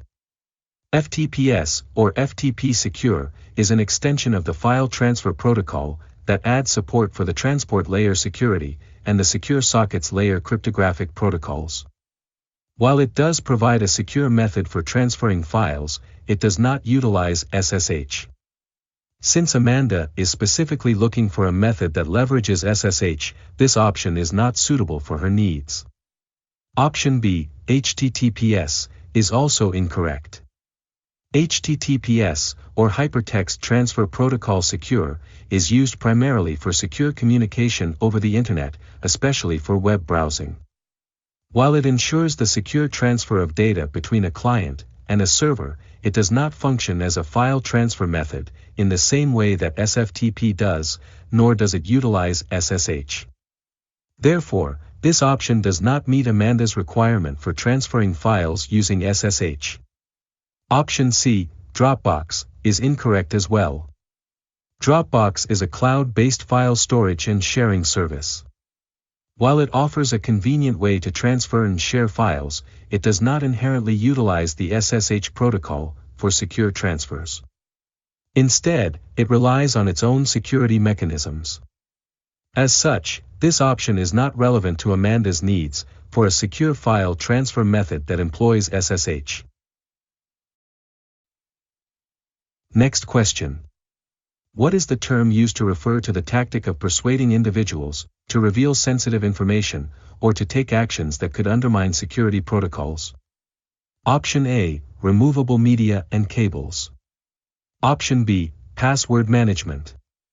Option C, social engineering. Option D, insider threat. The correct answer is Option C, social engineering.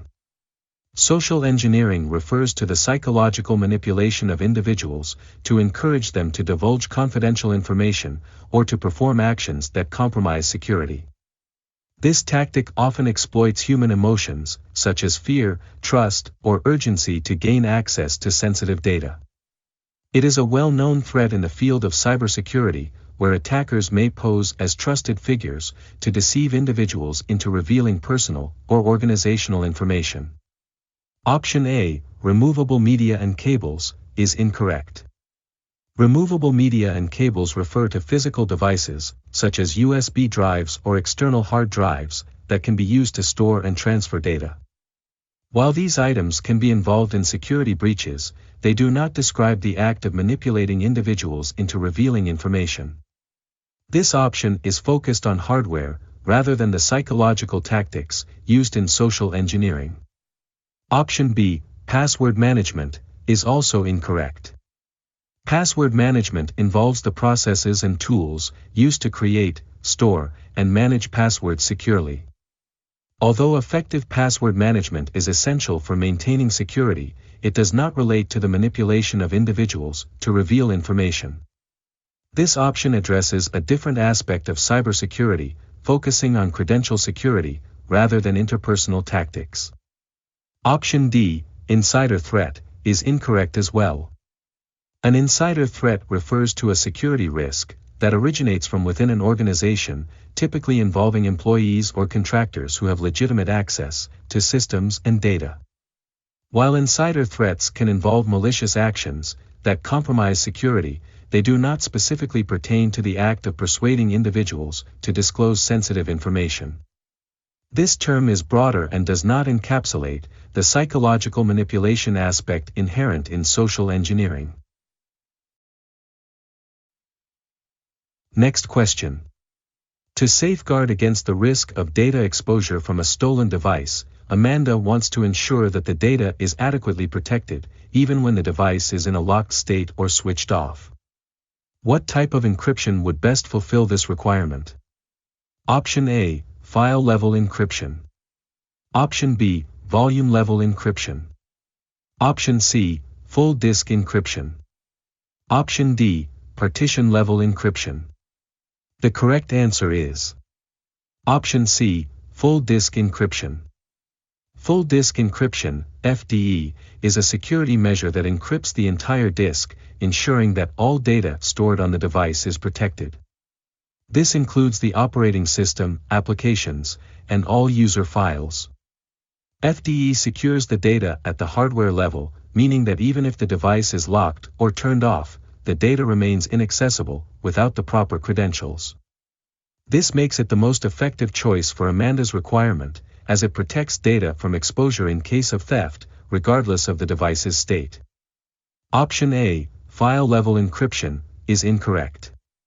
File-level encryption secures individual files or folders, but it does not encrypt the entire disk. While this method can provide protection for specific files, if the device is stolen while locked or off, there may still be unencrypted parts of the operating system or other files that could potentially expose data. Therefore, it is not as comprehensive as full disk encryption in safeguarding all data on the device. Option B, volume-level encryption, is also incorrect. Volume-level encryption protects specific volumes or partitions on a disk, but does not provide full coverage of the entire disk. Similar to file-level encryption, while it secures the data within the designated volumes, it may leave other areas of the device vulnerable. In the event of theft, unencrypted sections could still be exposed, making it less suitable than full disk encryption for Amanda's needs. Option D, partition-level encryption, is incorrect as well. Partition-level encryption focuses on encrypting individual partitions within a hard drive. While this can provide some level of security, it also does not encrypt the entire disk. If a device is stolen, any unencrypted partitions could expose sensitive data, making this method insufficient for Amanda's requirement to ensure that all data is secure when the device is locked or turned off. Next question.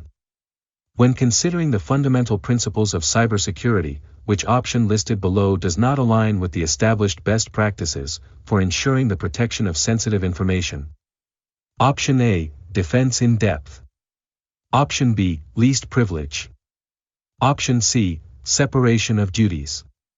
Option D, security through obscurity. The correct answer is Option D, security through obscurity. This principle involves hiding information to protect it, relying on secrecy rather than strong security measures. It does not align with established best practices because it fails to provide robust security on its own. Effective cybersecurity strategies should be based on well-defined security controls, risk management, and accountability, rather than solely depending on the obscurity of information. While obscurity can be a part of a security strategy, it should not be the primary method for safeguarding sensitive information. Option A, defense in depth, is incorrect. This is a well-established cybersecurity principle that advocates for multiple layers of security measures. It aims to provide redundancy so that if one layer is breached, others still protect the system. This approach is widely recognized as a best practice because it enhances overall security by mitigating risks through various defensive strategies. Option B, least privilege, is also incorrect. The principle of least privilege dictates that users should have only the minimum access necessary to perform their job functions.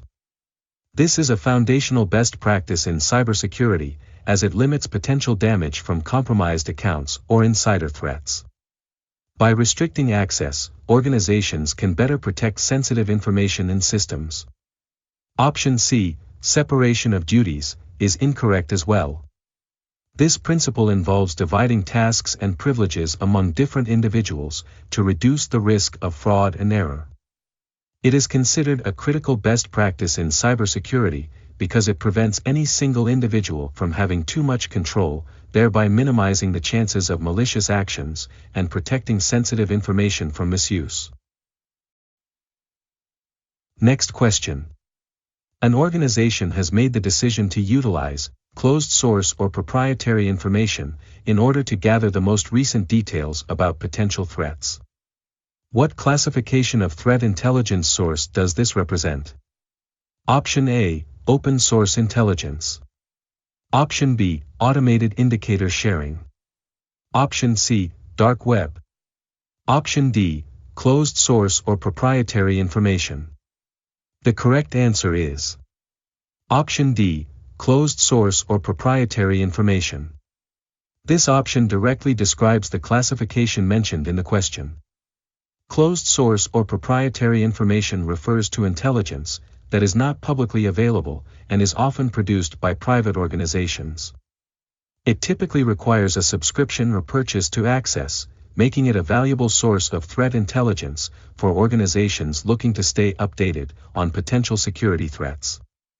Option A, open source intelligence, OSINT, is incorrect.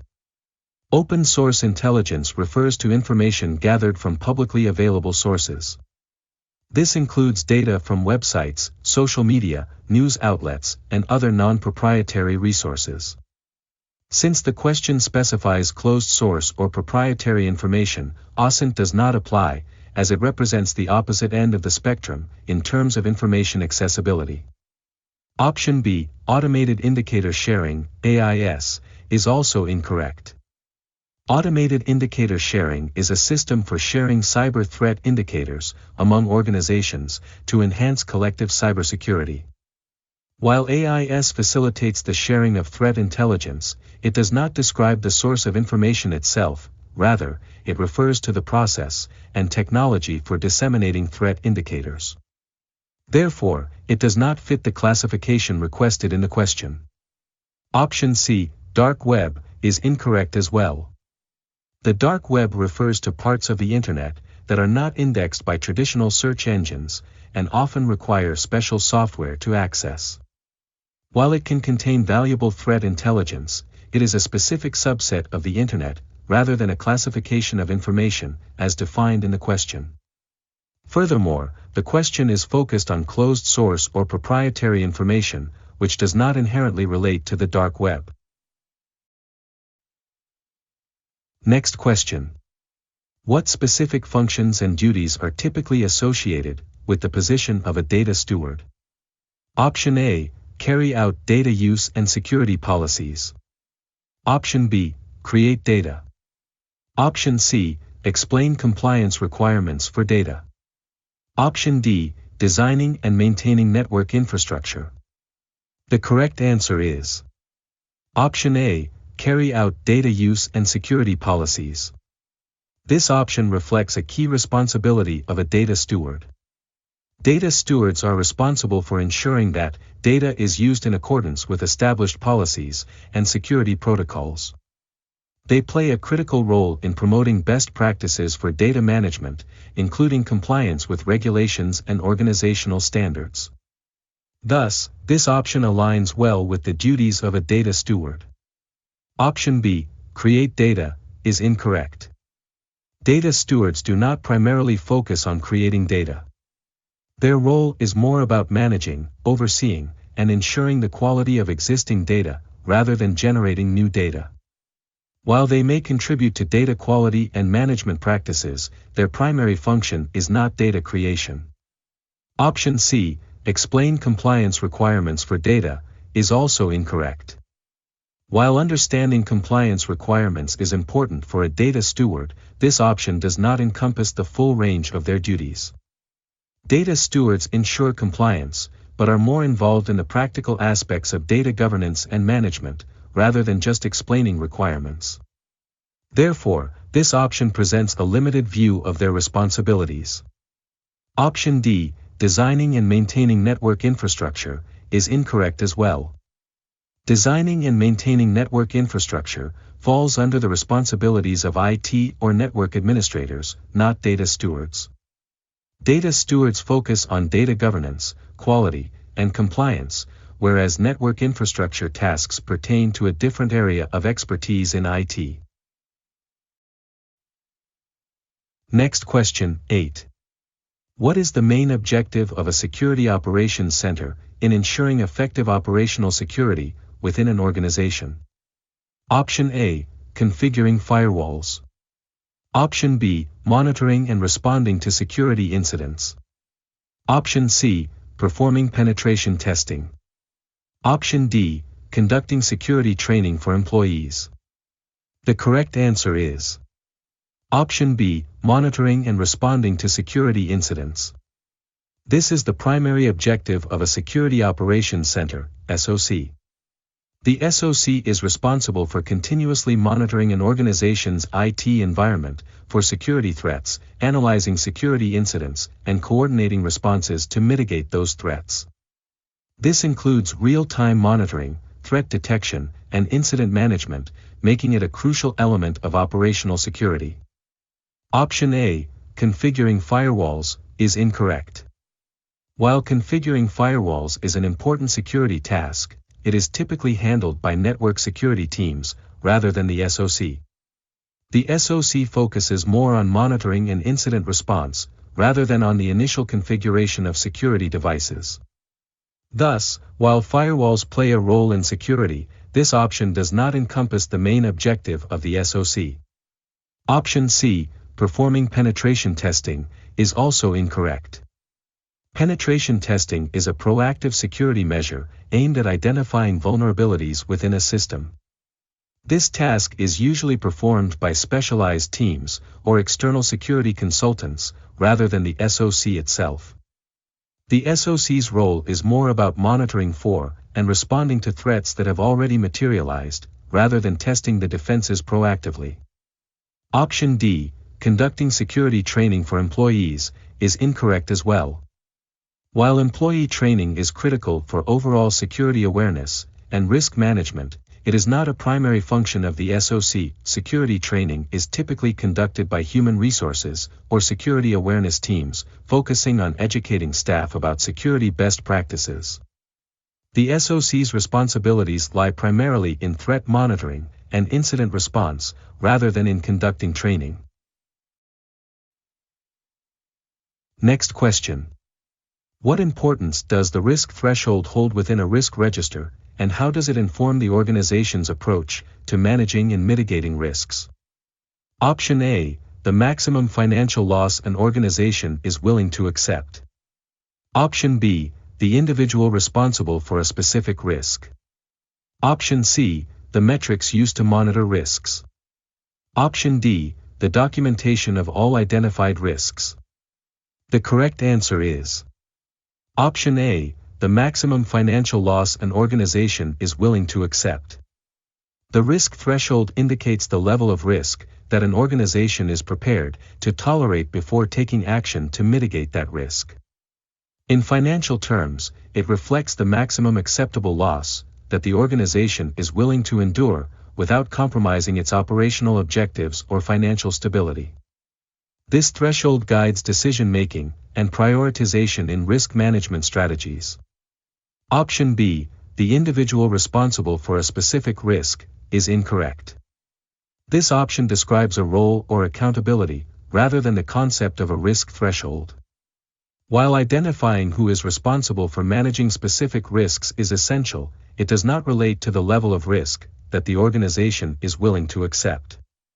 Option C, the metrics used to monitor risks, is also incorrect. This option refers to the tools or methods employed to assess and track risks over time. Metrics are important for understanding risk exposure but do not define the risk threshold itself, which is about acceptable limits of risk. Option D, the documentation of all identified risks, is incorrect as well. This option speaks to the contents of a risk register in general, which includes a list of risks identified. While having a record of risks is crucial for risk management, the risk threshold specifically pertains to the limits of risk tolerance, not merely documentation. Next question. How many previous passwords do cybersecurity experts recommend storing in a password history to adequately prevent users from reusing old passwords? Option A, 16. Option B, 8. Option C, 0. Option D, 3. The correct answer is Option A, 16. Storing 16 previous passwords in a password history is widely recommended by cybersecurity experts as it effectively helps mitigate the risk of password reuse.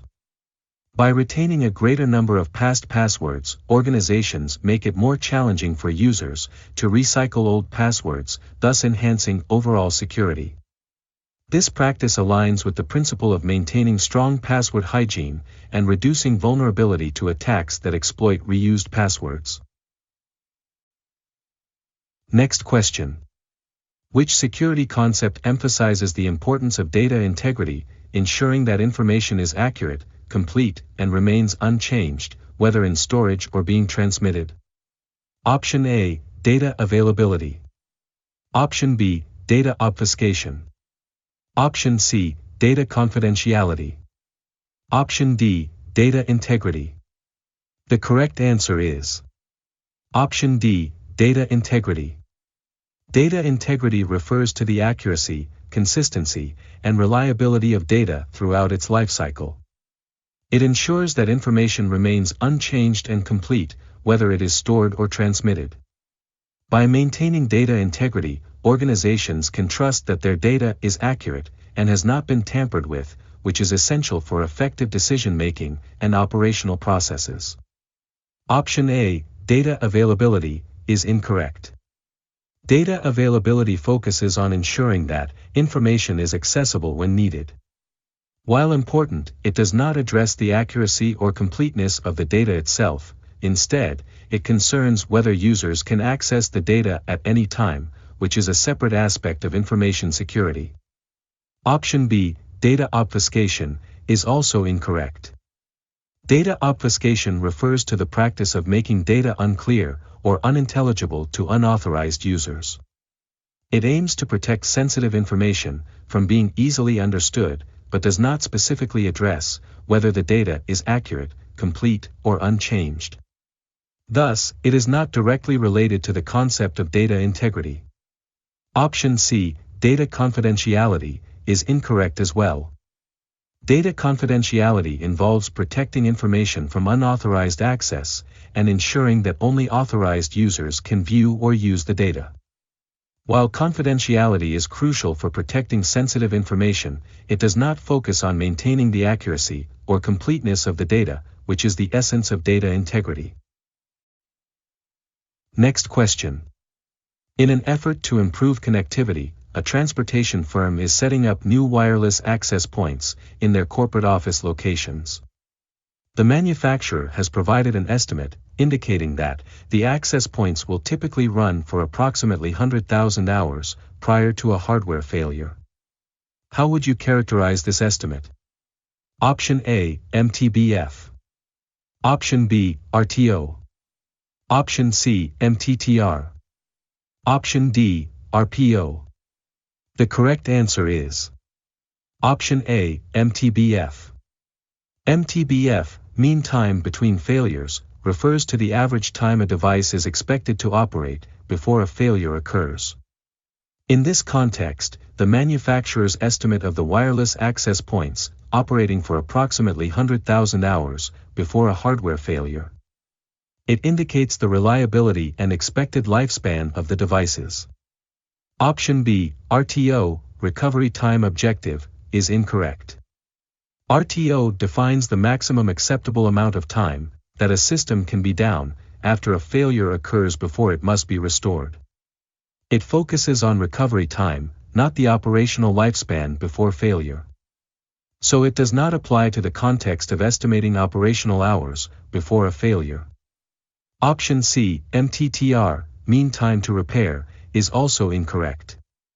MTTR measures the average time required to repair a failed system and return it to operational status. This option is unrelated to the initial estimate of how long the device will run before it fails, as it deals with post-failure response, rather than pre-failure operational lifespan. Option D, RPO, Recovery Point Objective, is incorrect as well. RPO indicates the maximum acceptable amount of data loss, measured in time. It defines how much data a company can afford to lose in case of a failure. This concept does not relate to the hardware failure estimate provided by the manufacturer, as it focuses on data recovery rather than device reliability. Next question. What is the name of the attack where an individual takes advantage of a vulnerability within the code of a web application to obtain unauthorized access or alter data?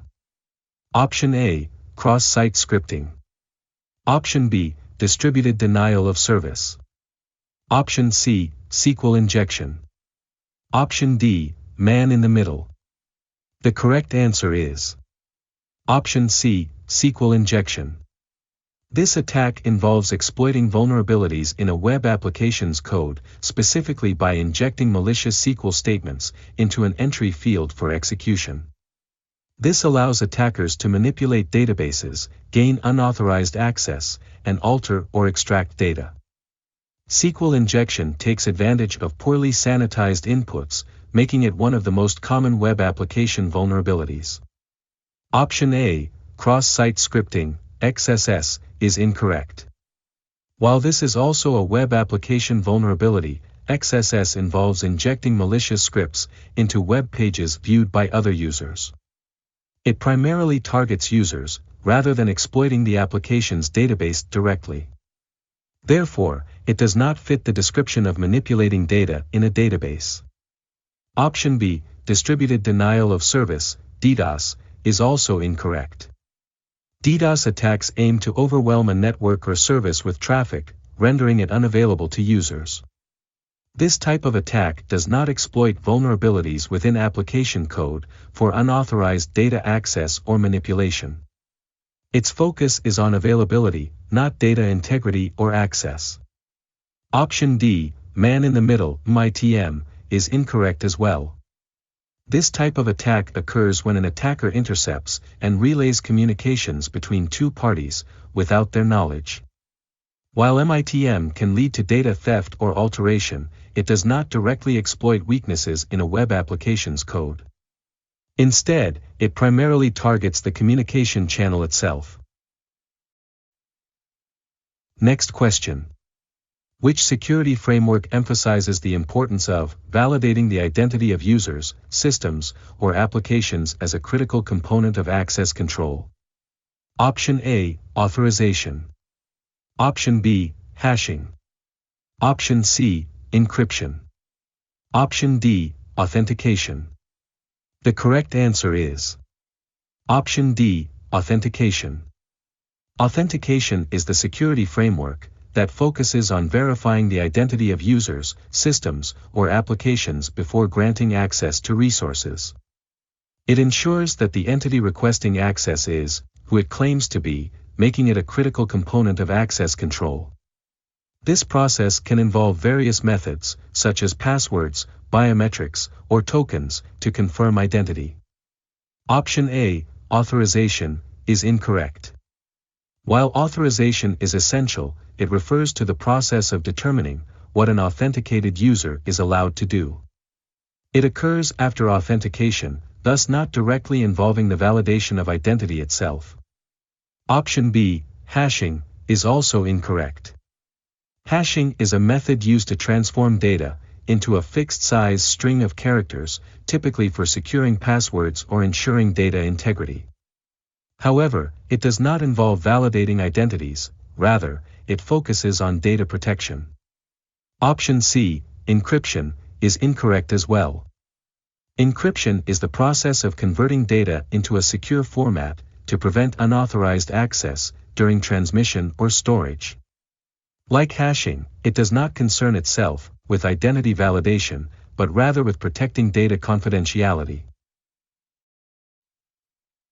Next question. Which access control model employs classification labels such as top secret and confidential, to manage and restrict access to sensitive information. Option A, DAC, discretionary access control. Option B, RBAC, role-based access control. Option C, ABAC, attribute-based access control. Option D, MAC, mandatory access control. The correct answer is Option D, MAC, mandatory access control. Mandatory access control, MAC, is an access control model that uses predefined labels, such as top secret and confidential, to classify and manage access to sensitive information. In MAC, access to resources is regulated by a central authority, based on the classification level of the information and the clearances of the users. This ensures that users can only access data, for which they have appropriate clearance. Option A, DAC, discretionary access control, is incorrect. DAC allows resource owners to control access to their own data, often through permissions set by the users themselves. It does not rely on mandatory labels, like top secret or confidential. Rather, it provides flexibility for users to grant or restrict access at their discretion, which does not meet the criteria specified in the question.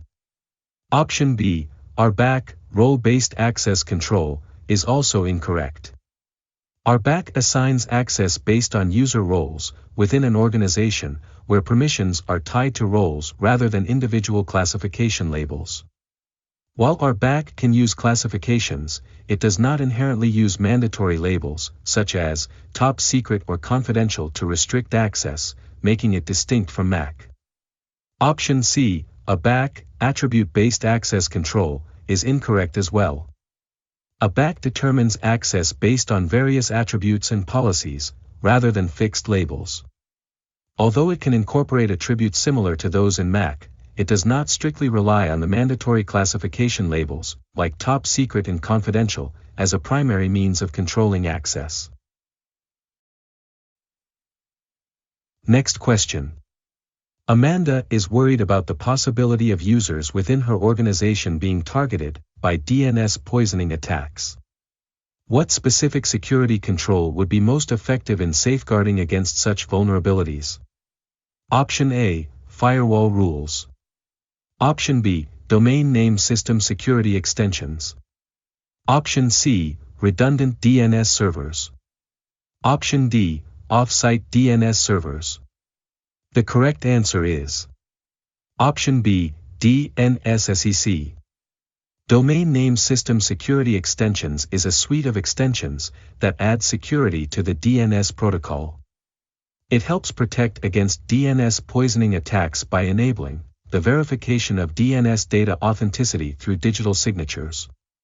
When DNSSEC is implemented, users can be sure that the responses they receive from DNS queries have not been tampered with. Thus, it effectively prevents attackers from redirecting users to malicious sites.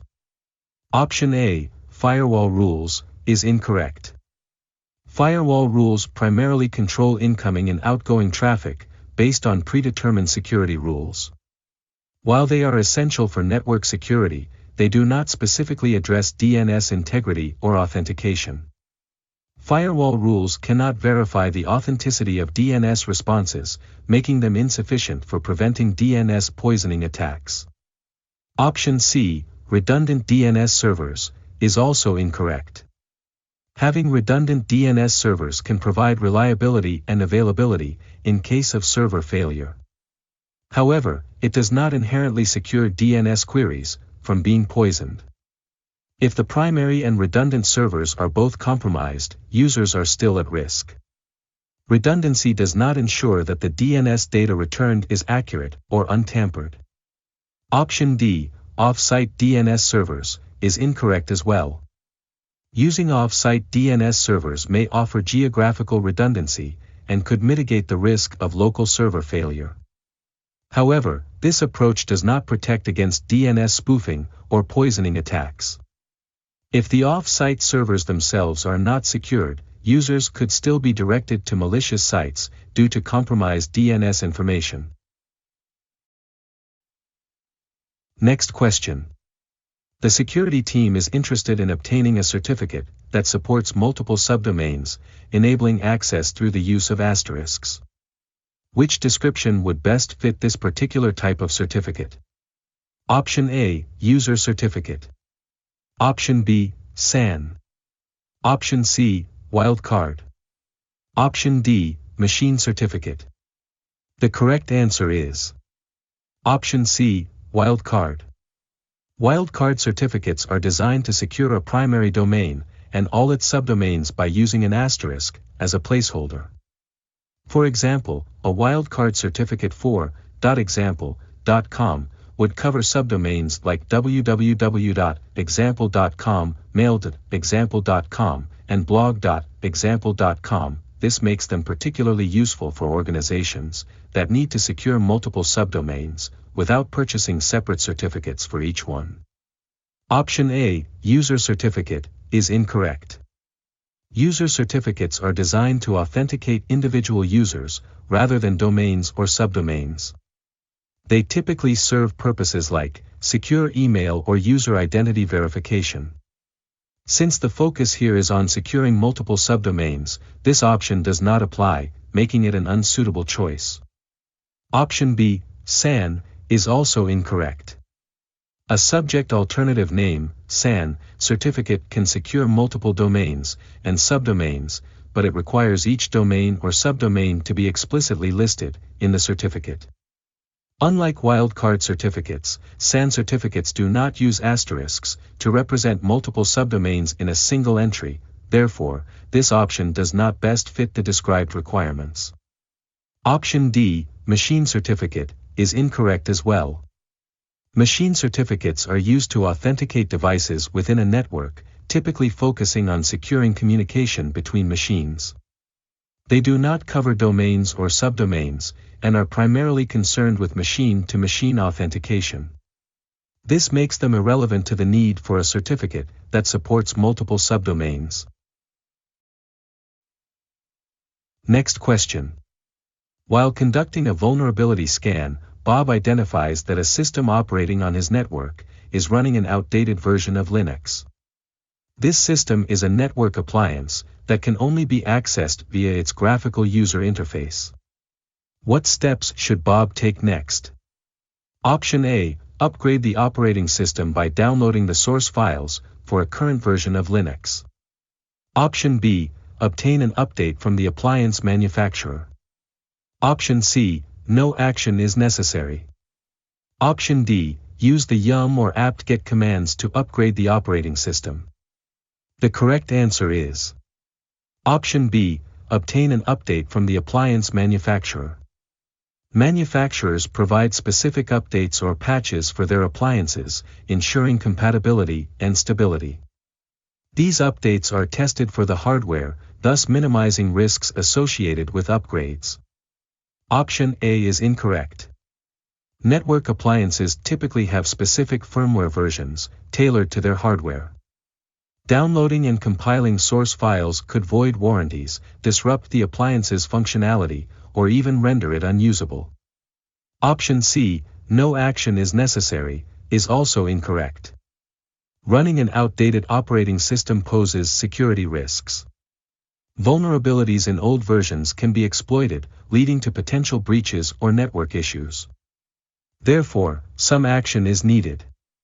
Option D is incorrect as well. These package managers are generally used for traditional Linux distributions, and may not be applicable to specialized network appliances. Upgrading via these commands could lead to system instability. Next question. A database administrator has been assigned the responsibility of ensuring the security of a database server. What practices are commonly recommended to enhance database security? Option A, share the entire database with external partners. Option B, store sensitive data without encryption. Option C, implement role-based access control to restrict user privileges. Option D, use easily guessable database passwords for user accounts. The correct answer is Option C, implement role-based access control to restrict user privileges. RBAC is a widely recommended practice that helps limit access to sensitive data based on users' roles within the organization. By restricting user privileges, it minimizes the risk of unauthorized access and protects the database from potential threats. Option A is incorrect. Because sharing the entire database poses significant security risks. It can expose sensitive information to unauthorized users, increasing the likelihood of data breaches and compliance issues. Option B is also incorrect. Storing sensitive data without encryption leaves it vulnerable to unauthorized access. If the data is compromised, it can be easily read and exploited, undermining the security of the database. Option D is incorrect as well. Using easily guessable passwords greatly compromises security, making it easy for attackers to gain unauthorized access. Strong, complex passwords are essential for protecting user accounts and database integrity. Next question. As part of their responsibilities, a systems administrator aims to implement an access control structure that permits owners to control access policies for their objects. Which access control scheme is the most fitting for these specifications?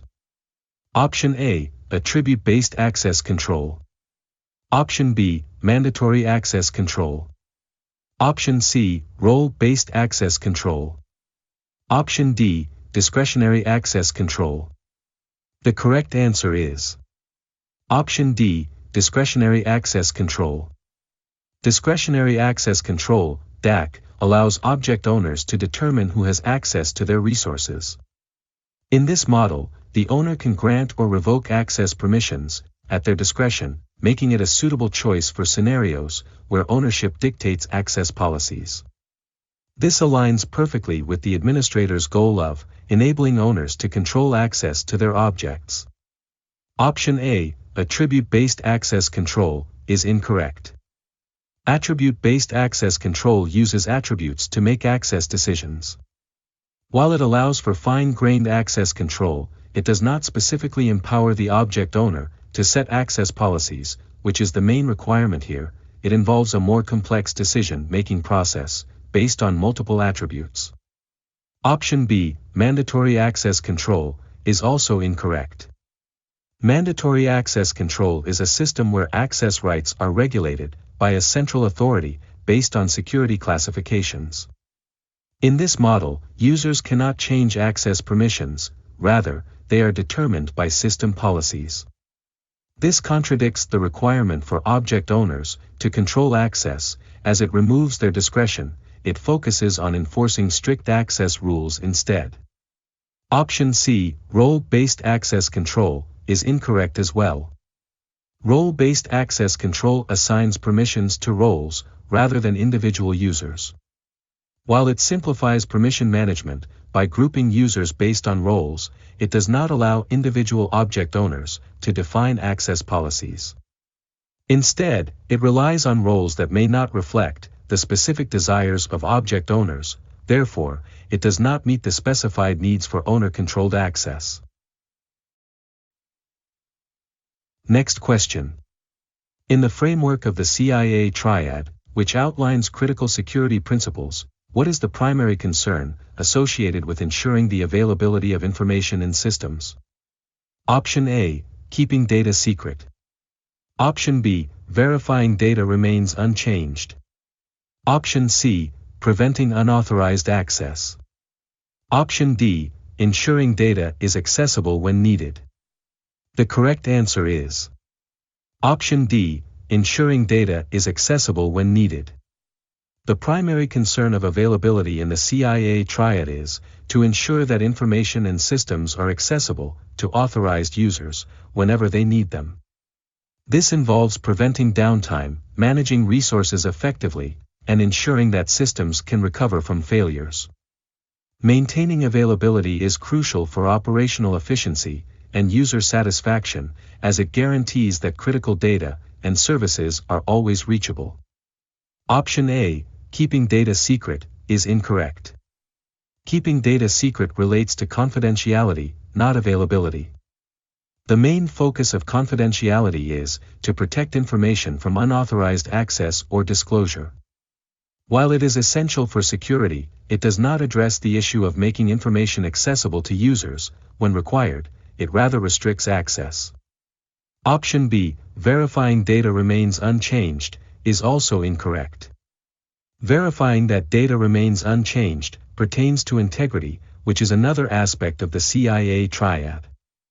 Integrity ensures that data is accurate and consistent over its lifecycle, protecting it from unauthorized modifications. This concern is important, but it does not relate to the availability of information. Instead, it focuses on the correctness of the data. Option C, preventing unauthorized access, is incorrect as well. Preventing unauthorized access also falls under confidentiality, as it deals with safeguarding data from being accessed by those who are not authorized. While it is a critical component of information security, it does not contribute to the goal of ensuring that authorized users can access the information when needed. Therefore, it does not align with the availability principle. Next question. When an attacker takes advantage of vulnerabilities present in pre-installed software on a device, which specific actor within the supply chain is being targeted in this scenario? Option A, hardware provider. Option B, cloud provider. Option C, service provider. Option D, software provider. The correct answer is Option D, software provider. When an attacker exploits vulnerabilities in pre-installed software on a device, they are primarily targeting the software provider. This is because the vulnerabilities stem from the software itself, which may have been developed, distributed, or maintained by the software provider. By compromising the software, attackers can potentially gain unauthorized access or control over the device, thereby impacting users and the overall security of the supply chain. Option A, hardware provider, is incorrect. The hardware provider is responsible for the physical components of the device, such as the processors, memory, and other internal parts. While hardware can have its own vulnerabilities, in this scenario, the focus is specifically on the software vulnerabilities. Therefore, the hardware provider is not the primary target. In this case, their role is less relevant to the exploitation of software. Option B, cloud provider, is also incorrect. A cloud provider offers services that allow data storage and computing power over the internet. While cloud services can interact with software and devices, they are not directly involved with pre-installed software on individual devices. The exploitation described in the question is focused on vulnerabilities within the software on the device itself, making the cloud provider an irrelevant actor in this scenario. Option C, service provider, is incorrect as well. A service provider typically refers to entities that offer various types of services, which could include internet services, maintenance, or technical support. While they might interact with the device or software, they do not create or maintain the pre-installed software that is being exploited. Hence, the service provider is not the target in the context of exploiting vulnerabilities in pre-installed software. Next question. Which of the following security principles fails to qualify as a best practice, according to established guidelines, in the cybersecurity field? Option A, separation of duties. Option B, defense in depth. Option C, security through obscurity.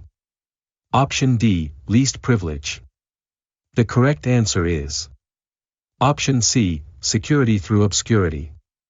Security through obscurity is a principle that relies on keeping details about a system secret to protect it from attacks. While it can be part of a broader security strategy, it is generally not considered a best practice in cybersecurity. Relying solely on obscurity for security can create a false sense of protection, as determined attackers can often discover vulnerabilities, regardless of how well a system's inner workings are hidden. Best practices emphasize robust security measures that do not depend on secrecy alone. Option A, separation of duties, is incorrect. The principle of separation of duties is a well-established best practice in cybersecurity. It involves dividing responsibilities among different individuals or teams to reduce the risk of fraud or error. By ensuring that no single individual has complete control over critical processes, organizations can enhance security and accountability. Therefore, this principle qualifies as a best practice. Option B, defense in depth, is also incorrect. Defense in depth is another widely recognized best practice in cybersecurity. This principle advocates for implementing multiple layers of security controls throughout an organization's systems and networks. By having various defenses, even if one layer fails, others can still provide protection. This comprehensive approach helps mitigate risks more effectively, making it a solid security practice. Option D, least privilege, is incorrect as well. The least privilege principle states that users should be granted only the minimum level of access necessary to perform their job functions. This limits potential damage from insider threats and reduces the attack surface. It is a fundamental best practice in cybersecurity that helps protect sensitive information and systems, ensuring that unauthorized access is minimized. Hence, this principle also qualifies as a best practice. Next question. A recent audit revealed a critical finding related to the use of an encryption standard in a web application that serves business customers. Due to the technical limitations faced by the customers, the company is unable to perform an upgrade. What kind of controls should be adopted to mitigate the risks created by this scenario? Option A, physical. Option B, preventive. Option C, compensating. Option D, detective. The correct answer is Option C, compensating. Compensating controls are alternative measures that are put in place to mitigate risks when the preferred controls cannot be implemented. In this scenario, since the company is unable to upgrade the encryption standard due to the technical limitations of its customers, compensating controls can help reduce the risk. These might include additional security measures, such as increased monitoring, implementing stricter access controls, or using alternative encryption methods for communication that can still work within the existing constraints. Option A, physical, is incorrect. Physical controls are security measures designed to prevent physical access to facilities or equipment. While they are important for overall security, they do not address the specific issue related to the encryption standard in the web application. Since the concern here revolves around software and data encryption, rather than physical security, this option is not suitable for mitigating the risks in this scenario. Option B, preventive, is also incorrect. Preventive controls are intended to stop security incidents before they occur. Examples include firewalls, intrusion prevention systems, and encryption upgrades. However, in this case, a preventive control cannot be implemented because the company is unable to upgrade the encryption standard due to customer limitations. Therefore, preventive controls are not applicable in this situation, as they do not address the inability to upgrade. Option D, detective, is incorrect as well. Detective controls are designed to identify and alert on security incidents after they occur. Examples include intrusion detection systems and logging mechanisms. While these controls are valuable for monitoring and response, they do not mitigate the risks created by the inadequate encryption standard, they merely detect issues after the fact. In this scenario, a more proactive approach, such as compensating controls, is necessary to effectively address the risk.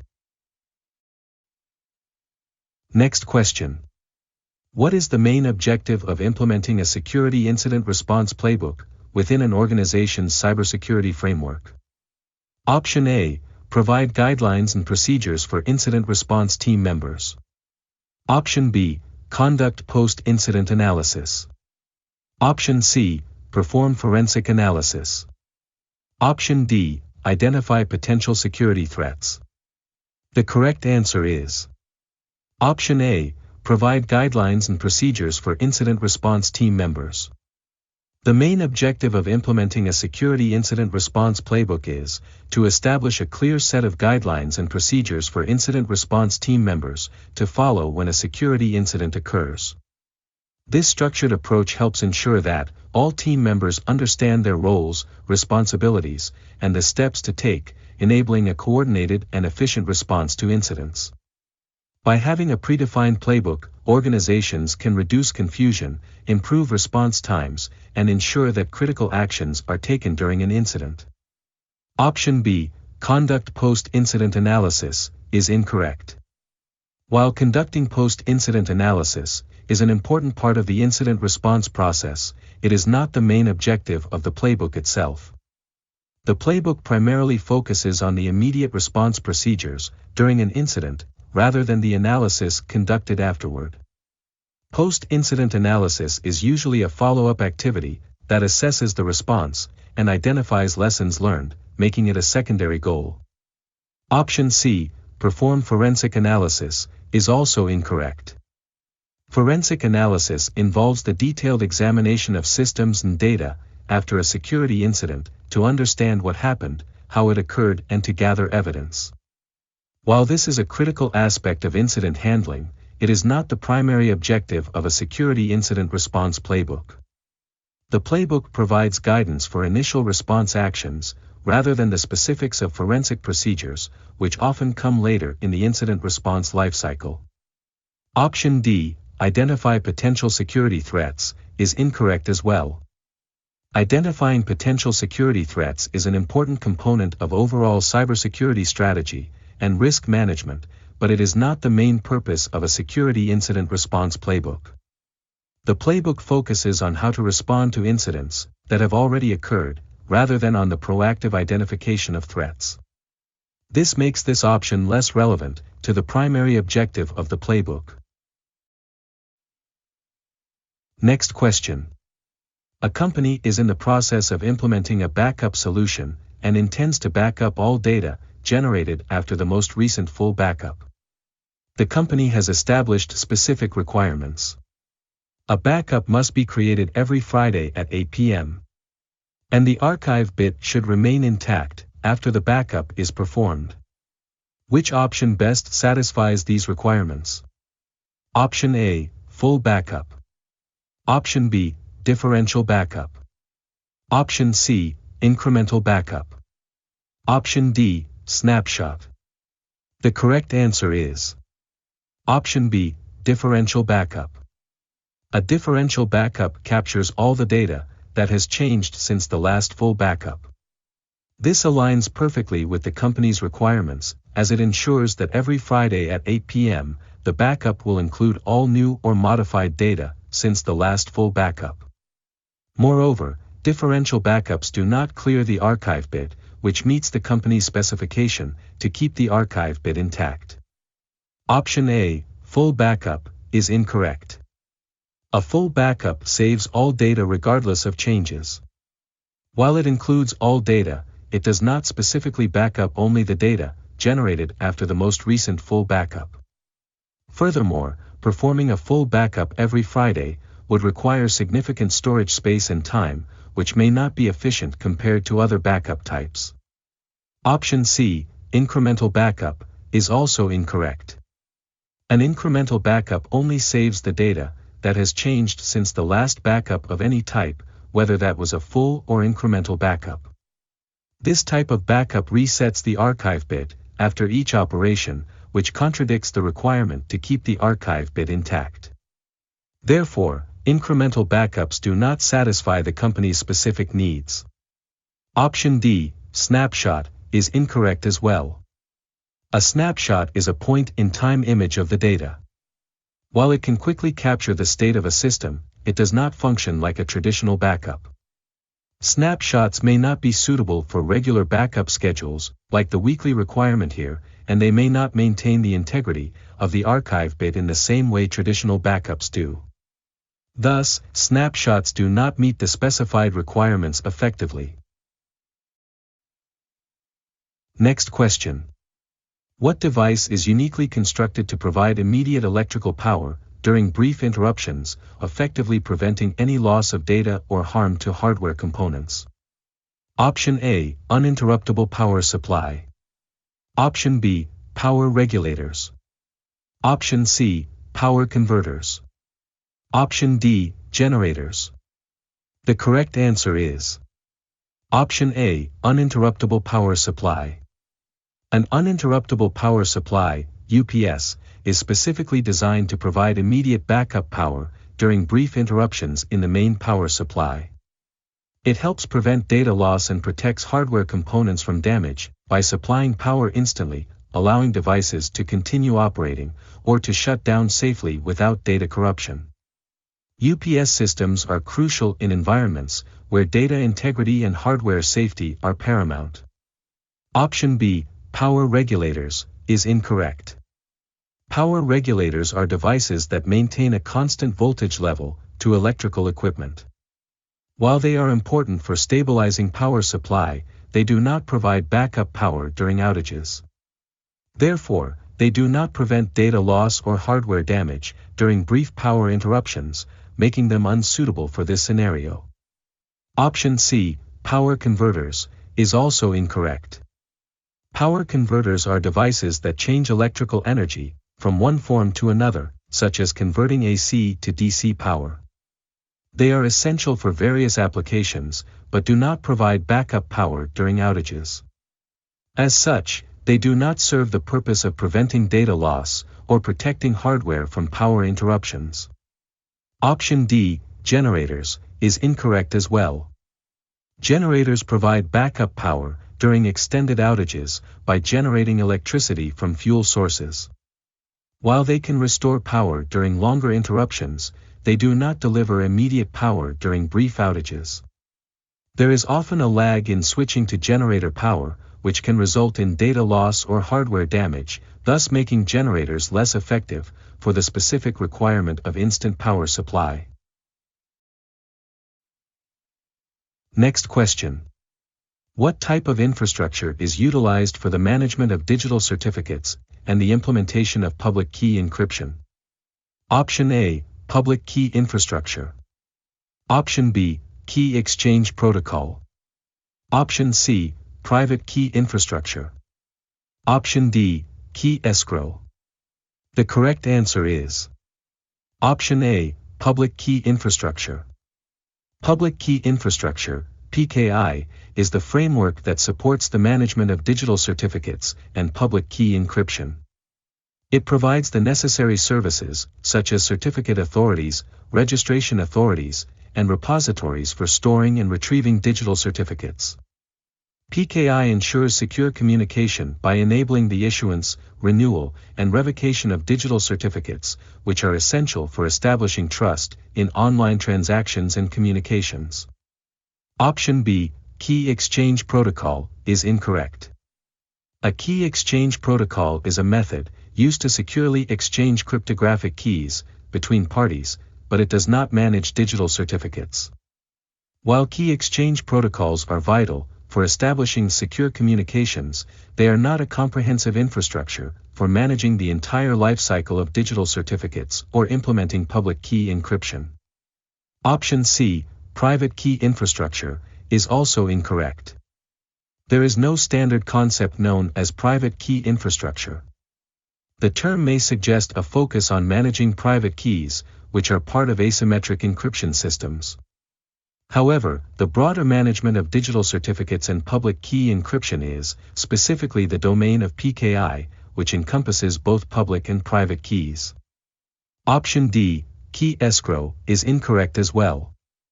Key escrow is a technique where encryption keys are held in trust by a third party, allowing for recovery of the keys if needed.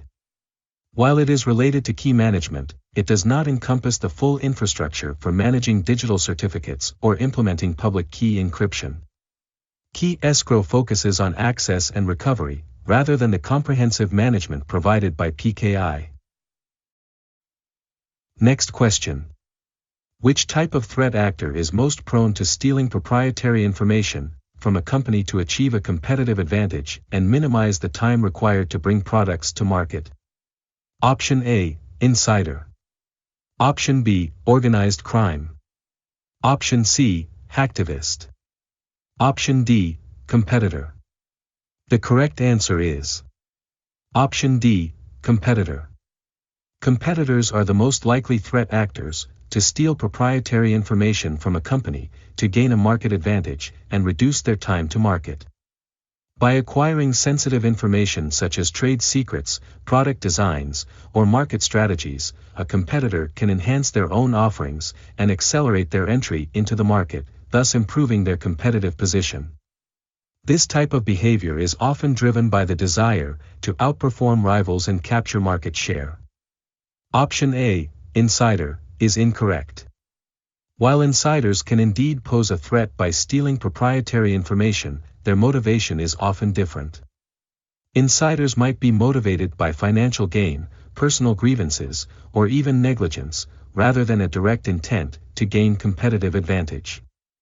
Insiders typically work within the organization, so their actions may not be aimed at competing in the market directly. Option B, organized crime, is also incorrect. Organized crime groups may engage in data theft for financial gain, such as selling stolen information on the dark web. However, their motivations usually focus on profit, rather than directly achieving a competitive advantage in a specific industry. They are less likely to steal information for the purpose of competing in a market, as compared to actual business competitors. Option C, hacktivist, is incorrect as well.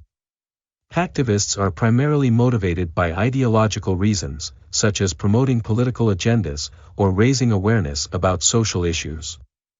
Their aim is generally not to gain a competitive advantage in the market. While they may steal information, it is usually to expose wrongdoing or further their cause, rather than to directly benefit in a commercial sense. Next question. Which backup strategy should the company adopt to achieve the fastest restoration time for its database during a failure, while also taking into account the constraints of limited available storage space and the requirement to keep online operations running for no more than 4 hours? Option A, implement full tape backups every Sunday at 8 p.m. and perform nightly tape rotations. Option B, implement full backups every Sunday at 8 p.m. and nightly differential backups at 8 p.m. Option C, implement differential backups every Sunday at 8 p.m. and nightly incremental backups at 8 p.m. Option D, implement nightly full backups every Sunday at 8 p.m. The correct answer is Option C, implement differential backups every Sunday at 8 p.m. and nightly incremental backups at 8 p.m. Implementing differential backups every Sunday allows the company to capture all changes made since the last full backup, making the restore process faster, because only the last full backup and the latest differential backup need to be restored in case of a failure. Additionally, nightly incremental backups will capture only the changes made since the last backup, whether it was a full or incremental backup. This combination balances the need for fast restoration with limited storage, as incremental backups consume less space than full backups, while still allowing for quick recovery. Option A is incorrect. Full backups every Sunday would require substantial storage space, especially if the database is large. Additionally, restoring from full backups takes more time, since all data must be restored at once. In a scenario where downtime is limited to 4 hours, this option is not ideal, as it could exceed that limit during the restoration process. Option B is also incorrect. While this option provides faster restoration than full backups alone, it still involves a full backup every week, which takes up considerable storage space and time to perform. In the event of a failure, restoring from the last full backup, plus the latest differential backup, could take longer than the 4-hour limit, especially if the database size is significant. Option D is incorrect as well. Nightly full backups are inefficient for both storage and restoration speed. This approach would quickly consume available storage space and significantly increase the time required to restore the database in case of a failure. It is highly unlikely that, a restoration process involving nightly full backups could be completed within the 4-hour downtime limit. Next question. Which specific type of DDoS attack involves an attacker leveraging external servers to amplify the amount of traffic that is sent to the targeted victim? Option A, DNS attack. Option B, reflected. Option C, amplified. Option D, wireless attack. The correct answer is Option C, amplified. A reflected DDoS attack involves the attacker sending requests to third-party servers with the source IP address spoofed to that of the target victim. When the third-party servers respond, they send the traffic to the victim, thus amplifying the volume of traffic directed at them. This method allows the attacker to leverage external resources to significantly increase the attack's impact without using their own bandwidth. Option A, DNS attack, is incorrect.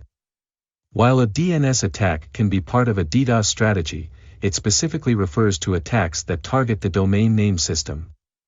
In some cases, a DNS attack can be reflective, but not all DNS attacks use reflection to amplify traffic.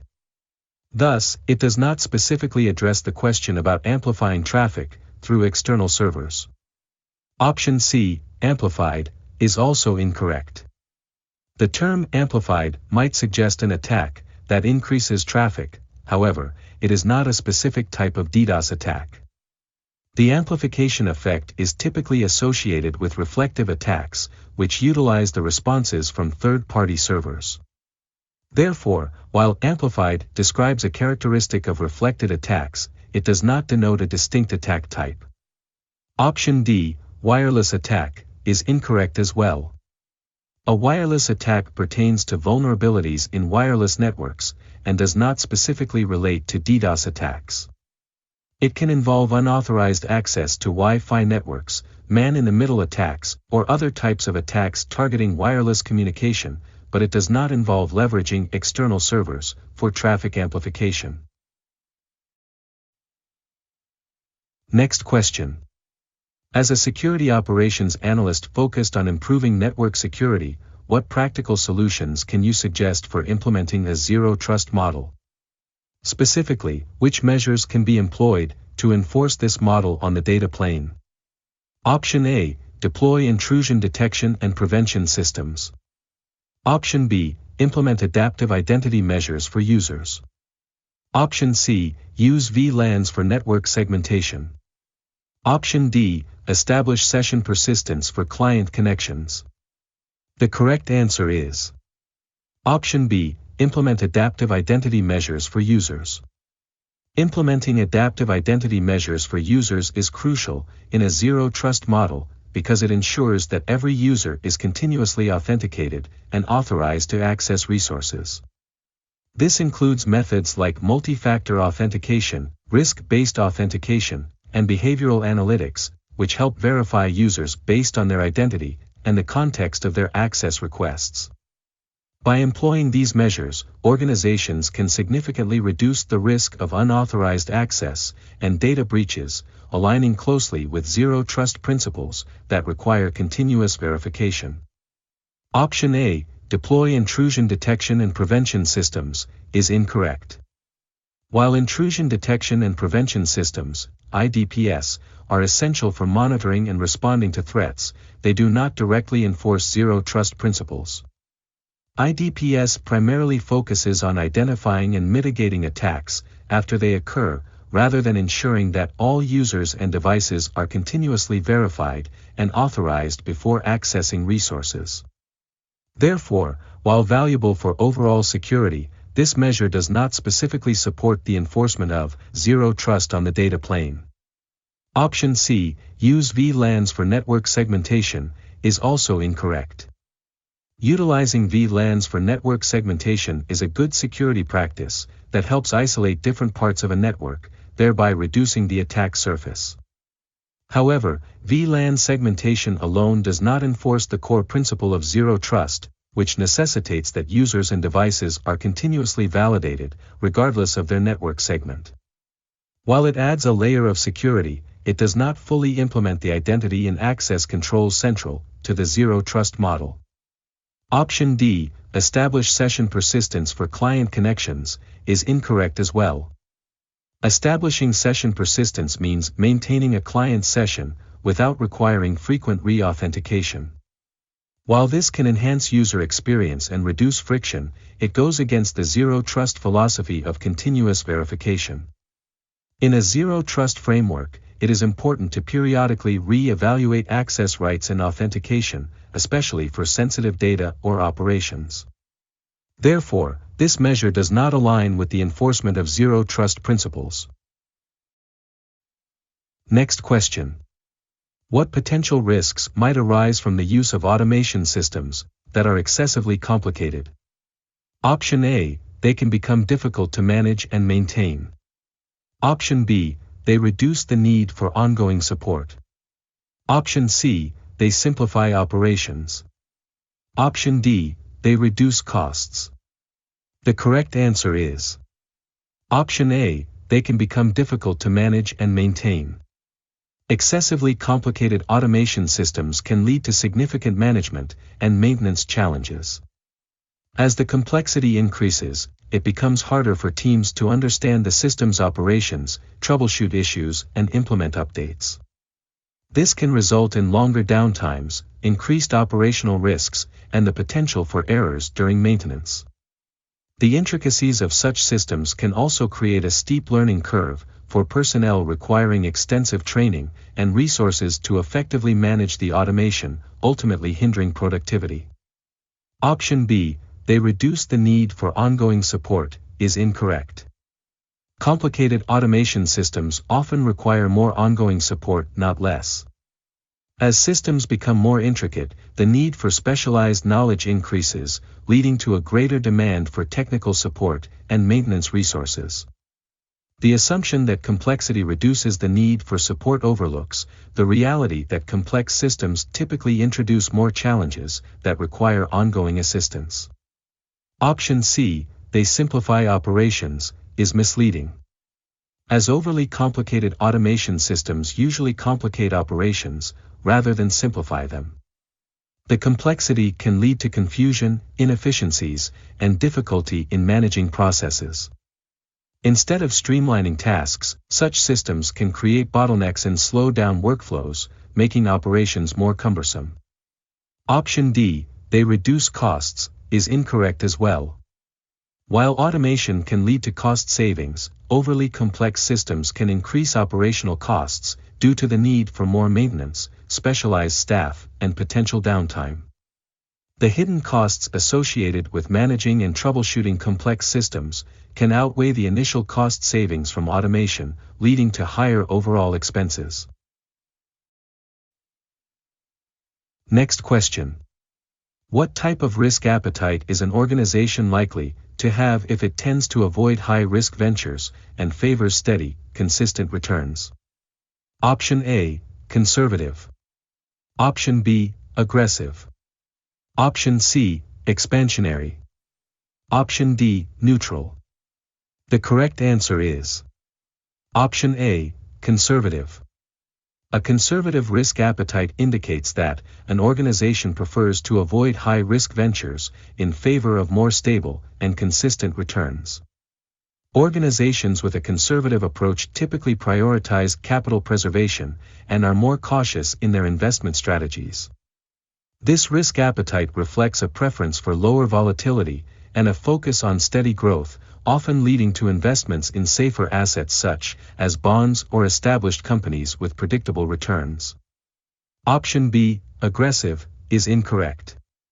An aggressive risk appetite is characterized by a willingness to take on high-risk investments with the expectation of achieving higher returns.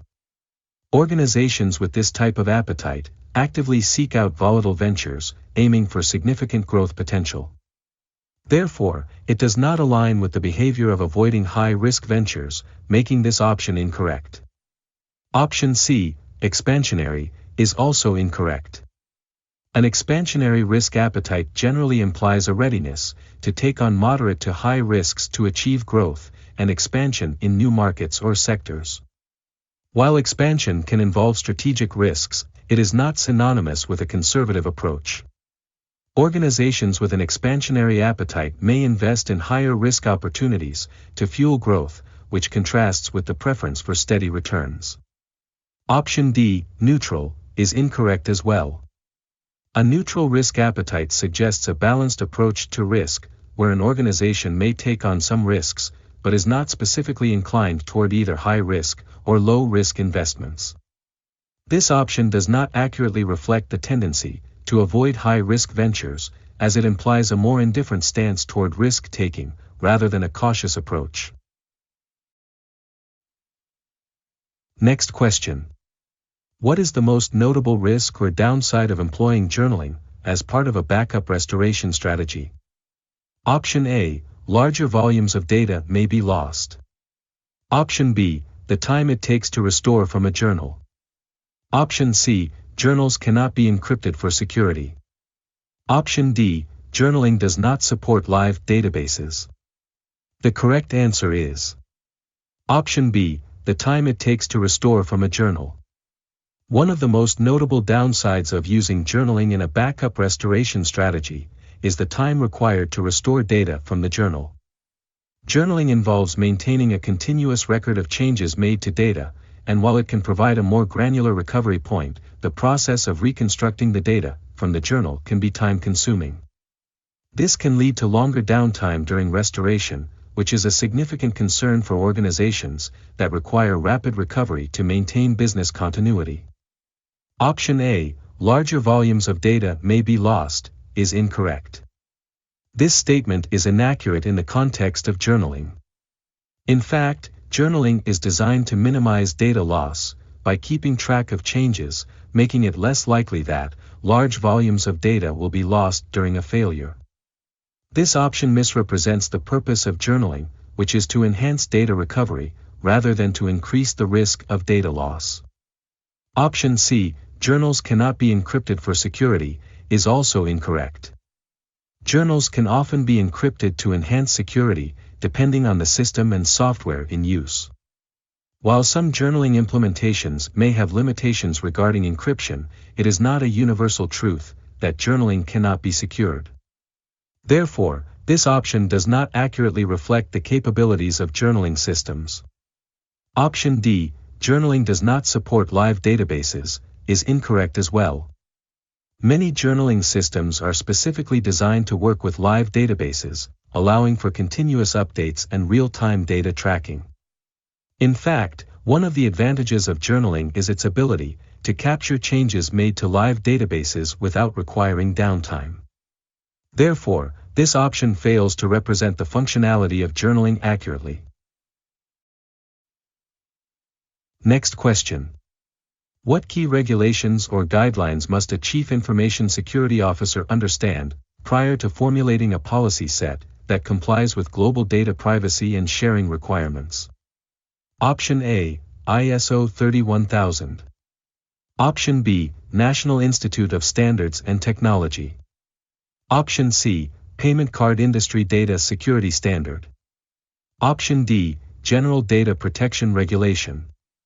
The correct answer is Option D, General Data Protection Regulation. The General Data Protection Regulation, GDPR, is a critical regulation that governs data privacy and protection within the European Union, EU, and affects any organization that processes the personal data of EU citizens, regardless of where the organization is located. As such, it sets a high standard for data privacy, requiring organizations to implement stringent data protection measures. A Chief Information Security Officer, CISO, must understand GDPR thoroughly to formulate policies that ensure compliance with global data privacy and sharing requirements, especially for any organization that handles personal data. Option A, ISO 31000, is incorrect. ISO 31000 is a standard for risk management, providing guidelines for establishing a risk management framework and process. While important for overall organizational risk management, it does not specifically address data privacy and sharing requirements. Therefore, it is not the primary focus for a CISO concerned with data protection regulations. Option B, NIST, is also incorrect. The National Institute of Standards and Technology, NIST, provides a framework for improving critical infrastructure cybersecurity and various guidelines related to data security. While NIST guidelines are valuable for establishing cybersecurity practices, they do not directly address global data privacy regulations like GDPR. Thus, while important, NIST alone is not sufficient for comprehensive compliance with data privacy requirements. Option C, PCI DSS, is incorrect as well. The Payment Card Industry Data Security Standard, PCI DSS, focuses specifically on securing credit card transactions and protecting cardholder data. While it is crucial for organizations handling payment information, it is not a comprehensive regulation for all data privacy and sharing concerns. Therefore, it does not encompass the broader global data privacy regulations that a CISO needs to consider. Next question. As the sole IT staff for a small company, Bob has moved the company's infrastructure from an on-premises data center to a cloud-based infrastructure as a service provider. He has been receiving alarming reports of slow website performance and periods of inaccessibility. Believing that these issues may be due to a denial of service attack, what actions can Bob take to investigate and confirm the presence of such an attack on his cloud environment? Option A, review the cloud service provider's security tools and enable logging and anti-DOS. Option B, call the cloud service provider's internet service provider and ask them to enable. Option C, nothing, cloud services do not provide security tools. Option D, call the cloud service provider to have them stop the DOS attack. The correct answer is Option A, review the cloud service provider's security tools and enable logging and anti-DOS.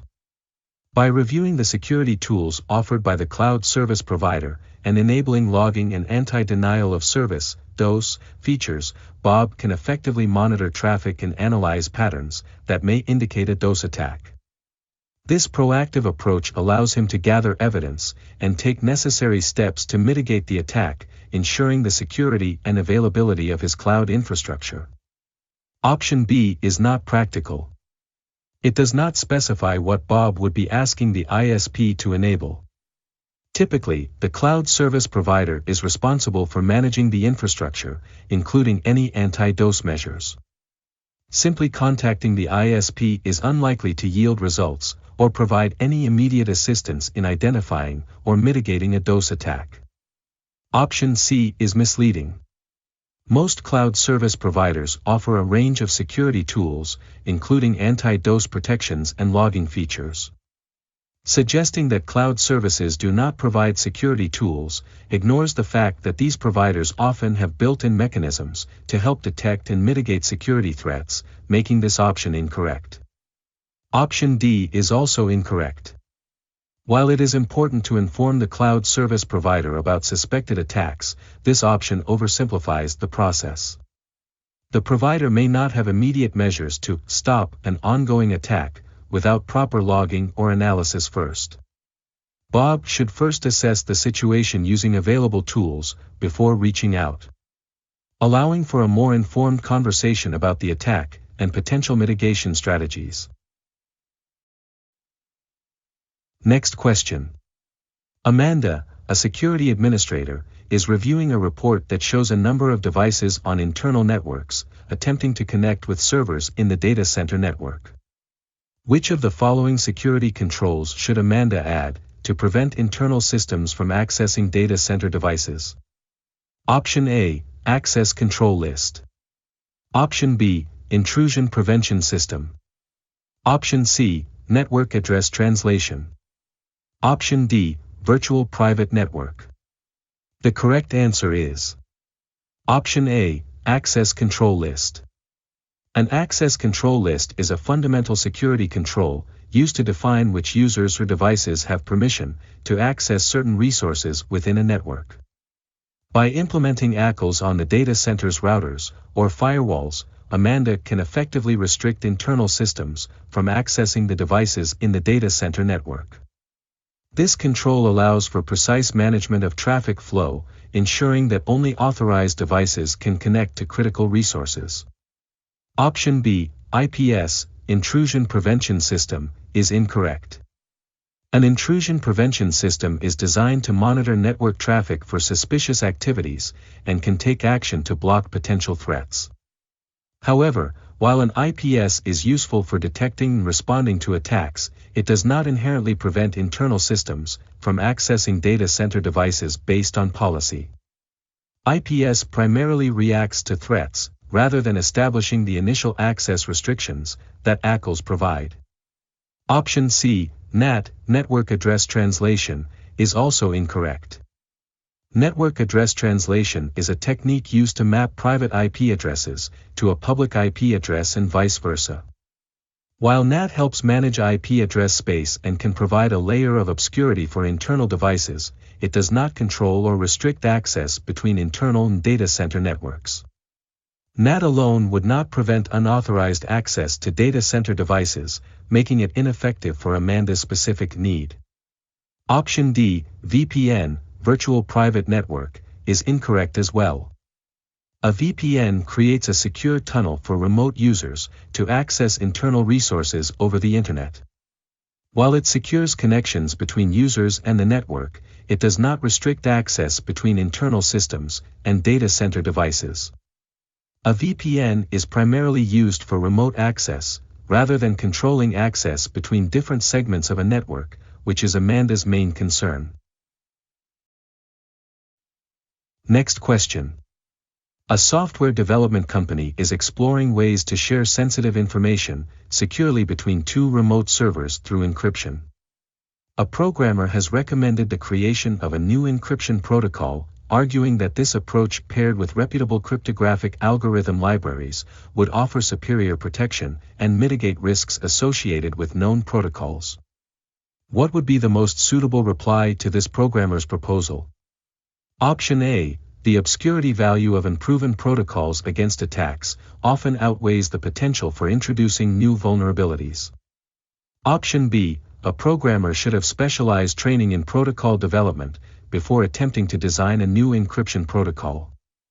Option C, the newly developed protocol will only be as secure as the underlying cryptographic algorithms used. Option D, new protocols often introduce unexpected vulnerabilities, even when developed with otherwise secure and tested algorithm libraries. The correct answer is Option D, new protocols often introduce unexpected vulnerabilities, even when developed with otherwise secure and tested algorithm libraries. When developing a new encryption protocol, there is a significant risk of introducing unforeseen vulnerabilities. Even if the underlying cryptographic algorithms are secure and well established, the integration and implementation of these algorithms within a new protocol can lead to security flaws. History has shown that many new protocols suffer from implementation errors, leading to potential breaches. Therefore, it's crucial to be cautious about creating new protocols, and to rely on existing, thoroughly vetted protocols whenever possible. Option A is misleading. Security through obscurity is not a valid security principle, it does not provide a reliable basis for security. Moreover, the idea that unproven protocols can inherently offer better protection than established ones ignores the fact that known protocols have been tested against various attack vectors.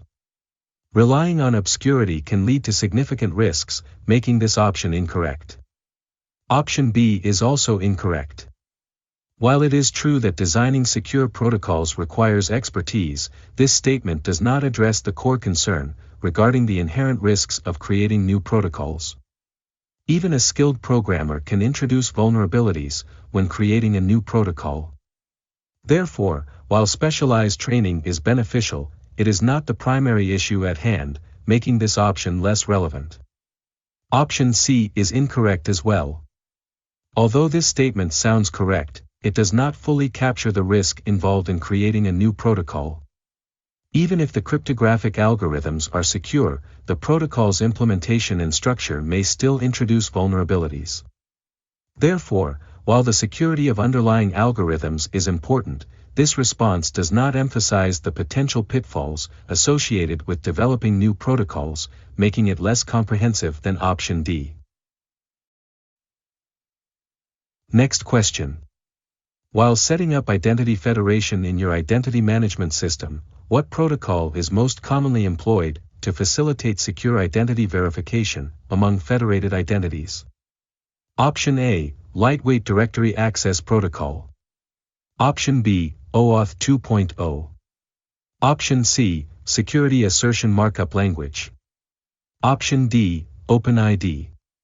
The correct answer is Option C, SAML, Security Assertion Markup Language. SAML is a widely adopted protocol specifically designed for identity federation and single sign-on (SSO) scenarios. It enables secure exchange of authentication and authorization data between identity providers, IDPs, and service providers, SPs. SAML works by allowing users to authenticate once with their IDP and then access multiple applications without needing to log in again. This makes it a key protocol for facilitating secure identity verification among federated identities. Option A, LDAP, Lightweight Directory Access Protocol, is incorrect. LDAP is primarily used for accessing and managing directory information services, such as user data in a directory service. While LDAP can be used to verify user credentials, it does not handle identity federation or the secure exchange of authentication assertions between different organizations. Therefore, it is not the best choice for facilitating secure identity verification in a federated context. Option B, OAuth 2.0, is also incorrect. OAuth 2.0 is an authorization framework that allows applications to obtain limited access to user accounts on an HTTP service, such as Facebook or Google. While it is essential for delegated access and permission, it is not primarily focused on identity verification itself. OAuth 2.0 does not provide a mechanism for federating identities, or for securely sharing user identity information across multiple domains, making it less suitable for the specific context of identity federation. Option D, OpenID, is incorrect as well. OpenID is a decentralized authentication protocol that allows users to log into multiple websites using a single set of credentials. While it supports identity verification, it has largely been replaced by OpenID Connect, which is built on top of OAuth 2.0. OpenID lacks the robust features of SAML for federated identity management in enterprise contexts, especially for scenarios requiring detailed assertions about user identity and attributes. Next question. Which of the following scenarios most accurately illustrates the concept of non-repudiation in a security context? Option A, a user sends a digitally signed email to the entire finance department about an upcoming meeting. Option B, a user logs into a domain workstation and access network file shares for another department. Option C, a user remotely logs into the mail server with another user's credentials. Option D, a user accessed the workstation registry to make unauthorized changes to enable functionality within an application. The correct answer is Option A, a user sends a digitally signed email to the entire finance department about an upcoming meeting. Non-repudiation refers to the assurance that someone cannot deny the validity of their signature on a document or a message. In this scenario, the digitally signed email serves as proof that the user indeed sent the message. The digital signature provides verification of the sender's identity and ensures that the content of the email has not been altered in transit. This creates a reliable record that can be referred later, fulfilling the principles of non-repudiation. Option B is incorrect. While this scenario involves user authentication and access to resources, it does not demonstrate non-repudiation. There is no action taken here that would prevent the user from denying their access or actions later, as the authentication does not provide a reliable proof of the user's intent or the specifics of what they accessed. Option C is also incorrect. This scenario represents unauthorized access and does not illustrate non-repudiation. Using another user's credentials undermines accountability, as it allows the impersonation of that user, without any verification or record of who actually performed the actions. This situation creates ambiguity regarding responsibility, which is contrary to the concept of non-repudiation. Option D is incorrect as well. Similar to option C, this scenario involves unauthorized actions, and does not support the principle of non-repudiation. The changes made are unauthorized, meaning there is no legitimate proof or record of the user's identity linked to these actions. Therefore, it fails to provide any assurance against denial of actions performed by the user. Next question. While working in a Linux environment, a cyber threat intelligence analyst captures raw data packets and utilizes a command with below flags. What tool is being referenced in this command? Option A, WinHex. Option B, Wireshark. Option C, Autopsy. Option D, TCP dump. The correct answer is Option D, TCP dump. The command specified includes the flags IETH0 and are output.pcap. TCP dump is a powerful command line packet analyzer tool used in Linux environments to capture and analyze network packets. The I flag specifies the interface to capture from, in this case, ETH0, which is a common name for a network interface in Linux. The R flag indicates that TCP dump is reading packets from a file, here specified as output.pcap. Therefore, this command directly points to the use of TCP dump. Option A, WinHex, is incorrect. WinHex is a hex editor and forensic analysis tool, primarily used for data recovery and file analysis, not for capturing network packets. It does not operate on raw packet capture commands like TCP dump does. Therefore, it does not fit the context of the command provided. Option B, Wireshark, is also incorrect. Wireshark is indeed a network protocol analyzer that can capture and analyze packets, and it can read .pcap files. However, it primarily operates through a graphical user interface, rather than command line flags like the one specified in the question. The command given is more closely aligned with TCP dump, which is typically used for such command line packet capturing. Option C, Autopsy, is incorrect as well. Autopsy is a digital forensics platform that helps in analyzing hard drives and smartphones, focusing on file recovery and forensic analysis, rather than capturing live network traffic. It does not relate to the packet capture functionality described in the command. Next question. What fundamental role does STIX play in enhancing the sharing of cyber threat information among organizations and security professionals? Option A, offer a standardized schema for the specification and communication of system and network events. Option B, represent threat information in a standardized manner. Option C, provide an API for security platform integration. Option D, provide a set of services to enable sharing of threat intelligence. The correct answer is Option B, represent threat information in a standardized manner. STIX, Structured Threat Information Expression, is designed specifically to provide a standardized way of representing threat information. This standardization allows different organizations and systems to effectively communicate and share information about cyber threats, thereby enhancing collaboration and understanding within the cybersecurity community. Option A is partially correct, as it refers to a standardized schema. However, STIX focuses specifically on threat information, rather than general system and network events, therefore, it does not accurately capture the fundamental role of STIX. Option C is also incorrect. While APIs can facilitate integration, STIX itself is not an API. Instead, it is a language for encoding threat information. This option misrepresents the primary function of STIX, which is about representation rather than providing integration tools. Option D is incorrect as well. STIX does not directly provide services, it offers a structured format for representing threat intelligence. This option implies functionality beyond STIX's role in standardization, making it incorrect in the context of the question. Next question. What social engineering strategy could be identified as the primary technique being used by an attacker when they send fraudulent emails to the chief financial officer requesting access to sensitive company documents?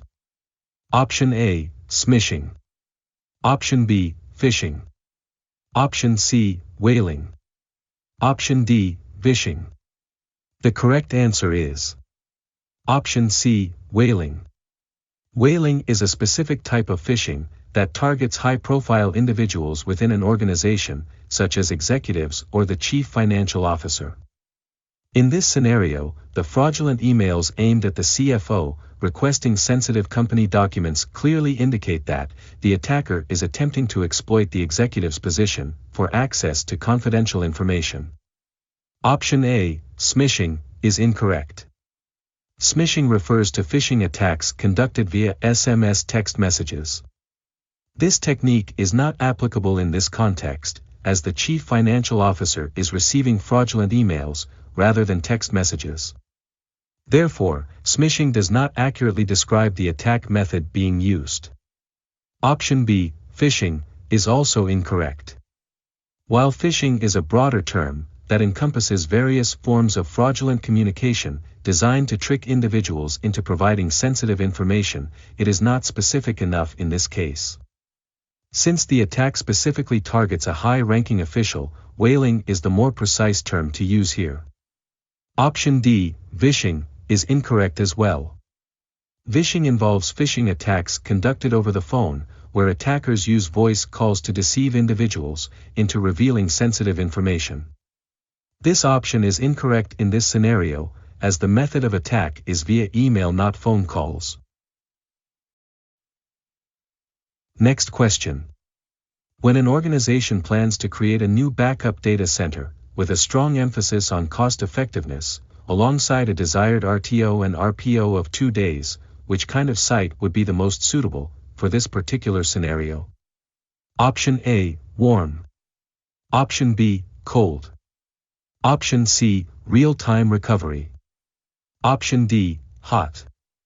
The correct answer is Option B, cold. A cold site is a backup facility that provides the basic infrastructure for data recovery, but does not have the necessary equipment or data loaded on it immediately. It is the most cost-effective option, as it requires minimal ongoing expenses. In this scenario, where cost-effectiveness is a primary concern, and the organization can afford a recovery time of around 2 days, RTO, and a point of around 2 days, RPO, a cold site is suitable, because it allows for significant cost savings, while still meeting the recovery objectives. Option A, warm, is incorrect.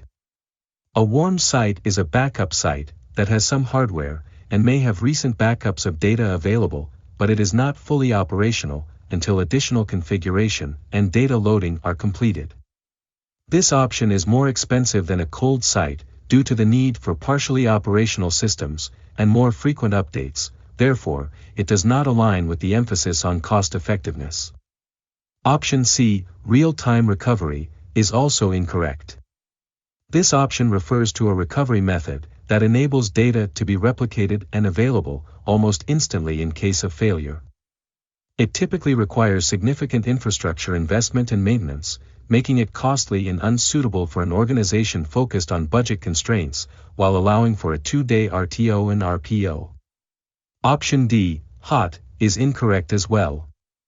A hot site is a fully operational backup site that is always running and has up-to-date data, ready for immediate recovery. This type of site is the most expensive option, given the constant maintenance and resource allocation required. It does not meet the organization's need for cost effectiveness, while targeting a recovery timeline of 2 days.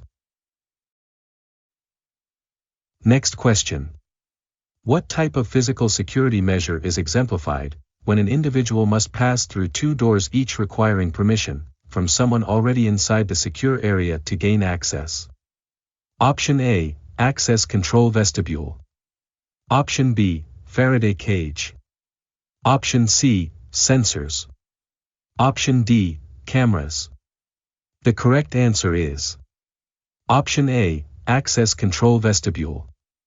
An access control vestibule is a physical security measure designed to enhance security by requiring individuals to pass through two separate doors, each of which typically has an access control system.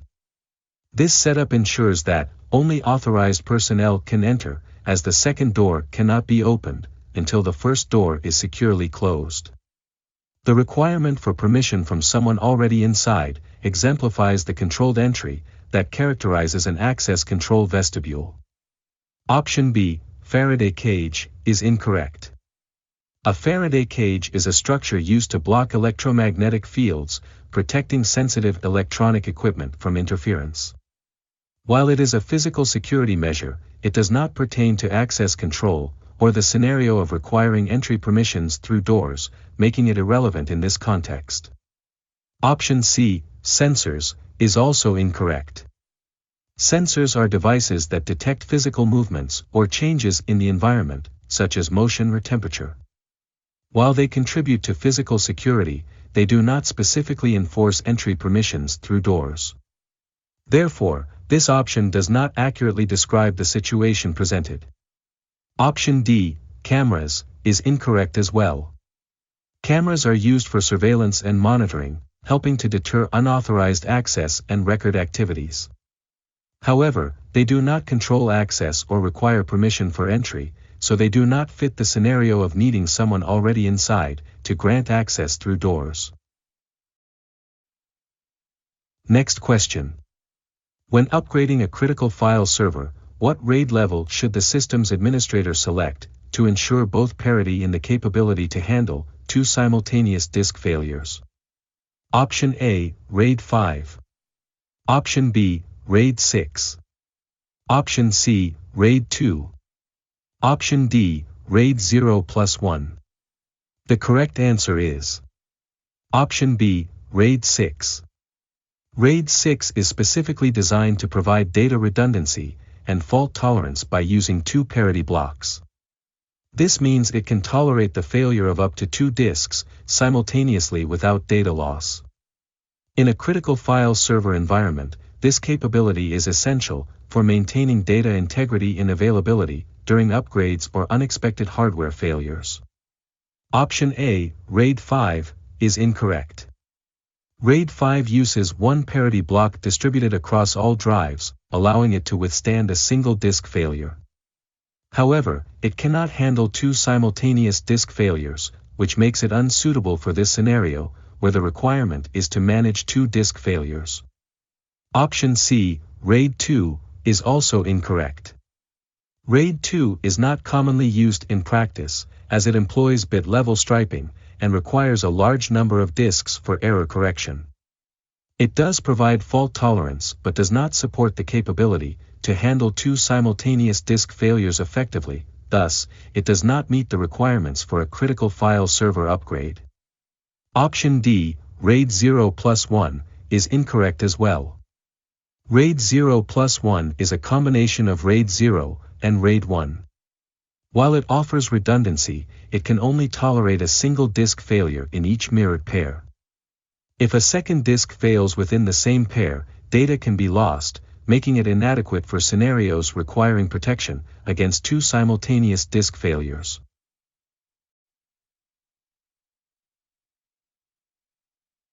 Next question. Having collected evidence from a diverse range of sources, Amanda has noticed possible synchronization issues with the clocks on the systems involved.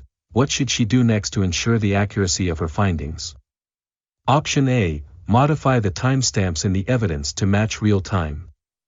Option B, modify the system clocks. Option C, record the time offsets for each device. Option D, configure the systems to use an NTP server. The correct answer is Option C, record the time offsets for each device. Recording the time offsets for each device allows Amanda to document how much each system's clock deviates from a standard reference time. This information is crucial for understanding the potential discrepancies in the evidence collected. By noting the offsets, she can provide context to her findings and ensure that the analysis accounts for any timing issues. This method maintains the integrity of the original data without altering it. Option A is incorrect. Altering the timestamps in the evidence is problematic, as it compromises the integrity of the data.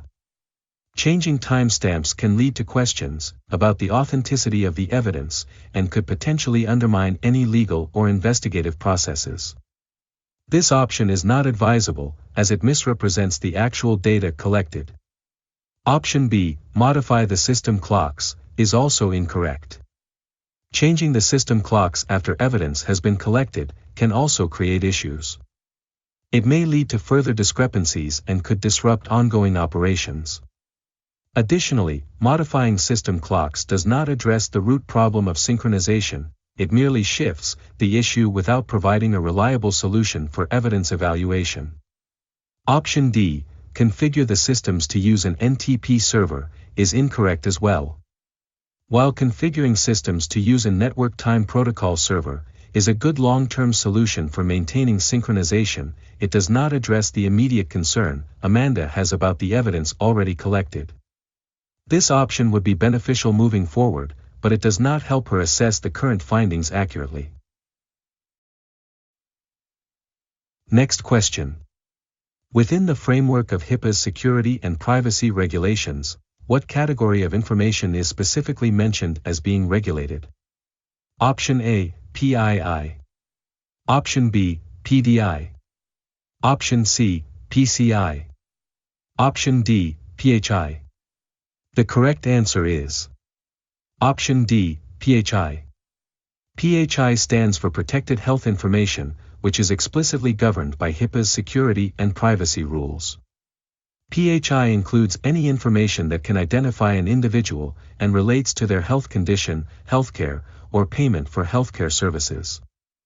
HIPAA was established to ensure the confidentiality, integrity, and security of such sensitive information, making PHI the central category of concern in its regulations. Option A, PII, is incorrect.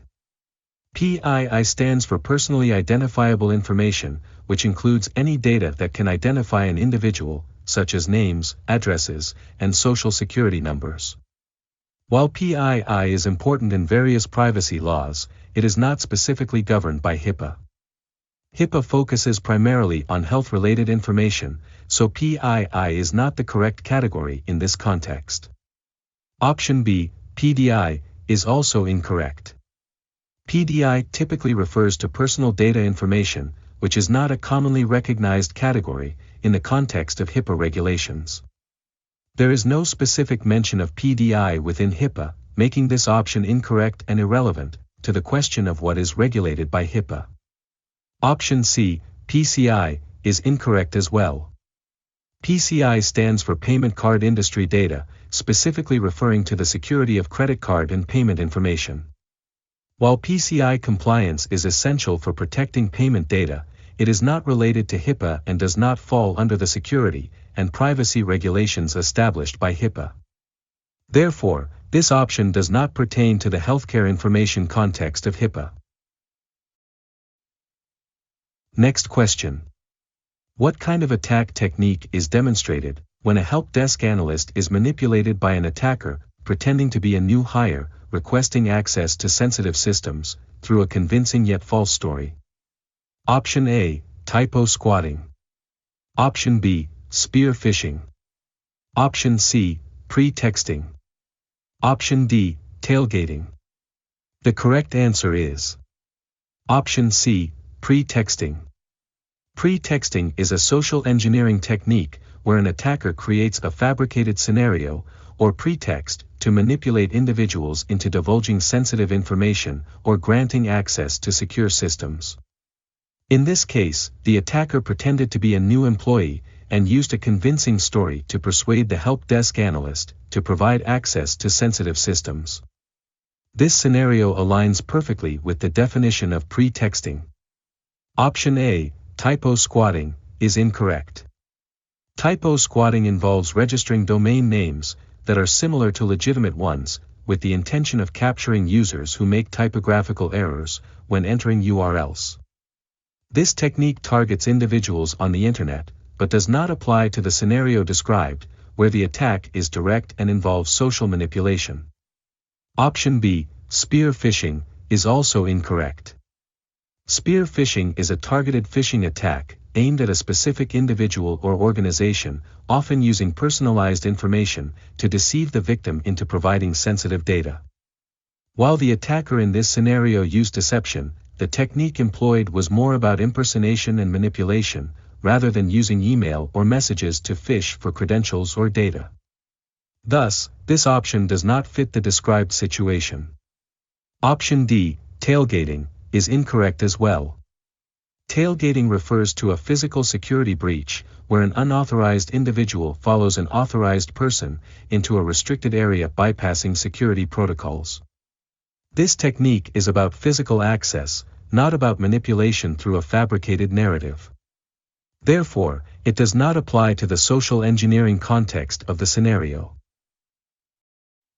Next question.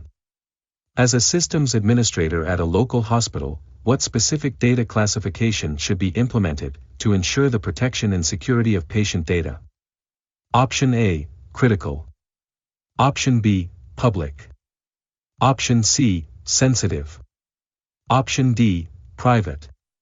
The correct answer is Option C, sensitive. Sensitive data classification is used for information that requires a high level of protection due to its confidential nature. In the context of a local hospital, patient data is considered sensitive because it includes personal health information that could lead to serious consequences if disclosed improperly. Implementing a sensitive data classification helps ensure that appropriate security measures are in place, including access controls, encryption, and strict handling protocols to protect patient data from unauthorized access and breaches. Option A, critical, is incorrect. While critical may imply that the data is essential for operations, it does not specifically address the nature of the data's confidentiality or the level of protection needed. Critical data classifications are generally used for systems or processes that are vital to the organization's operations, but they do not inherently include the privacy protections that patient data requires. Option B, public, is also incorrect.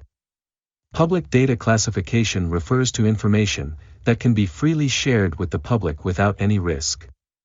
Since patient data is inherently private and sensitive, classifying it as public would compromise patient confidentiality and violate privacy regulations, making this option inappropriate for securing patient information. Option D, private, is incorrect as well. While private might suggest some level of confidentiality, it is not as commonly used as a formal classification in data security as sensitive. Private information may include personal data, but does not explicitly convey the need for stringent protective measures associated with sensitive health information. Therefore, it is less precise for the context of patient data protection. Next question. What particular mobile device feature should Amanda disable within her mobile device management system to prevent users from linking their devices to laptops and other systems on the network? Option A, transport layer security. Option B, tethering. Option C, split horizon DNS. Option D, split tunneling. The correct answer is Option B, tethering. Tethering is the feature that allows a mobile device to share its internet connection with other devices, such as laptops or tablets. By disabling tethering through her mobile device management system, Amanda can effectively prevent users from using their mobile devices to connect laptops and other systems to the network. This is crucial for maintaining network security, as unauthorized connections can introduce vulnerabilities and risks. Option A, TLS, is incorrect. TLS, Transport Layer Security, is a protocol that provides encryption for data transmitted over networks. Disabling TLS would not prevent users from connecting their devices to the network. Instead, it would compromise the security of data transmissions. This option does not address the specific issue of preventing device linking. Option C, Split Horizon DNS, is also incorrect. Split Horizon DNS is a DNS configuration that provides different DNS answers based on the source of the query. While it helps manage network traffic and security, it does not directly relate to mobile device features or the ability to prevent tethering. Disabling Split Horizon DNS would not stop users from linking devices, it mainly impacts how DNS queries are resolved. Option D, Split Tunneling, is incorrect as well. Split tunneling is a network configuration that allows users to route some traffic through a secure VPN while sending other traffic directly to the internet. While it has implications for network security, it does not specifically address the linking of mobile devices to laptops or other systems. Disabling split tunneling would not prevent tethering or unauthorized connections between devices. Next question. When trying to ensure that users are unable to access prohibited websites on his network, what type of control should Bob consider implementing to enforce this policy? Option A, IPS solution. Option B, DLP solution. Option C, URL filter. Option D, IP address block. The correct answer is Option C, URL filter. A URL filter is a specific type of control designed to restrict access to certain websites by blocking URLs based on predefined criteria. By implementing a URL filter, Bob can effectively enforce his policy to prevent users from accessing the list of prohibited websites while connected to his network. This solution allows for granular control over web access and can be tailored to include specific domains or URLs that are deemed inappropriate or unallowed. Option A, IPS solution, is incorrect. An intrusion prevention system is primarily focused on identifying and preventing malicious activities or attacks on the network. While an IPS can provide security benefits, it does not specifically target website access control. It is not designed to block user access to specific websites, and would not be effective for Bob's objective of restricting access to prohibited websites. Option B, DLP solution, is also incorrect. Data loss prevention solutions are designed to prevent sensitive information from being transmitted outside of an organization's network. DLP focuses on protecting data, rather than controlling access to specific websites. While DLP can enhance security by preventing data leaks, it does not directly address the need to restrict user access to a list of prohibited websites. Option D, IP address block, is incorrect as well. Blocking IP addresses can prevent access to certain servers or services. However, it may not be effective for managing access to websites because many websites use multiple IP addresses or can be accessed through different domains. Additionally, users may bypass IP blocks using VPNs or proxies. Therefore, while IP address blocking can be part of a broader security strategy, it is not as effective or user-friendly as a URL filter for restricting access to specific websites. Next question. When a user finds that their browser has a new toolbar, unwanted applications have been installed, and their default search engine has been changed, what type of malware is likely responsible for these alterations? Option A, bot. Option B, adware. Option C, spyware. Option D, potentially unwanted program.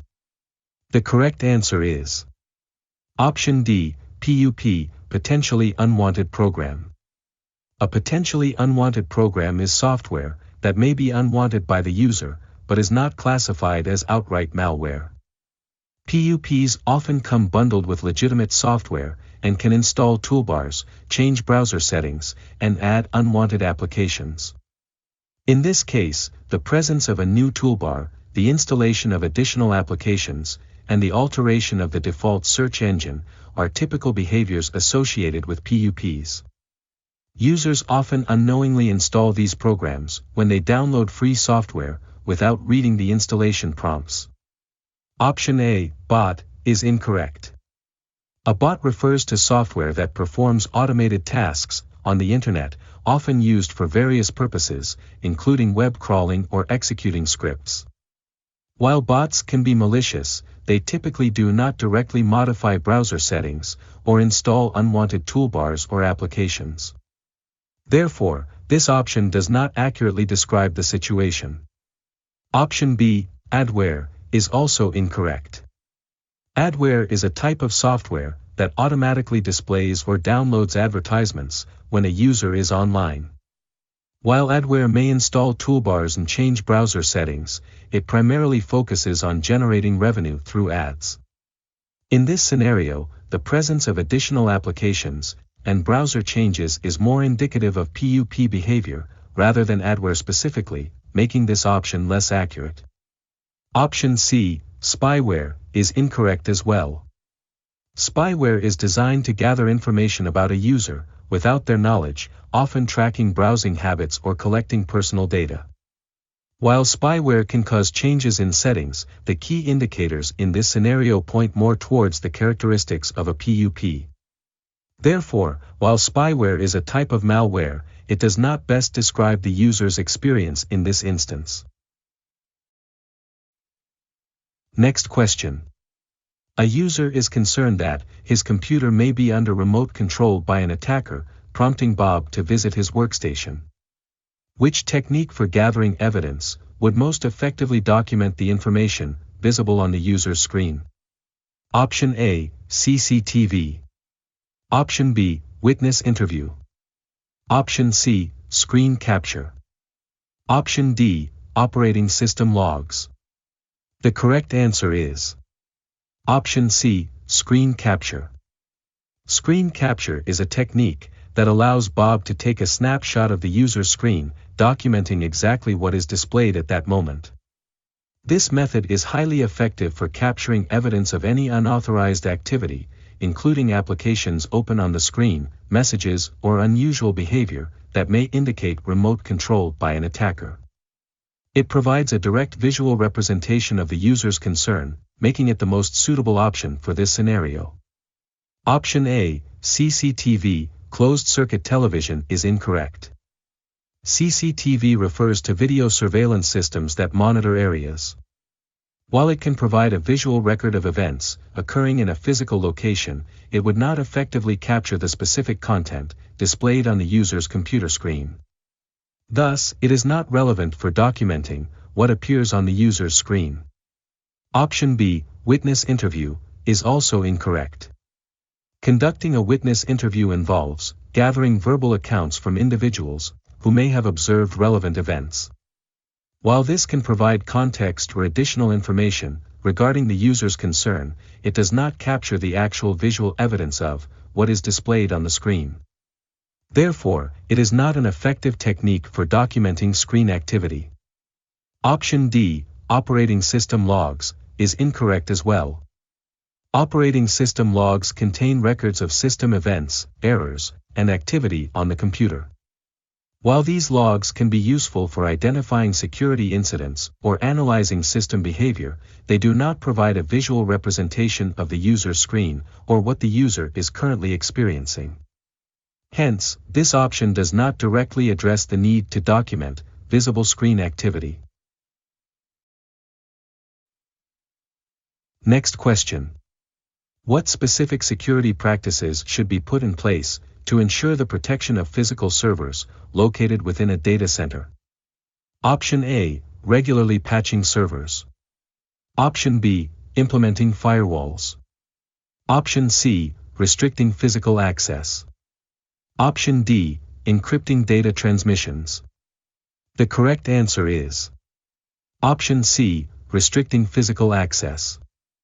Restricting physical access is a fundamental security practice that is critical for protecting physical servers in a data center. This practice ensures that only authorized personnel can access the area where the servers are located. By implementing measures such as access control systems, surveillance cameras, and security personnel, organizations can prevent unauthorized access, theft, tampering, or damage to the physical servers.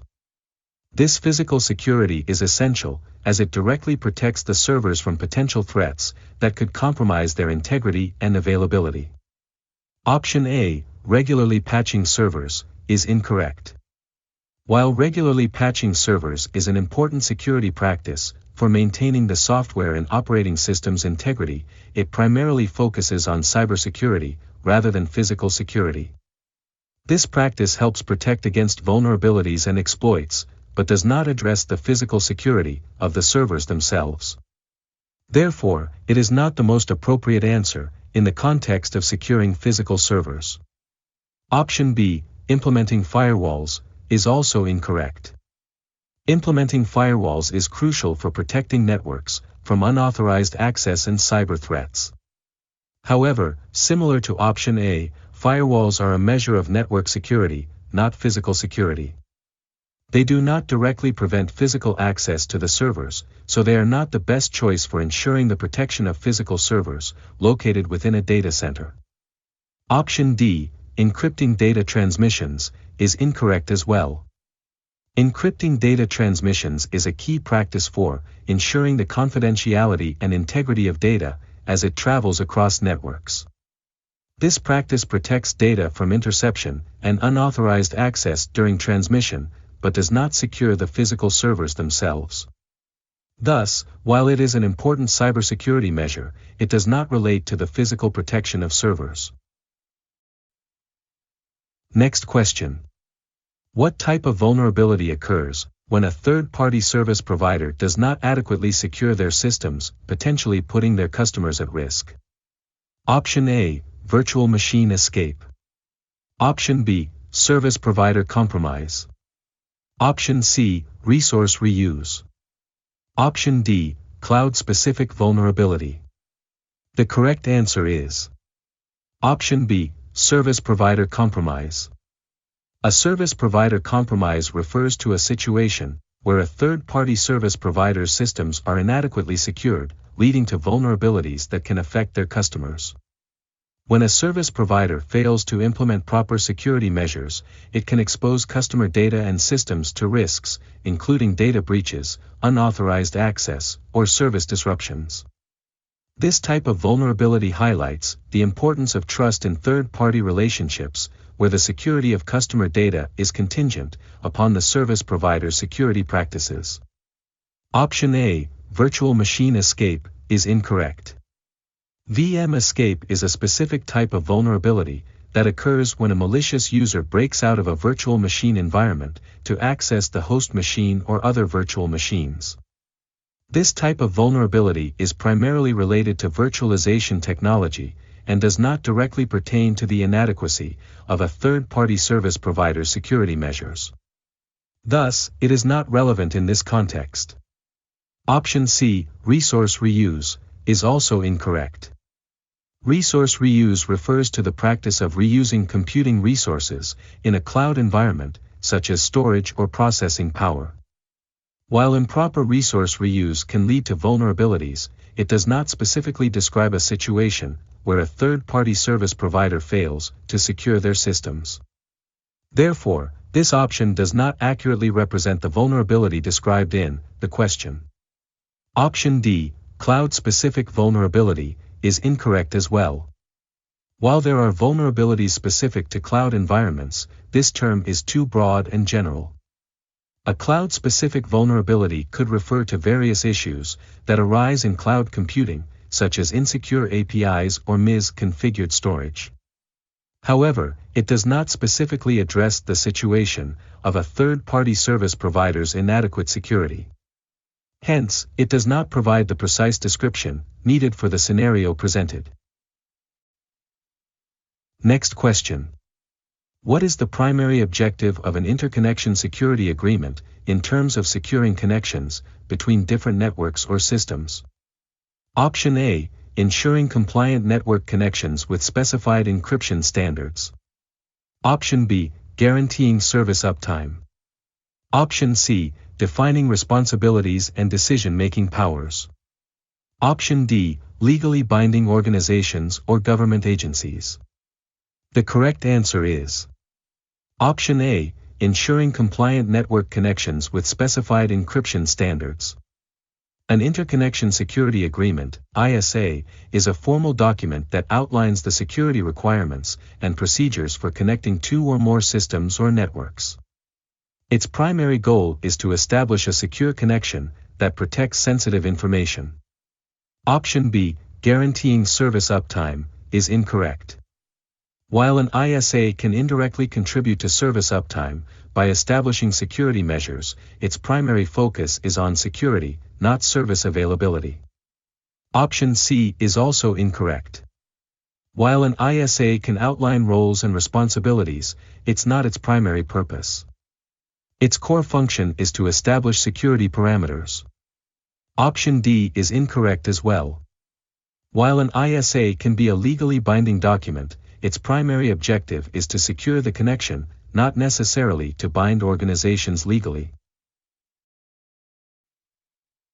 Next question.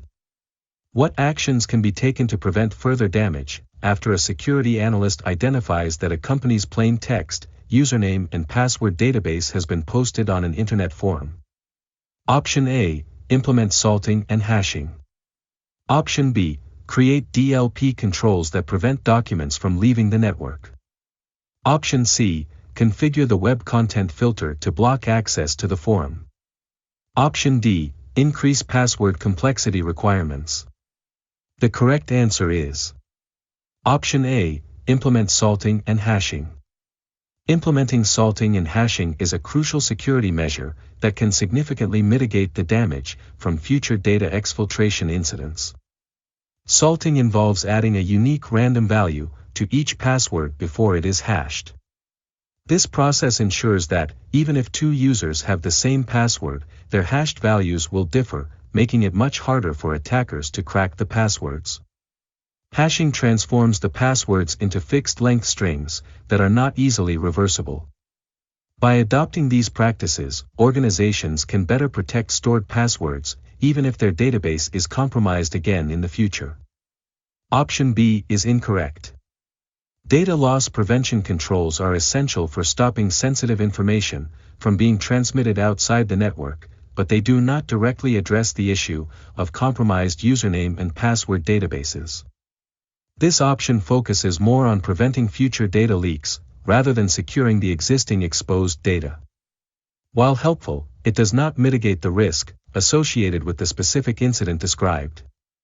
Option C is also incorrect. Blocking access to the forum where the credentials were posted may help prevent users within the organization from accessing that site, but it does not resolve the underlying issue of the exposed plain text credentials. Once the information is out there, blocking access does not protect the company or its users from potential future attacks that exploit those credentials. Therefore, this option is not a sufficient mitigation strategy. Option D is incorrect as well. Increasing password complexity requirements is a good security practice for reducing the risk of weak passwords being easily guessed or cracked. However, this option does not address the immediate problem of the existing plain text credentials already exposed on the internet. While it can help improve security in the long term, it does not provide an immediate solution to the vulnerability created by the breach. Next question. After receiving several phone calls from an individual claiming to be from the help desk, Amanda, the Chief Executive Officer, is being asked to confirm her network authentication credentials due to her computer allegedly broadcasting across the network. Which type of attack is most likely taking place here? Option A, impersonation. Option B, scareware. Option C, spam. Option D, phishing. The correct answer is Option D, phishing. Phishing, or voice phishing, refers to the practice of using phone calls to trick individuals into revealing sensitive information, such as authentication credentials. In this scenario, Amanda receives multiple calls from someone claiming to be from the help desk, asking her to confirm her network credentials under the pretense of an urgent issue with her computer. This tactic exploits social engineering techniques, aiming to deceive her into providing sensitive information over the phone. Therefore, phishing is the most appropriate classification for this type of attack. Option A, impersonation, is incorrect. While impersonation is a key tactic used in phishing attacks, it is a broader term that encompasses various forms of deception. In this case, the caller is impersonating a helpdesk technician, but the specific nature of the attack using voice calls to extract information defines it as phishing. Therefore, while related, impersonation is not as precise as phishing in this context. Option B, scareware, is also incorrect. Scareware is a type of malicious software that tricks users into believing their system is infected or compromised, prompting them to purchase or download unnecessary software to fix the issue. In this situation, Amanda is not being coerced to download software, rather, she is receiving phone calls requesting her credentials. Thus, scareware does not accurately describe the attack happening here. Option C, spam, is incorrect as well. Spam refers to spam sent via instant messaging platforms. It typically involves unsolicited messages that can contain advertisements or phishing attempts. Since Amanda's situation involves phone calls, rather than instant messaging, spam is not applicable in this context. Therefore, it does not accurately represent the method of attack being used against her. Next question. Within the context of Autopsy's capabilities, which of the following features is lacking, and therefore not part of its built-in offerings? Option A, timeline generation. Option B, disk imaging. Option C, automatic image filtering. Option D, communication visualization. The correct answer is Option B, disk imaging. Autopsy is a digital forensics tool, primarily designed for analyzing digital evidence, particularly from hard drives and file systems.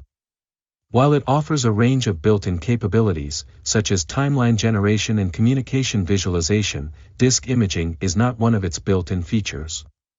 Disk imaging typically involves creating a bit-by-bit copy of a storage device, which is usually performed by separate imaging tools, before the evidence is analyzed in autopsy.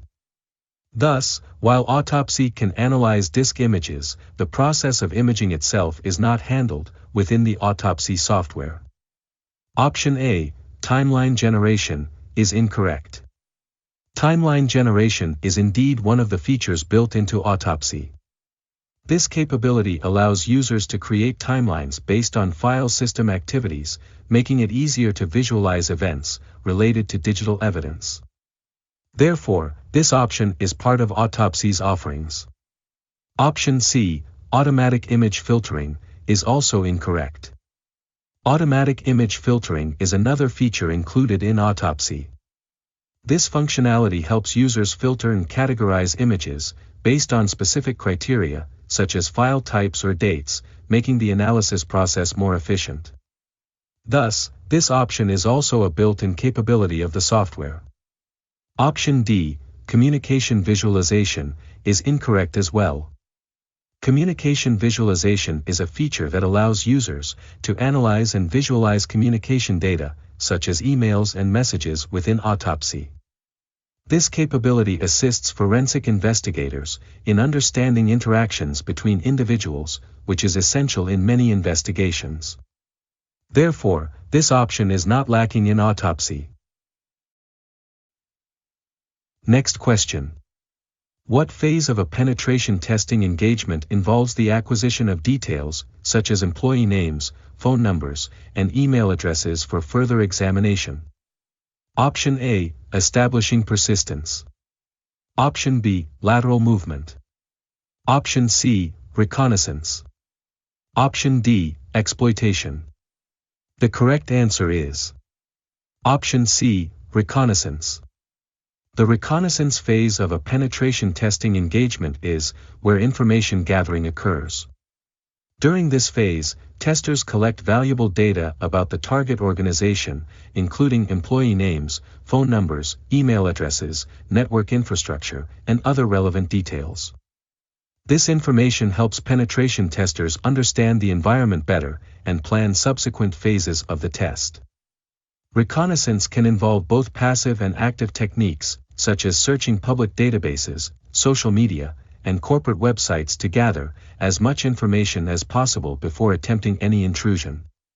Option A, establishing persistence, is incorrect. Establishing persistence occurs after an attacker has successfully exploited a vulnerability and gained access to the target system.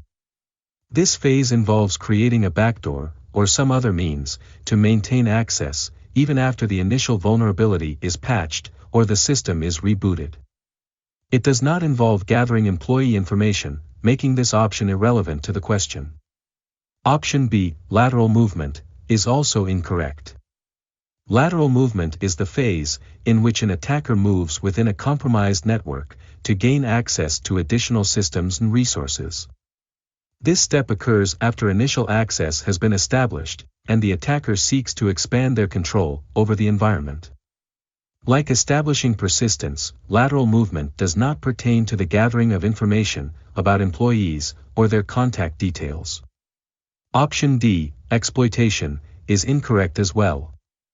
Exploitation refers to the phase where the penetration tester actively takes advantage of vulnerabilities in the system to gain unauthorized access or control. This phase follows reconnaissance and is focused on executing attacks based on the information gathered. It does not involve collecting details such as employee names, phone numbers, or email addresses, making it an incorrect choice for this question. Next question. Which of the following mobile device deployment strategies enables employees to bring their own personally owned devices into the workplace for corporate use? Option A, CYOD. Option B, COPE.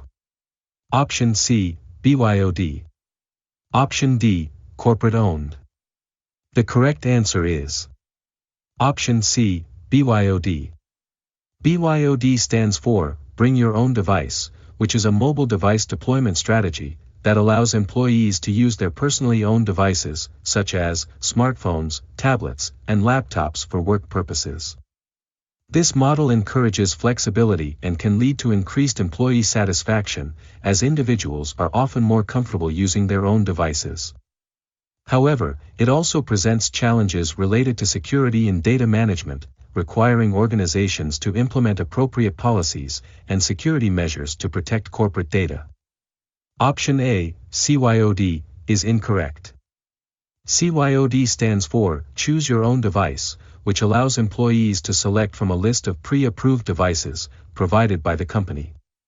While this strategy gives some flexibility to employees, it does not permit them to bring their own devices. Instead, it limits choices to those designated by the organization.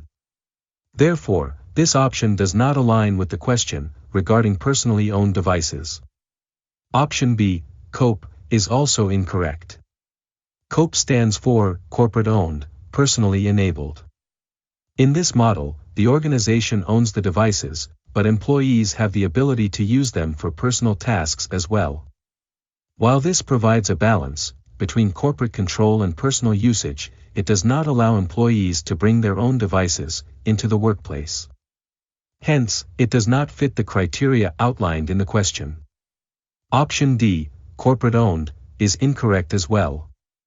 Corporate-owned devices are those fully owned and managed by the organization. Employees use these devices strictly for work purposes, and they are typically configured and controlled by the IT department. This model does not accommodate the use of personal devices by employees, making it an incorrect choice in this context. Next question. Which category of information in a risk register is essential for analyzing the frequency or likelihood of various risk events happening? Option A, risk category. Option B, key risk indicators. Option C, risk threshold. Option D, risk description. The correct answer is Option B, key risk indicators. Key risk indicators, KRIs, are specific metrics used to measure the likelihood of potential risk events occurring. They help organizations track and monitor risk levels, enabling proactive management of risks before they manifest into actual issues.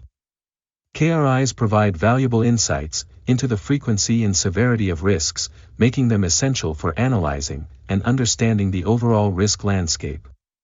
Option A, risk category, is incorrect. Risk category refers to the classification of risks into different groups, such as operational, financial, strategic, or compliance risks. While categorizing risks is important for organizational understanding and management, it does not provide direct information about the frequency or likelihood of those risks occurring.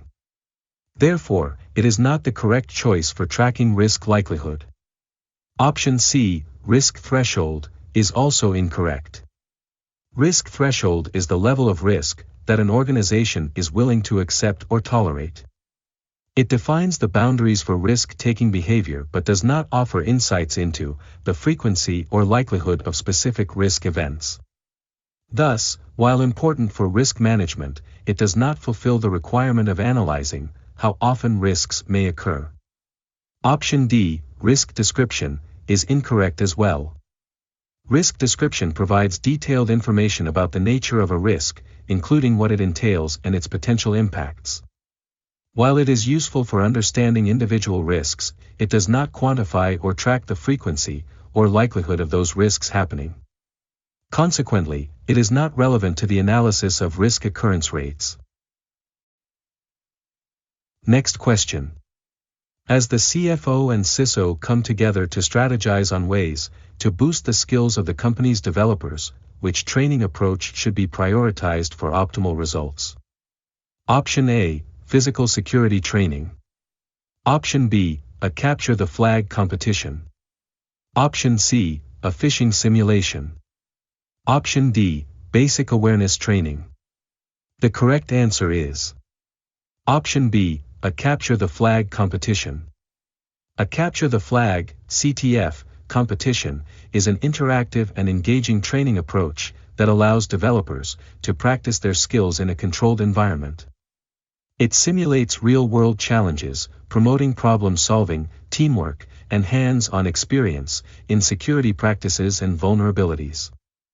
This method is particularly effective for enhancing technical skills, fostering critical thinking, and encouraging creativity among developers, making it an ideal choice for skill development.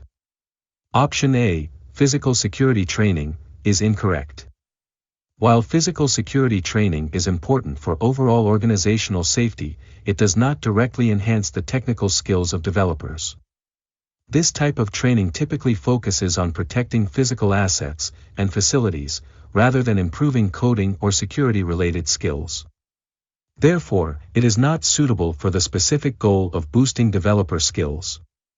Option C, a phishing simulation, is also incorrect.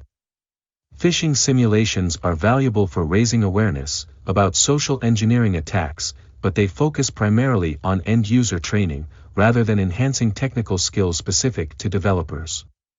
While understanding phishing is important, it does not provide the same level of technical engagement and skill-building opportunities as a CTF competition would. Option D, basic awareness training, is incorrect as well. Basic awareness training is essential for fostering a security-conscious culture within an organization. However, it generally covers broad concepts and best practices without delving into the technical skills that developers need. It does not provide the hands-on, practical experience that a CTF competition offers, making it less effective for the purpose of skill enhancement among developers. Next question. The management team is concerned that manually created accounts are often assigned incorrect permissions. What type of automation technique should a systems administrator consider using to ensure a more accurate account creation process? Option A, ticketing workflow. Option B, guardrail script. Option C, user provisioning script. Option D, escalation script. The correct answer is Option C, user provisioning script. A user provisioning script automates the account creation process, ensuring that permissions are assigned correctly based on predefined roles and policies. This method minimizes human error and enhances accuracy in account management. By standardizing the creation process, it effectively addresses the concern of incorrect permissions. Option A, ticketing workflow, is incorrect. A ticketing workflow is primarily used for tracking and managing requests. While it can help streamline processes, it does not directly automate account creation or ensure proper permission assignments. Its purpose is more about managing tasks rather than automating user accounts. Option B, guardrail script, is also incorrect. A guardrail script provides safety checks and boundaries for actions within a system. However, it is not specifically designed for user account creation. While it helps prevent errors, it does not facilitate the actual provisioning of accounts with the correct permissions. Option D, escalation script, is incorrect as well. An escalation script is intended for handling issues by increasing the priority or routing them to higher levels of support. It does not contribute to the account creation process or ensure that permissions are correctly assigned, making it irrelevant to the concern raised. Next question. What is the name of the policy that specifies the immediate response actions to be taken in the event of a security breach? Option A, incident response. Option B, business continuity. Option C, change management. Option D, software development lifecycle. The correct answer is Option A, incident response. It refers to the structured approach taken to address and manage the aftermath of a security breach. This policy outlines specific steps for identifying, responding to, and mitigating the effects of a security incident. It includes immediate actions, such as assessing the breach, containing it, and communicating with stakeholders. This makes it the most appropriate choice for outlining the immediate response actions required during a security breach. Option B, business continuity, is incorrect. Business continuity focuses on maintaining essential functions during and after a disaster. While it is important, it does not specify the immediate response actions for security breaches, rather it outlines long-term strategies to ensure organizational resilience. Option C, change management, is also incorrect. Change management deals with the processes involved in making changes to systems or procedures within an organization.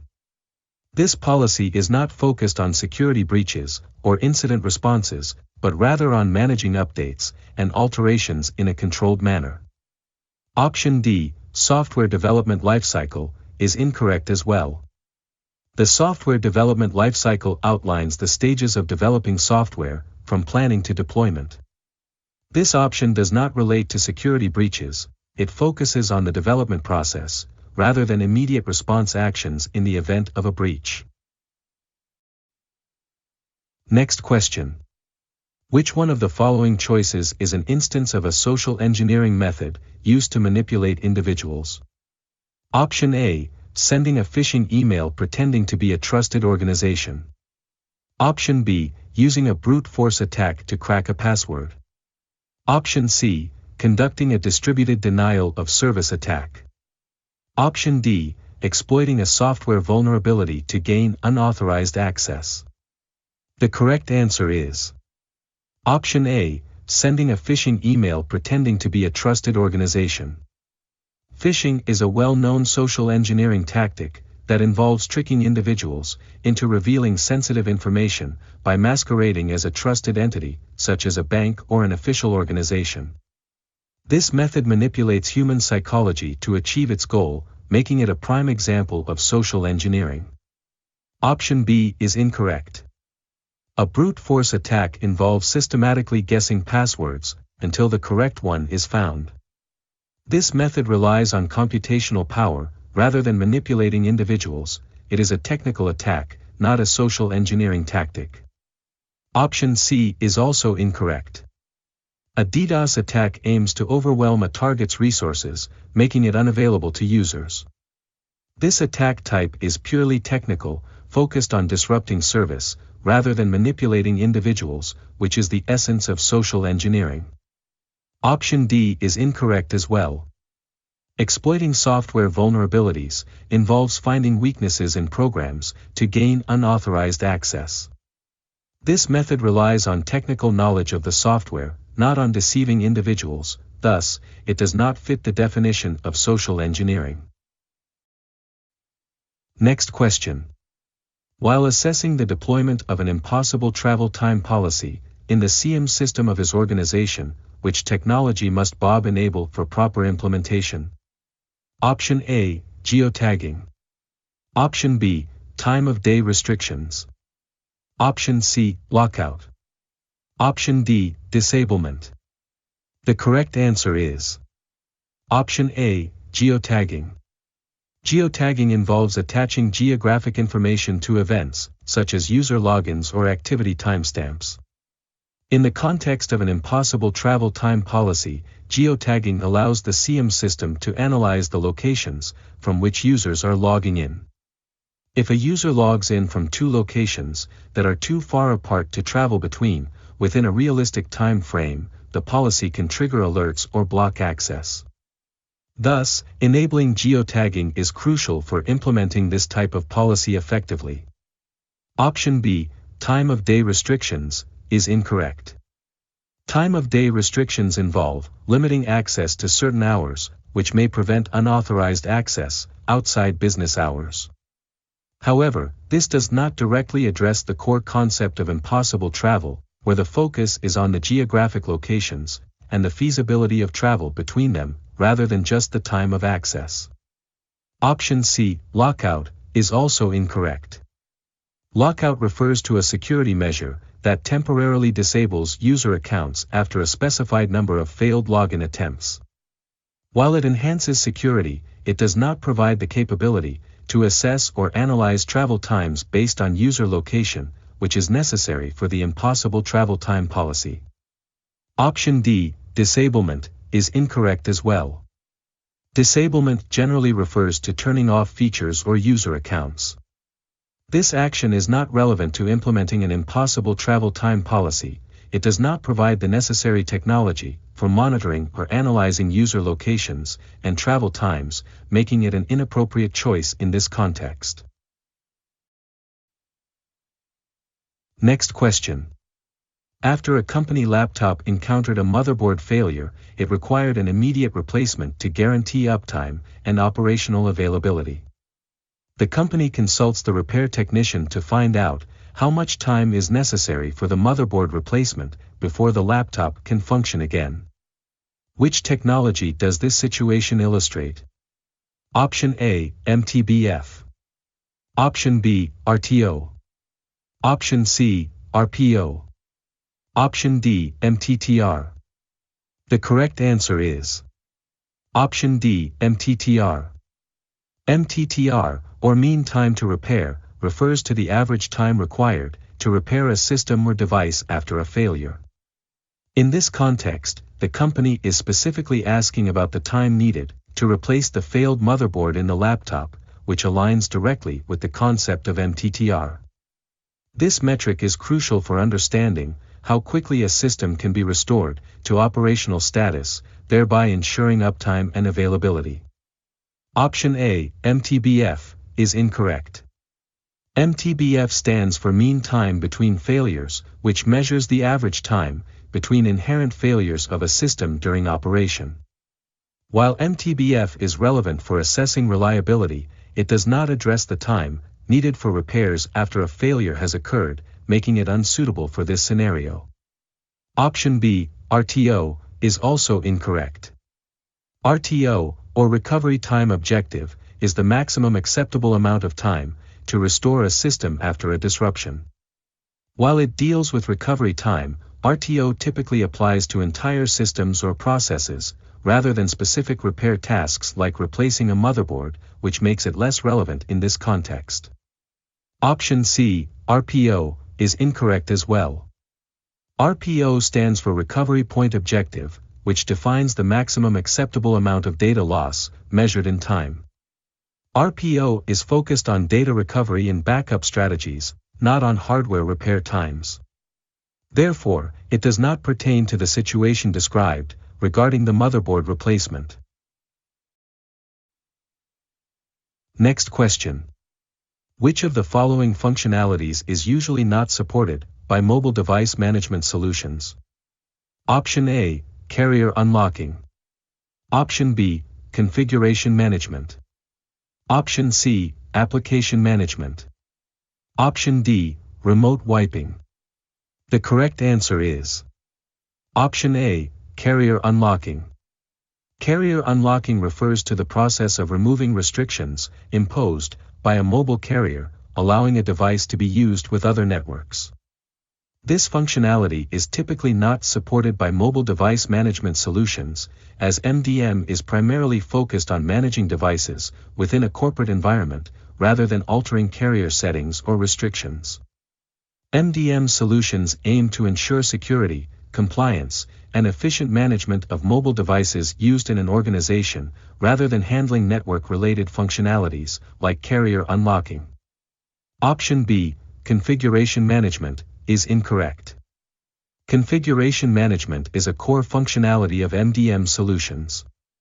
It allows IT administrators to set up and manage device configurations, including Wi-Fi settings, VPN configurations, and security policies. This capability is essential for ensuring that devices comply with organizational standards. Option C, application management, is also incorrect. Application management is another critical feature supported by MDM solutions. It enables the deployment, updating, and removal of applications on mobile devices. MDM provides organizations with control over which applications can be installed, ensuring that only approved software is used within the organization. Option D, remote wiping, is incorrect as well. Remote wiping is a key functionality of MDM solutions that allows IT administrators to erase all data on a device if it is lost or stolen. This feature is crucial for protecting sensitive organizational data and ensuring that unauthorized users cannot access it. Therefore, remote wiping is a standard feature supported by MDM solutions. Next question. Why is it important to take ongoing supportability into account when planning for automation implementation? Option A, to ensure that the automation solutions implemented can be maintained, updated, and supported in the long run. Option B, to reduce the efficiency of operations. Option C, because automation systems never require updates or maintenance. Option D, because once automation is implemented it can't be changed. The correct answer is Option A, to ensure that the automation solutions implemented can be maintained, updated, and supported in the long run. Considering ongoing supportability is crucial because it ensures that automation solutions remain effective and relevant over time. Automation technologies often require updates, maintenance, and support to adapt to changing business needs, technological advancements, and security threats. By planning for ongoing supportability, organizations can ensure that their automation systems continue to function optimally and provide value in the long run. Option B, to reduce the efficiency of operations, is incorrect. The goal of automation is to improve efficiency, not reduce it. Ongoing supportability is essential for maintaining and enhancing operational efficiency, not diminishing it. Organizations seek automation solutions precisely to streamline processes and improve productivity. Option C is a false statement. Automation systems do require updates and maintenance to adapt to new technologies, changes in business processes, and to address security vulnerabilities. Ignoring ongoing supportability would lead to obsolescence and inefficiency, making this option incorrect. Option D is misleading. While some automation systems can be complex, they can often be modified or updated as needed. Ongoing supportability recognizes that changes and improvements may be necessary over time, thus, the idea that automation cannot be changed is incorrect. Next question. Out of the following options, which one best reflects a containment strategy implemented during an incident response effort? Option A, communicating incident details to the media. Option B, conducting forensic analysis of the incident. Option C, isolating compromised systems from the network. Option D, shutting down the entire network immediately. The correct answer is Option C, isolating compromised systems from the network. Isolating compromised systems from the network is a classic containment strategy used during incident response efforts. This action helps prevent the spread of the incident to other systems, limiting further damage and protecting sensitive data. By effectively containing the threat, organizations can investigate the incident without risking additional exposure. Option A, communicating incident details to the media, is incorrect. While communication is important, especially for transparency and public relations, this action does not serve as a containment strategy. Informing the media does not directly address the immediate threat or help to limit damage. It is more about managing perceptions and public knowledge of the incident. Option B, conducting forensic analysis of the incident, is also incorrect. Forensic analysis is a crucial step in understanding the incident and gathering evidence, but it is not a containment strategy. This process occurs after containment has been established. It focuses on investigation and recovery, rather than immediate damage control. Option D, shutting down the entire network immediately, is incorrect as well. While this action may prevent further incidents, it is often not practical or efficient. Shutting down the entire network can disrupt business operations and affect all users, including those not impacted by the incident. Effective containment should aim to isolate only the compromised systems, allowing unaffected parts of the network to remain operational. Next question. What kind of spam is characterized by its use of text-based communication for reaching its audience? Option A, RAT. Option B, PUP. Option C, SPIT. Option D, SPAM. The correct answer is Option D, SPAM. SPM stands for Spam over Instant Messaging. It is a type of spam that uses text-based communication, specifically through instant messaging platforms, to send unsolicited messages to users. This form of spam relies on written text to engage the audience, making it the best choice in this context. Option A, RAT, is incorrect. RAT stands for Remote Access Trojan. While rats can be involved in malicious activities, they are not a type of spam. Instead, rats are designed to allow unauthorized access to a user's computer, typically without the user's knowledge, focusing on exploitation, rather than unsolicited communication. Option B, PUP, is also incorrect. PUP stands for Potentially Unwanted Program. PUPs are not classified as spam, rather, they refer to software that may not be malicious, but can negatively impact users' experience.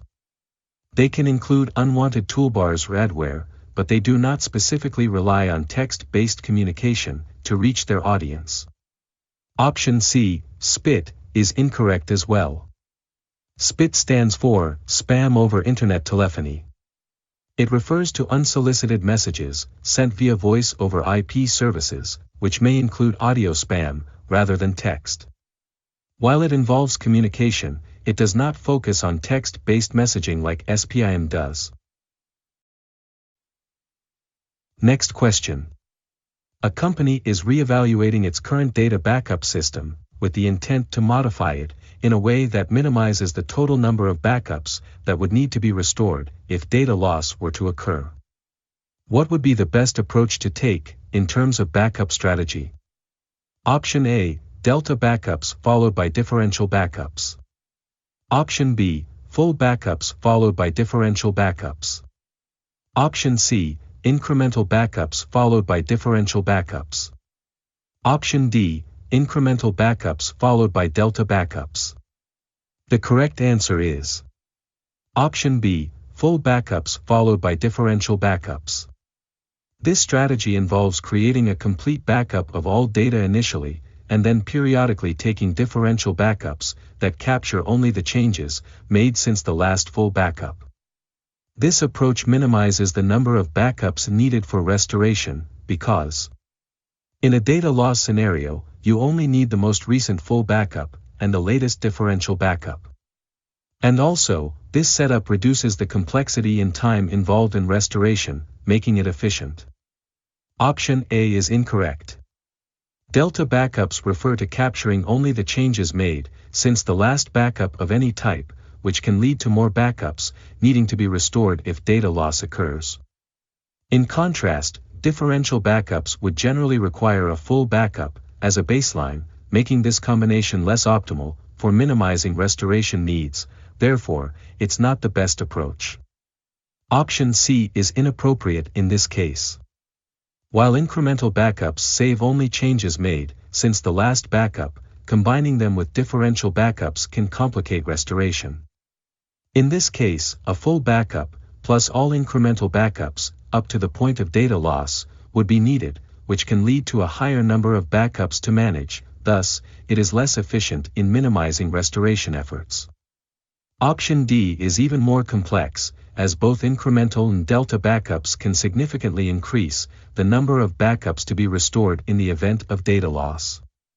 This combination can lead to longer recovery times since it requires restoring multiple backup sets. Therefore, it does not effectively minimize the restoration burden, hence, it is not a preferred strategy. That's all for today, thanks for watching, please don't forget to subscribe and like this video. Take care until we'll meet again.